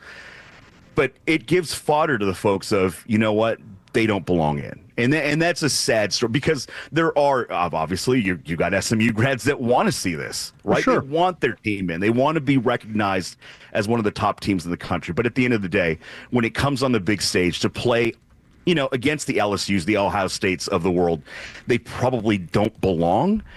But again, I know that there's a lot of North Texas folks in the room there. But again, think about what they've done this season. Messamaker, Hawkins, these are numbers that you kind of can't look past, and you want to see what they're going to do with that on a big stage. So you could play devil's advocate and say, I do want to see this. I do want to see what the little guy looks like against the big guy to see if they can actually handle it. Just more cases than not, it's not a good look. That's all. Brian Dancel, Elite Media Network, thank you so much for your time. Enjoy the rest of your college football year. We'll catch up with you soon. Boys, I'll see you in Dallas this weekend. Let's go Tech. Yep, wreck 'em. Come on. There he goes. Brian Dancel, thank you so much. One of our favorite college football people to talk to. A mixed bag coming up next, Wooly Bully. Yeah, let's get back into the coaching carousel in college football, buried alive, and some more football leftovers. That's next in the nation.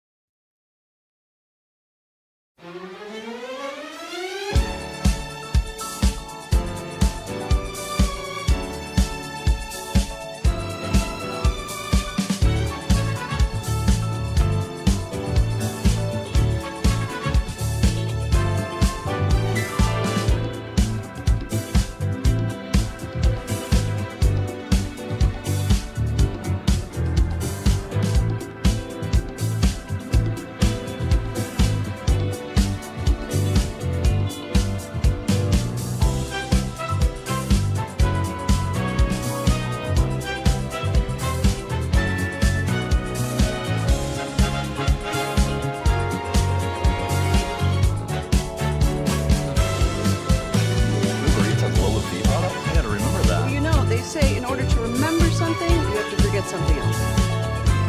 Okay, now that is a very cute haircut. That's like a little shag. I've never seen it before. Well, I mean, of course you have. It's the Rachel. Oh, is that your name? No, I mean like your name. No, I'm Jen. My name's Jen. Right, but I just mean like this is your haircut. But that's hair on your head. I'm not saying this is your hair. Okay.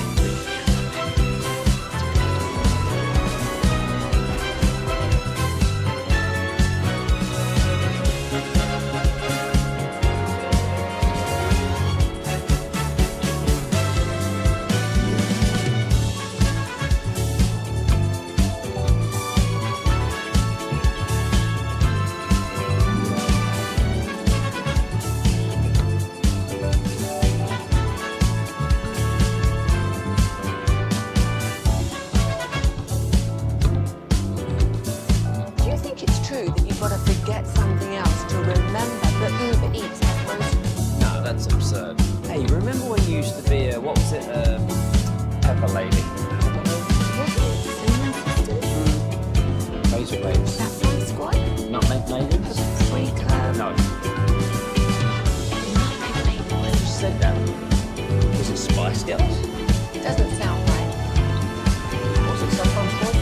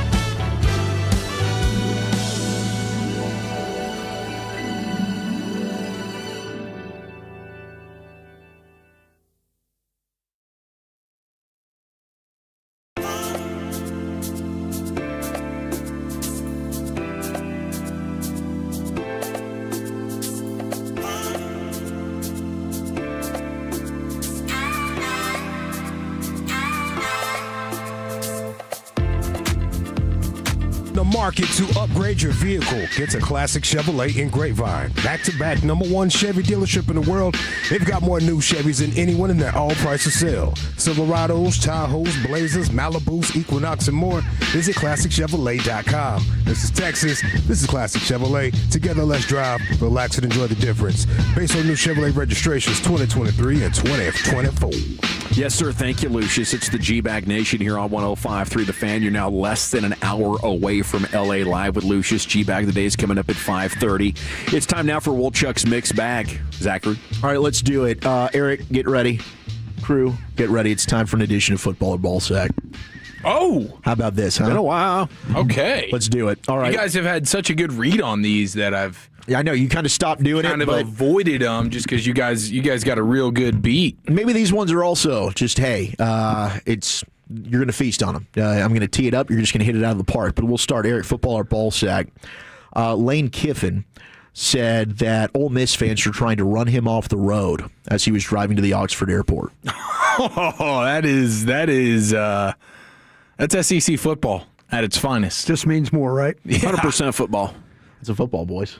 Yeah. He said it's the passion of the SEC. That was his exact quote. Yeah, that's who they are and what they do. I'm surprised they didn't get their hands on him. I'm surprised he's not tied up somewhere right now in a swamp. Did the Mississippi State troopers not protect him very well, trying to run him off the road? I mean, I think he made a call. Yeah, he that's what saved him. Made it to the podium. Yeah. Can you imagine checking into that airport, though, and going through security? No way. These people are all over you. He went private. tarmac that They went thing. tarmac. Oh, They tarmac. LSU had 2 planes waiting for him and the coaches and stuff. So. Marty Smith's story about trying to get that interview with him, and he's running around like Lane's like, hey, you can do this, but we got to do this now, and here's where I am. Marty's like, well, I'm nowhere near there, and now he's scrambling trying to get his team over to that tarmac, and they can't get into the tarmac. Marty's the man. I mean, an SEC fan, I feel like, could be shot from the star player on a Friday night, and he would show up at the hospital and say, hey, I accidentally just shot myself. You know? Oh, yeah. Absolutely. No, nothing happened here, you know? Nothing to see. Yeah, we're good. So it would not surprise me at all if they were trying to run him off the road. No foul play. It's amazing, but So Joe Burrow would just shoot me, and I'd show up and say nothing's wrong. Yeah, right. No, definitely. I don't know who it was, but it definitely wasn't that Joe Burrow. Just look the other way, boys. It's like, well, sir, we found Joe Burrow with gun in hand. No, you I don't didn't. think it was Joe. It might have been somebody else. I don't think it was Joe. Might have been though. Josh Probably Alabama's quarterback. Yeah. See, after Yeah. I shot myself, Joe relieved me of the weapon, so I didn't do it again. Give that man a medal. Joe Exactly. shot me, then put a tourniquet on me. He saved my life. I don't know what you're talking about. He did not try to kill me. Ball sack or football? Football. Nick Sirianni says that offensive coordinator Kevin Petullo will continue to call plays because the wide receivers are always open, and the film says it all. I think that's football. Wow, so they're just throwing Jalen Hurts right there under the bus? I think the it's wide football. receivers are open. I think it's football. I think he's got his guys back. I think it's football because I don't think Wolchuk just made it up.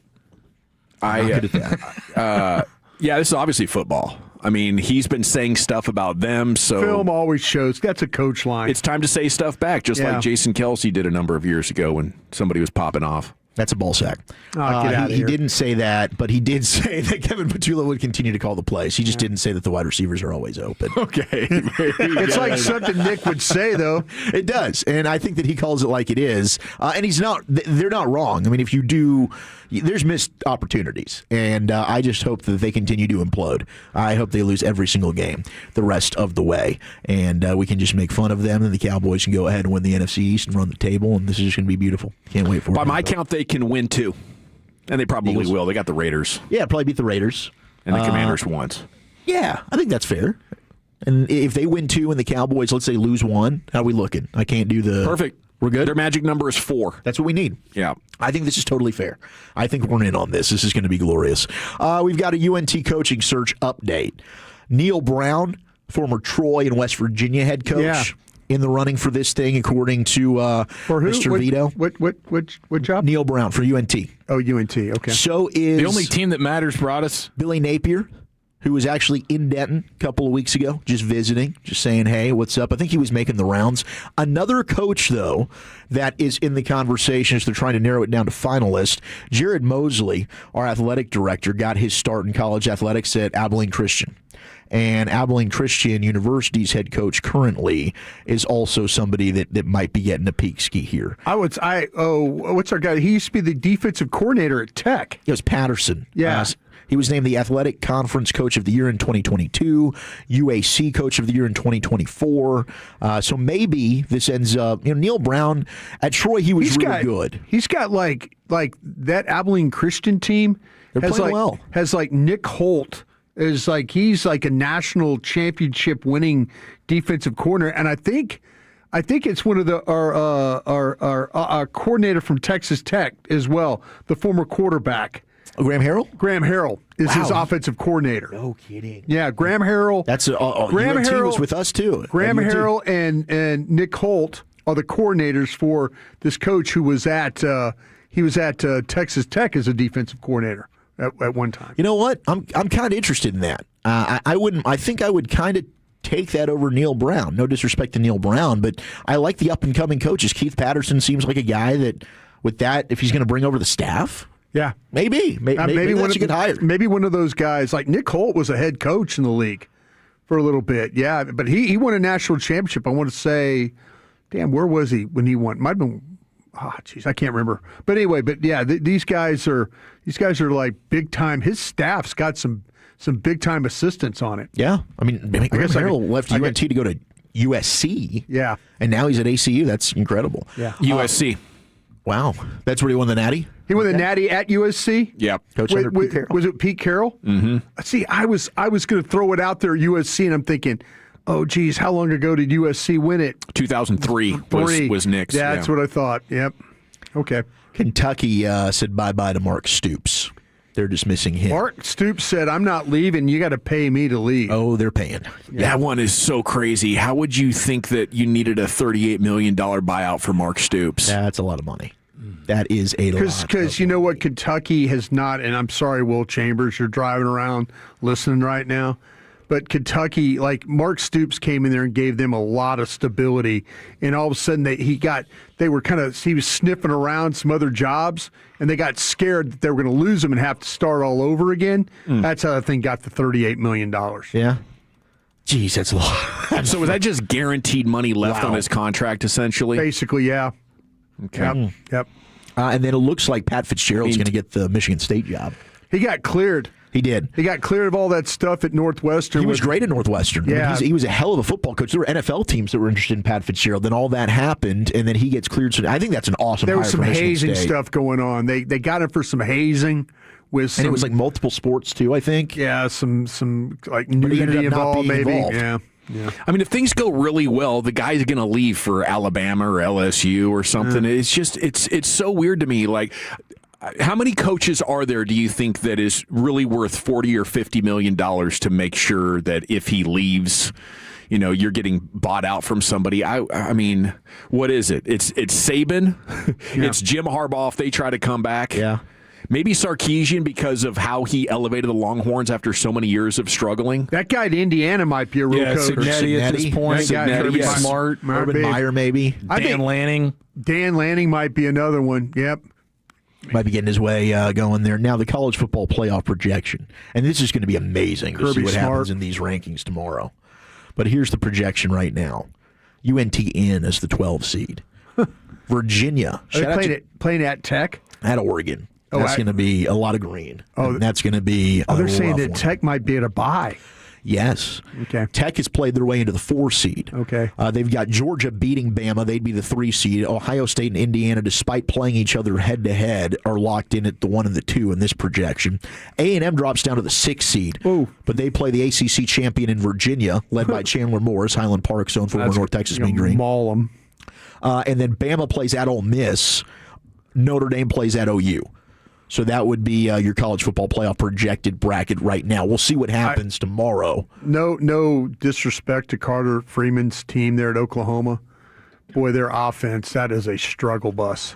It's terrible. They're defense. Now, LSU's offense is not great, with the quarterback situation. But, man, I mean, Oklahoma's defense is for real. They are. Their offense with Mateer, I mean, they make occasionally some big plays. But, man, there is a lot of, trying to have some design runs that are going nowhere. So, yeah. It's a tough watch. Yeah. It's brutal. The Minnesota Vikings had a 209. Jeez. Okay. Here we go. 9,000. Hit the reset button. It's just 294. Chill out, my dude. That's the number. Just relax a little bit. 294. Just settle in the pocket. Deep breath. Here we go. 294 game scoring streak. I nailed it. It came to an end. Oh, no. They got shut out by Seattle. And to make matters worse, it was their old girlfriend. Sammy D. Sammy D doing it to him. Not good. Max Brosmer, it was the wrong type of NFL history. They hit rock bottom. They lose 26-0. First time the Vikings were shut out since 2007. Yeah, he was another Shrine Bowl guy. Yeah.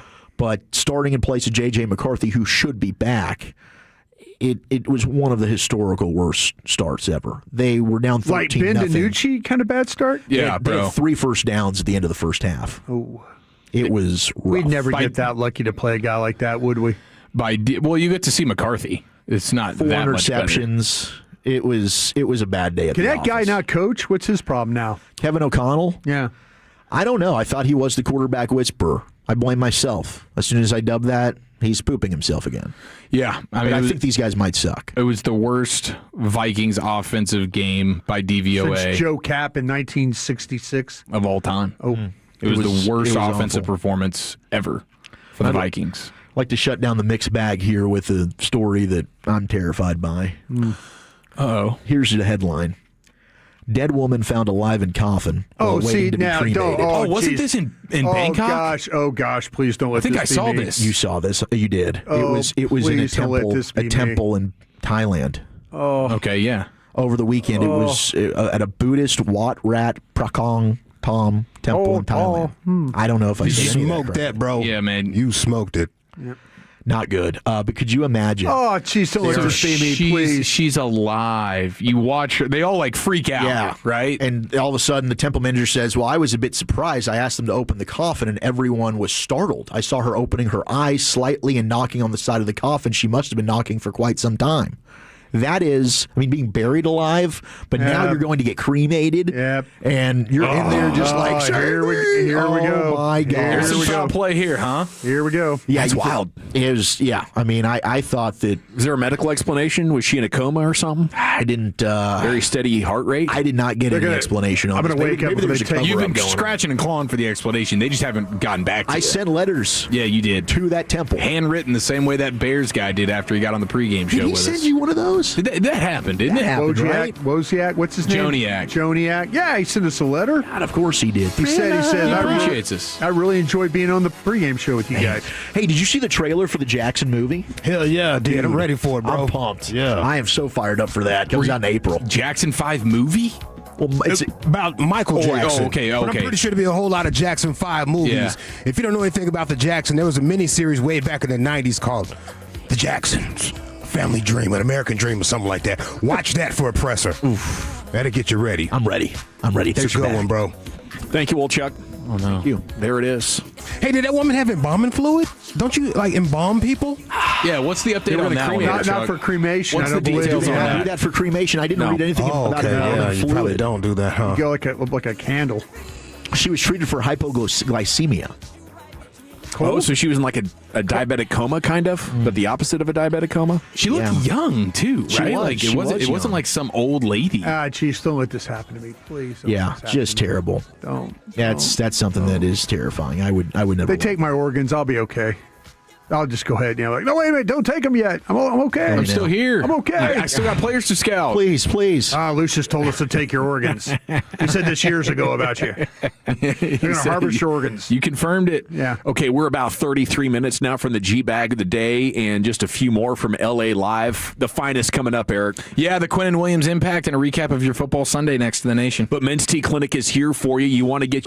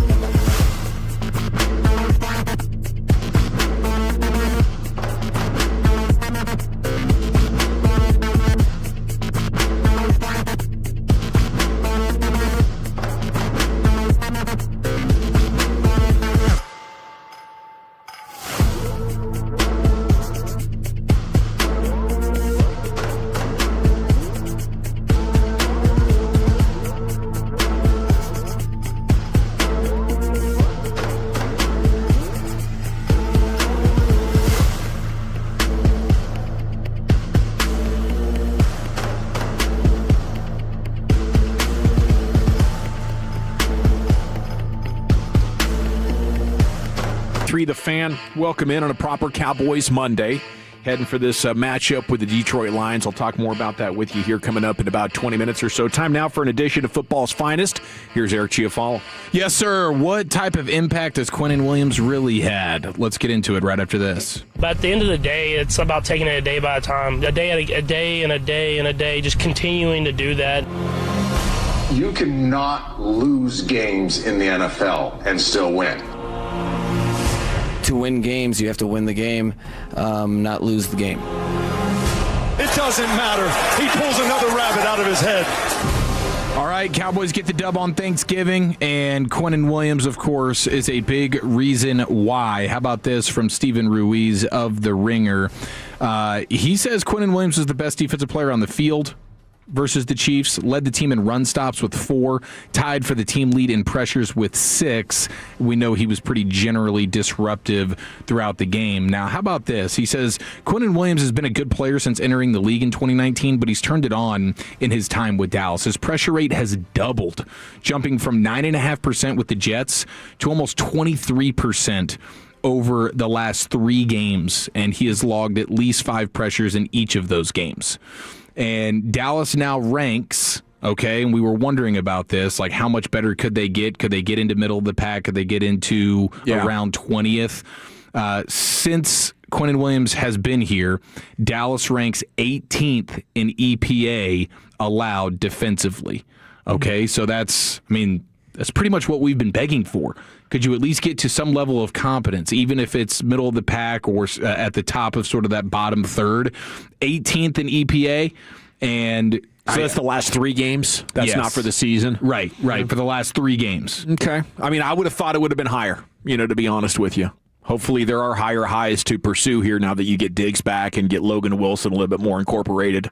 Yeah, and Overshown, right? I think Overshown is getting better each game. Yes, absolutely he is. Did you guys feel that way? I know Shotty after the game had some high praise for Overshown. And then you go back and watch the game. Did you get that feeling as well? Like, okay, each game, even on a short week. Yeah, Voch Lombardi and I did a film breakdown this morning on Crown Global Media. Heck yeah, you did. It's up on the YouTube. It's on the YouTube? Yep. And we and we pointed out how Overshown, like they played. There was this one play we broke down where, like, you had Ezeraku playing the front side and like really holding the point of attack. Then you got the fill with the defensive lineman, the tackles, and then you got the fill linebacker. And on the backside, even if they try and cut the ball back, like there's like Overshown is standing right there waiting for the ball to cut back. So, yeah, and you can see him even down on the goal line in some situations of him playing in some coverage. He's just a more aware player than what they played with like the first 10 weeks of the season. Yeah, and then just the added explosive speed element as well. It goes a long way for you. Then on the flip side, you also had on Thanksgiving the Packers getting after the Lions pretty good, Cowboys' next opponent. And Jordan Love was awesome. My gosh, 4 touchdowns. He had that incredible back foot throw fading away from pressure on 4th down to really ice the game with about 2 minutes to go. And Detroit pressured him 47% of the time. Dang.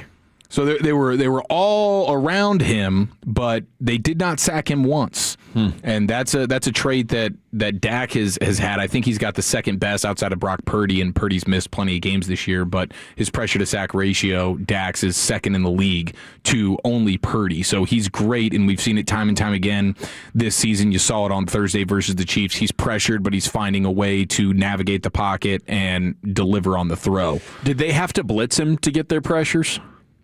Here we are, and I was just looking up the game. He was 7 of 14 against the blitz for 70 yards, but the 2 touchdowns is what he had. But that was like actual yards per attempt. They're saying that's only 5 yards an attempt is what they were doing. Wow. So the blitz was actually working against Jordan Love. He beat them with regular pressure. Yeah, when it was no blitz, he was 11 of 16 for 164 yards, 2 touchdowns. He was about 10.3 a pass, 68.8 completion percentage against no blitz. All right.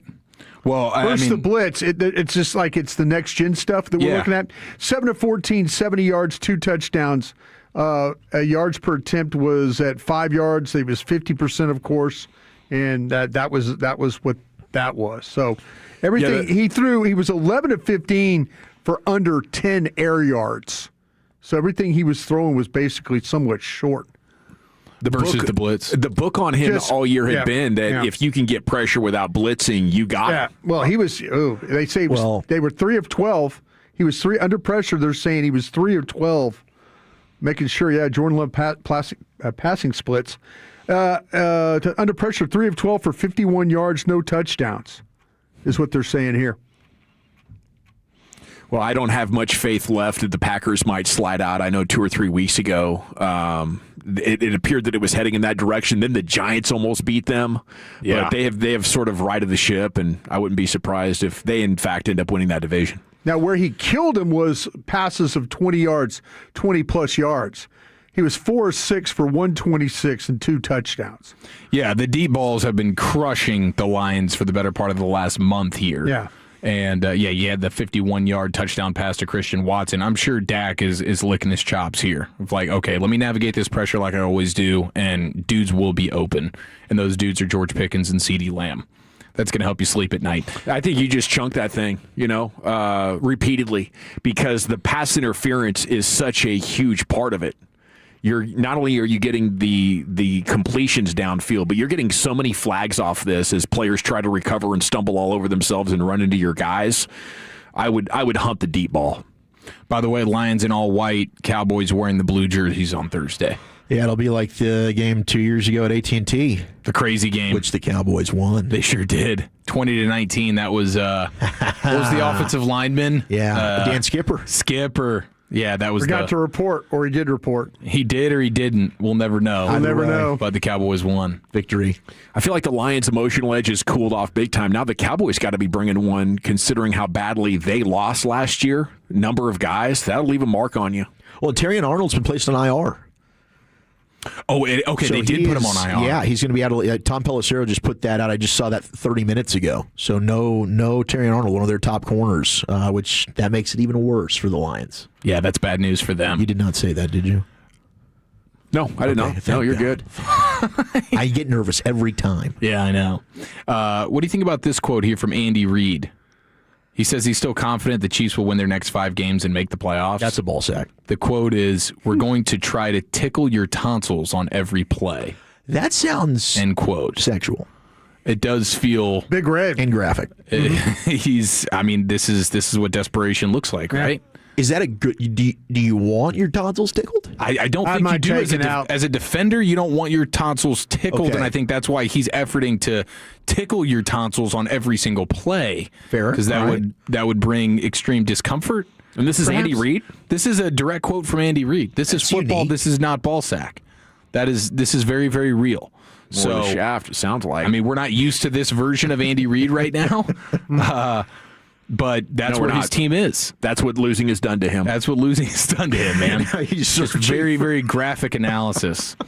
The worst play of the football weekend did come courtesy of Vikings quarterback Old Brosmer, who filled in for J.J. McCarthy.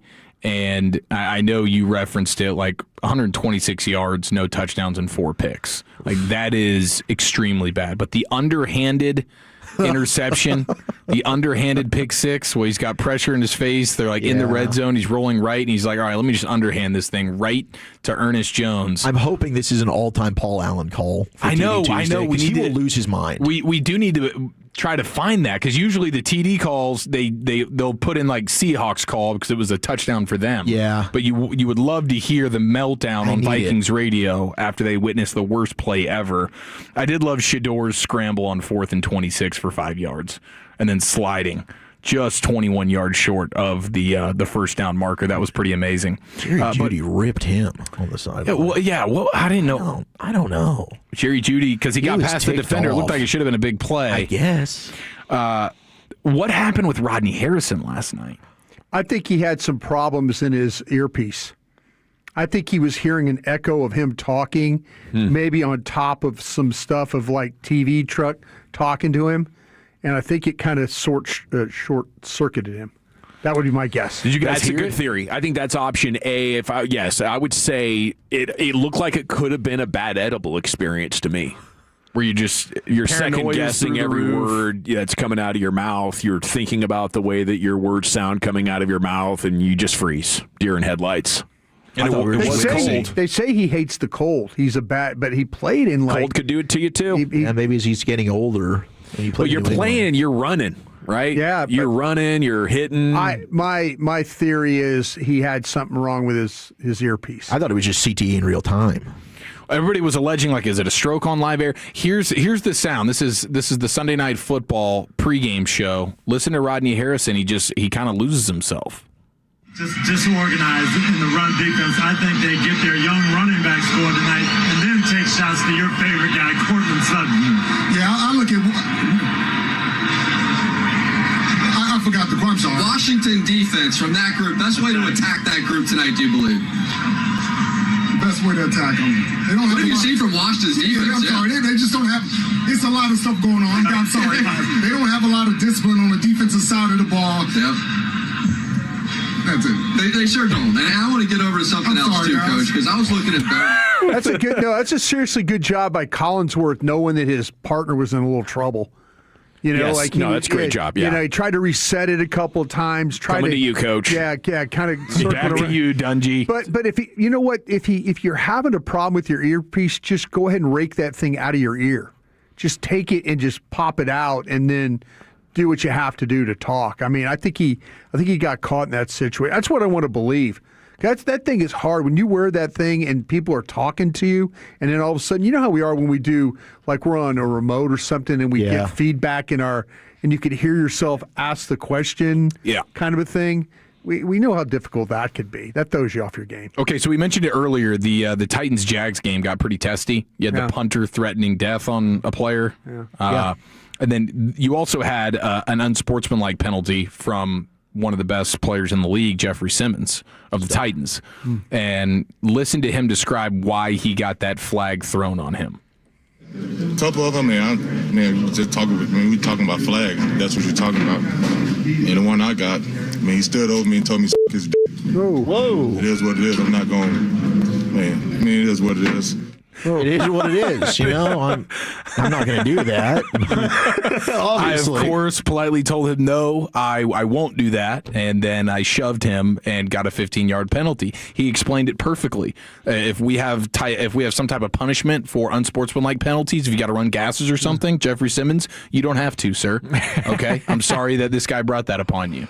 That's worse than, or almost as bad as getting spit in the face. You think if that line is uttered, then the retaliation is totally unpenalizable? Yeah, I would think so. To a certain extent here, a nice little shove and let them know that no, I will not be doing that. I kind of assumed that a lot of those words, those phrases, are being exchanged regularly. Yeah, I do. I was wondering myself, how often is that being said on a football field? Yeah. And it just kind of goes in one ear, out the other. Yeah. But if you're looking a man dead in his eye and you ask him to do that, or you sort of command him to do that, but there's probably going to be some repercussions. Do you really want that to happen, though? Think about that. No, the person saying that. Maybe it could be even worse to be like, all right, you really, maybe about 5% of the players. Now who's won? I think it's more than 5%. Maybe 5%, but I don't think that's something you want to happen. No. I think you're right. That's what Andy Reid's trying to do to the defense. Be a hell of a bet payoff. He wants the defense to do that to him. You're right. Okay, we got LA Live coming up here at 5:40. We got the G-Bag of the day at 5:30. It was a wild segment. Sorry about that, guys. No, I liked it. If the Cowboys do get in, of course you do. If the now it's 24% chance right now. How confident would you be they can make a run at it? That's coming up next year. It's the G-Bag Nation on the Fan.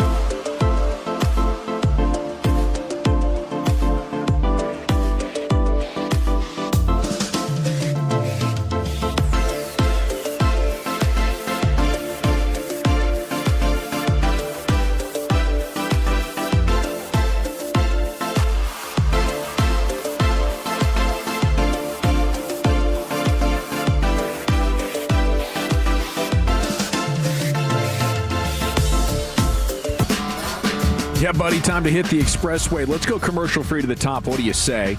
Okay, we got G-Bag of the Day coming up here in about 7 minutes, and LA Live coming up at 5:40. Okay, the New Jersey home of Eagles offensive coordinator Kevin Patullo vandalized with eggs early Saturday morning, according to the Morristown Police Department. That's one of the stories here in the Expressway, brought to you by the On-Time Experts. Would you ever egg a coach's house if he was screwing your team up really bad and you knew where he lived? No. I think I'm willing to do it. Are you really? Oh, yeah.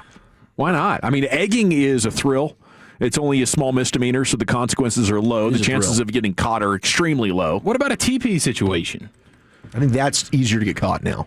With the, it's a lot of throwing. Now with the, what are they called? The Ring doorbell cams. The Ring doorbell cams will get you. It's like a lot of things that we used to do as kids that were fun when it came to doing things in the neighborhood. Yeah. I don't think you can get away with it anymore. You might not be able to. And depending on which state you live in and their firearm laws, it could be hazardous to your health. Yeah.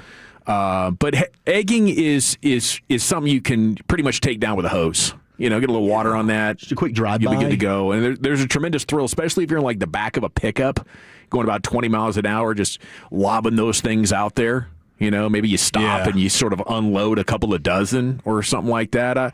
I don't know. I think this might actually be a good bit by those Eagles fans. Should be therapeutic a little bit. Brian, you ever done a good egging in your life? Oh, no. We never did the egging thing. But we got hit by eggs. You're talking about Eagles fans stuff? Yeah. You're coming in on that highway, that 95, that makes you make that turn to like the around to get to the stadium. Yeah. And those fans from that parking lot area over there, they've got some seriously good arms. Because the buses are silent. I mean, really, everybody's just kind of.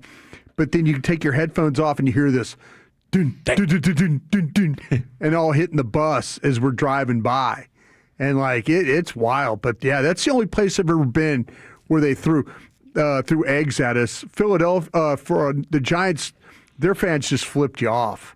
The whole as you're driving in, their fans recognize it's your bus, but only Philadelphia fans threw the eggs. The eggs, but the rocks. Oh yes, now rocks being thrown. They were the initial reports were they were rocks, but they have clarified that too. It was eggs. I'm going to stick with they were rocks. Those eggs can be quite loud when they make contact with the house, especially a big open window. It is it's kind of scary. Okay, if the Cowboys make the playoffs, how would you consider their playoff hopes? Now, at 877-881-1053. As we've talked about, just being a playoff team isn't enough. And it was from about 1999, I think, through 2012, like 5 wild card teams won the Super Bowl. It was a great run. Since then, only one team has done it, Tampa, with Brady's Buccaneers getting healthy at the perfect time. This would be another example of it. I think this is the only way wild card teams are still viable when it comes to the Super Bowl conversation. If you had so many injuries and crazy stuff happen to you early, but now you have gotten healthy, you've made a couple of trades at the deadline to improve your team, and everything is firing on all cylinders. I don't know if I've ever been this confident that a Cowboys team could legitimately go on a run. I would always talk about, well, you can't run the ball well enough or you can't stop the run. And as Connor Riley, offensive line coach, told you guys in the draft show, if you can't run the ball and stop the run in January, you are dead on arrival. Yeah. Yep. This team can. Yep. And I don't think any of the teams from the 2010s could. Dan Quinn managed to stop the 49ers run game in 2021. That was a hell of a performance. It was. To play as good a defense as they ended up playing. It was just that your offense was shot. But I think this is probably the most balanced offense they've had as well. If you got in there somehow, could you think it's the 7th seed, the last seed? Is that what you're thinking? Yeah. I'll take my chances. I think the Rams are going to be the number 1 seed. I know they're number 2 right now. But I think the Rams are going to end up number 1. If you tell me Chicago would be the number 2 seed, I'd love a rematch against the I would Bears. take my chances to go into Soldier Field and winning a game. I know it would be brutal conditions and history and all that stuff, but I'll take my chances going up there and playing the Bears again. Because if you won the wild card as a 7, you'd go to the number 1 seed? Well, you're always going to the highest. Exactly. You would then have to go. Your path would. So it's got to be Chicago. Yeah, your path. Assuming they win the North, it could be Green Bay. It could be. Yeah, Green Bay's 8-3-1. Chicago's 9-3. They play each other. I kind of feel like that if the way it sits right now, Chicago's the number 1 seed. So that means if you were the 7th seed, you'd have to go play the Rams. Yeah. Is where you would have to go. I think you're looking at the NFC East Championship, though. I mean, especially now that you're telling me with this, the magic number is 4. The Cowboys can drop a game. So you can go still 4-1. I think the Eagles going 2-3 is pretty realistic with Chargers, the way they're playing right Bills. now. Yeah, I don't think they're beating Raiders, the Bills. Commanders twice. Yeah, and I think they could split with the Commanders, and I think that they would. The Chargers could beat them. So Absolutely. that would be 3 losses. Yeah. So you go 4-1, which I think is very doable down the stretch. You're looking at a 2025 NFC champion Dallas Cowboys football team, which is wild. And then you're the 4 seed taking on the first wild card team. Probably be the 3 seed. Probably be the 3 seed. You might be able to the jump East the South. or the South. Well, yeah. Tampa's currently 7-5 right now. Yeah. And I mean, they're probably the 4. So you would probably, you'd be taking on the. You'd be what, 10-5-1? Yeah, you would be taking on the 3rd seed. You take on the 6th seed, which is currently, well, it's Green Bay. I mean, the only team I'm really afraid of is the Rams. Going to Los Angeles and playing the Rams would be the only NFC team that I'm like, that's probably a loss. Everything else, I'm thinking I like our chances. How would you feel about going to Green Bay? Green Bay scares me. Playing a game. But you tied them at home, and your team wasn't as good then as it is now. Yeah. So, yeah, I feel good about them against anybody. Like, I'm with you. I would take the Rams to beat them. I think the Rams are the best team in the NFL, even though they just lost to Carolina. I still stand by that. They've got the best. They're the most complete team, in my opinion. They beat themselves in a big way. They turned the ball over. They hadn't done that all year. They had a bad game. But the way the Cowboys are playing at the line of scrimmage, this is playoff winning football. Dak, that question you asked earlier, it will be a whole new season. And he is going to have to prove to everybody that he can be that guy. And I would love for him to go on that journey. That would be incredible. Yeah, I think Green Bay is offensively challenged. I think you could really slow them down much better than you did when they scored 40 on you, but they haven't had many offensive outbursts at all with Tucker Kraft being out now. That was a big factor in the Cowboys game. And defensively, they're more built for, coming after your quarterback than they are anything else. And if you can protect, there's plays to be made downfield. You can run on them, so I like that. And, hey, with the Rams, check this out, Brian. I mean, Carolina just beat them. There's a team with good defensive tackles and a good running game. Yep, that's true. Maybe that can hold up against the Rams. Oh, look at this. We're late to get to the party. It's time for the G-Bag of the day. Into the Pimp Cup. Here's Lucius. I've been waiting years for a good Cowboys team while working here. You know what I mean? Right. It's good for business, bro. Yeah, tell me about it. I've been looking forward. Come on, Cowboys. I mean, just that excitement of round to round like the Rangers have done for us 3 times, like the Mavs have done for us 3 times in the last 15 years. I haven't seen it still. Come on, man. All right, G-Back of the Day. We do it every weekday on The Fan at 5:30. My name is L.A. Lucius Alexander. You can hit me up at Lucky Lucius P on social media platforms if there's anything you think I should be playing. All right, our winner and champ right here comes from Sports 93, play-by-play. Creighton, they were playing Baylor, and the Creighton broadcasters are not a fan of the officials. Shot clock. Carr into the paint. Missed the dunk. And a fucking foul. What are you talking about? That was 2 seconds after the play ended. Carr driving. He's outside the circle. He's outside the circle and he's set. He was outside the circle and he was set. Brett Smith blew it. He was outside the restricted area. He was straight up and down. He was set like the statue sitting out in front of New York, and they called that. Yeah. They called that. That's an absolutely horse crap call. Yeah. In a game that's been played out like this. Yes. Unbelievable. Bailout call by an incompetent referee. Yeah. And ball don't lie. Yeah. And ball don't lie. Went full Rashid on him. That's a situation where you'd look for an announcer to get kicked out of a game. Yeah. Which has happened a couple of times. I've seen it. I love that right there. These refs got rabbit ears. All right, let's see here what we got for you. My buddy got kicked out of the soccer game, I guess, Sunday for getting after the refs. As a dad? As a dad. So he walks to his truck and the ref's still watching him. He's like, "You can't watch the game." Guy's like, "I'm at my truck. What do you want me to do?" He's like, "Take it somewhere else." Dang. So he takes it somewhere else, change clothes. About 5 minutes later, he taps me on the shoulder. Back up. He goes, I'm back. Keep it down. Should I take my sunglasses off? With some Groucho Marx glasses on. I'm back, baby. Can't keep good one down. All right, Cincinnati Bengals defensive end and a Longhorn right here, Joseph Osa, was choking on a turkey leg. Uh-oh. During the post game. You guys see that? No. It's pretty dry. That's what I think. Were you playing for that turkey leg? I just, I don't know. We need some water. I started eating too soon. You all right? Swallow that, and I want to know what was said. Who said something to this defense before this game tonight? I said they're trying to take something from us. Don't let them. Especially not the turkey. Don't let them. That's not a Matt Pittman turkey right there. It seemed like the Cowboys players absolutely loved jumping into those. Dude, Matt Pittman. I'm hoping we get Ferg on tomorrow. The way he just... Yeah. Oh, he went right into the back door of that turkey. He did. And then was just running around with it on his hand and then giving it to teammates for them to bite off of it. Biting the turkey off his fist. That was wild. Including, I believe, Jerry. We saw Pittman after the game. Yeah, Pittman, he smelled like he was cooking turkeys all day. Yeah. That was his cologne, man. Yeah, that was his cologne for sure. Now this is did a security guy get fired because he had a bite of turkey that he was? I don't think he got fired. Okay, that's just because a player offered it to him and he was kind of looking around like he said no a few times. He's like, dog, take this. Like this man 6'7", 180 pounds. I'm gonna take it. I'm not turning that protein. Yeah. All right, now this isn't one, but I got to play it, get it out the box a little bit.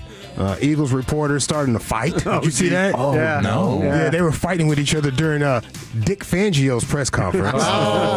Yeah. We didn't get off in time. Finish. What's that? When you're... Shut up. No, when you're... Let that finish the answer before we start asking how many... They're wasting... Yeah, we're good. Let's go.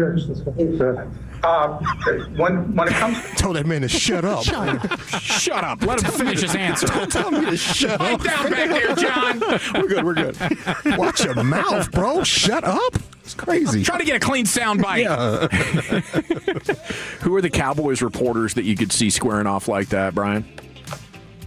That's a good question. I mean, Calvin's a no back down kind of guy. Yeah, chill for real. Chill and Calvin, because he's gonna hit his flash before the whole thing and then get with you real quick. Pipe down. Let Dick finish for once. Stop. All season.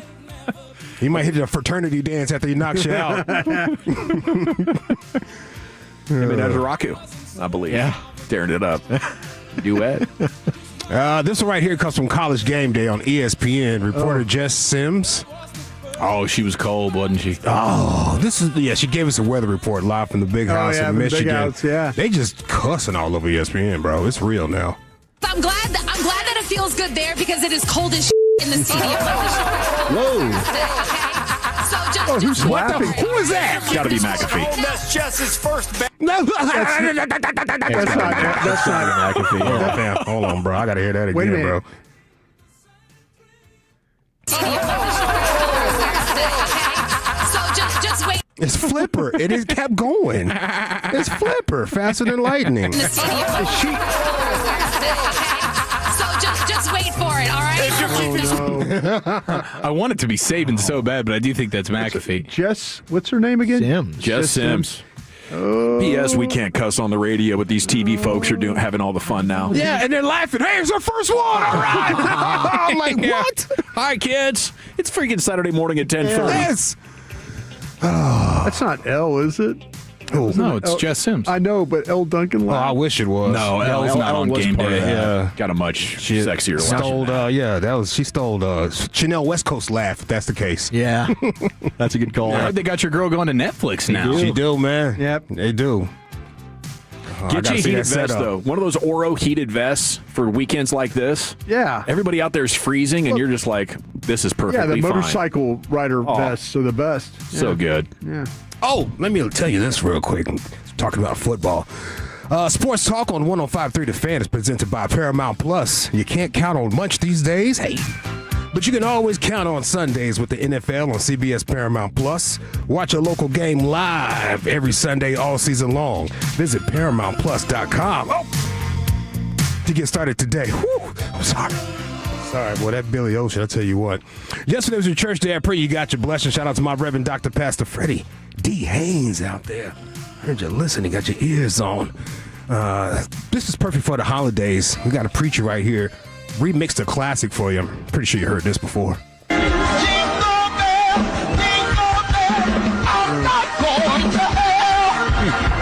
Hey, jingle bells, I'm not going to hell. I like that one. And we have another worship leader right here. Just couldn't hit that note. El Shaddai, you were right there beside me. You showed up for me, and Jesus, I'm grateful. It's like he's about to fall off the stage there. Oh, right. Yeah. Gave him 90% of a voice blessing there. It's early in the morning.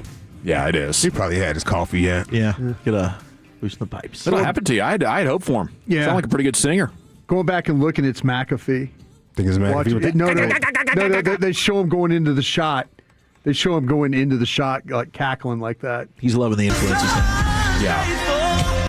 It screams McAfee. Only he would, be that loud and irreverent. And excited for an S-bomb. Oh, yeah. He'd love it. That's on his playbook. Okay, what do you think? Time to vote here, Lucius? Let's do it. Is it our Creighton basketball play-by-play guys? Brad Smith blew it. Is it player chokes on turkey during post-game interview? Or is it Eagles reporter starts fight? Not one, by the way, to clarify on that one. Reporter Jess Sims, the weather's cold. Preacher with the jingle bells and a worship leader who could not hit the note. I'm going to go with our gal Jess Sims here, Wolchuk. How about you? Let's see with the champ. Okay, Lucius. Creighton. It's 2-1. Chiafalo. I'll go with Dick Fangio. Alrighty. And Brian. I'm going to make this a vote off Jess Sims, please. Okay, by a score of 2-2. We are tied. Jump onto @GBagNation on Twitter. You can follow us all when you get there. All of our handles are in the bio @GBagNation. We're going to create an Insta poll, announce the winner here towards the end of LA Live. And speaking of that, into the Pimp Cup we go. Here's Lucius. Yeah, man, it's a Monday, Friday edition of LA Live. We'll get into it right after the great Rick James. Let's go. All right, you squares. Fire up this funk. It'll make you dance for some Everybody get high. One thing my trainer, he told me, he said, what did he say? He just told us to be prepared. As a kid, my passion was always football. I didn't realize that my passion was playing football. Where was the pain, Jameis? Yeah, just pain. It was pain everywhere. It was pain everywhere, baby. Hey, this is LA Live for Monday, December 1st. It's the first of the month, 2025. It is a Monday, Friday edition of LA Live. Welcome in, folks. We're gonna dance on the funk and make love on the song. Shout out to the now disbanded Dallas hip-hop group PPT for naming today Monday, Friday. LA Live is sponsored by Greystone Roofing and Construction. That is greystone-roofing.com. I hope everyone listening to the sound of my voice had a great holiday weekend. I really do. I don't want to wish anything bad on anybody out there. Hope you had a great holiday weekend. You fellas? Wonderful. Yes, sir. Strong. Great. Very relaxing. Good. Could have used a couple of more days, but kids didn't have school this morning. They didn't? Got an extra bonus sleep-in day. I'll take it. So they're not back in school right now? No. Okay. Until tomorrow. Okay. Yeah, it's just never long enough, man. Even though it be long sometimes, it's not long enough. Pause. I watched the Macy's Thanksgiving Parade. I watched that. Okay, Lucius, let me ask you the question. Do the float thing, the balloons things, do they get out of a whack? Do they go into, they got control over these things? It got a little crazy, but it's okay. It wasn't as bad as it's been some years. Some years it's just all over the place. I kind of like how they lose control of those things. Yeah, that's yeah, I love it too, bro. There goes Pikachu. I love chaos. What are you talking about, dog? Yeah. Wasn't the parade a pay-per-view this year? No. It was on. it? Yeah, it was on Peacock. Okay. Might as well have been pay-per-view. Yeah, because when I saw it on my menu, it was like pay $4.99, I think, to watch this. Oh, my gosh. Yeah, Peacock. Yeah. Paycock. Oh, my gosh. What? They had the world's smallest float out there. Oh, might want to look that up. World's smallest float. Yep. And they had musical performances, and I thought it was kind of great. They had Busta Rhymes, Lil Jon, and Shaggy out there performing in different little situations. I was like, look how far they have come. It wasn't me. He's got a song about infidelity, and this is like one of the greatest family mornings of all time. We're like, let's have this guy singing about infidelity out there, banging on the bathroom floor. Let's have Lil Jon, who has a hit about sweat from his balls. Like, what? We've come a long way, bro. That's why it's pay-per-view. Yeah, no doubt. Shout out to the LD Bell Blue Raiders. Blue Raiders. Their band was out there. Yeah. Their band was out there representing North Texas. So shout out to y'all guys. And then right after that, it was the dog show. Oh, Westminster. Yeah, I watched the dog show. There was no pit bulls. Damn. Was it Stashfire Terrier or something they call it? I don't know. The Staffordshire. Staffordshire. Is there anybody? They look amazing, don't they? When what did I call it? I don't know. What did you call it? Oh my gosh! I'm glad you're here, buddy. Is there anybody that looks prouder than those the trainers that are kind of trouncing around? Yeah, with they them? look good. Yeah, they look great out there. Yeah. There was one lady all tatted up. She had ankle bracelets on and everything. I was like, she's putting on a show here. Yeah, like a little poodle. Yeah, she's putting on a show. Spike necklace. Dallas's own Tyrese Maxey. He participated in the agility competition. I saw this. I would be so nervous to have that dog run around that agility course. Oh, yeah. Did the dog stop? Well, it started playing tug of war with the little. Yeah. Hold on a little bit. Everybody give it up for Tyrese. What's your word again? His name is Howie. Howie. Come on, Howie. Howie, look, Howie. Howie. Ready? Okay. Tunnel. Jump. Tunnel. Come on, right. Jump. Wee. No. Stop, Howie. Howie, look. No, Howie. Howie, you gotta give it back. Howie, this is my toy. Yeah, they had a hard time out there. Yeah, it did. It kind of stopped a little halfway. Yeah, it kind of got weird. The last one he did good. They made him do two of them. Was he like a celebrity host? He's done it before. I don't know. Okay. But he's done this before. It might be his thing. So this was somebody else's dog. That was somebody else's dog. And he was trying to get him through the course. Yeah. I think you got to spend so much time with these dogs. I don't think you could have an NBA career and train one of these dogs. Yeah, it takes a lot. You know? Yeah. Michael Vick. A lot of them are breathing. He wasn't training. It was his darn cousins doing all that weird stuff. All right, here we go. LA Live 105.3 The Fan on a Monday, Friday. Speaking of Turkey Day, fellas, what comes to your mind when I say former TCU quarterback and former Seahawk, Trevon Boykins? Wasn't it a bowl? Drugs. A bowl game, yeah. A bowl game he got. Yeah, he got in that fight on the patio at a bar with some idiot. He ruined his career. I mean, they were investigating him for being a drug dealer at TCU. Yeah. I remember that thing. They were undefeated, I think, with him, right? Yeah, that was really weird. Didn't he have a weird car crash downtown too? Yes. It was like in the passenger seat of it, and it's weird. Yeah, it was a lot of weird stuff happened with him. Didn't he put his hands on his spouse at one point? Yeah. Don't remember that one. Stomp their ears together, something like that. I say that respectfully. I'm sorry. Sounds painful. I went for the joke. I'm sorry. Sounds like something out of The Walking Dead. I'm sorry, yeah. Well, Trevon Boykins has a podcast called House of Playmakers. Oh. Okay. With Boykin, Paul Dawson, and Devontae Fields. Okay. Elite Paul Dawson. One of the great lines in 105 through the fan history. Lucius, I have a CBS radio in New York. I have a document that says I will not cuss on the air anymore because KT asked me a question, and I said, F Paul Dawson, and it went over the air. We're at Mudbug Bash. Oh yeah. And KT asked me, he goes, what do you think about that Paul Dawson? I said, F Paul Dawson. Yeah. And it went out over there. So let it fly, baby. Let it fly. Yep. But they were on break.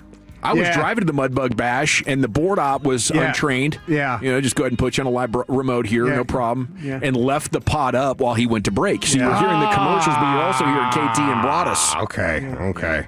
I thought she was just feeling it, bro. No. Hold up.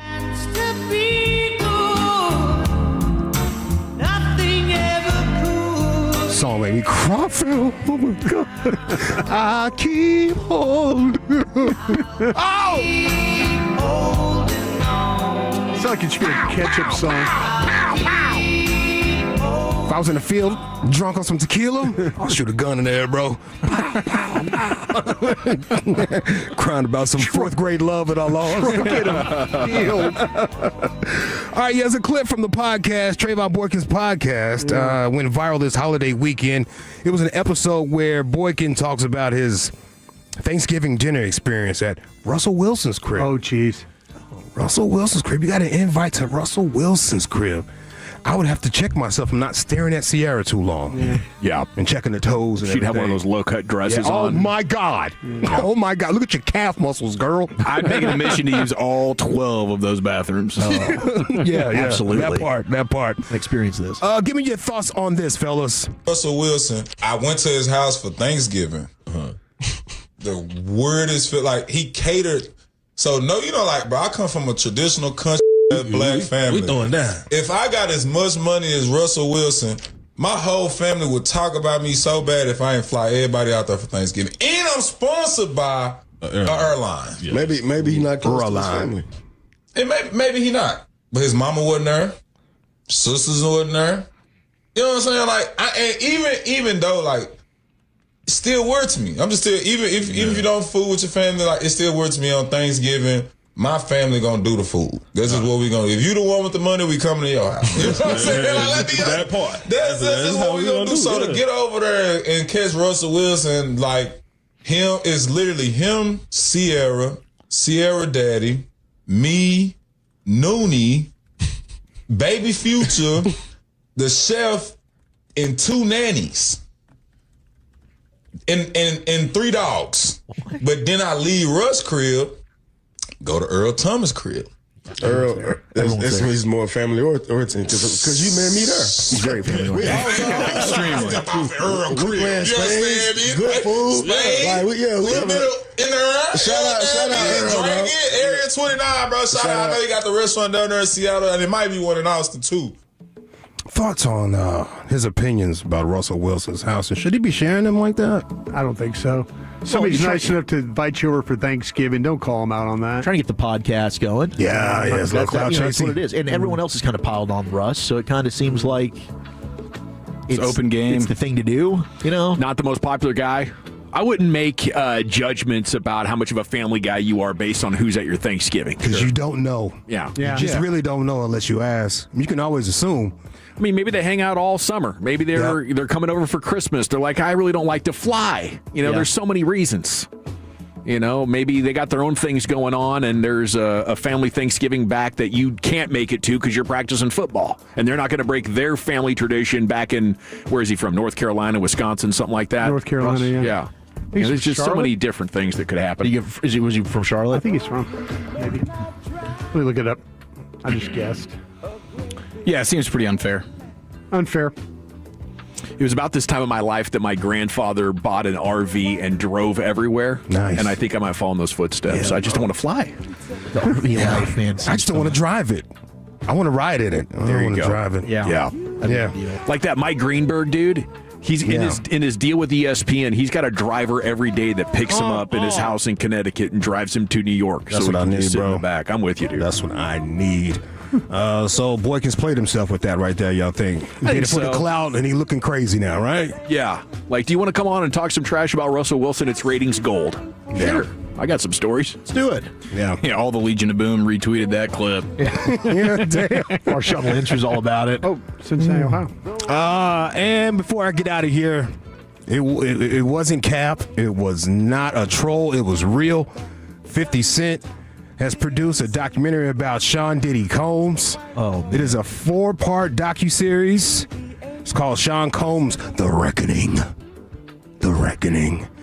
It starts streaming tonight at midnight. It goes down, bro. Tonight at midnight. 50 Cent was on Good Morning America to promote the doc. I'll give you a little clips of these. Before scene footage of Sean Diddy Combs in the days leading up to his arrest in New York last September. You want to put stuff in my fanny pack, King? The exclusive video obtained by Netflix shows Combs debating with his lawyers about strategy. Listen to me. I'm going to get up now, and I am going to let you professionals look at the situation and come back to me with a solution.